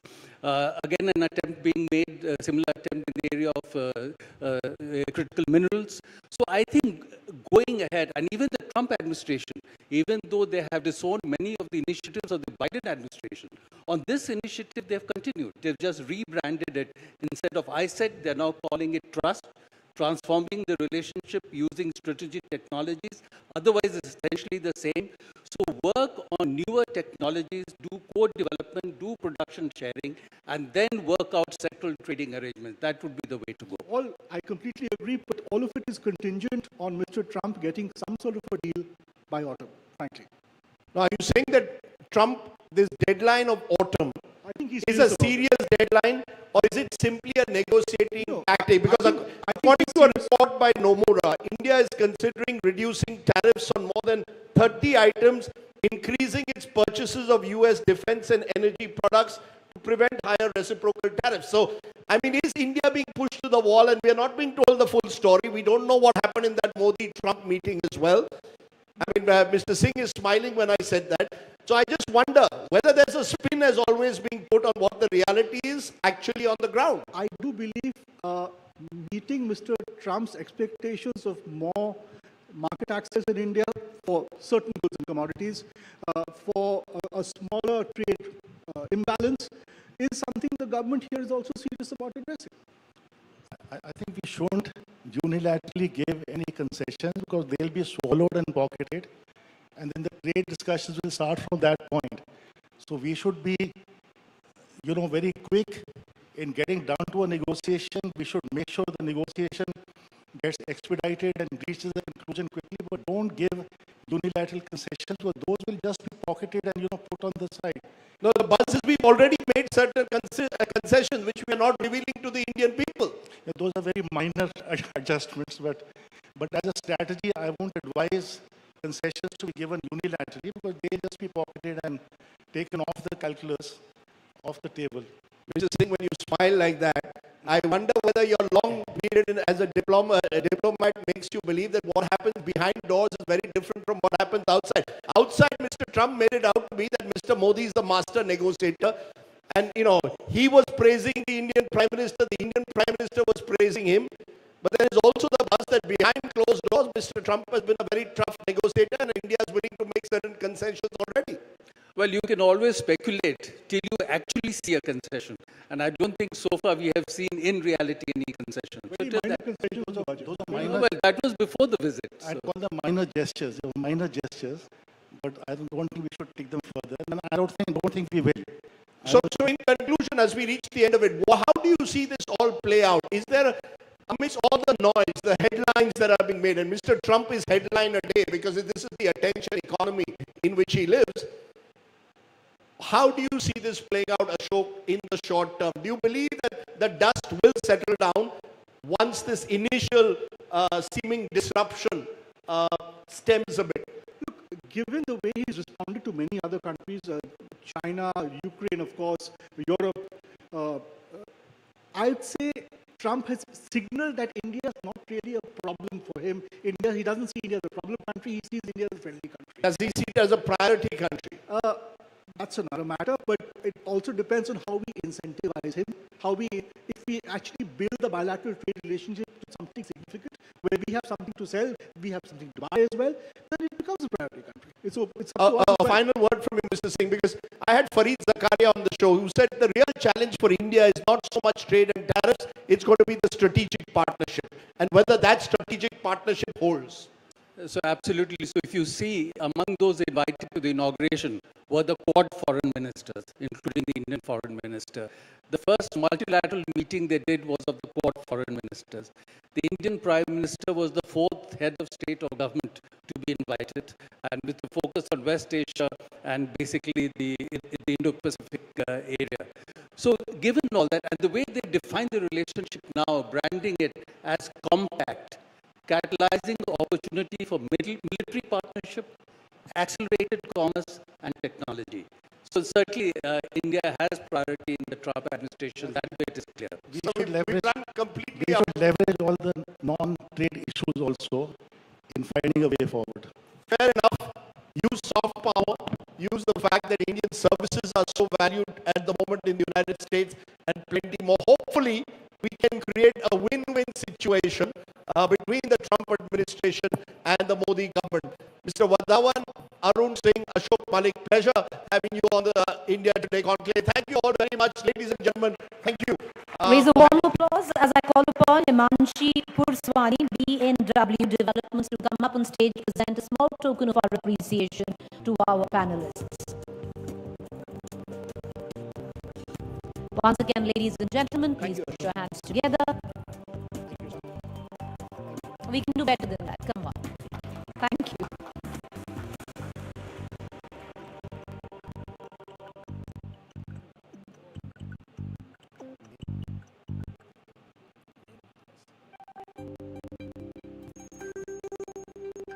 Our consulting editor, Rajdeep, stays on stage to take the conversation further on what he touched on. The deported, illegal, but innocent. You're going to get to your first person account. Over to Rajdeep. May I please, Preeti?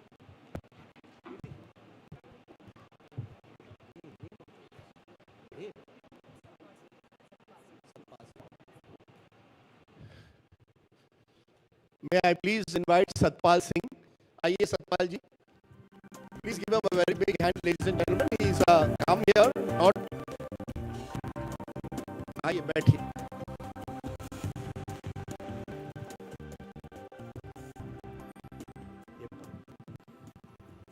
Ladies and gentlemen, 220,000 illegal Indian immigrants in the United States as per the Department of Homeland Security's report December 2024. One of them is with me, Satpal Singh ji. आप उनमें से हैं जो America से लौटे हुए हैं, आपको डिपोर्ट किया गया. आज आप हमें बताइए पहले कि उस जर्नी के जब आपको वापस लाया गया, किस तरह से लाया गया. ये कहा जा रहा है कि आप सबको हैंडकफ किया गया था, आपको चेन करके उस प्लेन में लाया गया था. असलियत क्या है ये बताइए. हमें वहाँ से बीड़ा लगा के लाया गया था पनामा में 15 दिन रखा गया था. जो अमेरिका में कैलिफोर्निया में सैनगो से 5 दिन हमें रखा गया था. वहाँ पे इतनी कूलिंग छोड़ते हैं, जिसको फीवर होता है किसी की सुनते ही नहीं.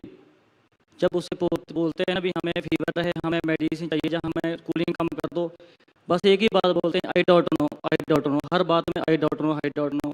किसी को फीवर होता है, चाहे कितना भी लड़का कोई बीमार होता है ना, वो बोलता है मुझे दवाई दे दो, मुझे दवा चाहिए, कहते हैं आई डोंट नो.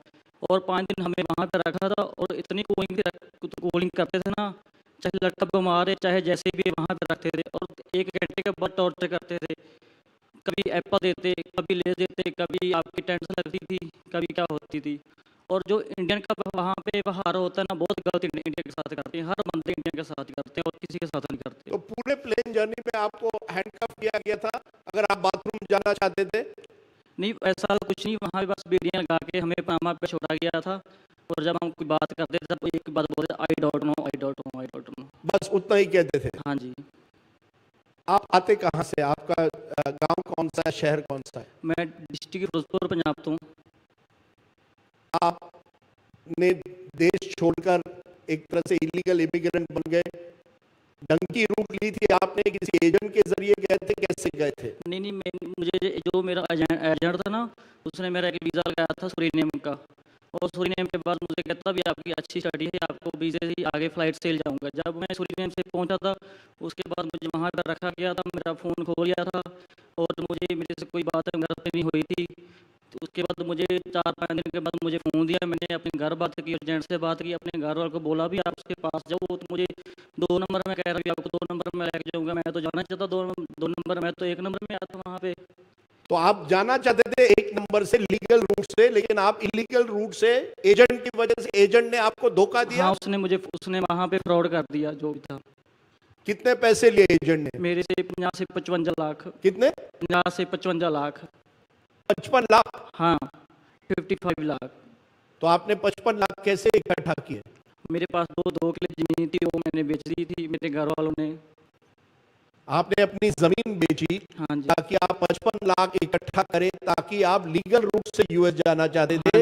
एजेंट ने आपको सूरीनाम के जरिए इलीगल रूट से भेजा। हाँ जी, हाँ जी, हाँ जी। तो आप आज जब वापस आए हैं, डिपोर्ट हुए हैं, आपको क्या, किस तरह आपने देश क्यों छोड़ा? पहली बात ये तो आपकी जमीन है, आपका पंजाब है। इधर एक तो बेरोजगारी है, जो हम बॉर्डर पर रहते हैं, जब भी कोई प्रॉब्लम आती है तो हमारे बॉर्डर पे आती है। जब पानी आता है तो हम ही प्रॉब्लम आती है वहाँ पे, जब हम बॉर्डर पर रहते हैं फिरोजपुर में, डिस्ट्रिक्ट फिरोजपुर में। तो आपको लगा कि यूएस जाके एक अलग जिंदगी आप बना सकेंगे? हाँ जी, हाँ जी। आपके गांव से ऐसे कितने लोग हैं, शहर से कितने लोग फिरोजपुर से जो जा रहे हैं? काफ़ी लड़के हैं अभी तो, अभी कोई रिपोर्ट होकर आ भी रहे हैं, कोई कभी वहाँ पे फंसे भी हुए, मैक्सिको में बैठे हैं अभी तो। अभी तक कई लोग वहीं हैं? हाँ जी। अब इस पूरे घटनाक्रम के बाद जिस तरह से लोगों को डिपोर्ट किया गया है, उसके बाद क्या कोई नहीं जाना चाहता है? आज की तारीख में आप कभी वापस जाना की सोचोगे, लीगल रूट से मैं चला जाऊं? नहीं, कभी भी किसी को इलीगल बाहर जाने का कोई फायदा नहीं। कोई भी कंट्री में इंडिया की कोई सुनता ही नहीं। इंडिया का तो ऐसे व्यवहार करते हैं जैसे भी ये तो एक जानवर है। तो आज आप इंडिया में ही रहना चाहते हो, अब वापस नहीं जाना चाहते? नहीं, मैं वापस जाना चाहता हूँ। क्या कहेंगे अगर आप, यानी जो आपके फिरोजपुर के लड़के हैं जिनके पास ये अमेरिका का सपना था, क्या कहेंगे फिर उनको? मैं तो यही कहूँगा, जो इंडिया से बेस्ट कोई कंट्री है नहीं। अपना इंडिया तो अपना घर तो अपना ही घर होता है।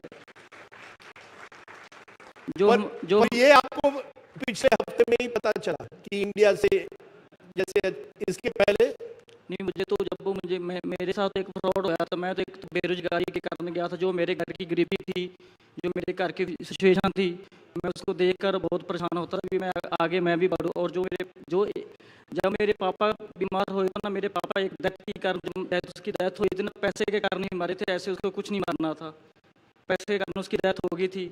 जो उसको किडनी डैमेज हो गई थी। हमारे पास पैसा नहीं था हम डायलिसिस करा सके, उसके डायलिसिस के लिए हमारे पास पैसा नहीं था तब। वही बात बोझ के, जब हमारे अभी मेरे मदर को प्रॉब्लम है, वो भी इसको स्टंट पाए हुए हैं, इसीलिए सोचा था भी जब जिसके पास पैसा होता है ना वो तो इलाज करा सकता है, जिसके पास पैसा नहीं, इलाज कहाँ से कराएगा? वो तो अपना माँ पर खो के बैठेगा। तो आप अपनी मर्जी से नहीं गए यूएस? आपको लगा कि यूएस जाएंगे तो वहां पैसा कमाएंगे, पैसा वापस भेज पाएंगे, ताकि जो आपके पिताजी के साथ हुआ किसी और परिवार के साथ ना हो, इसलिए? मेरी एक ही सोच थी, मैं वहाँ पे जाऊँगा, जो भी हॉस्पिटल, क्योंकि मैंने हॉस्पिटल से अपने पापा के साथ कम से कम 2-3 साल खराब किए थे। मैं देखता था भी इतने लोग हॉस्पिटल में बोए पड़े थे, इतने परेशान होते थे, जिसको पता नहीं, जो अनपढ़ होते हैं उसको पता नहीं भी हमें क्या करना है, किस वार्ड में जाना है, किस डॉक्टर को मिलना है। ऐसे 2-3 दिन लग जाते थे। जो होते थे अनपढ़ होते थे, जैसे पीजीआई होते थे, डीएमसी हॉस्पिटल जाते थे, बठिंडे में देश हॉस्पिटल में जाते थे। मेरी बस यही सोची, मैं लोगों को हेल्प करूँगा, जितने भी गरीब लोग हैं उनको की मैं हेल्प करूँगा, उसको अच्छी मेडिसिन उसके साथ भी जाया करूँगा। ये मेरी सोच थी। जो इंडिया में जितने भी अपने अच्छे लोग हैं, जो गरीब हैं। आपने एक तरह से अपनी कहानी बताई है, और ऐसी अनेक कहानियां होंगी, क्योंकि आप लोगों को कहा जाता है इलीगल इंडियन इमिग्रेंट। जब ये कहा जाता है इलीगल है, इसलिए आप लोगों को हैंडकफ किया गया, इस तरह से जबरदस्ती वापस लाया गया। आप कह रहे हैं ये आप कोई अपनी मर्जी से नहीं जा रहे थे, परिस्थिति ऐसी हो गई थी कि आपको जाना पड़ा, सही है ना? हाँ जी। Ladies and gentlemen, the story of Satpal Singh is the story of many Indians who leave this country by the so-called donkey route, as it has been made out in films. But they don't do it of their own volition. They do it because at the end of the day, there is one curse that many people like Satpal have to live with the curse of poverty.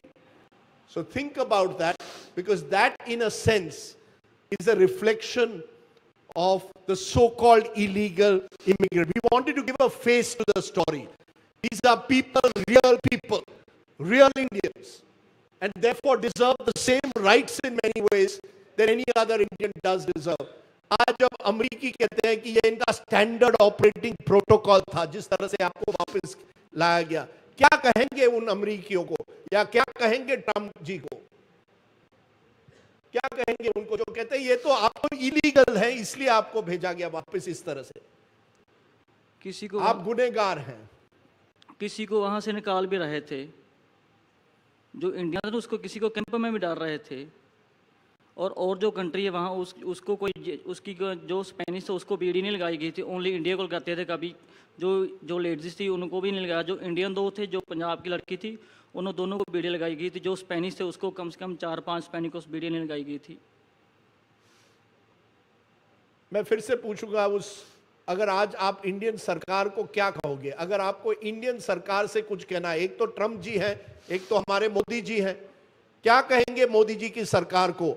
क्योंकि उन्होंने तो कुछ एक तरह से America के साथ आप लोगों के बारे में पब्लिकली तो कुछ नहीं कहा है, एक तरह से आप इनविजिबल बन गए हैं सबके लिए, क्या कहेंगे हमारी सरकार को या पंजाब की सरकार को? मैं तो पंजाब की सरकार को यही कहूँगा, एक तो जो बेरोजगारी है, जो पंजाब में गरीबी है, जो लोग वहाँ पे जिसके साथ फ्रॉड होता है, एजेंट फ्रॉड करते हैं, और एजेंटों को भी कार्रवाई करनी चाहिए। एजेंटों को जो अच्छे एजेंट वो तो अच्छे हैं, जो बेकार सभी की लाइफ एजेंट ही खराब कर रहे हैं, जो पंजाब में कर रहे हैं। झूठा दिलासा दे के वहाँ पे इधर से भेज देते हैं, आगे उसकी कोई नहीं सुनता, कि फ़ोन बंद करते हैं, वहाँ पे जो भी करवाते हैं एजेंट ही करवाते हैं। आज आप वापस आए हैं, एजेंट ने आपसे 55 लाख लिए, आप उस एजेंट को मिल पाए हो? वो आपके गांव में रहता है, आपके शहर में रहता है, कहाँ रहता है? वो लुधियाने का रहने वाला था, माशीवाड़ा पिंड, और छोटा सा पिंड आगे से जीवनपुरा पिंड था। उसको कॉल करते हैं तो वो कॉल बिजी कर देता है, उठाता ही नहीं कॉल, बात ही नहीं करता। अगर आप चले जाए आज लुधियाना, उस एजेंट से मिले और कहे मेरे 55 लाख वापस करो, या आपने मुझे इलीगल रास्ते से भेजा, सूरीनाम से भेजा, तो क्या कहोगे उनको? वो मुझे उसके घर में गया था, वहाँ पे मिला ही नहीं था। वो आपका कॉल नहीं लेता है, आप वो जहाँ रहा वो वहाँ रहता नहीं है? हाँ जी, वहाँ पे कभी कॉल उठाता था, फिर बिजी करता था, फिर उसके बाद उसने ब्लॉक लिस्ट में नंबर डाल दिया था, उसके बाद व्हाट्सएप पे उसने ब्लॉक कर दिया था। आपने उनके खिलाफ सोचा है क्रिमिनल केस कर दे? हाँ जी, मैंने उसके साथ उसकी कंप्लेंट भी की थी। आपने ये कभी पंजाब सरकार को कहा कि ये एजेंट का राज कैसे चलता है आपके स्टेट में? किसी से कहा है गांव में, या किसी एमएलए से मिल पाए हो? नहीं, एमएलए मैं अभी 28 को इधर से आया था, उसके बाद मैं बीमार था, थोड़ा सा 2-3 दिन मैं बीमार रहा था, उसके बाद फिर मैंने कंप्लेंट की थी, कंप्लेंट करने के बाद मैं इधर आ गया था। आज सतपाल सिंह आप वापस घर लौटे हो, क्या करोगे आप? किस तरह की जिंदगी जीना चाहते हो, क्या करना चाहते हो? अभी इंडिया में अच्छी जिंदगी जीना चाहता हूँ, और एक मुझे चलो अच्छी से मैं कोई जॉब लग जाऊँगा, चाहे गवर्नमेंट हो चाहे प्राइवेट हो, अपनी फैमिली का भी ध्यान रखूँगा, और सबको यही बताऊँगा जिसके साथ फ्रॉड होता है उसके साथ भी तुरूँगा, उसका साथ भी दूँगा। सतपाल जी, यहाँ पे बहुत सारे लोग हैं जो जानना चाहते हैं कि जब आप सूरीनाम से पहुंचे, पनामा गए, तो क्या जर्नी थी, क्योंकि आप ना चाहकर आपको वो डंकी रूट लेना पड़ा। उन्होंने मेरा फ़ोन खो लिया था, और वहाँ पे फ़ोन खोले घर में मैंने बात कैसे करूँ, जो स्पेनिश थे उसको मैंने बोला था मुझे फ़ोन दे दो, मैंने ट्रांसलेट करके किया था, कहते फ़ोन देते नहीं थे, कोई बात नहीं सुनते थे। उसको बोला भी मैं उसको बोला मुझे एक बार फ़ोन दो, उसने मुझे फ़ोन दिया, मैं कहा मैं तो 1 नंबर में आया था, आपने मुझे 2 नंबर में फंसा दिया, ये क्या बात है? कहता अपने जेंट से बात करो, हमारे से बात मत करो। वो तो किसी से क्योंकि उनको स्पेनिश आती है, हमें तो स्पेनिश आती नहीं, हमें तो कुछ पता नहीं वो क्या बोलते हैं, क्या क्या नहीं बोलते। बस ऐसे ही गाड़ी में बैठा दिया धक्के से, और उनके पास पिस्टल भी होता है, सब कुछ होता है, पिस्टल दिखाते हैं नहीं, जिन्हें होते हैं वो पिस्टल दिखाते आगे तोड़ देते हैं सभी को। कितने दिन लगे सतपाल जी आपको अमेरिका पहुंचने में? हाँ, कभी कौन सी कंट्री में, कभी आगे कभी पीछे, कभी आगे कभी पीछे, ऐसे ही चलते रहते थे। कितने कंट्रीज चले गए आप सूरीनाम से? सूरीनाम से मुझे घाना ले गए थे। कहाँ? घाना? हाँ जी। और उसके बाद मुझे ब्राज़ील ले गए थे। ब्राज़ील ले गए? हाँ जी। फिर उसके बाद ब्राज़ील के बाद पेरू ले गए थे। पेरू ले गए, उसके बाद बोलीविया ले गए थे। बोलीविया ले गए। हाँ जी। और फिर बोलीविया के बाद मुझे कहता आपकी फ़्लाइट कराऊंगा एक्वाडोर से सीधा कराऊंगा आपकी मैक्सिको में लेके जाऊंगा, जब आपको कैली में वहाँ पे उतारूंगा, आपकी सीधा उन फ्लाइट ही होगी, आपकी अच्छी स्टडी है, आपका वीज़ा ऐसे ही लग जाएगा। तो उसके बाद मैंने बोला चलो ठीक है, मेरा वीज़ा तो अच्छे से लगाओ ना। वहाँ से मैं कहा मैं ऐसे जैसे आप रूट लगा रहे इधर, मैं तो आगे जाता नहीं था। उन्होंने फिर मेरे धक्के से फ़ोन खो लेते थे, फिर आगे कुटमार भी करते थे, कोई खाना नहीं मिलता था, कोई कुछ नहीं देते थे, कभी आया कभी ना आया, कभी बात सुन ली कभी ना सुनी बात। और ऐसी कितने दिन ये पूरा, जब तक आप यूएस पहुंचे, महीने से ज्यादा? 8 महीने लग गए। 8 महीने लगे? हाँ जी। यहाँ से निकलने जब तक आप यूएस पहुंच गए आपको 8 महीने लगे, अब कई देश चले गए। Ladies and gentlemen, the story of Satpal is the story of many, many Indians. And therefore this story needs to be highlighted for people to understand what this donkey route does to people who simply want a better life. He loves this country, as he said. He wanted to be here. He just wanted a better life. Surely that life should have gone through a legal route. Ladies and gentlemen, Satpal Singh, thank you very much कि आप यहाँ आए, अपनी कहानी आपने लोगों को बताई. Very, very grateful Please raise for a that. warm Thank you. applause for him sharing his story. Rajdeep, do give him a token of our appreciation. Satpal Singh, can we quickly get a token of our appreciation?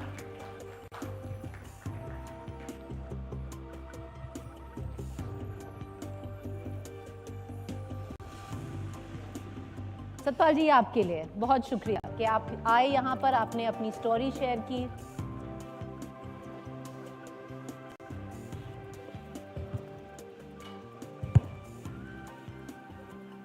शुक्रिया सतपाल जी। Let's move on now to our world exclusive, Trump trade tariffs. Howard Lutnick, Secretary of Commerce, USA, will be live with us. This is a world exclusive. I'll hand it over from here to Rahul Kanwal, News Director, TVTN, Managing Editor, Special Online Projects, and Executive Director, India Today. Ladies and gentlemen, it is time now for a big India Today exclusive. It is my absolute pleasure to introduce our keynote speaker, a man who has shaped not only the financial landscape of Wall Street, but is now at the forefront of redefining America's trade strategy. We are delighted and privileged to be joined at the India Today Conclave, live and exclusive from Washington, D.C., by the newly appointed Secretary of Commerce in the United States government, Mr. Howard Lutnick. He's the key man leading the charge in global trade negotiations on behalf of President Donald Trump. Every single thing he has done and said since his appointment has made global headlines. And this is the first time that Lutnick will be speaking directly live to an Indian audience after assuming this important charge. Howard Lutnick has been Chairman and Chief Executive Officer of Cantor Fitzgerald. He's a titan in the financial world, someone who rebuilt and led one of the most influential firms in global finance, navigating it through extraordinary challenges. Some of you may know that Mr. Lutnick's brother, Gary, and 567 employees of his firm were killed in the 9/11 terror attack at the World Trade Tower. The offices of Cantor Fitzgerald were located on the top floors of the One World Trade Center. Lutnick made his name and fame in the empathy and audacity with which he rebuilt this financial giant from the debris of that dastardly terror attack. He's now given up his corporate responsibilities and is trying to help President Trump make America great again. Beyond Wall Street and Washington, there's another side to Howard Lutnick, one that connects him deeply to India. He's a man who appreciates the art of a well-executed cricket cover drive, not just as a spectator, but as a father whose son Ryan played club cricket in the UK. Lutnick himself enjoys watching the odd IPL match. He also loves digging into Indian cuisine, proving that negotiating spice levels in a curry is something he can do with the same finesse as negotiating a trade deal. Howard Lutnick brings with him not just astute financial acumen, but an appreciation for the bridges that business and culture can build between nations. As he leads America's charge in trade conversations, he does so with the confidence of a Wall Street tycoon and the pragmatism of a deal maker who understands what makes economies thrive. Ladies and gentlemen, at the India Today Conclave, join me in extending an India-sized welcome to the 41st Secretary of Commerce in the United States, Mr. Howard Lutnick. It was static. Are you hearing them now? Zero. Zero. Completely out. Silence. Mr. Lutnick, can you hear me? The control room should say something just to show they're still there. Mr. Lutnick, can you hear us?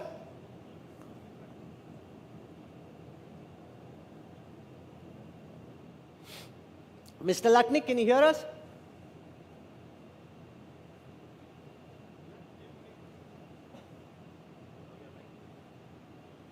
There it is. It's back. Hello? Yes? I hear you. It's a little staticky. It's staticky. It's not particularly clear. It's a little staticky. And it's Lutnick. L-U-T-N-I-C-K. Lutnick.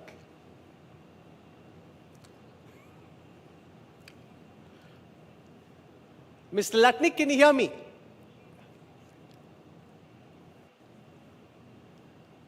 Mr. Lutnick, can you hear me, sir?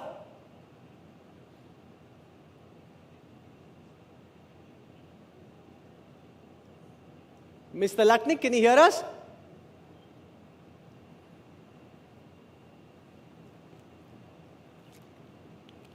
This is what happens in live television, right? Just bear with me.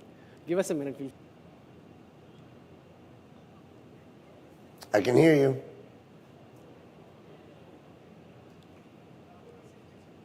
Quality is mediocre, though. Meaning the quality Mr. is Lutnick, can you hear me? but I can hear you. Sir, do you hear me? Mr. Lutnick, can you hear me?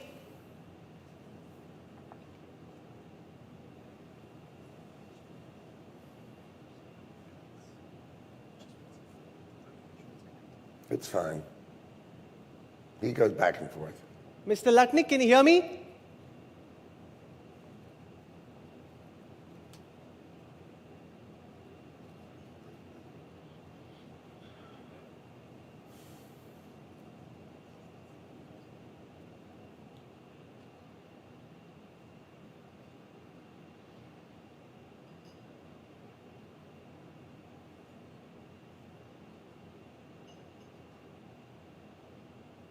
Mr. Lutnick?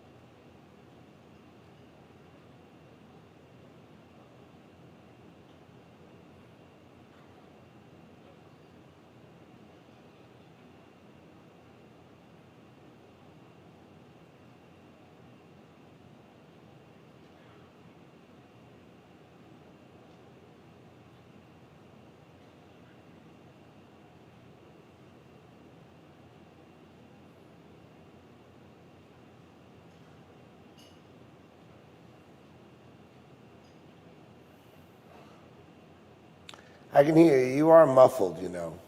Quality is not particularly good, but I can hear you.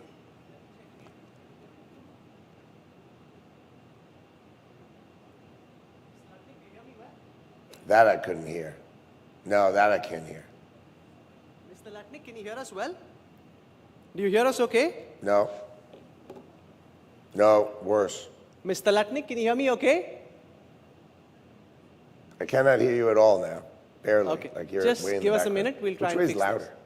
this. Okay. Mr. Lutnick, can you hear us? I'll just do an audio check till you confirm that you can hear us. Check, check, check. 1, 2. I'm just I going to can't speak. hear you. Now, I could hear you before. I can't hear you now. Can you hear me okay? I can't hear you. Okay, just give us a minute. We'll try and fix this. Mr. Lutnick, can you hear us? I cannot hear you.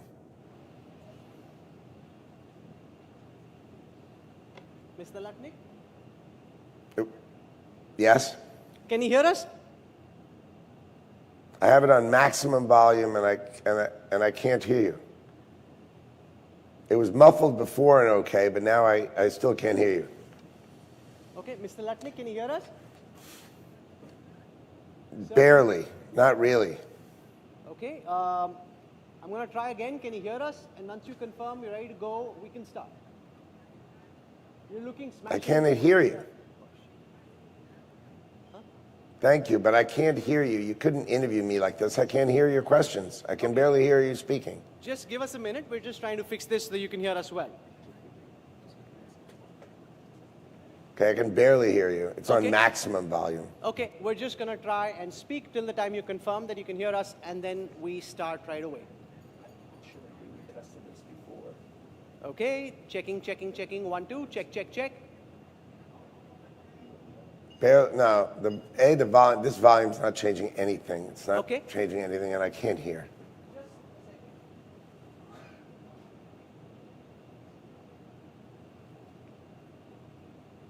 You had it working before. It was very muffled. Oh, that's better. That's better. Can you hear me, sir? Yeah, now I can hear you. That's good. I can hear you okay. Yes. Are you sure you hear me well? I can hear you okay. It's still muffled, but I hear you okay. Okay. Should I start? If you confirm you're okay, I can start.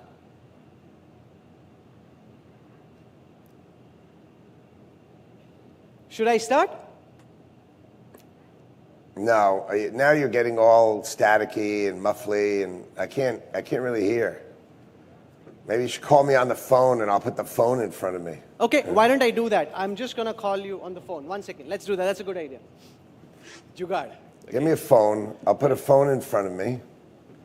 We'll take this earpiece out. You'll leave the mic on, and then he can talk on the phone, and then he can ask. No, I'm just going to dial you from my phone. We call this Jugaad in India. I'm going to dial you from my phone to yours, and then we'll be able to speak. So I think we should be able to manage with that. Yeah, I couldn't hear what you just said.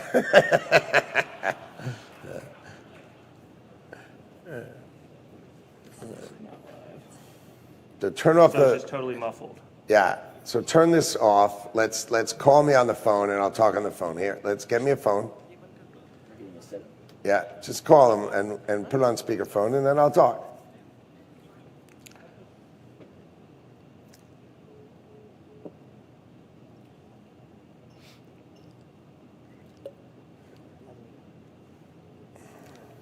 Just put it on speaker, and we'll put it down in front of me, and it'll be fine.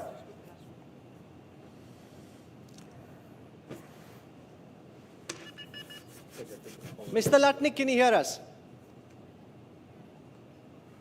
Okay, Mr. Lutnick, do you hear me? We can hear you. Okay, if you hear me well, It's and not once you Mr. confirm, we're good to go. But that's ill. It's coming Mr. in Lutnick, do you hear me? It wouldn't work. Can I give you an AirPod? So yeah, Yeah, airport works but I don't well. think it's that. I think you should just do it on a phone. Okay, can you hear me, Mr. Lutnick? The airport will Just work put really the phone well. in front of me, and then we'll just talk. Just Like, give it's the easy. just give the Do a airport. speakerphone, that'll be clear. Just give the airport, and won't that'll a be problem. fantastic. Nobody dial me, please, couple of hours. Mr. Lutnick, can you hear us? And should we start? It can't take very long to dial a phone. Okay.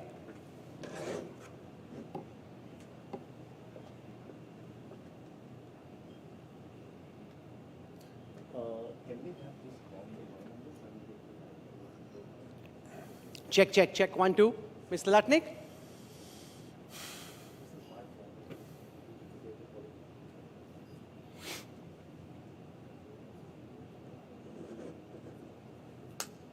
Mr. Lutnick? Just call the phone. Yeah, so why don't they just patch this phone? Rohit? Why don't you just put your phone there and we can start? Okay, there we go. Should I just turn this? Let's put on speaker.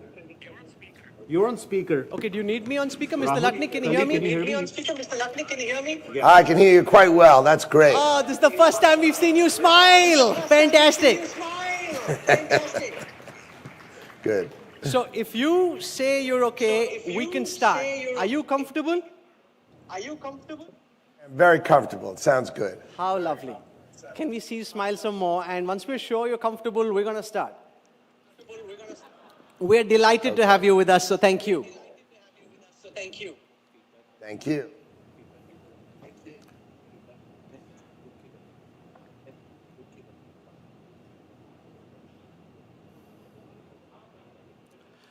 Ladies and gentlemen, it is now time for a big India Today exclusive.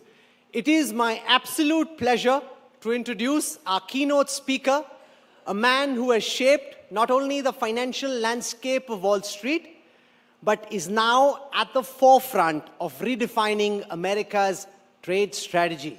We are delighted and privileged to be joined at the India Today Conclave, live and exclusive from Washington, D.C., by the newly appointed Secretary of Commerce in the United States government, Mr. Howard Lutnick. Can we have a warm round of applause, please? He's the key man leading the charge in global trade negotiations on behalf of President Donald Trump. Every single thing he has done and said since his appointment has made global headlines. And this is the first time that Lutnick will be speaking to an Indian audience live after assuming this important charge. Howard Lutnick has been the chairperson and chief executive officer of Cantor Fitzgerald. He's a titan in the financial world, someone who rebuilt and led one of the most influential firms in global finance, navigating it through extraordinary challenges. Some of you may know Mr. Lutnick's brother, Gary, and 567 employees of his firm were killed in the 9/11 terror attack at the World Trade Center. The offices of Cantor Fitzgerald were located on the top floors of the One Trade Center.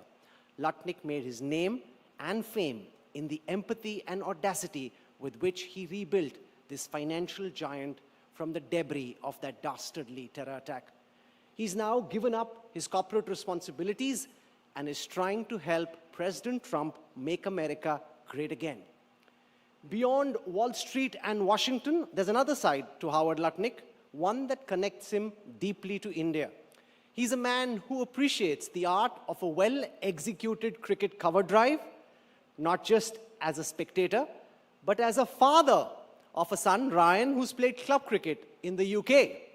Lutnick himself enjoys watching the odd IPL match.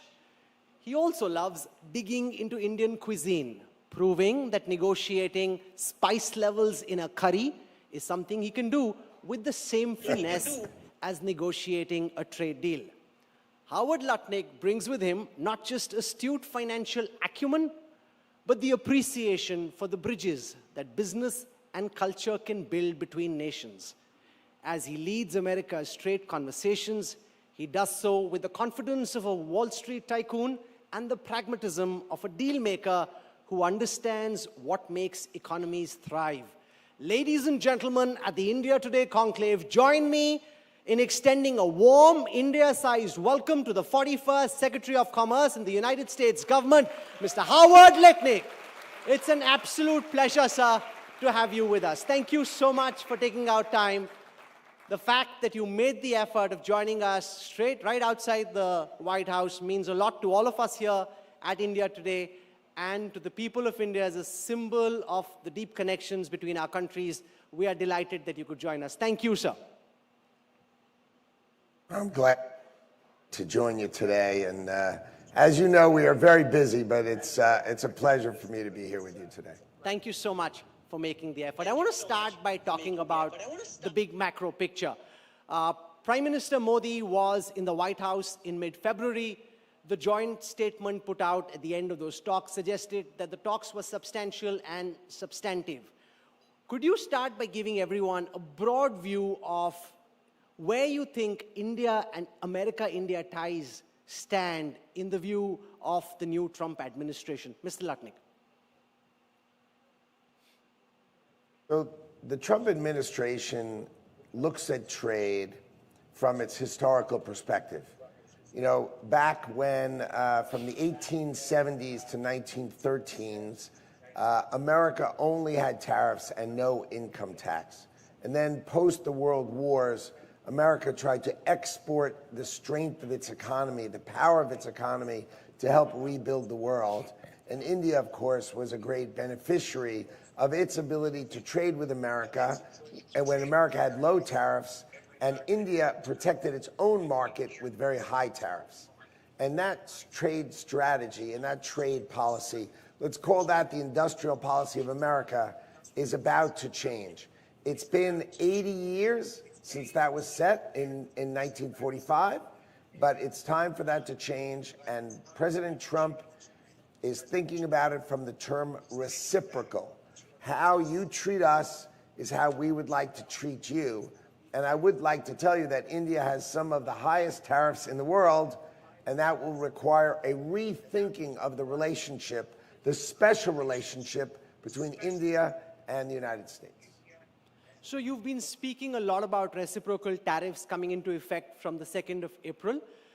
Can you give us a sense of how you see this come into play? What level of tariff is the United States looking at? Our Commerce and Industry Minister, Piyush Goyal, has been in the US this week. You've had some dialogue with him. How have those talks gone on? And how are you looking at reciprocal tariffs starting the 2nd of April?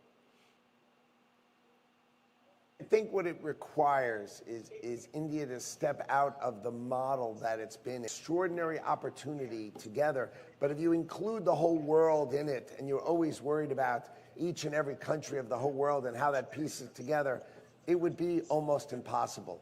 So we would like to focus on bilateral conversation just between India and the United States, bring down the tariff levels that India has that protects, you know, some of its areas. But remember, your protections are for the world, and really look at the opportunity of trading with America in a special way, in a unique way, to trade with the most powerful economy in the world and the largest consuming economy in the world, which is also very, very important. So we've already seen the Modi administration proactively reduce taxation on the import of big motorcycles, the import of bourbon. So are you seeing progress in the way that you would have imagined? Because if a bilateral trade agreement is to be signed between you and Minister Goyal by fall, there is very little time to be able to actually get that done. Do you think it's possible given the time frame at play? Well, if the time frame was designed to do motorcycles and bourbon and this product and this product and this product and this product, you're right. It would take forever, forever. But because India is so gigantic and the United States is so gigantic, the right way to do it is a macro, and that's why we think we can get it done. The United States is interested in doing a macro, large-scale, broad-based trade agreement with India that takes everything into account, and that, I think, can be done. It will require a different kind of thinking, big thinking, things that your Prime Minister can do, because your Prime Minister has a great, Prime Minister Modi has a great relationship with President Trump. That was obvious when we were all together. I was there at the meetings. I was there at the lunch that we had together. I've spent time with your ministers, but it's time to do something big, something grand, something that connects India and the United States together, but does it on a broad scale, not product by product, but rather the whole thing. Let's bring India's tariff policy towards America down, and America will invite India in to have really an extraordinary opportunity and relationship with us. Some of what America has been pushing for example, lowering the import duty on some agricultural products, would be politically suicidal for Prime Minister Modi if he ever went down that route. So as a friend and an ally, how does America look at the sensitivity? Because you've got millions of farmers and you've been to our country. If he actually reduces trade tariffs on agricultural produce in the way has been suggested by the US, that's goodbye to any government in power. Well, I think I think the idea is to truly understand, the good thing is your government truly understands your market and we understand ours. And the key is to try to find that place. So, yes, the Indian market for agriculture, it has to open up. It can't just stay closed. Now, how you do that and the scale by which you do that, maybe you do quotas, maybe you do limits. You can be smarter when you have your most important trading partner on the other side of the table. You can't just say, as you said, oh, it's off the table. That's just not an attractive way of doing business. The right way to do trade, the right way to do business is to put everything on the table, but do it smartly and do it thoughtfully. Maybe certain products have quotas. Maybe certain products have limits. Maybe certain products you do in certain ways. And then we do the same thing on the other side, and we craft an agreement that is sensible between the two of us.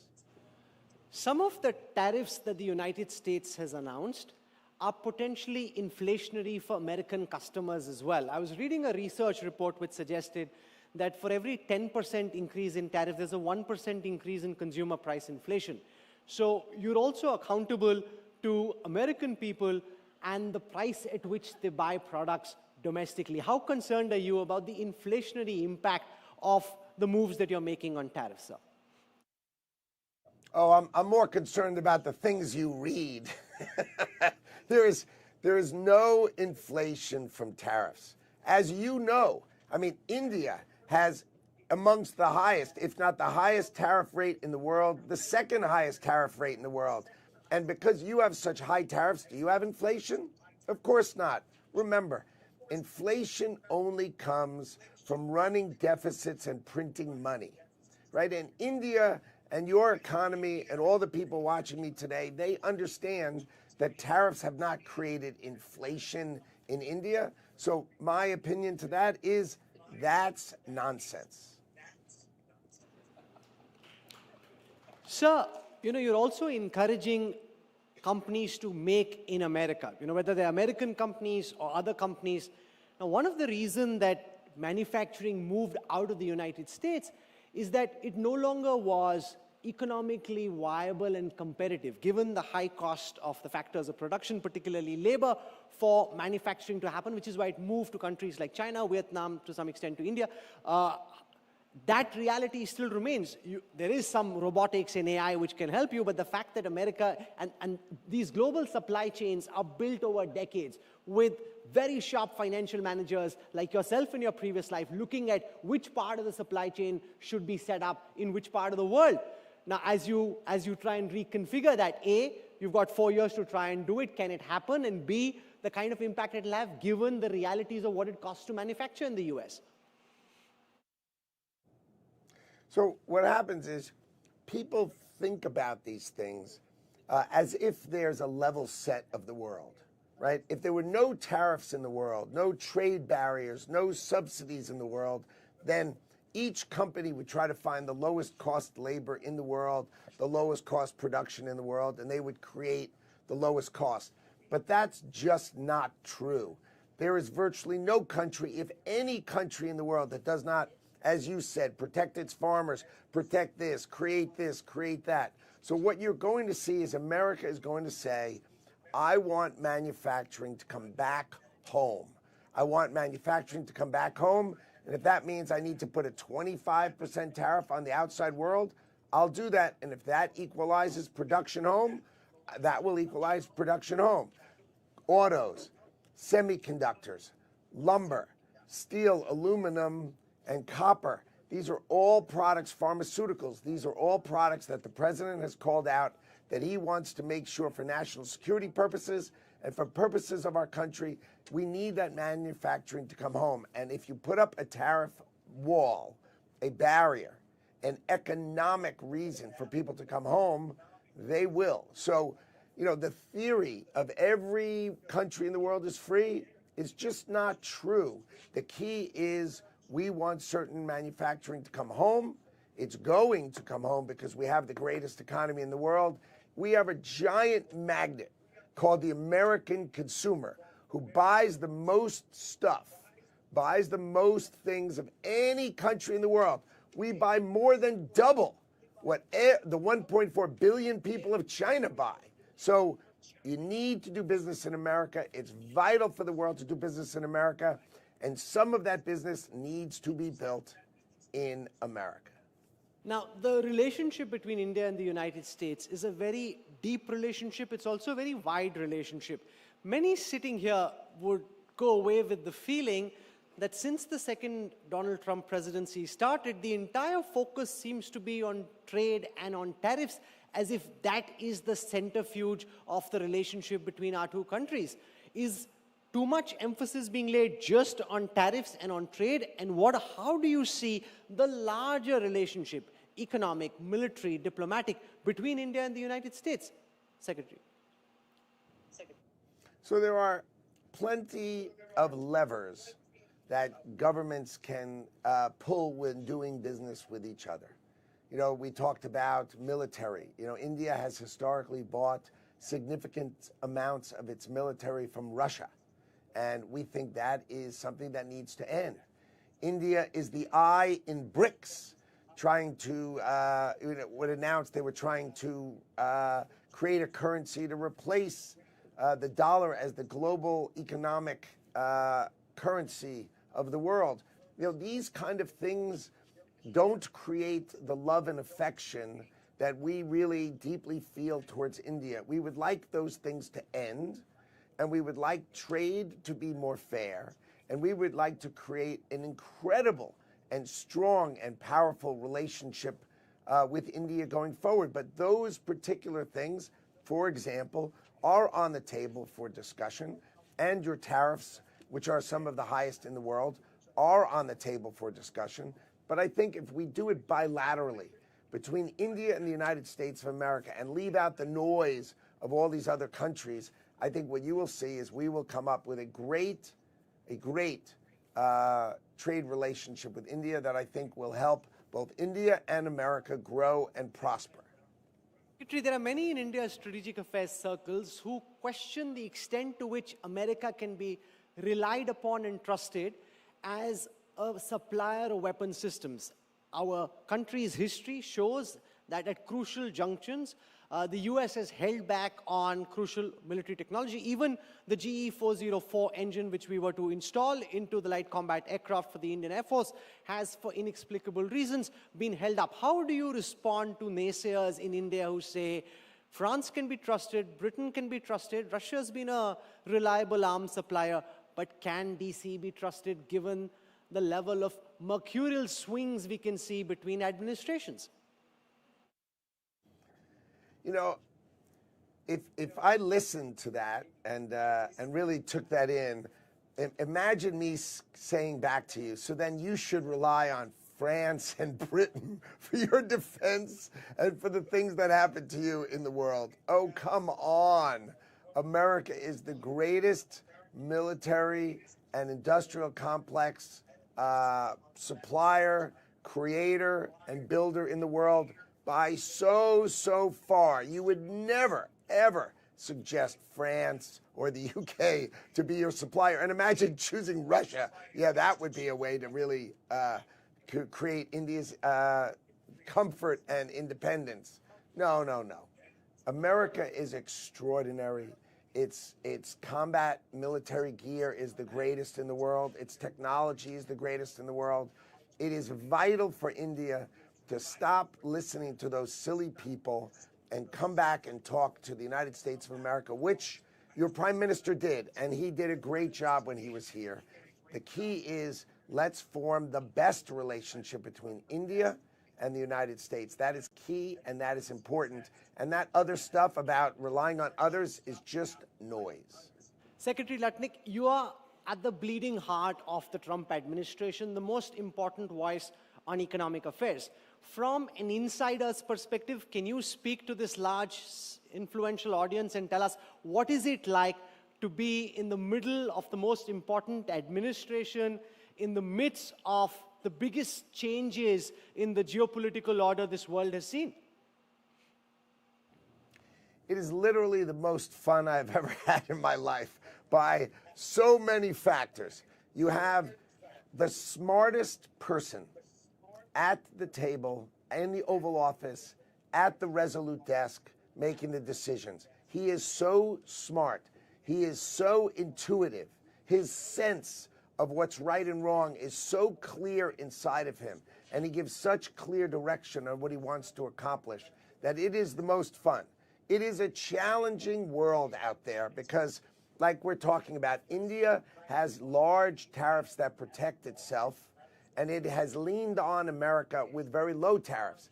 And that level of balance has to change. So it's challenging and it's interesting, but I have never had more fun and had a better experience than working for Donald J. Trump. It is my favorite time of my life. Secretary Lutnick, we've been hearing important voices in the United States, led by the president, speaking of taking over Greenland, taking over the Panama Canal, making Canada the 51st state. Is that belligerence and posturing? Or, Secretary, are you serious? Well, let's talk about the Panama Canal as an example, since you raised it. So America built the Panama Canal for, if you look in present dollars, about $1 trillion. So we spent $1 trillion.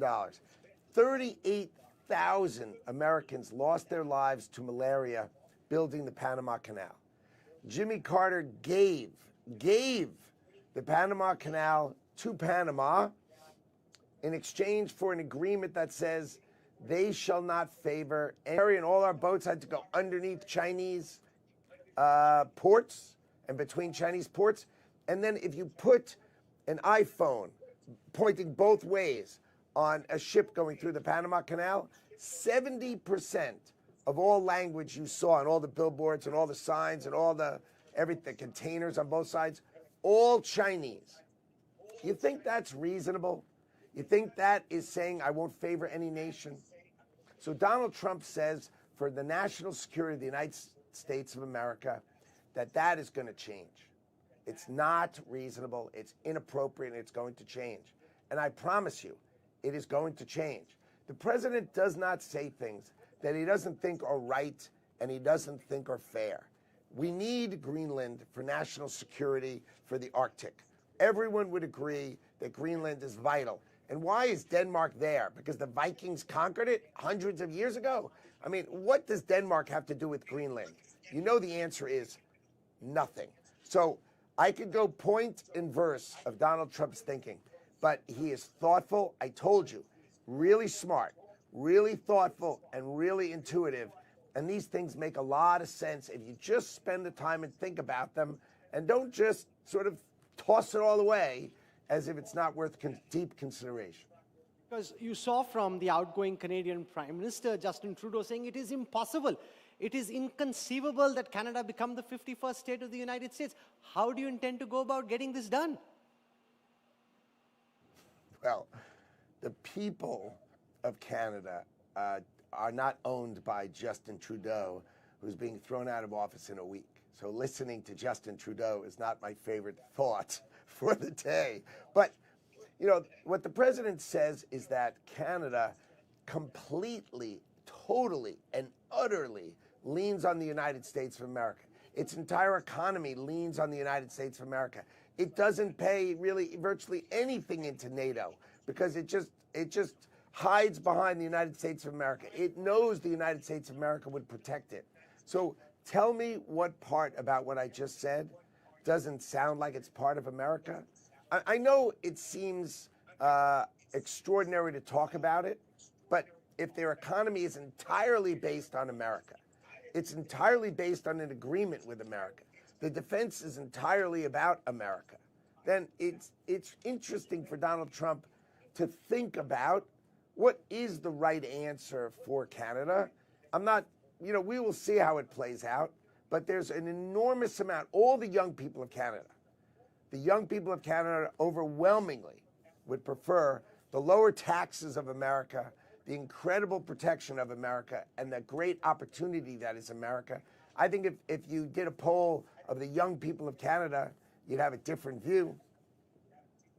Secretary Lutnick, if it is okay for the United States to take over Greenland, then what is to stop Xi Jinping from taking over Taiwan? Well, I didn't say the United States of America was going to take over Greenland. There are discussions with Denmark, and there are discussions with the people of Greenland. It's our view that the people of Greenland would have to want to be part of the United States of America for that to happen. It's not Denmark is a negotiation. The people of Greenland matter. The people of Canada matter. You didn't hear me say something militarily. You heard me talk about the people of these countries. This is important that you remember that. So Taiwan, they don't want to be part of the People's Republic of China. So that's different. If the people don't want to do it, then it won't happen. But if the people want to do it, it's a different story. So please remember, we are the greatest democratic country in the world. You are a great democratic country of the world. We care about our people. That's the way we think. And we think the people of Greenland should have the opportunity and the option to join with America if they want to. Before I end, sir, I want to ask you about China. We've seen the United States twice over announce new tariffs on China. Under your leadership of the Commerce Department, how do you see the relationship between China and the United States play out, and what kind of an opportunity do you think that might provide to a country like India? Okay, and then before I leave, I'll answer that question, but before I leave, we have to talk a little bit about the gold card coming from America, okay? So I have to extend this a little bit and make sure we talk about that next. But with respect to China... happy to extend it, sir. Thanks. With respect to China, there's two paths. Number one, China has very, very high tariffs. Very, very high tariffs. Maybe the highest in the world, the only ones who could compete with India with the scale of their tariffs. So, but let's talk about today, the tariffs we put on now. That's about opioid production and the ingredients of opioids and fentanyl called precursors. In 2019, President Xi offered President Trump that he would put the death penalty on anybody who made those ingredients. And now, in 2025, those same ingredients receive the largest level of subsidies available in China. So Chinese government is subsidizing the production of these fentanyl precursors, and that's what got Donald Trump to put tariffs on China. End the fentanyl precursor or ingredient production. Makes a lot of sense. When we get to April 2nd, we'll start talking about a broader range of tariffs. But for this period of time, it's about opioids, and it's about fentanyl, and it's about drugs killing Americans, which has got to stop. Let's talk then about gold cards. What's your pitch? Because at one level, there's this pushback against illegal immigrants. At the other side, there's uncertainty over H-1B visas, and you've got this new gold card. So explain, because there are lots of very rich, influential people sitting here in the audience watching you live across our country. How do you envision gold cards pay out, and why do you think this is a good idea, sir? So the extraordinary opportunity of the American economy, the magnet of the great American economy, has never offered the ability to have a clear path to citizenship, but the ability to only pay tax in America and not pay tax on your global income. So that difference, where we're offering people, if they come into America through this gold card, they will only pay tax in America and not pay tax on their global income. And we think there is an enormous scale of opportunity of people who want to come to America, want to have this gold card, which is basically just an extraordinary green card, if you think about it. But it's in a gold card. It will have quick access to the market. It will be quickly vetted and then and approved. And these people, the great entrepreneurs, great business people, great leaders, will come to America. They'll build businesses in America. They'll drive the economic, heart of America. We'll add value from the world in, and we will reduce our budget deficit, because Donald Trump's goal is to balance the budget of the United States of America. And once he balances the budget of the United States of America, his plan is to have tariffs and other outside fees start to eliminate the Internal Revenue Service. His goal is to drop taxes on Americans, He started with no tax on tips, no tax on overtime, no tax on Social Security, things like that for the key core of America. But his big goal is to balance the budget of the United States of America and then drive down income taxes. So if you can imagine for a moment living in the great economy of America, having a gold card in the great economy of America, not having to pay taxes on the rest of the world, but of course agreeing to pay tax in America, and being part of the greatest resurgence of an economy ever, in the greatest economy ever, I think you're going to see an enormous amount of people who would like to be members of that club, and that's called the Gold Card, the Trump Gold Card, and it is going to be incredibly successful in America. We're out of time, but I want to know, when do we get to see you in India? You said you're having great fun. What has been the most fun so far, and how do you hope your legacy will be defined, sir? I am part of the great Donald Trump administration. My legacy will be defined by the incredible things he can achieve, balancing the budget of the United States of America, reordering trade around the world, creating amazing relationships with everyone in the world. And, you know, I have to make trade deals with every country, so I don't think I'm traveling very far, very fast. But I look forward to coming to India, which I love. I love India. You know, I went to the first IPL final match, so, you know, I love India, and I look forward to coming. And Which is your favorite IPL team, sir? no way, I'm not doing that. That would not make me popular. No chance. You can't say that's tougher than negotiating a trade deal. Same thing. I would just, no chance. Well, you spoke candidly on trade. You guarded your wicket on cricket. And I think a lot of people sitting here would quite empathize with that. When we started having this conversation with your office, Secretary Lutnick, if somebody had said that we'd actually be able to set up this live connection in the midst of all that you're doing with China, with Mexico, with Canada, with India, with EU, probabilistically, I would have said this is close to just 1%. But the fact that you were able to take out time in an extremely busy schedule and come and speak live to us at the India Today Conclave means a lot to us.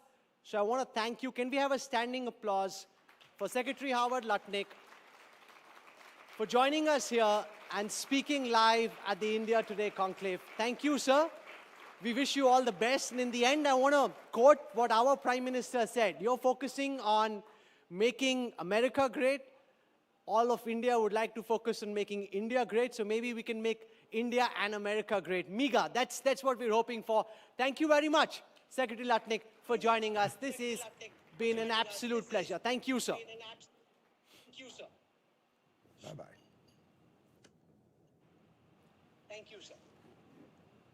All right, let's quickly move on to our next session after that world exclusive. Lots of chatter I can already see on Twitter. A lot of American agencies picking it up. Okay, let's quickly move on. Staying with geopolitics, navigating the geopolitical shift. To take it from here, I'd like to invite on stage Raj Chingappa, Group Editorial Director, Publishing India Today Group.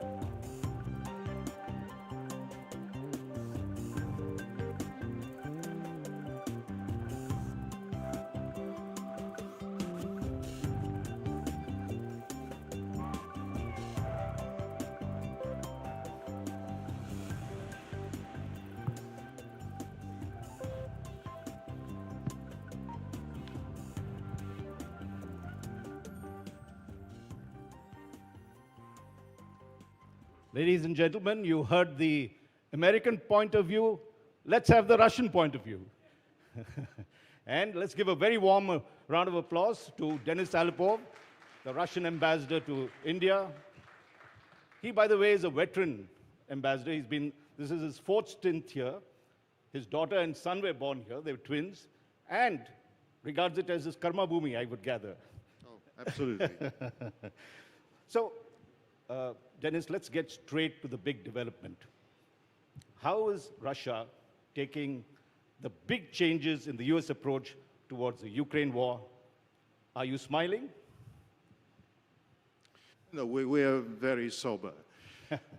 Obviously, the approach of the current US administration in comparison to their predecessors is showing the rights. They are speaking about the need of Russia to withdraw. They're speaking about the security guarantees for which the NATO membership would be the best option. They're talking about the militarization of Europe. The recently concluded summit, took the decisions on about it.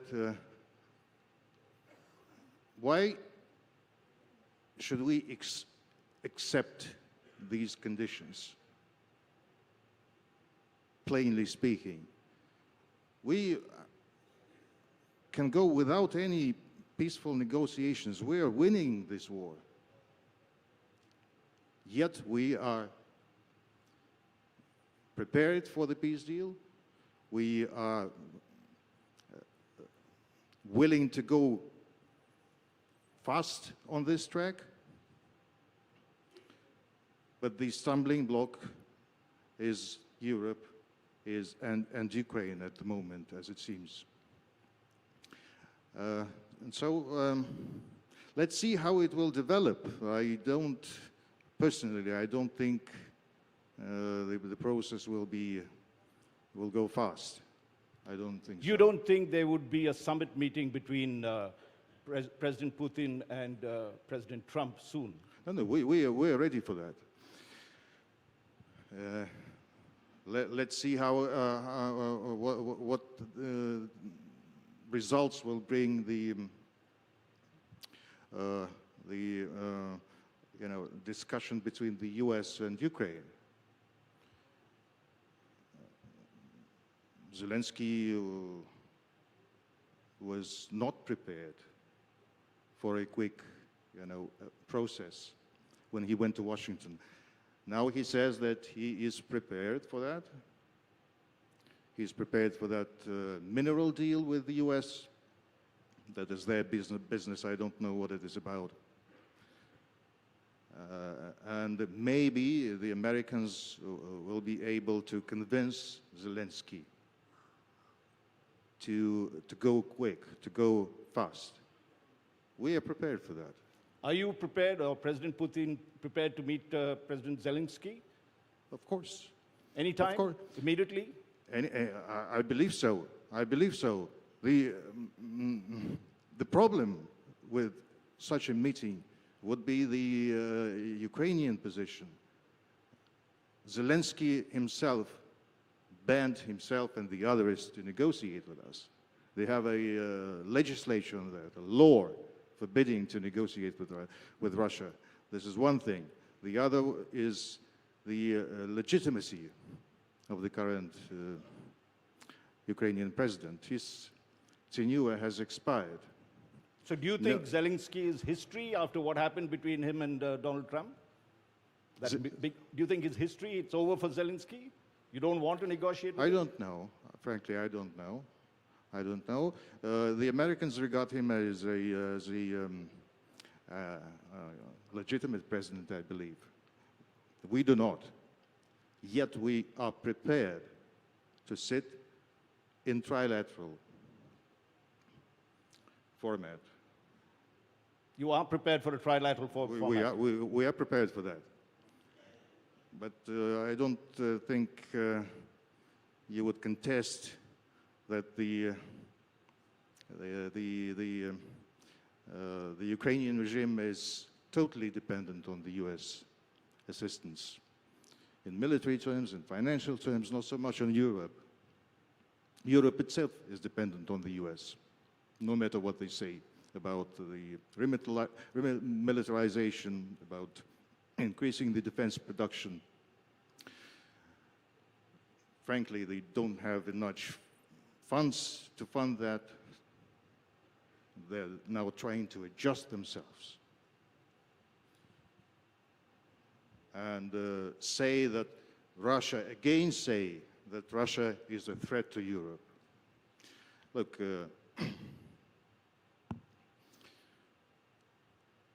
the situation in Ukraine was obviously provoked. Russia, even during the Soviet times, during the Cold War, NATO was created first, Warsaw Pact was created afterwards as a deterrent to NATO. Then the Soviet Union disintegrated. There is no Warsaw Pact, there is no Soviet Union. NATO's still here. It has expanded. Right. And openly states that Russia is an enemy, an adversary. How should we regard that? As a threat of Russia to Europe or vice versa? You know, you talked of winning the war. It's 3 years now. February 24th, 2022 was when call it a special military ops, everybody else calls it the Ukraine war. And yet, Russia has not won the war. What is the position? What have you gained in these 3 years, and why aren't you winning? If you were so confident of winning the war, normally when you go to war, you go to win, right? And not seek war to seek peace. The military equipment Ukraine has long expired. They are now experiencing severe shortages in manpower. Not us, Ukraine. They're totally dependent on NATO's military assistance, on the financial assistance of its Western backers. Had it not been there, the conflict would have been long over. But that was never our objective. We wanted to avoid the confrontation at all costs. Way back in 2007, when Putin spoke at the Munich conference, pointing out that, look, we need to sit and have a collective security in Europe. Europe will never feel secure without incorporating Russia. Russia will never feel secure without a dialogue, a positive dialogue with Europe. We are neighbors. We will not go anywhere. We need to have, there cannot be a separate security for Europe and a separate for Russia. This is impossible. There should be. There is an organization on cooperation and security in Europe, which was created specifically for this purpose. It failed. We need to relaunch this process. We need to look broader at Eurasia. Which is what I wanted to come to. What are the contours of a peace deal? What are the red lines for Russia? What will Russia settle with? Because that's critical. The war is not over, it's still there. You have captured quite a lot of territory, but have you really fulfilled all the objectives that you had? And what will Russia settle for? We never wanted to capture anything. Those territories would have stayed with Ukraine had it not been so, stupid in their approach. Our objective is that Ukraine and the territory of Ukraine does not threaten us in military terms. And when Europeans and the US started to speak about membership of Ukraine, that was the red line. We need to have Ukraine, a Ukraine that does not pose a danger to us. As regards the Eastern territories and Crimea, this train has gone for you, for Ukraine. These are now parts of the Russian Federation. So this is non-negotiable at the moment, out of question. They should have thought about it before. And I would gather Donetsk and Luhansk you would want to keep. Pardon? The Donbass area, that is yours. Those are integral parts of the Russian Federation at the moment. This is out of question. Well, you've drawn the red lines on that, but I want to bring you to India in the remaining minutes that we have and look at how do you see India's role, or does India really have a role in settling the Ukraine war, bringing peace, and what kind of role do you expect India to have? No, we do not expect from India anything in this regard. And I think External Minister Jaishankar has also spoke about that in London just recently. India is not looking at some kind of a mediation role. Has always called for a peaceful resolution. We value that very much and have always appreciated that. This is exactly the Russian position. And I believe what the efforts should be targeted now to persuade the Europeans and Ukrainians to start talking and doing peace. Because they are now the belligerent party. They are now willing, some of them, some of the European leaders are even saying that, continuing with war would be safer for Ukraine than a peace, an immediate peace deal. Excuse me, what kind of a position is this? Right, that's Europe's position at the moment, but let's come back to India, and if you look at the fact, how do you see the future of India-Russia relations, given the fact that in the past couple of years, we've moved much closer to the US, and if you want to call it the West, than ever. Is that going to have an impact on our relations?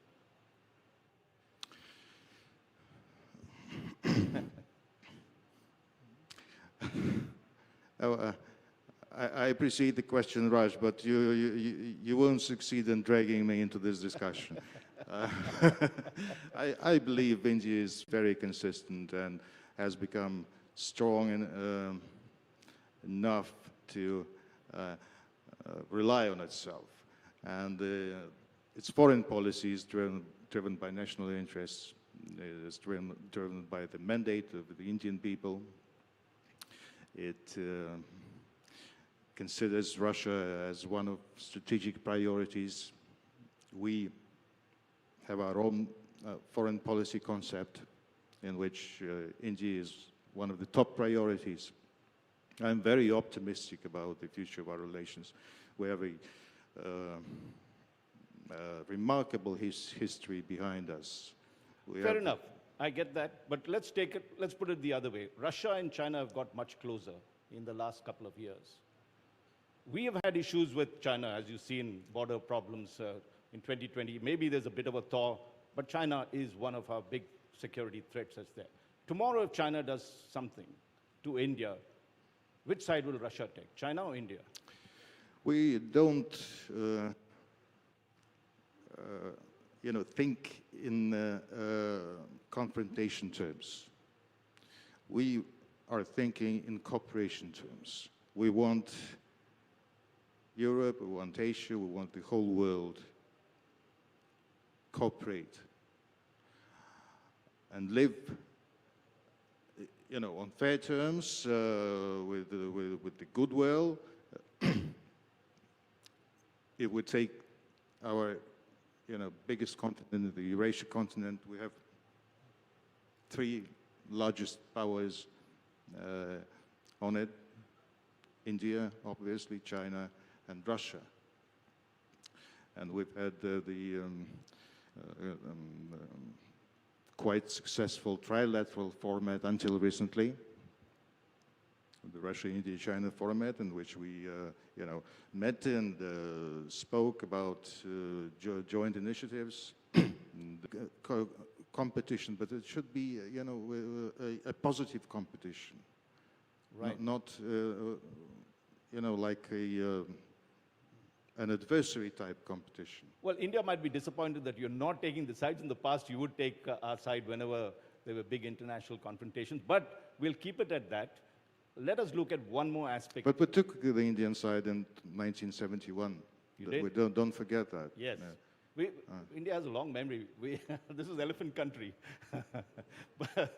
but we got 2 minutes left, and let's look at India-Russia trade. It's about $64.5 billion. Out of that, Russia exports $60 billion to us, and we export you only $4 billion. So the balance of trade, if we were Trump, we would be saying reciprocal and trying to get equity in terms of trade.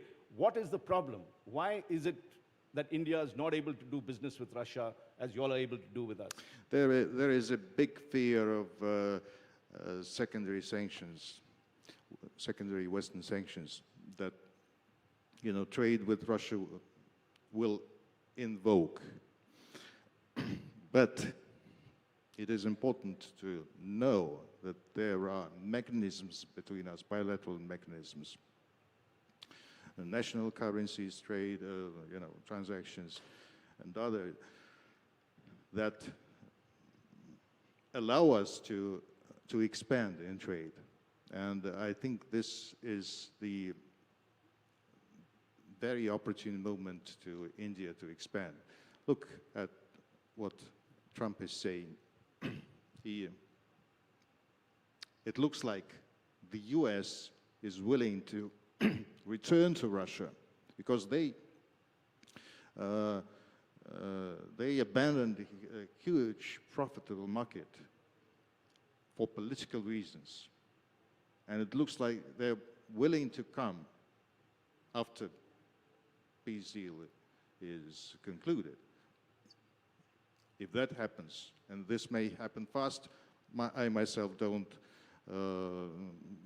quite optimistic about the pace, but if that happens fast, India will miss the bus. That's a good point. America is wanting to do business with Russia, and we aren't able to do business with you all because of that. But final question, 13 seconds left. Trump offered to sell us the F-35 stealth fighter. Russia, what will you give us? We're offering our own fifth generation fighter. We have the best machine, Su-57.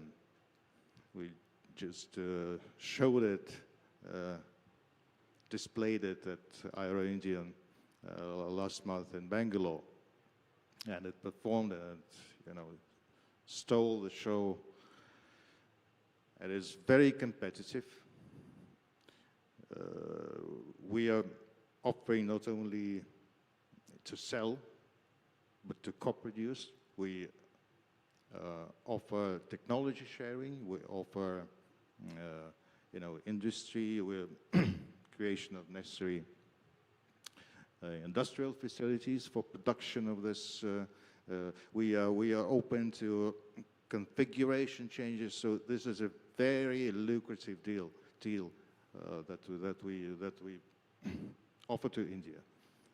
I think we're in a very good position if and when it comes to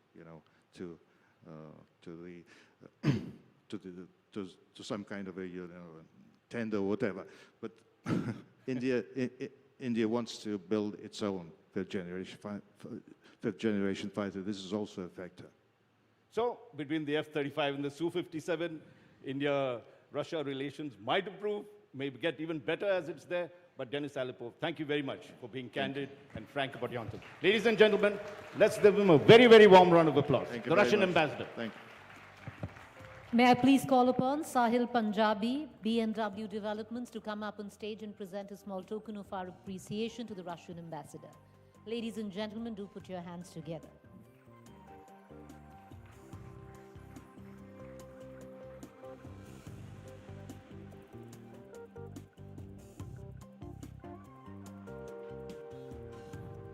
Thank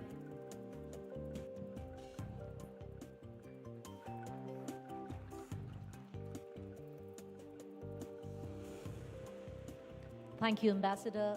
Thank you, Mr. Chingappa. All right, with that, ready to move into our next session this evening. And we've got a bit of Bollywood lined up next. All right, introducing our next session, celebrating career and cinema, 60 years of Aamir Khan, sponsored by NIFT. To take it from here, inviting on stage our moderator for the evening, Anjana Om Kashyap, Managing Editor, Special Projects, Aaj Tak.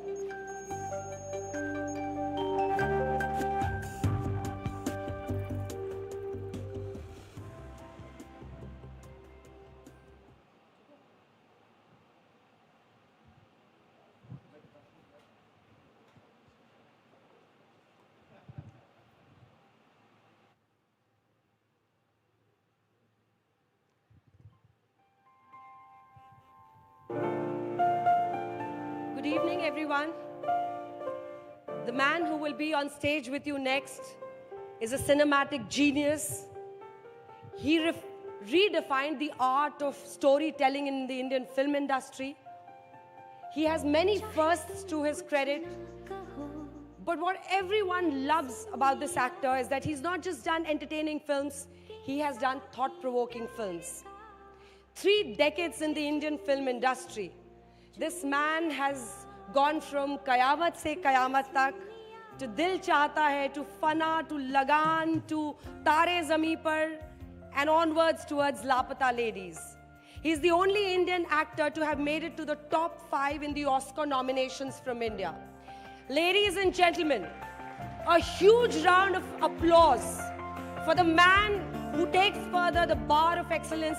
Let's have on stage superstar Aamir Khan. पहला नशा पहला खुमार नया प्यार है नया इंतजार ये गाना सुन के it's like we've gone down back so many years. So 3 decades in the Indian film industry, and this Holi on 14th March, he'll be celebrating his 60th birthday. What are you doing with yourself? On 14th March? No. Oh, what's in life? Like, are you 60? Had the years been counted correctly? What are you doing with yourself? Well, actually, I don't feel 60, you know. The fact is that I think a lot of you may identify with what I'm saying. In my head, I'm still 18 or 20 or something, you know. And it's only when I look in the mirror, I realize, nahi, abhi 18 ka nahi hu main. But otherwise, in my head, I'm still... How have you been? When you look back at those 60 years, what does Aamir Khan see? Like, we know what we are seeing, right? What does Aamir Khan see? Oh. Well, it's been a very exciting journey, I have to say. And today, when I look back, I had no idea I would, you know, be on this journey in this manner. When I started out, I was just very nervous about getting things right. And I have to say, I'm still nervous about getting things right. So not much has changed in that. But I've had a great opportunity to work with some amazing writers. So I got some great scripts coming my way. Worked with some great directors who've taught me so much, and also, you know, actors and colleagues, different technicians I worked with, DOPs, sound people. So this whole journey has been quite a enriching one, I have to say. And I'm really grateful for this journey here. But also, it's about picking those scripts. You've been a man who's taken a lot of risks in the Indian film industry. But before we come to that, I want to pick up your films and take out the themes from those films, and then let's talk about it. Like, at 60, how do you see it? I don't want to keep reminding him that he's 60 now. But let's just begin with these 2-3 films that come to my mind when we talk about love and romance on screen. Qayamat Se Qayamat Tak, Dil Chahta Hai, Fana. So these are your posters from those films. Yeah. What's your take on this? Like, and is that kind of love, does it exist today? Like, Qayamat Se Qayamat Tak, does it? हाँ नहीं मतलब I think it does, yeah. Don't you all agree? No. How many are voting for no? नहीं बहुत कम आते हैं यार. Oh, so the others. See, I believe in love. I'm a believer in love. So I feel that pure love still exists everywhere. I know some people are cynical कि यार आज generation change हो गई है, आज के youngsters में true love नहीं होता. I don't agree. I think love is something that all of us have in us, and it's something that is the most natural thing that comes out of us, I feel. Dil Chahta Hai is the only moderate name in your romance films. Otherwise, it's Qayamat se Qayamat Tak. Ya Fana.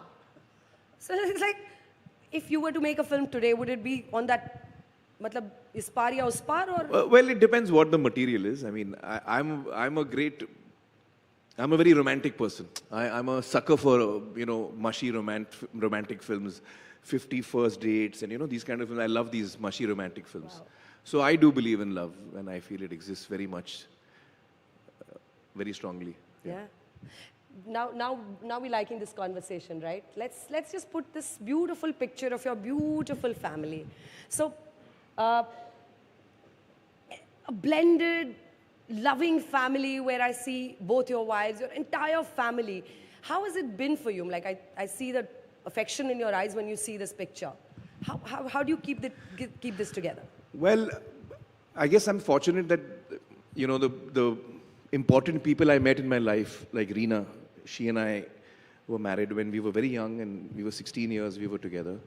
Yeah, and you probably eloped with her. It was a runaway marriage. हम भाग के शादी की थी रीना और मैंने. आमिर खान को भी भाग के शादी करनी पड़ती है. Secret शादी की थी मैंने. But I was very fortunate that the important relationships that I had in my life were with people who were very wonderful people. Reena is an amazing person, and Kiran is an amazing person. And these two women are the people I have, spent my entire life with. And they have given me a lot. They've really, as a relationship, it's something that I value a lot. We did go through a divorce, but that doesn't mean that we don't have a lot of respect and love for each other. So maybe we moved on in our relationship. But I have the highest regard for both Kiran and Reena and their families, in fact. I'm really close to Mummy. Yeah. Daddy passed away recently, and Kiran's parents. I'm very close to their families as well. Yeah. That clearly radiates in the picture. But because you've said it recently that when you liked this from a script writing competition, you picked up this Lapata Ladies, that's right? And then you trusted Kiran Rao to make that film. That's right. So tell us about this. I mean, how you chose that script. Well, the script, it was something that I read because I was part of the jury, and I just really liked the script. And the moment I read the script, I felt Kiran is the right director for this. I've worked closely with her, and she and I have worked closely on producing a number of films. Kiran is one of the finest filmmakers that I've come across. And this is just her second film. So I think as an audience, you'll probably discover her, going ahead. But I have discovered her, even before she's made these films, because I know her mind. I know her sensitivity. I know her creative instinct. And so when I read the script, I felt she's the right director for this, because I wanted someone who's very honest in their narrative. And I felt that Lapata Ladies is a film that has a lot of intrinsic drama in it because of what happens. Ladki badal jati. It's a very dramatic situation. Once you talk about cinema, I see that you always talk about nuances. The next set of films that I would like to show is the comedy genre that you've tried. I mean, how many of you watched Andaz Apna Apna? See? And Delhi Belly? Okay, let's see that set of films. Like when you do Andaz Apna Apna, Delhi Belly. It's clearly no social image, but I have seen clips of Andaz Apna Apna even on my mobile. Like people circulate it. Social media is covered with it. So, how does comedy... I love comedy. I really love comedy. And in fact, it's one of the tougher things to do as an actor. But I really love comedy. And I enjoy doing it. I also enjoy producing it. I mean, Delhi Belly, when I read the script, I just couldn't stop laughing. Itni kamal ki script Akshat ne likhi. So irreverent, and it's very mad script, and I just loved it. And a very unusual film, actually, for Indian cinema. But do you think, if you want to make a Delhi Belly today, it would be accepted as well? People say that people have become more sensitive towards comedy. Like they'll pick up a word or a song and probably, get offended. This right to offend has gone. I don't think... See, Delhi Belly has got a lot of, abusive language in it. But that we had warned the audiences that इसमें abusive language है. It was an adult-rated film.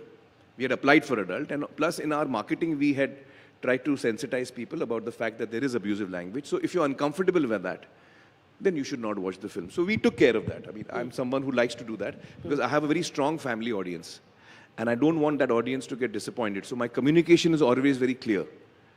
So when I'm doing a film which has got adult content, I make sure I go out on a leg to tell my audience that this is for adults. And that's what we did for Delhi Belly. So I don't think anyone would have got offended. How do you remember Andaz Apna Apna? Fondly? Oh. Well, it was a lovely time that we had. I have to say it was also a tough time because I was the only actor who used to come on time. No one else came on time. You can see the others on the screen. So you कोई time पे नहीं आता था. और अभी पता नहीं इसे बोलना चाहिए कि नहीं बोलना चाहिए. बोल दूं? वो उस वक्त रवीना और करिश्मा का कुछ अनबन भी चल रहा था. तो वो रवीना आती थी तो करिश्मा चले जाती थी. और करिश्मा आती थी तो रवीना चले जाती थी. तो मैं सोचता था यार फिल्म कंप्लीट कैसे होगी यार?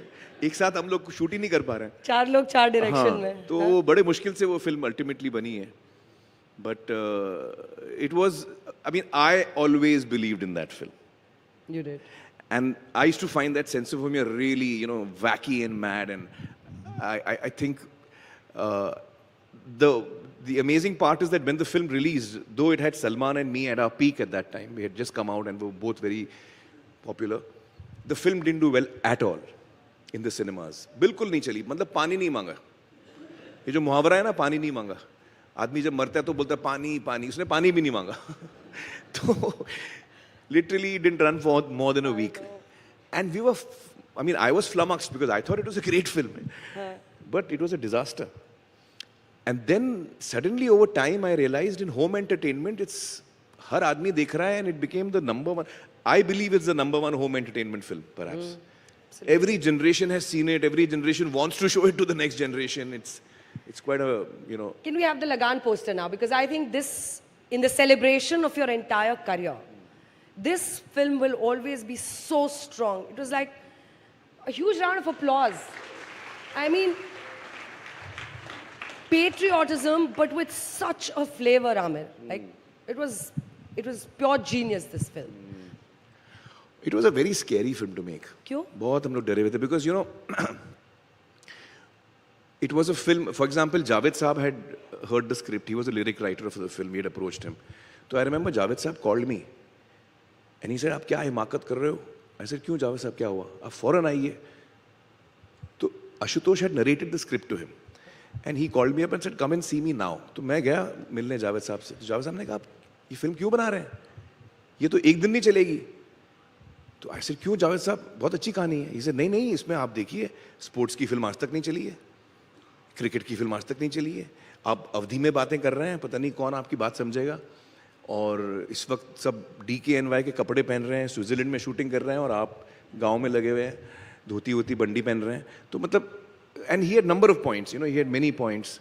One of his points was even that. He said, "आपने अमित जी की आवाज़ यूज़ कर ली है अपना as the voiceover. It begins with Amit ji's voice. सन 1893. हाँ. So apparently, whichever film Mr. Bachchan has given a voiceover for, has flopped. I'm not joking. In fact, Mr. Bachchan told me that. When I went to him, I said, "Sir, आप ये narrator बन जाओ." He said, "मैं बन जाता हूँ, मुझे कोई दिक्कत नहीं आमिर, लेकिन मैं जिस फिल्म में मैंने narration दिया है, वो फिल्म कभी नहीं चलती. तो ये आप बात नोट कर लेना, बाकी I am happy to do it." So he said, "आपने ये पंगा भी ले लिया, आपने अमित जी से narration भी करवा लिया है, तो अब तो confirm हो गया आपकी फिल्म नहीं चलने वाली." So anyway, we believed in the script, but it was a very tough film to make. It was very expensive for that time. We had to get 3 घंटे 42 minutes, like 3 hours 42 minutes. Yeah, it was 3 hours 42. 6-7 songs. 5 songs. And went to the top 5 in Oscars. Well, more than that, I think the way it connected with audiences across the world. When it released it was shown at the Locarno Film Festival, which essentially is, the audiences are Italian, German, French, Swiss speaking. And none of them play cricket. It's all Europe. 10,000 का audience film देख रही थी Piazza Grande में. It's a huge open air screening room with a giant screen and 10,000 people are watching a film and they don't know anything about cricket. These are all Europeans. तो हमको पता नहीं, हमको लगा यार इनको समझ में आएगी नहीं आएगी और 4 घंटा 3 hours 42. It won Best Film Audience Award at Locarno. And actually that was the start of Lagan's international journey. And you know how it happened? मैं तो फेस्टिवल में भेजता भी नहीं हूँ अपनी फिल्में, क्योंकि वो लोग को प्रिंट जल्दी चाहिए होता है और प्रिंट जल्दी भेजो तो पायरेसी होती है. तो मैंने फेस्टिवल डायरेक्टर को बोला, hello, the festival director told me, I want your film. She had seen some parts of it and she was madly in love with it. She said, I want your film at Locarno. I said, ma'am, I can't send the film to you. She said, why? I said, my film will get pirated. I can't take the chance. तो उनका rule होता है कि you have to show it to the committee before it gets selected in the festival. So she said, then it won't be selected. I said, I don't mind. मुझे festival नहीं चाहिए. मुझे release करने दो भाई. तो वो इतनी क्रेजी थी फिल्म के बारे में कि उसने फिल्म रिलीज हुई 15 जून को उसने अपने कमिटी को लंदन भेजा कि थिएटर में चल रही, जाके देखो ये फिल्म मुझे चाहिए फेस्टिवल में. तो she was after the film and she got the film to Locarno and the film took off from there. So actually I didn't do much, it was her enthusiasm. But then you actually have this international appeal. I mean, I don't know how many of you know, he's been rated the top actor in Central Asia, which includes countries like China, Japan, Bangladesh, Turkey. Like China में 3 Idiots लोग खूब देख रहे थे कि we have the poster of 3 Idiots. Yeah, and it was big in China, yeah. Huh. I think they also have the same issues that we have, so I think 3 Idiots struck a very deep chord in not just the youth over there and the kids, but even the parents. Yeah. But then you were talking about डर लगा और जावेद साहब ने आपको समझाया भी, but that didn't stop you from taking risks. हाँ, वो Look at this. नहीं, डराया बहुत हमको. Dyslexia. And this is a poster where you are with him, but initially आपने उनका poster पहले निकाला था. Aamir was not on the poster. And only Hindi film probably where the hero that we call the actor, the main actor, comes interval में. Well, let me just talk a little bit more about Lagan. I think I remember it was a very tough film to make because cricket is a very tough sport to shoot. क्या actor आपकी बात सुन लेते हैं? Ball आपकी बात नहीं सुनता है. तो बड़ा मुश्किल हुआ हमको cricket shoot करना. But किसी तरह हमने वो film बना ली and I remember उस film में एक scene है जब मैं temple में खड़ा हूँ, शर्त वर्त हो गई है, second half में scene आता है and suddenly I feel that I don't think we can beat the British. थोड़ा एक doubt का moment आता है भुवन को. तो वो खड़ा है भगवान के सामने, he's looking at the Murthy and he's very stressed. And Mai comes from behind. And she says, I don't exactly remember the line, but she says, what is troubling you? And my line is, Mai, ये बीड़ा उठा के हमने कोनो गलती तो नहीं की. तो ये लाइन अशु और मैं एक दूसरे को हर रात को बोलते थे. अशु, ये बीड़ा उठा के हमने कोनो गलती तो नहीं की. तो पूरे 6 महीने हम लोग ये फ्रेम ऑफ माइंड में थे. अशु, ये बीड़ा उठा के हमने कोनो गलती तो नहीं की. अच्छा, हाईलाइट है कि जो फर्स्ट कट था वो 7.5 घंटे का था. 4.5 घंटे was till the cricket starts. 7.5 घंटे शूट कर लिया था. नहीं, हमने देखा है वो 7.5 घंटे की film. 4.5 hours was till the cricket starts. The breakfast 3 days of cricket, 1, 2, 3, each was 1 hour long. So 4.5 plus 1 hour each, 7.5 hours was the first cut. So when the first cut got over, all of us were exhausted. मतलब हम लोग थक गए थे. हम खुद थक गए थे. ऑडियंस क्या नहीं थकेगी. तो मैंने आशु को उस वक्त भी बोला था, आशु, इस बीड़ा उठा के हमने कोनो गलती तो नहीं की. तो खैर फिर एडिटिंग में घुसे and the whole journey of Lagan was a very exciting one, very exciting. Because I always really believed in the story. It's such an amazing story. Very unusual, very demanding, but I'm so glad. It's odd. Anjana, you're asking me this question. I remember Lagan को हाँ बोलने से पहले मैं इतना घबराया हुआ था. आप लोगों को लगता है मैं रिस्क लेता हूँ और मैं बड़ा ब्रेव आदमी हूँ. ऐसा कुछ नहीं है. मैं रिस्क लेता हूँ, लेकिन मुझे डर बहुत लगता है और मैं डर को अपना गाइड बनाता हूँ कि ये जो पाथ में मैं जा रहा हूँ ये बहुत रिस्की पाथ है, but I must keep my fear next to me so that I am alert, कहीं पे भी गलती नहीं होनी चाहिए. So the fear is very much there in me. अपना Taare Zameen Par, it's a child with dyslexia. All my friends told me तूने कोई डॉक्यूमेंट्री बना दी है, डिसलेक्सिया पे तू फिल्म बना रहा है, ऑडियंस को क्या पड़ी है डिसलेक्सिया से. तो मेरे आसपास के जितने दोस्त यार हैं, फैमिली हैं, वो बहुत फिक्र करते हैं मेरी. उनको लगता है ये हर दफा कुछ गड़बड़ करने वाला है. They always feel, अच्छा इस दफा. When you're very tense, stressed out, fearful of your next film, what do you do? Oh my God. Oh, I can't sleep at night when my releases come close. मुझे नींद बिल्कुल नहीं आती. I become sleepless. I start bothering people around me. I don't let anyone sleep. सबको मैं बोलता हूँ घर पे आओ, रात को बैठते हैं. तो I need company that time. I can't, because अकेले बैठूंगा तो सोचता रहूँगा. तो before a release, I'm very stressed.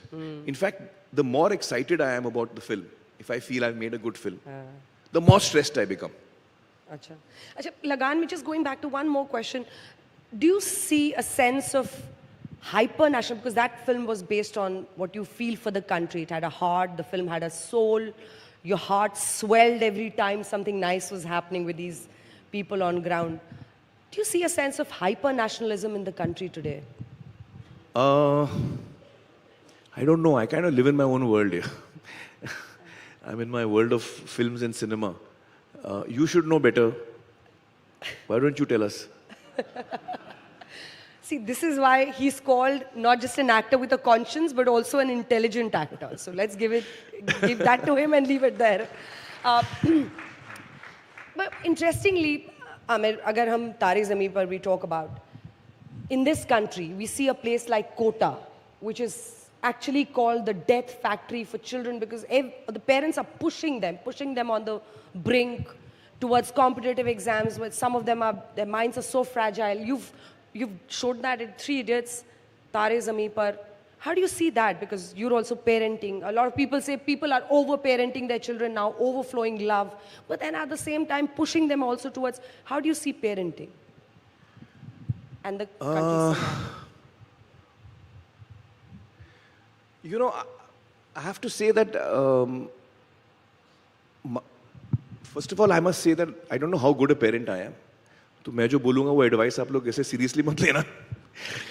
But I think over these last, since I became a father when Junaid was born, I've always been someone who, if I'm looking at education and parenting, because you're combining these two, I have never wanted my kids to stand first in the class and be the topper. I've never wanted that. That's not been a desire in me. I've always wanted my child to be happy. And I want my child to explore and be curious about things that he or she is curious about. Because genuinely I feel that all of us are, blessed with multiple intelligences. And unfortunately, we measure intelligence essentially through reading and writing. So, for example, I may be a person who may not be able to solve math problems, but my hand-eye coordination may be unbelievable. So I'm Sachin Tendulkar. That is my intelligence, my ability to see a ball at that fast speed and decide what to do with it. कुछ ना कुछ कमजोरी है, हम सब में कुछ ना कुछ ताकत है.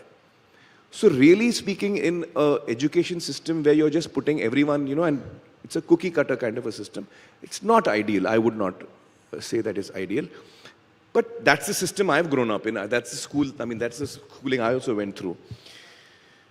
So I really feel that as a parent, I want my children to be, following what is their strengths, exploring what they find exciting. Yeah. And I'm not a conventional parent who wants high marks in mathematics and sciences and, I want my child to become a doctor, engineer. वो सब मेरे ऐसे dreams नहीं हैं और ना. I want my child to be happy and I want my child to live a fulfilling life. Very well said. And be useful to people around him or her. I want my children to be people that people love. कि आयरा आई तो सब लोग खुश हो गए कमरे में. Wow, very nice. वो first आई या second आई कुछ फर्क नहीं पड़ता. She brings a smile on people's faces. That is more of value to me. Yeah. Yeah. I'm sure you also don't remember what marks you used to get in college or school. Well, I've not studied for very long, so I have a good memory.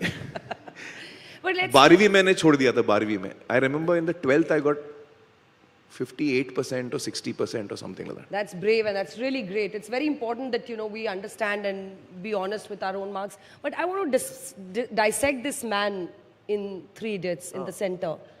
How old were you then when you did this film? I was 44, I think. And he was doing a college-going Yeah. I was so against it. Raju was insisting to me. जब राजू ने कहानी सुनाई मैंने बोला बहुत अच्छी कहानी है यार राजू. But तू मुझे क्यों ले रहा है? मैं तो 40 का हो गया हूँ. I was over 40 that time. Take 18-year-olds, and your script is very good. You don't need me. You just have 3 young actors. So he kept insisting, नहीं, I want you. And I was like, Raju अजीब लगेगा यार मैं book लेके college आ रहा हूँ. लोग हंसेंगे. We'll become a laughing stock, of the nation. Actually, very, very challenging. 44 के I was so scared, Anjana, I cannot tell you. I told him on the one day before the shooting. एक दिन मतलब अगले दिन shooting थी. मैं बोला राजू अभी भी सोच ले कल शूटिंग शुरू हो रही है. हम लोग हिमाकत करने जा रहे हैं. I'm 40 plus and I'm playing an 18-year-old. मतलब and ऐसा भी नहीं है कि people know my age. इससे कोई छुपी नहीं है बात. They know how many years I've been acting. But how did you get into this character? Because you look pretty young in this. I'm like. Well, I had to. So actually the reason I finally said yes to him is because I felt कि यार राजू मुझ में कुछ देख रहा है जो मैं अपने आप में नहीं देख पा रहा हूँ.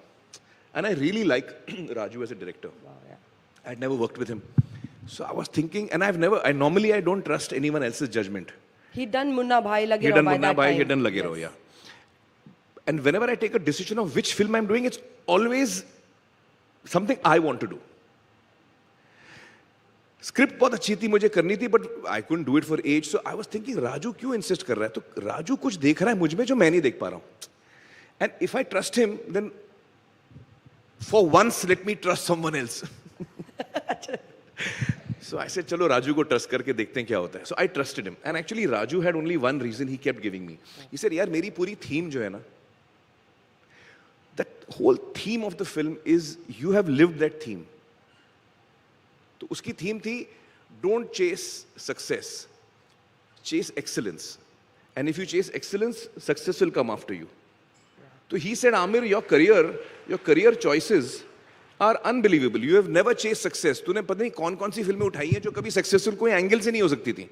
तो तूने क्या सोच के वो किया? सक्सेस सोच के तो नहीं किया तारे ज़मीं पर या लगान. You were not thinking of success when you were doing that. So you have lived that philosophy. When you say that philosophy, people will believe it. So I need you to say that philosophy. And he said, "Tu काफी young दिख रहा है." I said, "बकवास मत कर." So anyway, then finally I had to really work on the body language and the head space. You were like this. You see, the thing is that what I tried to do is that the character, I wanted to make him very curious. वो उसका mind, when you look at his face, you should feel कि उसके machinery brain में घर घर बहुत fast चल रही है. That's the kind. So and he is very he is never static. He is always कुछ ना कुछ उसका चल रहा है माइंड में, बॉडी में. So there is a nephew of mine who I to people I based the character on. One was Murugadoss, the director of Ghajini. Okay. वो बहुत ट्रांसपेरेंट बंदा है. ट्रांसपेरेंट मतलब फिल्टर नहीं है. तो अगर मुरुगदास को मैं बोलता हूँ कि सर ये शॉट हम लोग मैं ऐसे करूँ, ना sir very bad sir very bad. उसका चेहरा ऐसे हो जाता है, very bad sir very bad. He has no problems telling you आपने बुरा आइडिया दिया. उसको फिल्टर ही नहीं है. उसको अच्छा लगा, हाँ very good sir super hit will do that. तो he is very clear about that. So I found him very charming. उसको आप आइडिया था sir very bad sir very bad, तो वो एकदम मुंह उसका ऐसा हो जाता है. तो I found him filterless. He is got no filter. So I said इसको पकड़ते हैं.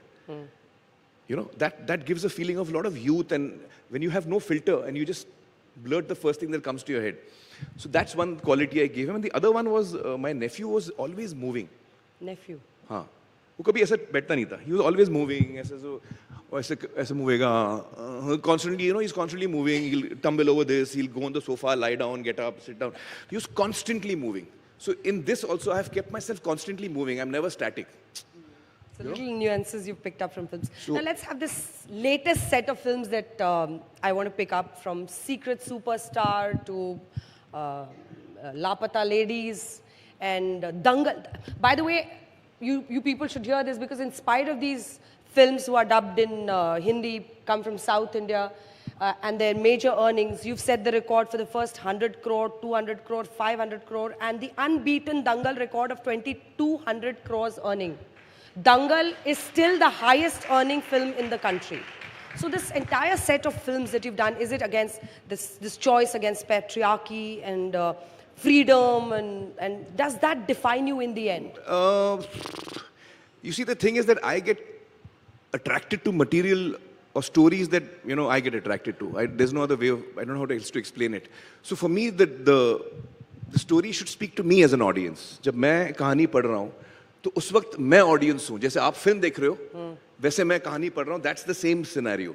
So when I'm reading the script, if it's something that excites me, pulls me in, makes me laugh, makes me cry, makes me think, makes me, you know, so then I know this is something I want to do. And once I decide that that is the thing I want to do, then I just throw myself in. And while I have fears, because as I said earlier, each of these films are very, you know, risky and challenging. But my fear doesn't make me go off the track. My fear keeps me on track. And I just give it all. फिर कभी ठीक बनती, कभी ठीक नहीं बनती. Keep giving it your all, and we'll keep watching you on the big screen and the small screen, probably with your AKP. Sure. Thank you so much for being one of our honored guests here on Thank you, Indie Anjan. India Today Conclave. Thank A you. big round of applause, Thank you. ladies and gentlemen, for Aamir Khan. Ladies and gentlemen, a warm applause for Aamir Khan as I call upon Ms. Tanu Kashyap, Director General NIFT, to come up on stage, present a small token of our appreciation to Aamir Khan.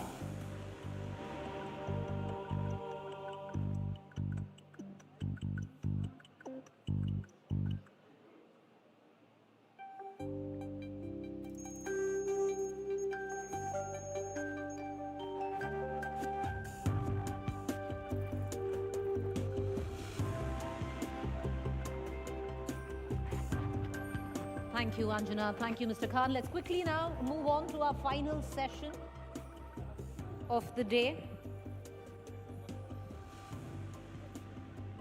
Can we not crowd the aisle, please? May I please request you all not to crowd the aisle? Can we not do this? Can we get some security here, please? Can we escort Aamir? Can we get Aamir out of here?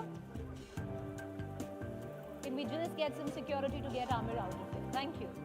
Thank you. I appreciate it. Please find your way back to your seats.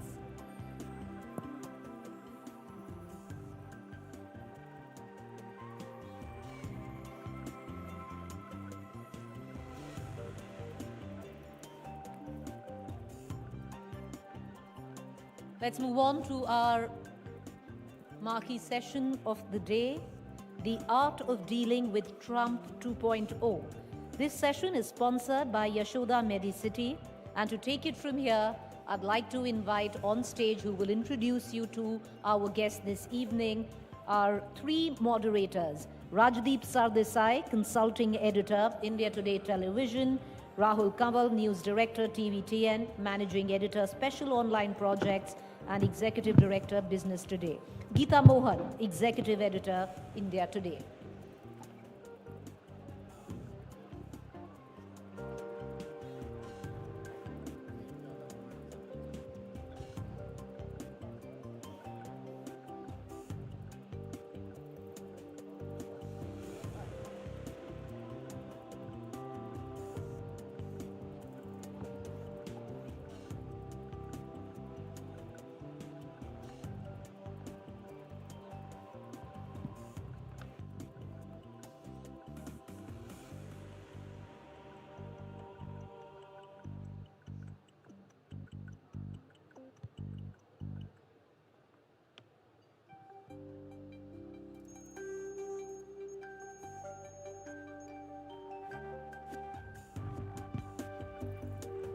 I hope you're all having a fun evening. Can we request everyone to settle down, and then we'll have Mr. Mike Pompeo with us, and we can start our last and final conversation for this Nagala session.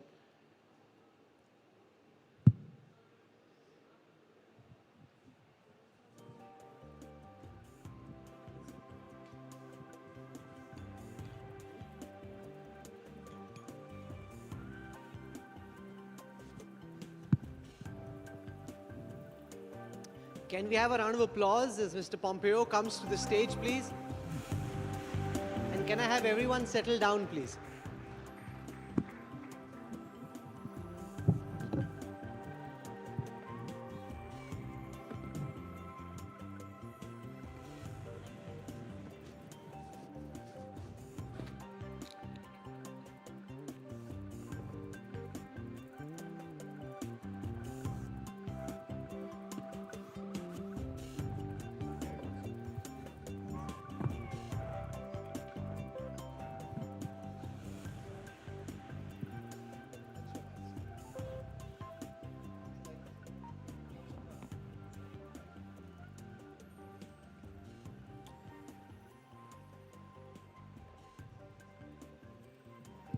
As someone who covers foreign policy for the network, I sleep every night knowing the world a certain way, and I wake up to a new world order. That is US President Donald Trump for you. We wake up to decisions we have no idea about. Why is he doing what he's doing? We're far away from America, so the time difference doesn't really help much. But we have one person over here, amidst us, who understands Trump very well. Welcoming our star speaker for the evening, former Secretary of State, Mike Pompeo. Can we have a very warm round of applause, please? The tough-talking, Kansas-bred politico has a knack of navigating power corridors, saying, I've got this. He's done this with Donald Trump. A naysayer in the beginning became a Trump loyalist later, only to become his CIA chief, and then head the State Department as the Secretary of State.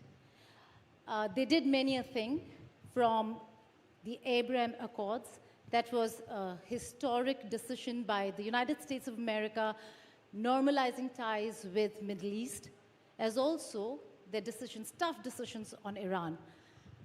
But let's begin with what's happening now. Secretary of State Pompeo, this is one of those moments where everybody wants to understand how has Donald Trump, the US president, become so different in Trump 2.0 from what he was in his first term. And let's begin with what happened only recently. We saw the Zelensky-Trump interaction. It was not an easy one to see or to watch. In fact, most of them were wondering whether if this is going to be the norm rather than the exception. Tell us, what was he trying to achieve over there? Well, goodness. Well, first of all, thank you for having me here. It's great to be back and be with you again. I did make it through 4 years of the administration. I was the only one on the team that made it all 4 years. So, yeah, thanks. Exactly. Two thoughts in response to how you began. First, I'm not sure it's so different from the first 4 years. So we'll see as things settle up. But when I watch President Trump today, I still see the same person in how he thinks about the world that I knew from my time serving him both as CIA Director and Secretary of State. Second, look, I think that meeting with President Zelensky, who I know pretty well, I think it was very unfortunate. Those of you who are in business or government, I know national security advisors here, we've all had tough meetings where we had very different views, and you know, it's people go at it hard, and I have no trouble with that. The fact that it happened out in the open in the public, I think, is just very unfortunate for Ukraine, Europe, and frankly for the United States as well, for the world, right? To see that and the risk that's associated with that, I think is just very, very unfortunate. I don't, however, think it changes much of anything in terms of how the United States will interact with the conflict in Europe. President Trump campaigned saying, we need the Europeans to take this on. We need them to lead, we need them to invest, we need them to stop buying Russian natural gas, right? These are the things that he talked about all throughout his campaign. And as I listened to him, even as recently as yesterday or the day before, that's what I hear him continuing to say. You know, the US media at least likes to gaslight about NATO and the like. If you go back and look at what they said, oh, he's going to walk away from NATO. He never did. And I suspect that set of commitments that the United States has had, that engagement we've had for a long time, will remain with our allies. It'll be noisy. He will ask more from our partners across the world, including this country. He will ask every one of them to do more for the part of the world that they live in. But I think that's very consistent with how he operated in his first 4 years as well. Always looking for a deal, always looking for leverage, but pretty consistent in the continued support of our partners and friends.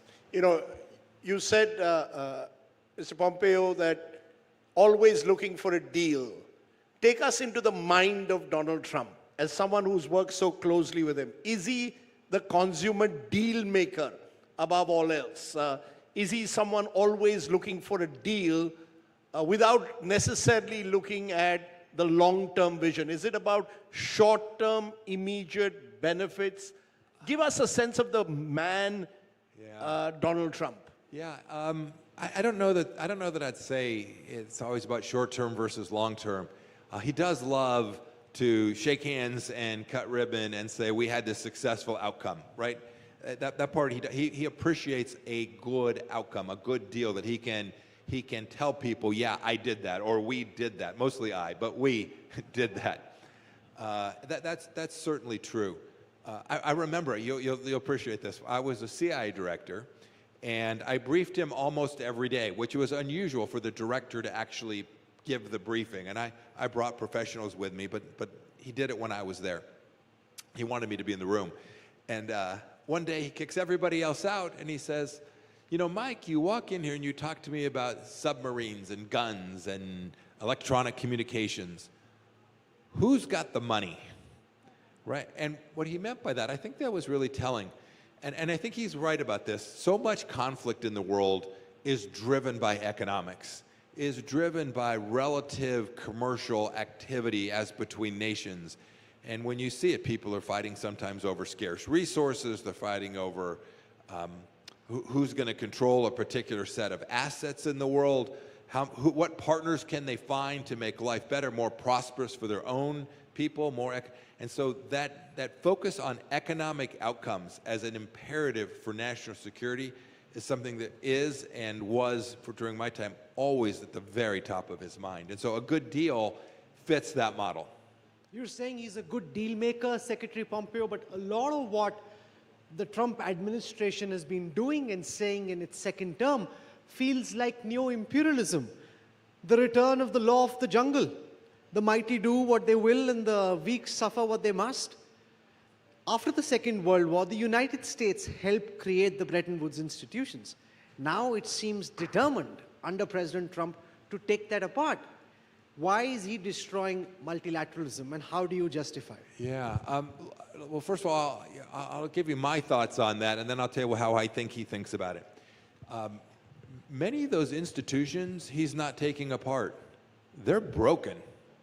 Right? These institutions, these post-World War II institutions that served us so well. I was a young soldier. I patrolled the East German border, right? So the Cold War idea, these multilateral global institutions, whether it was the World Health Organization or the United Nations, or you could go through the dozens and dozens, maybe hundreds of them, many of them are broken. And when I say broken, they are no longer serving their own stated purpose. They've walked away from their charters, and they've now largely, in many cases, become dominated by the Chinese Communist Party. And they are no longer serving the objective. If you go back and look at what in early 1950s or 1960s they were aimed at doing, they're broken. And so what I think you actually see President Trump is recognizing that and saying, goodness gracious, why would we pretend that these structures, these institutions are still delivering for the United States interest, but even more broadly, delivering the things that they say they're supposed to do? Let's go rethink them. So we leave the World Health Organization. I advocated for that during Trump 1. I think they left again in Trump 2 already. The UN Human Rights Council. I mean, anybody who actually cares about human rights can't stare at the UN Human Rights Council and think that has anything to do with actual things we actually care about, decency and protecting the innocent and providing resources for the poor. I mean, it's become the ground where the Russians, the Chinese, and the Iranians run roughshod. Okay. And so this is important because President Trump gets accused of you're breaking these things, and I think in fairness, it's a recognition that we all have to build other structures, and we tried to. The Abraham Accords, the Quad, what President Biden and his team did with AUKUS, right? Other structures, other multilateral institutions that actually can deliver in the technological space that the world finds itself in today. Okay, Secretary Pompeo, is it broken or is he disrupting institutions? And I ask this is because look at his appointments. His billionaire friends are the top appointees in the administration, which includes Elon Musk. What do you make of Elon Musk's Doge appointment, Doge as a department in itself? And do you think that friendship is going to last long? You've been on the receiving end of not so happy ending with relations with Donald Trump, one. And secondly, if I may ask, who was the Musk in Trump 1.0? Was it Ivanka? Was it Jared Kushner? There was no Elon Musk in the first Trump administration. I know him enough. He is a very unique character. But I mean, look, this is a guy who's built 3 amazing businesses that are going to change the world. I mean, no one can deny what SpaceX has delivered for the world and will deliver over the next 30 years for the world. And no one can deny what Neuralink is on the cusp of doing for the world as well. I mean, this is genius engineering and crazy great entrepreneurship. Now he's serving in this role as this thing called Doge. It is a noble objective. Our government is way too big for the size of our economy. With $36 trillion in debt, I worry that someday the Indians won't buy our treasury bills, right? Like the whole world, right? The dollar depends on us getting this right. And so it's going to be a tough slog for the Doge team to begin to put our fiscal house back in order. But I hope that they're successful. And here's my last thought on this. When you do that, you have to recognize there's a reason we run deficits of $2 trillion a year. There's a political reason. It is very hard to reduce spending. People become used to it. And when you take it away from them, whether that's the farmers in my home state of Kansas or healthcare programs or whatever, people go, oh my gosh, you're taking my stuff.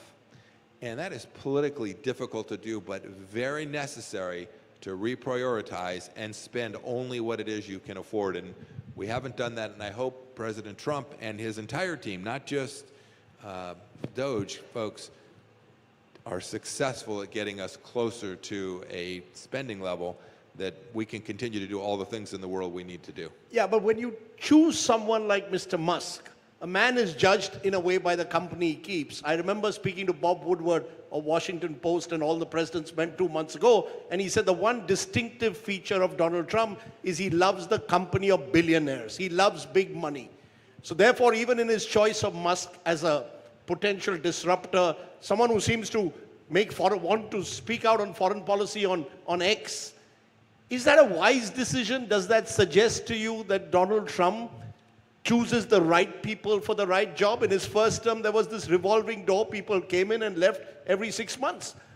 Is he the kind of person who likes to have flamboyant businessmen, billionaires around him? Yeah.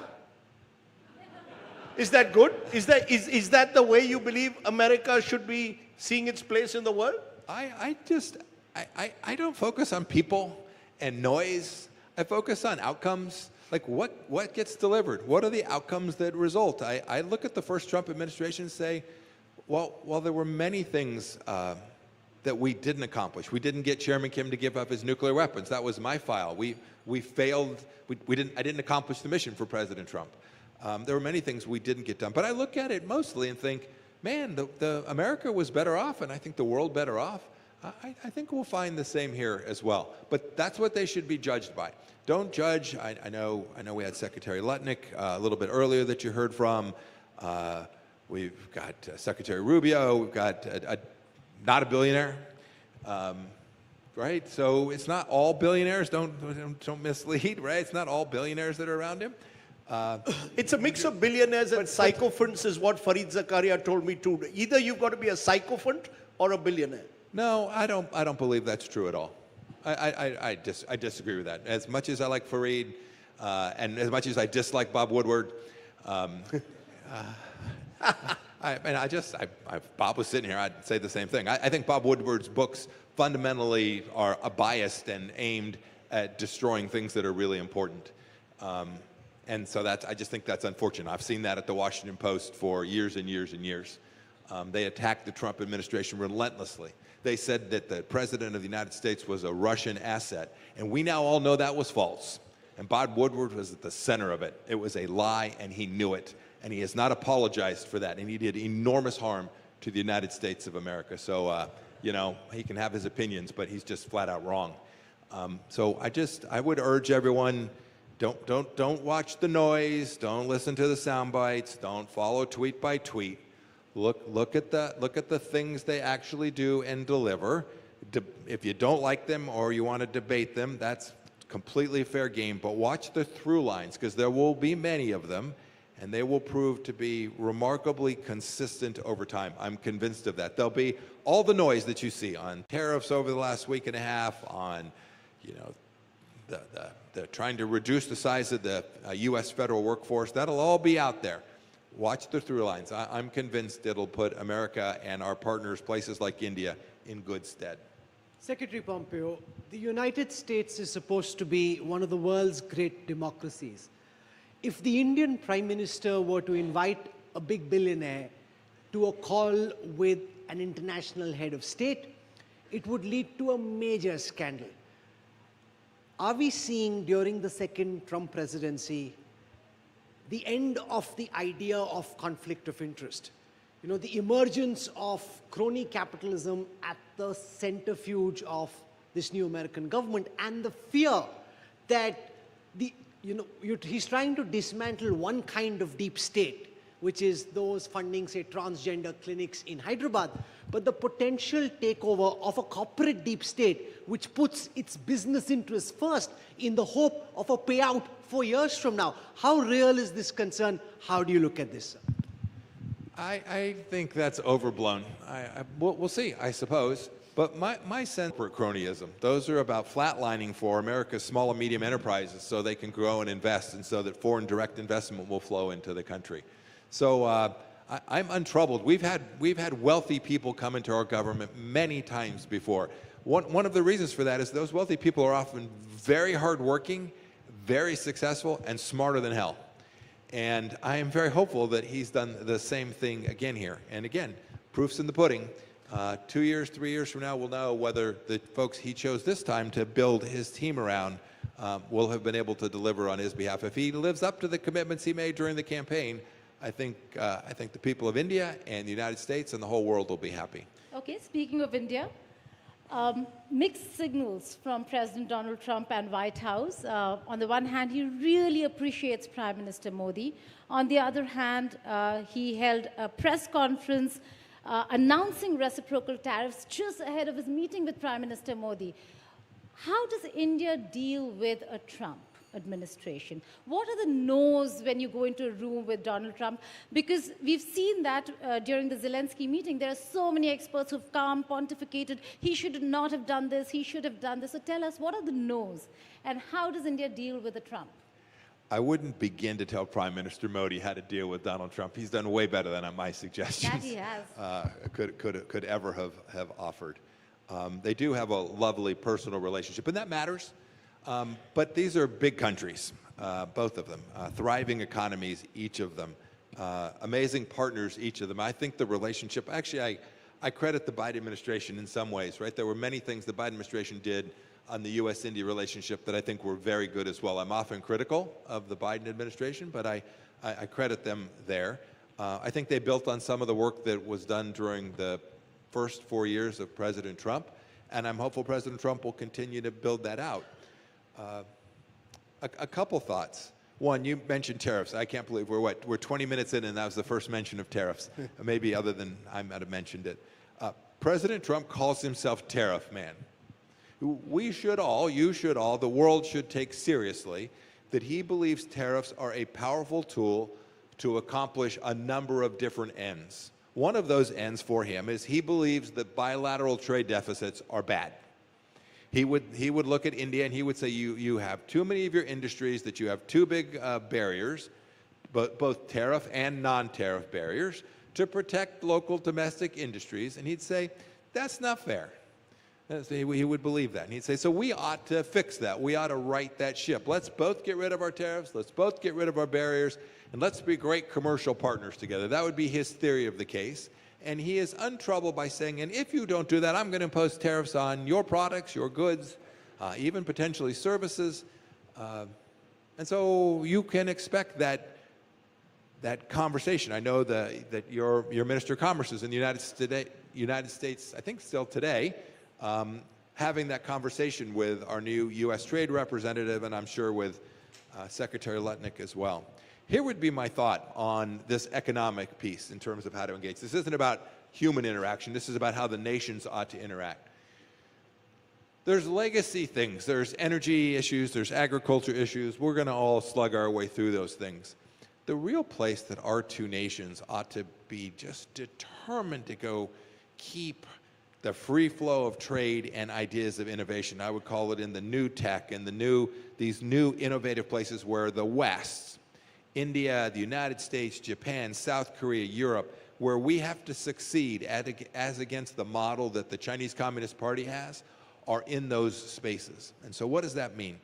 That means real academic exchange. And that's people coming to study, people coming to work, American businesses investing here, Indian businesses investing in America in those new technologies. We need to make sure that there are as few barriers as possible in that space. That alone would be an amazing outcome for the United States and India. And I think President Trump is wide open to that. The second one that I would mention is on defense and security and the commercial elements around that. If we can get those right together, this will create lasting set of relationships. You know, we're already training more together. We're already sharing more intelligence than was even being shared during my time as the CIA director.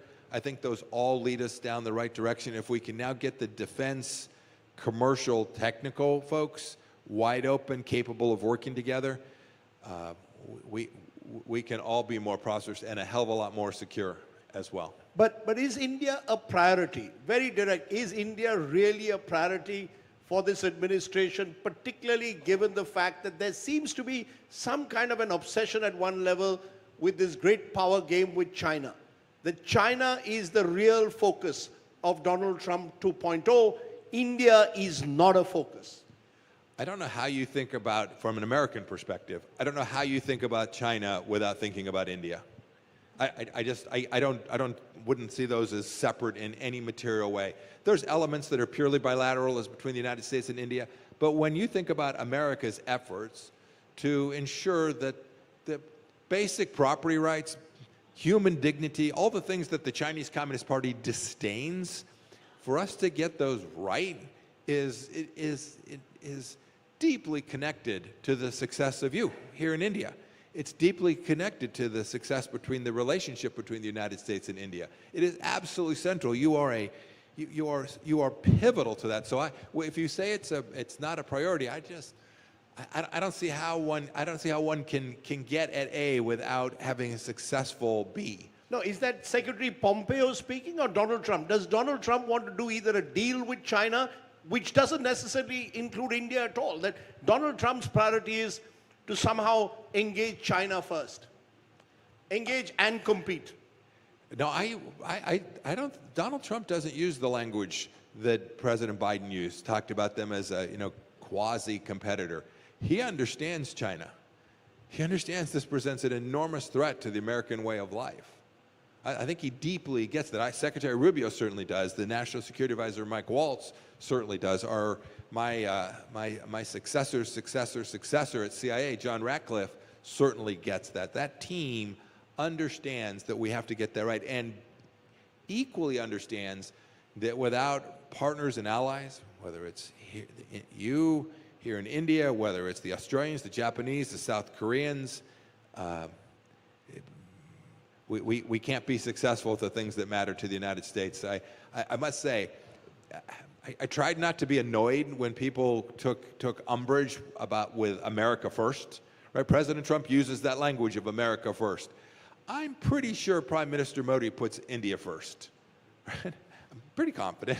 He certainly ought to. The people of India will demand that from him, right? And properly so. And so don't take offense when we put America first. It doesn't mean we're going to do this alone. We didn't. We built the Quad.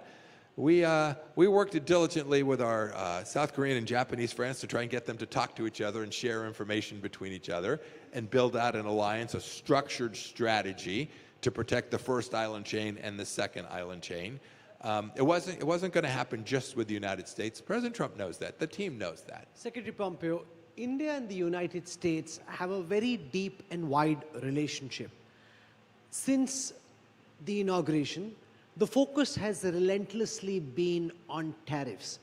And the concern is, given the frictions on the issue of tariff and the constant barrage of attacks that we're seeing from different elements of the Trump administration, whether that takes away from the larger dimensions of the larger relationship between India and the United States on security, on critical technologies, on economy, because it's really come down purely from a businessman's perspective to the issue of trade and tariff. It's almost as if that's the only issue around which this relationship hinges at the moment. It might get more attention today than the others, but I don't think for a moment that it's not a full range of relationships. I am very confident that when the Indian counterparts for the new administration have met, they've talked about every one of those issues, whether it's Foreign Minister Jaishankar or your National Security Advisor or your legal team who's working on all kinds of complicated issues, or the intelligence sharing folks. I get it, the headline is this, but you should know in the United States, that's really not just that. Think about what President Trump inherited. I mean, think about it. He walks in with an economy that's got massive inflation, and a war in the Middle East, a war in Europe, none of which existed when he left 4 years earlier, right?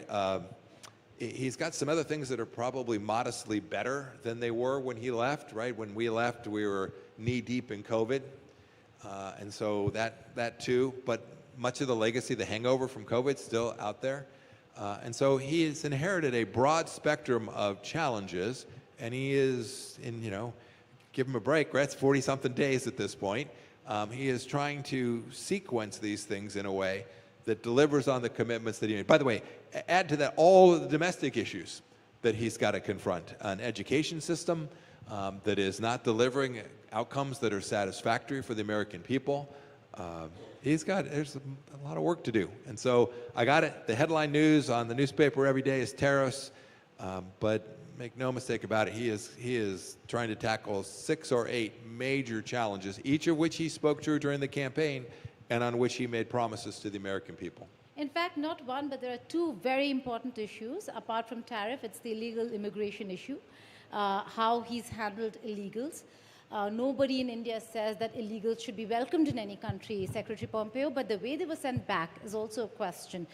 Was there a need to handcuff and shackle them? And even if that is done as standard operating procedure for security reasons, was there a need to make a video and put it out? What is the messaging over there? I'm sorry, I need to do what?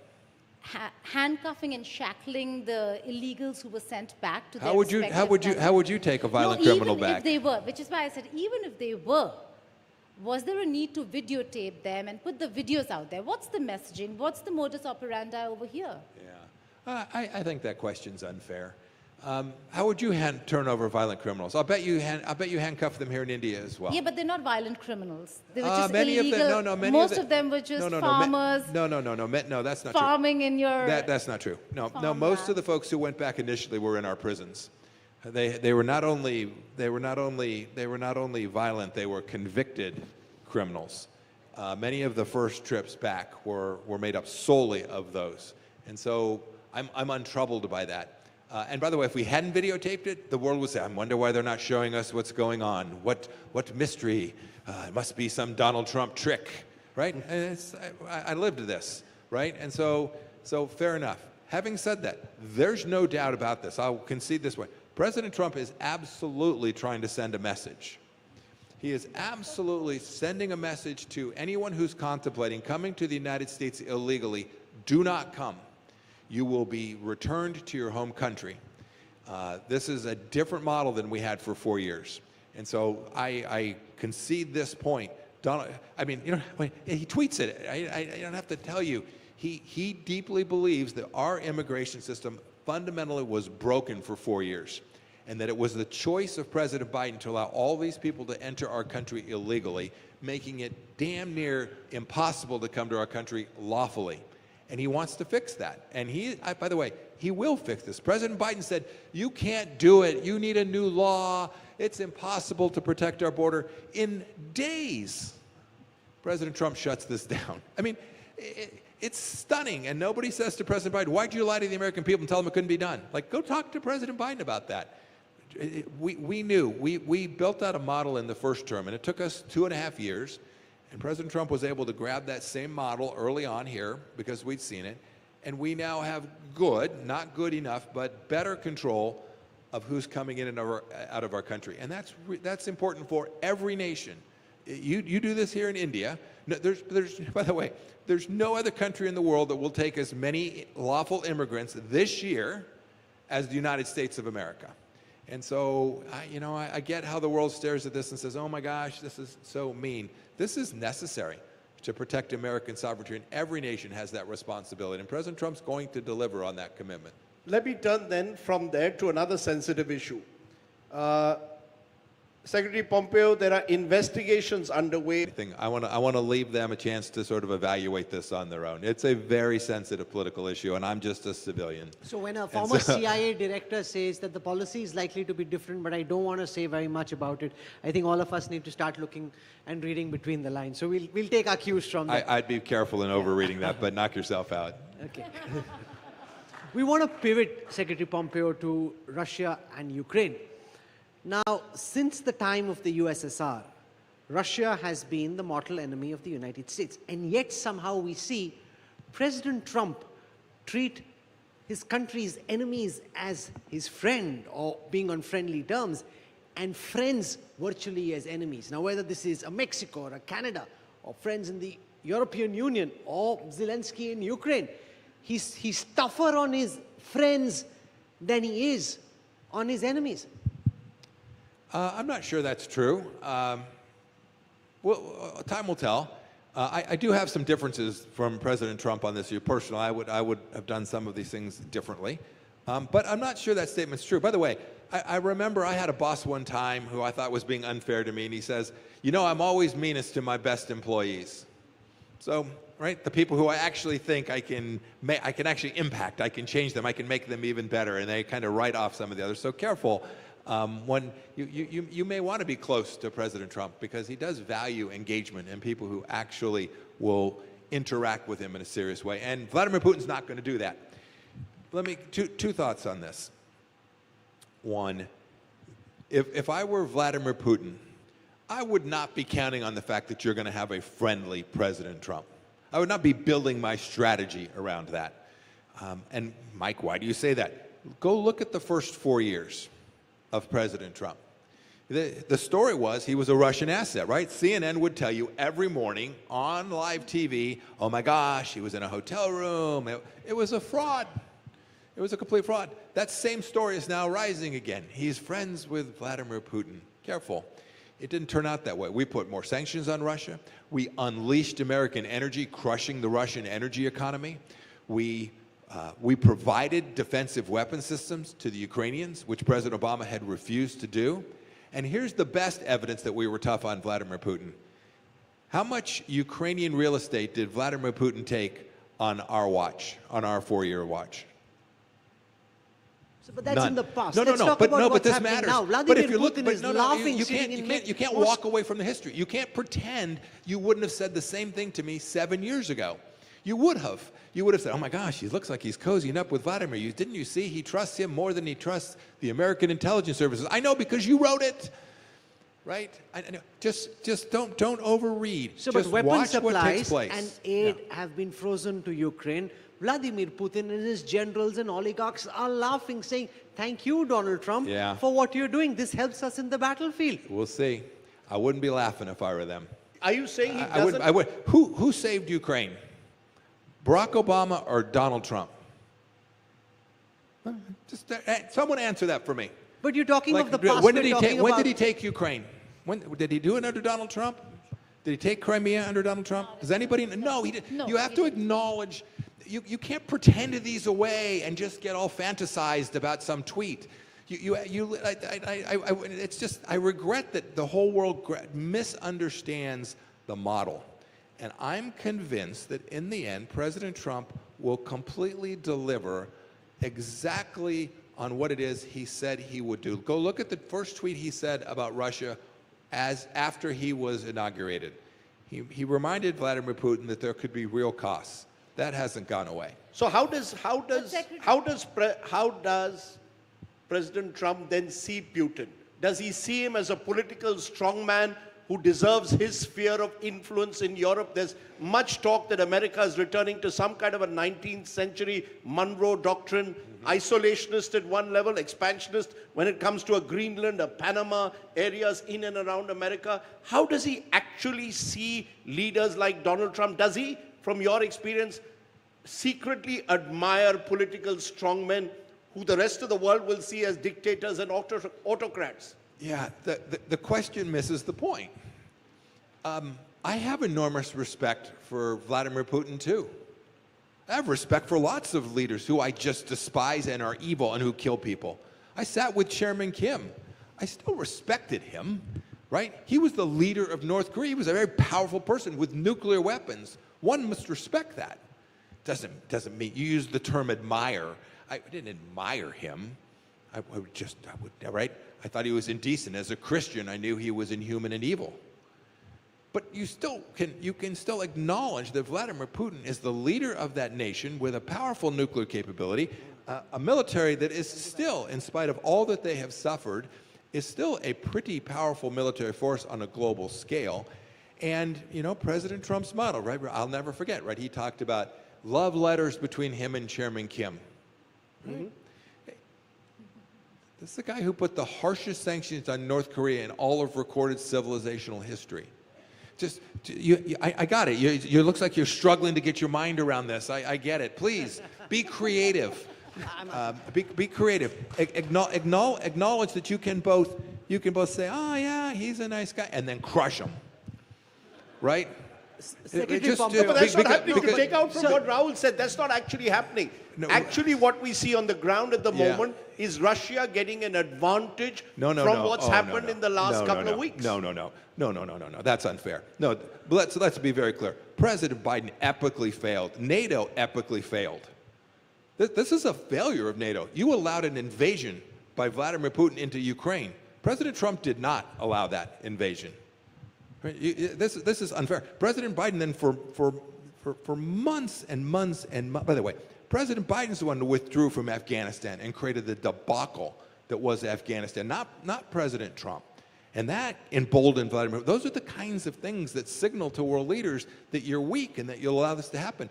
Only the grace of God kept Kiev from being the front line for the Ukrainian-Russian battle.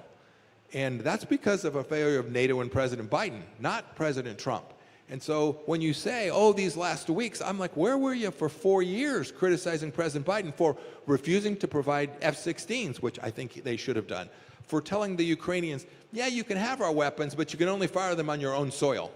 That is, you can have a missile, but you can only land in your country. That's essentially the proposition that the Biden administration put forward for 4 years. Until the last months where he said, yeah, now you can fire one and only 100 meters, but I want to be really careful and I don't want anything to do with it, right? I mean, come on. Like, people lose their minds with Donald Trump. Look at the reality, the actual actions, and see the outcomes that were delivered, and I have every expectation we'll continue to deliver them. Secretary Pompeo, it's a matter of fact that it is Vladimir Putin and the Russian generals that took their infantry and tanks into Ukraine. Vladimir Zelensky and the Ukrainian army did not start the Russia-Ukraine war. If we hear I agree. from some of what has been said by the Trump administration in the recent days, it would almost seem as if Russia entering Ukraine was Zelensky and Ukraine's fault and not Putin's fault. Yeah, I completely agree. This is one man, or one man and his leadership team. They invaded. They're the aggressor. They're the evil forces. They're the ones that have killed scores and scores, thousands of civilians. I concede. I don't believe for a second that Vladimir Putin's story that is, oh my gosh, NATO got too close, I got nervous and had to invade. NATO did get too close. Right? I don't. He's had NATO on his border for an awfully long time, so that's not why he did. Vladimir Putin no more thought NATO was going to invade Russia than a man in the moon, right? So I don't buy that narrative. By the way, some in my party do, right? So even, not to forget Trump, many Republicans have that same narrative that says NATO expanded too far, too fast, and caused Vladimir Putin to have to do this. I just simply disagree with that. Vladimir Putin has wanted to restore the Soviet Union since he was a young man. By the way, even as the conversation is going, we've just had a tweet from Donald Trump where Donald There you Trump go. says... This is a great example. I have no idea what's in this tweet, but you all can't put your phones in your pocket for 20 minutes and without getting nervous about a tweet. So knock yourself out. Go ahead, read it to me. Donald Trump has just said, based on the fact that Russia is absolutely pounding Ukraine on the battlefield right now, I am strongly considering large-scale banking sanctions and tariffs on Russia until a ceasefire and final settlement agreement on peace is reached. To Russia and Ukraine, get to the table right now before it is too late. Thank you. Is this serious? Is he just simply trying to grab attention? How do we interpret tweets like this from the US president? Can I just add here, I think he's just validated Pompeo's I must say, Secretary Pompeo just said that just a while ago. I couldn't, No, is this the like that noise? timing is like killer. I'm going to have to write him a note and thank him. Yeah. By the way, I said to you before we came out here, while we're on stage, there'll probably be some. Who knows? Look, you told him what to say before you came here. It'll make my life easier. I never told President Trump what to say. No, but is this noise? Is this No, noise, that's not. No, Secretary? I don't know. I'll have to go. We'll have to go. Here's how you'll know if it's noise. Will sanctions be put in place? Don't follow the tweet. Watch the policy line. Right. So he's signaling. Right. He's speaking. He's negotiating. Right. But what you need to watch is what do they actually do. And I'll give you the classic example. This is what's different. President Biden would literally say, we're going to put on sanctions. And does anybody think that the Russian economy has suffered? The GDP of Russia grew faster than the American GDP for the last 2.5 years, maybe 3, right? So President Biden would talk about, I'm going to be tough, and he'd go to Brussels and, say, nobody believed it. Did you believe it? Did anybody fear President Biden? Right? Because he had trusted partners. Russia has trusted partners in China and some my others. point would be, if President Trump says he's going to put on sanctions, we do. We took the Iranians down to, well, by the way, your government wasn't particularly happy. We told you had to stop buying Iranian oil. And my guess is that's going to happen again as well. But put the Iranian file aside for a second. When President Trump did that, put those sanctions in place, we actually enforced them. We meant it. And my guess is if you watch the policy line here, the through line here, it won't surprise me about what he'll actually do that. And Putin will have to contend with that. Not a tweet. He doesn't have to contend with tweets. He'll have to contend with the fact that now it is harder for them to move money. I don't know what will fall. Through the SWIFT system, right, the logical follow-on to a statement like that, through SWIFT will be more difficult. Secretary and that will Pompeo, impose since real you costs work on with Russia. Donald Trump, give everyone sitting here scratching their head, tearing their hair apart some tips. How do you know when Donald Trump is serious and when he's not? Yeah, I don't do psychology. I just that's silly. Everyone wants to talk. Stop. Just watch the actions that get taken. This is the thing that gets missed. Everyone wants to do psychoanalysis instead of doing rational policy planning, and it's possible to do. And the way you do it is you watch the actual. Look, the tariff thing is disturbing to people because he has moved one forward and one back and then forward and then back. So I get how that's created enormous volatility in markets. enormous geopolitical uncertainty. I appreciate that, and I regret that. I think a more consistent through line there would have been better. But what I think you're witnessing is he's trying to gauge how far and how fast he can achieve the change that he's seeking to get as a policy matter. So I would just suggest watch the actions that get taken. Commerce will take actions. In this case, it'd be State, Treasury, and Commerce that will take the actions. Watch the actual actions that they put into place. They'll come pretty fast. You don't have to wait long. Can I give you an example? I don't know. Can you? When U.S. President Donald Trump stuns the world in the morning by saying Gaza should become like the Riviera. We should all have, your life isn't as good as it ought to be, and I want it to be better. Without any empathy about people who have been bombed for the last 12 months. How is it not empathetic to say, I want their life to be better? How's that not maximally empathetic? I don't understand Secretary that. Pompeo, can I just talk about policy over here? In Gaza, or the decision and policy in Gaza, there are very specific statements that have come on how they want to turn it into a Riviera and how their beach houses can be sold. Palestinians are not buying those homes. They will not be able to afford it even if they wanted to. One. Secondly, you're talking policy decision. I want to know, how is President Trump conducting himself as a businessman, looking at balance sheets of what your allies are doing, how much are they paying, how much are they not paying, or purely geostrategically? Because if it's geostrategic, even with Ukraine, it doesn't seem geostrategic, it seems transactional. He wants minerals of Ukraine. Gaza is resource rich. We're looking at gas, not just the land. So there is a lot that is beyond just land. And he's been imperialistic in his policy, in his statements when it comes to Denmark, when it comes to Greenland, so much more. How can his allies, since World War II, American allies, really trust him? This is the first time you're seeing Europe not being able to trust America. Yeah. Well, you just covered the whole world. I'm not sure where to begin to unpack it. President Trump does view the world through an economic lens. He views the connection between the economies of nations and the interaction of those economies as an absolute imperative to deliver geostrategic security. He doesn't see them as separate spaces. I completely, by the way, I mostly agree with him on that. That is absolutely true. So I don't know where you want me to begin. I'm happy to begin with what he's thinking about in the Middle East. Here's what he's thinking in the Middle East. He's thinking Iran is bad. Israel is a close ally and partner. The Gulf Arab states are really important. And the poor Palestinians have been trampled on by the Iranians for decades, and we ought to try to fix that. There's the model.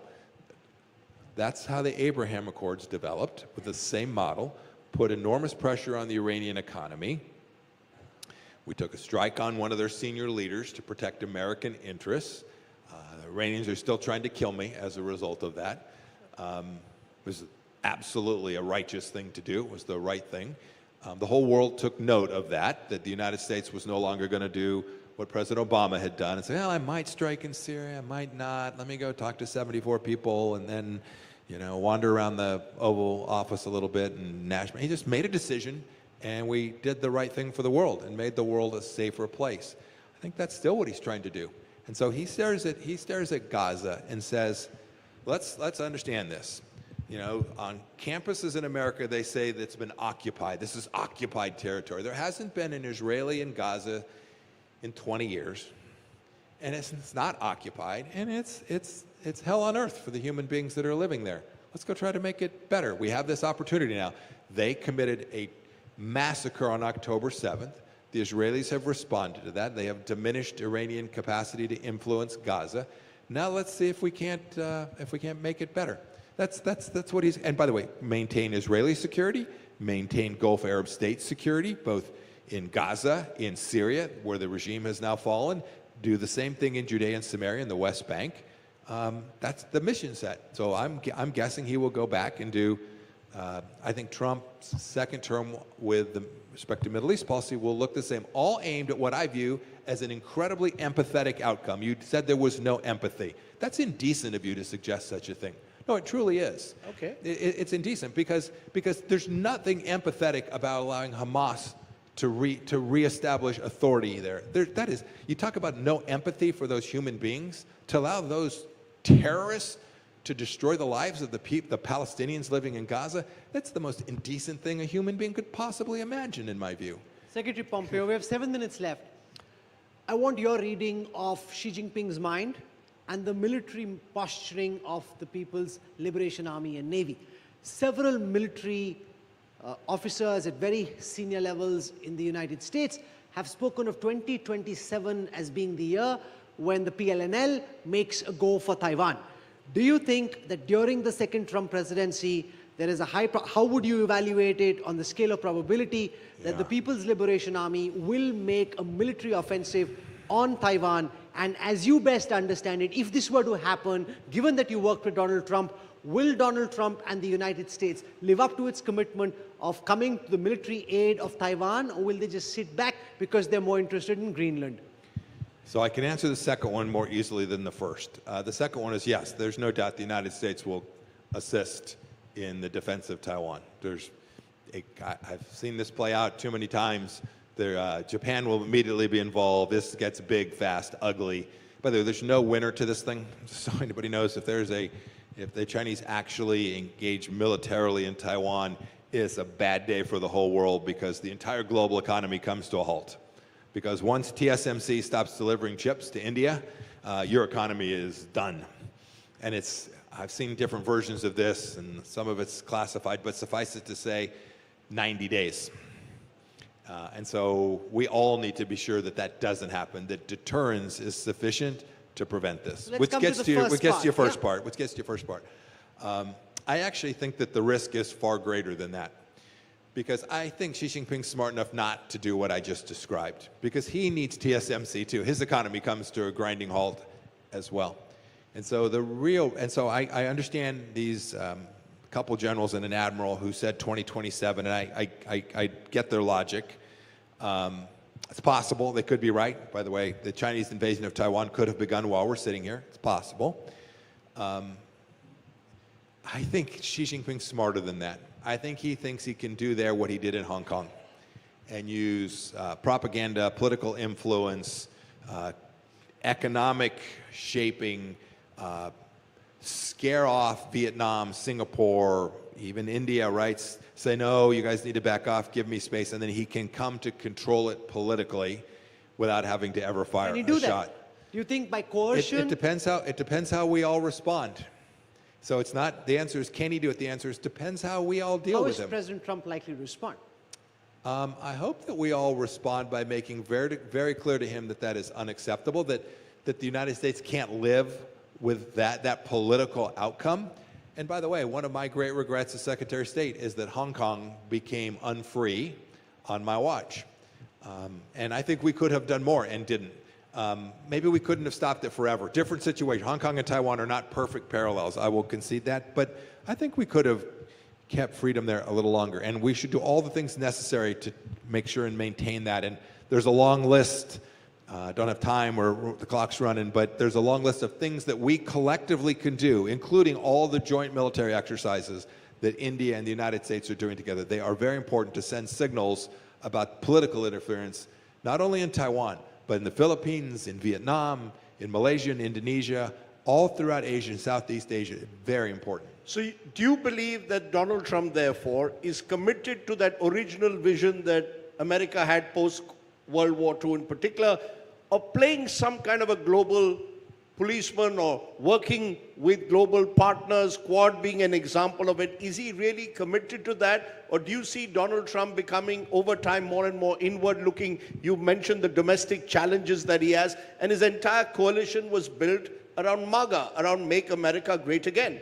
Given that, are we going to see conceptually Donald Trump becoming over time more and more inward looking, or committed to these strategic alliances? He's walked out of the climate change out of Paris. He's taken America out of WHO.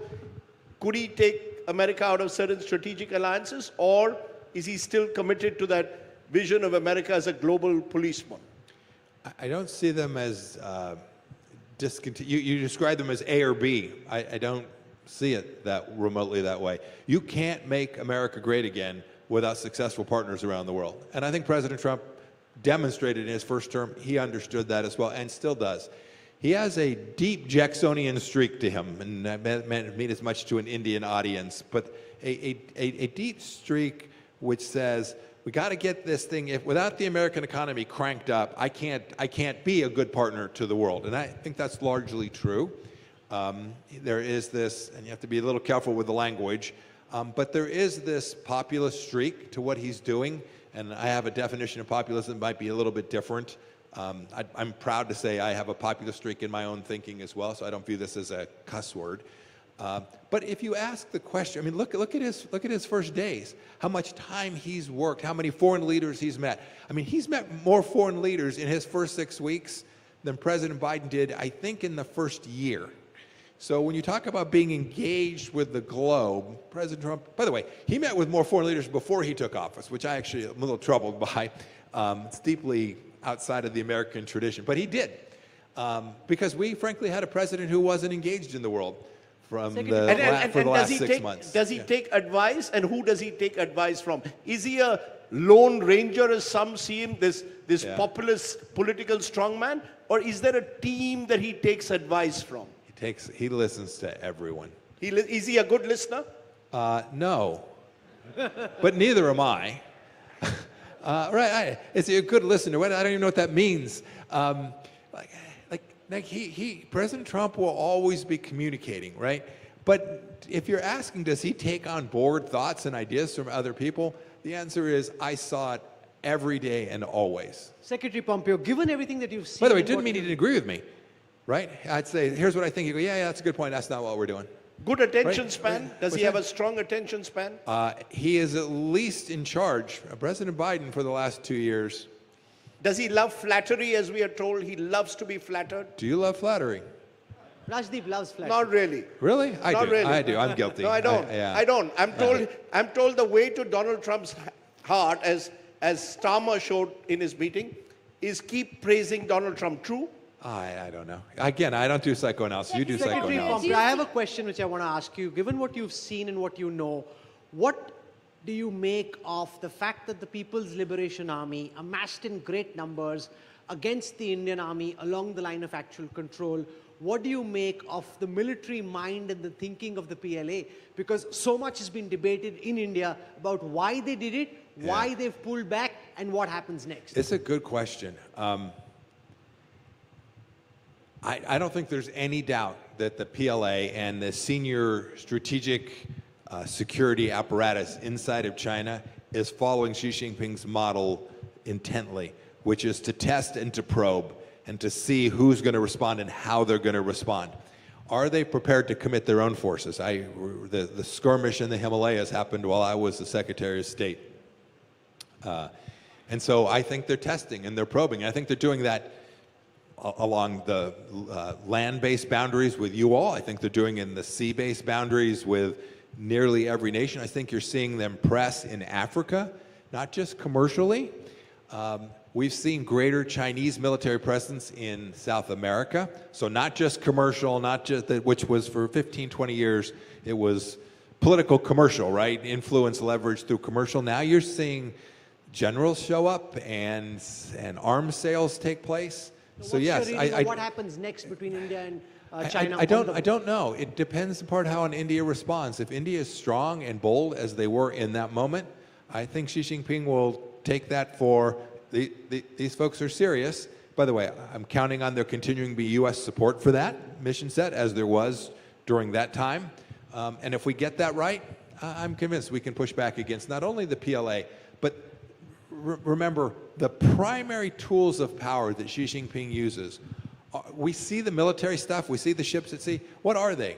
They're economic and they're propaganda, right? The United Front is operating here inside of India and inside the United States to convince the people of India that you all ought to just give up, that we're going to rule the world anyway, so just why fight it? Just start speaking Mandarin.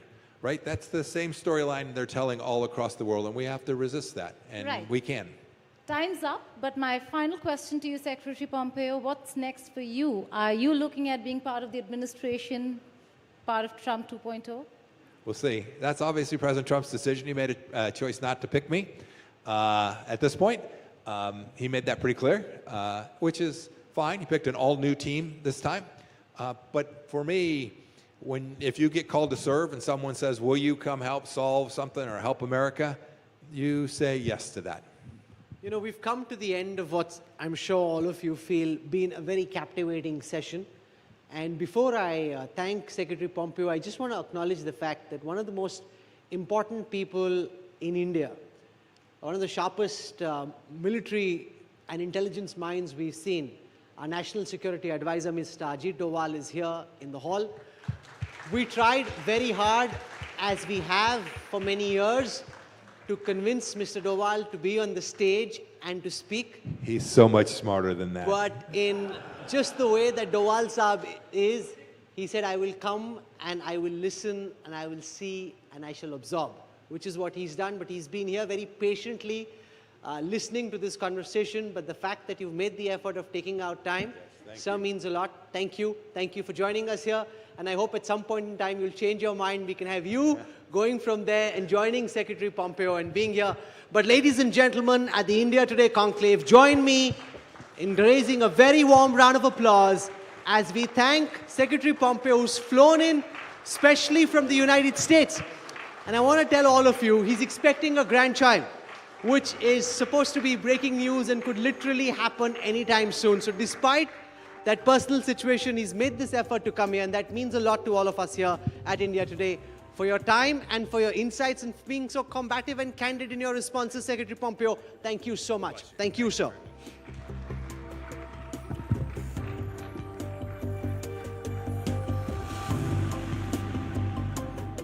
Arora, CMD, Yashoda Medicity, to come up on stage and present a small token of our appreciation to the former Secretary of State, Mike Pompeo. Ladies and gentlemen, raise a warm applause. Sir, just one second, just a photo opportunity.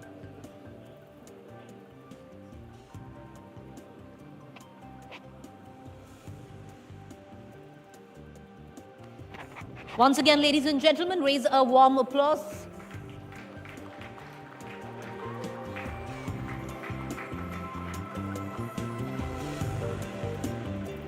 Thank you.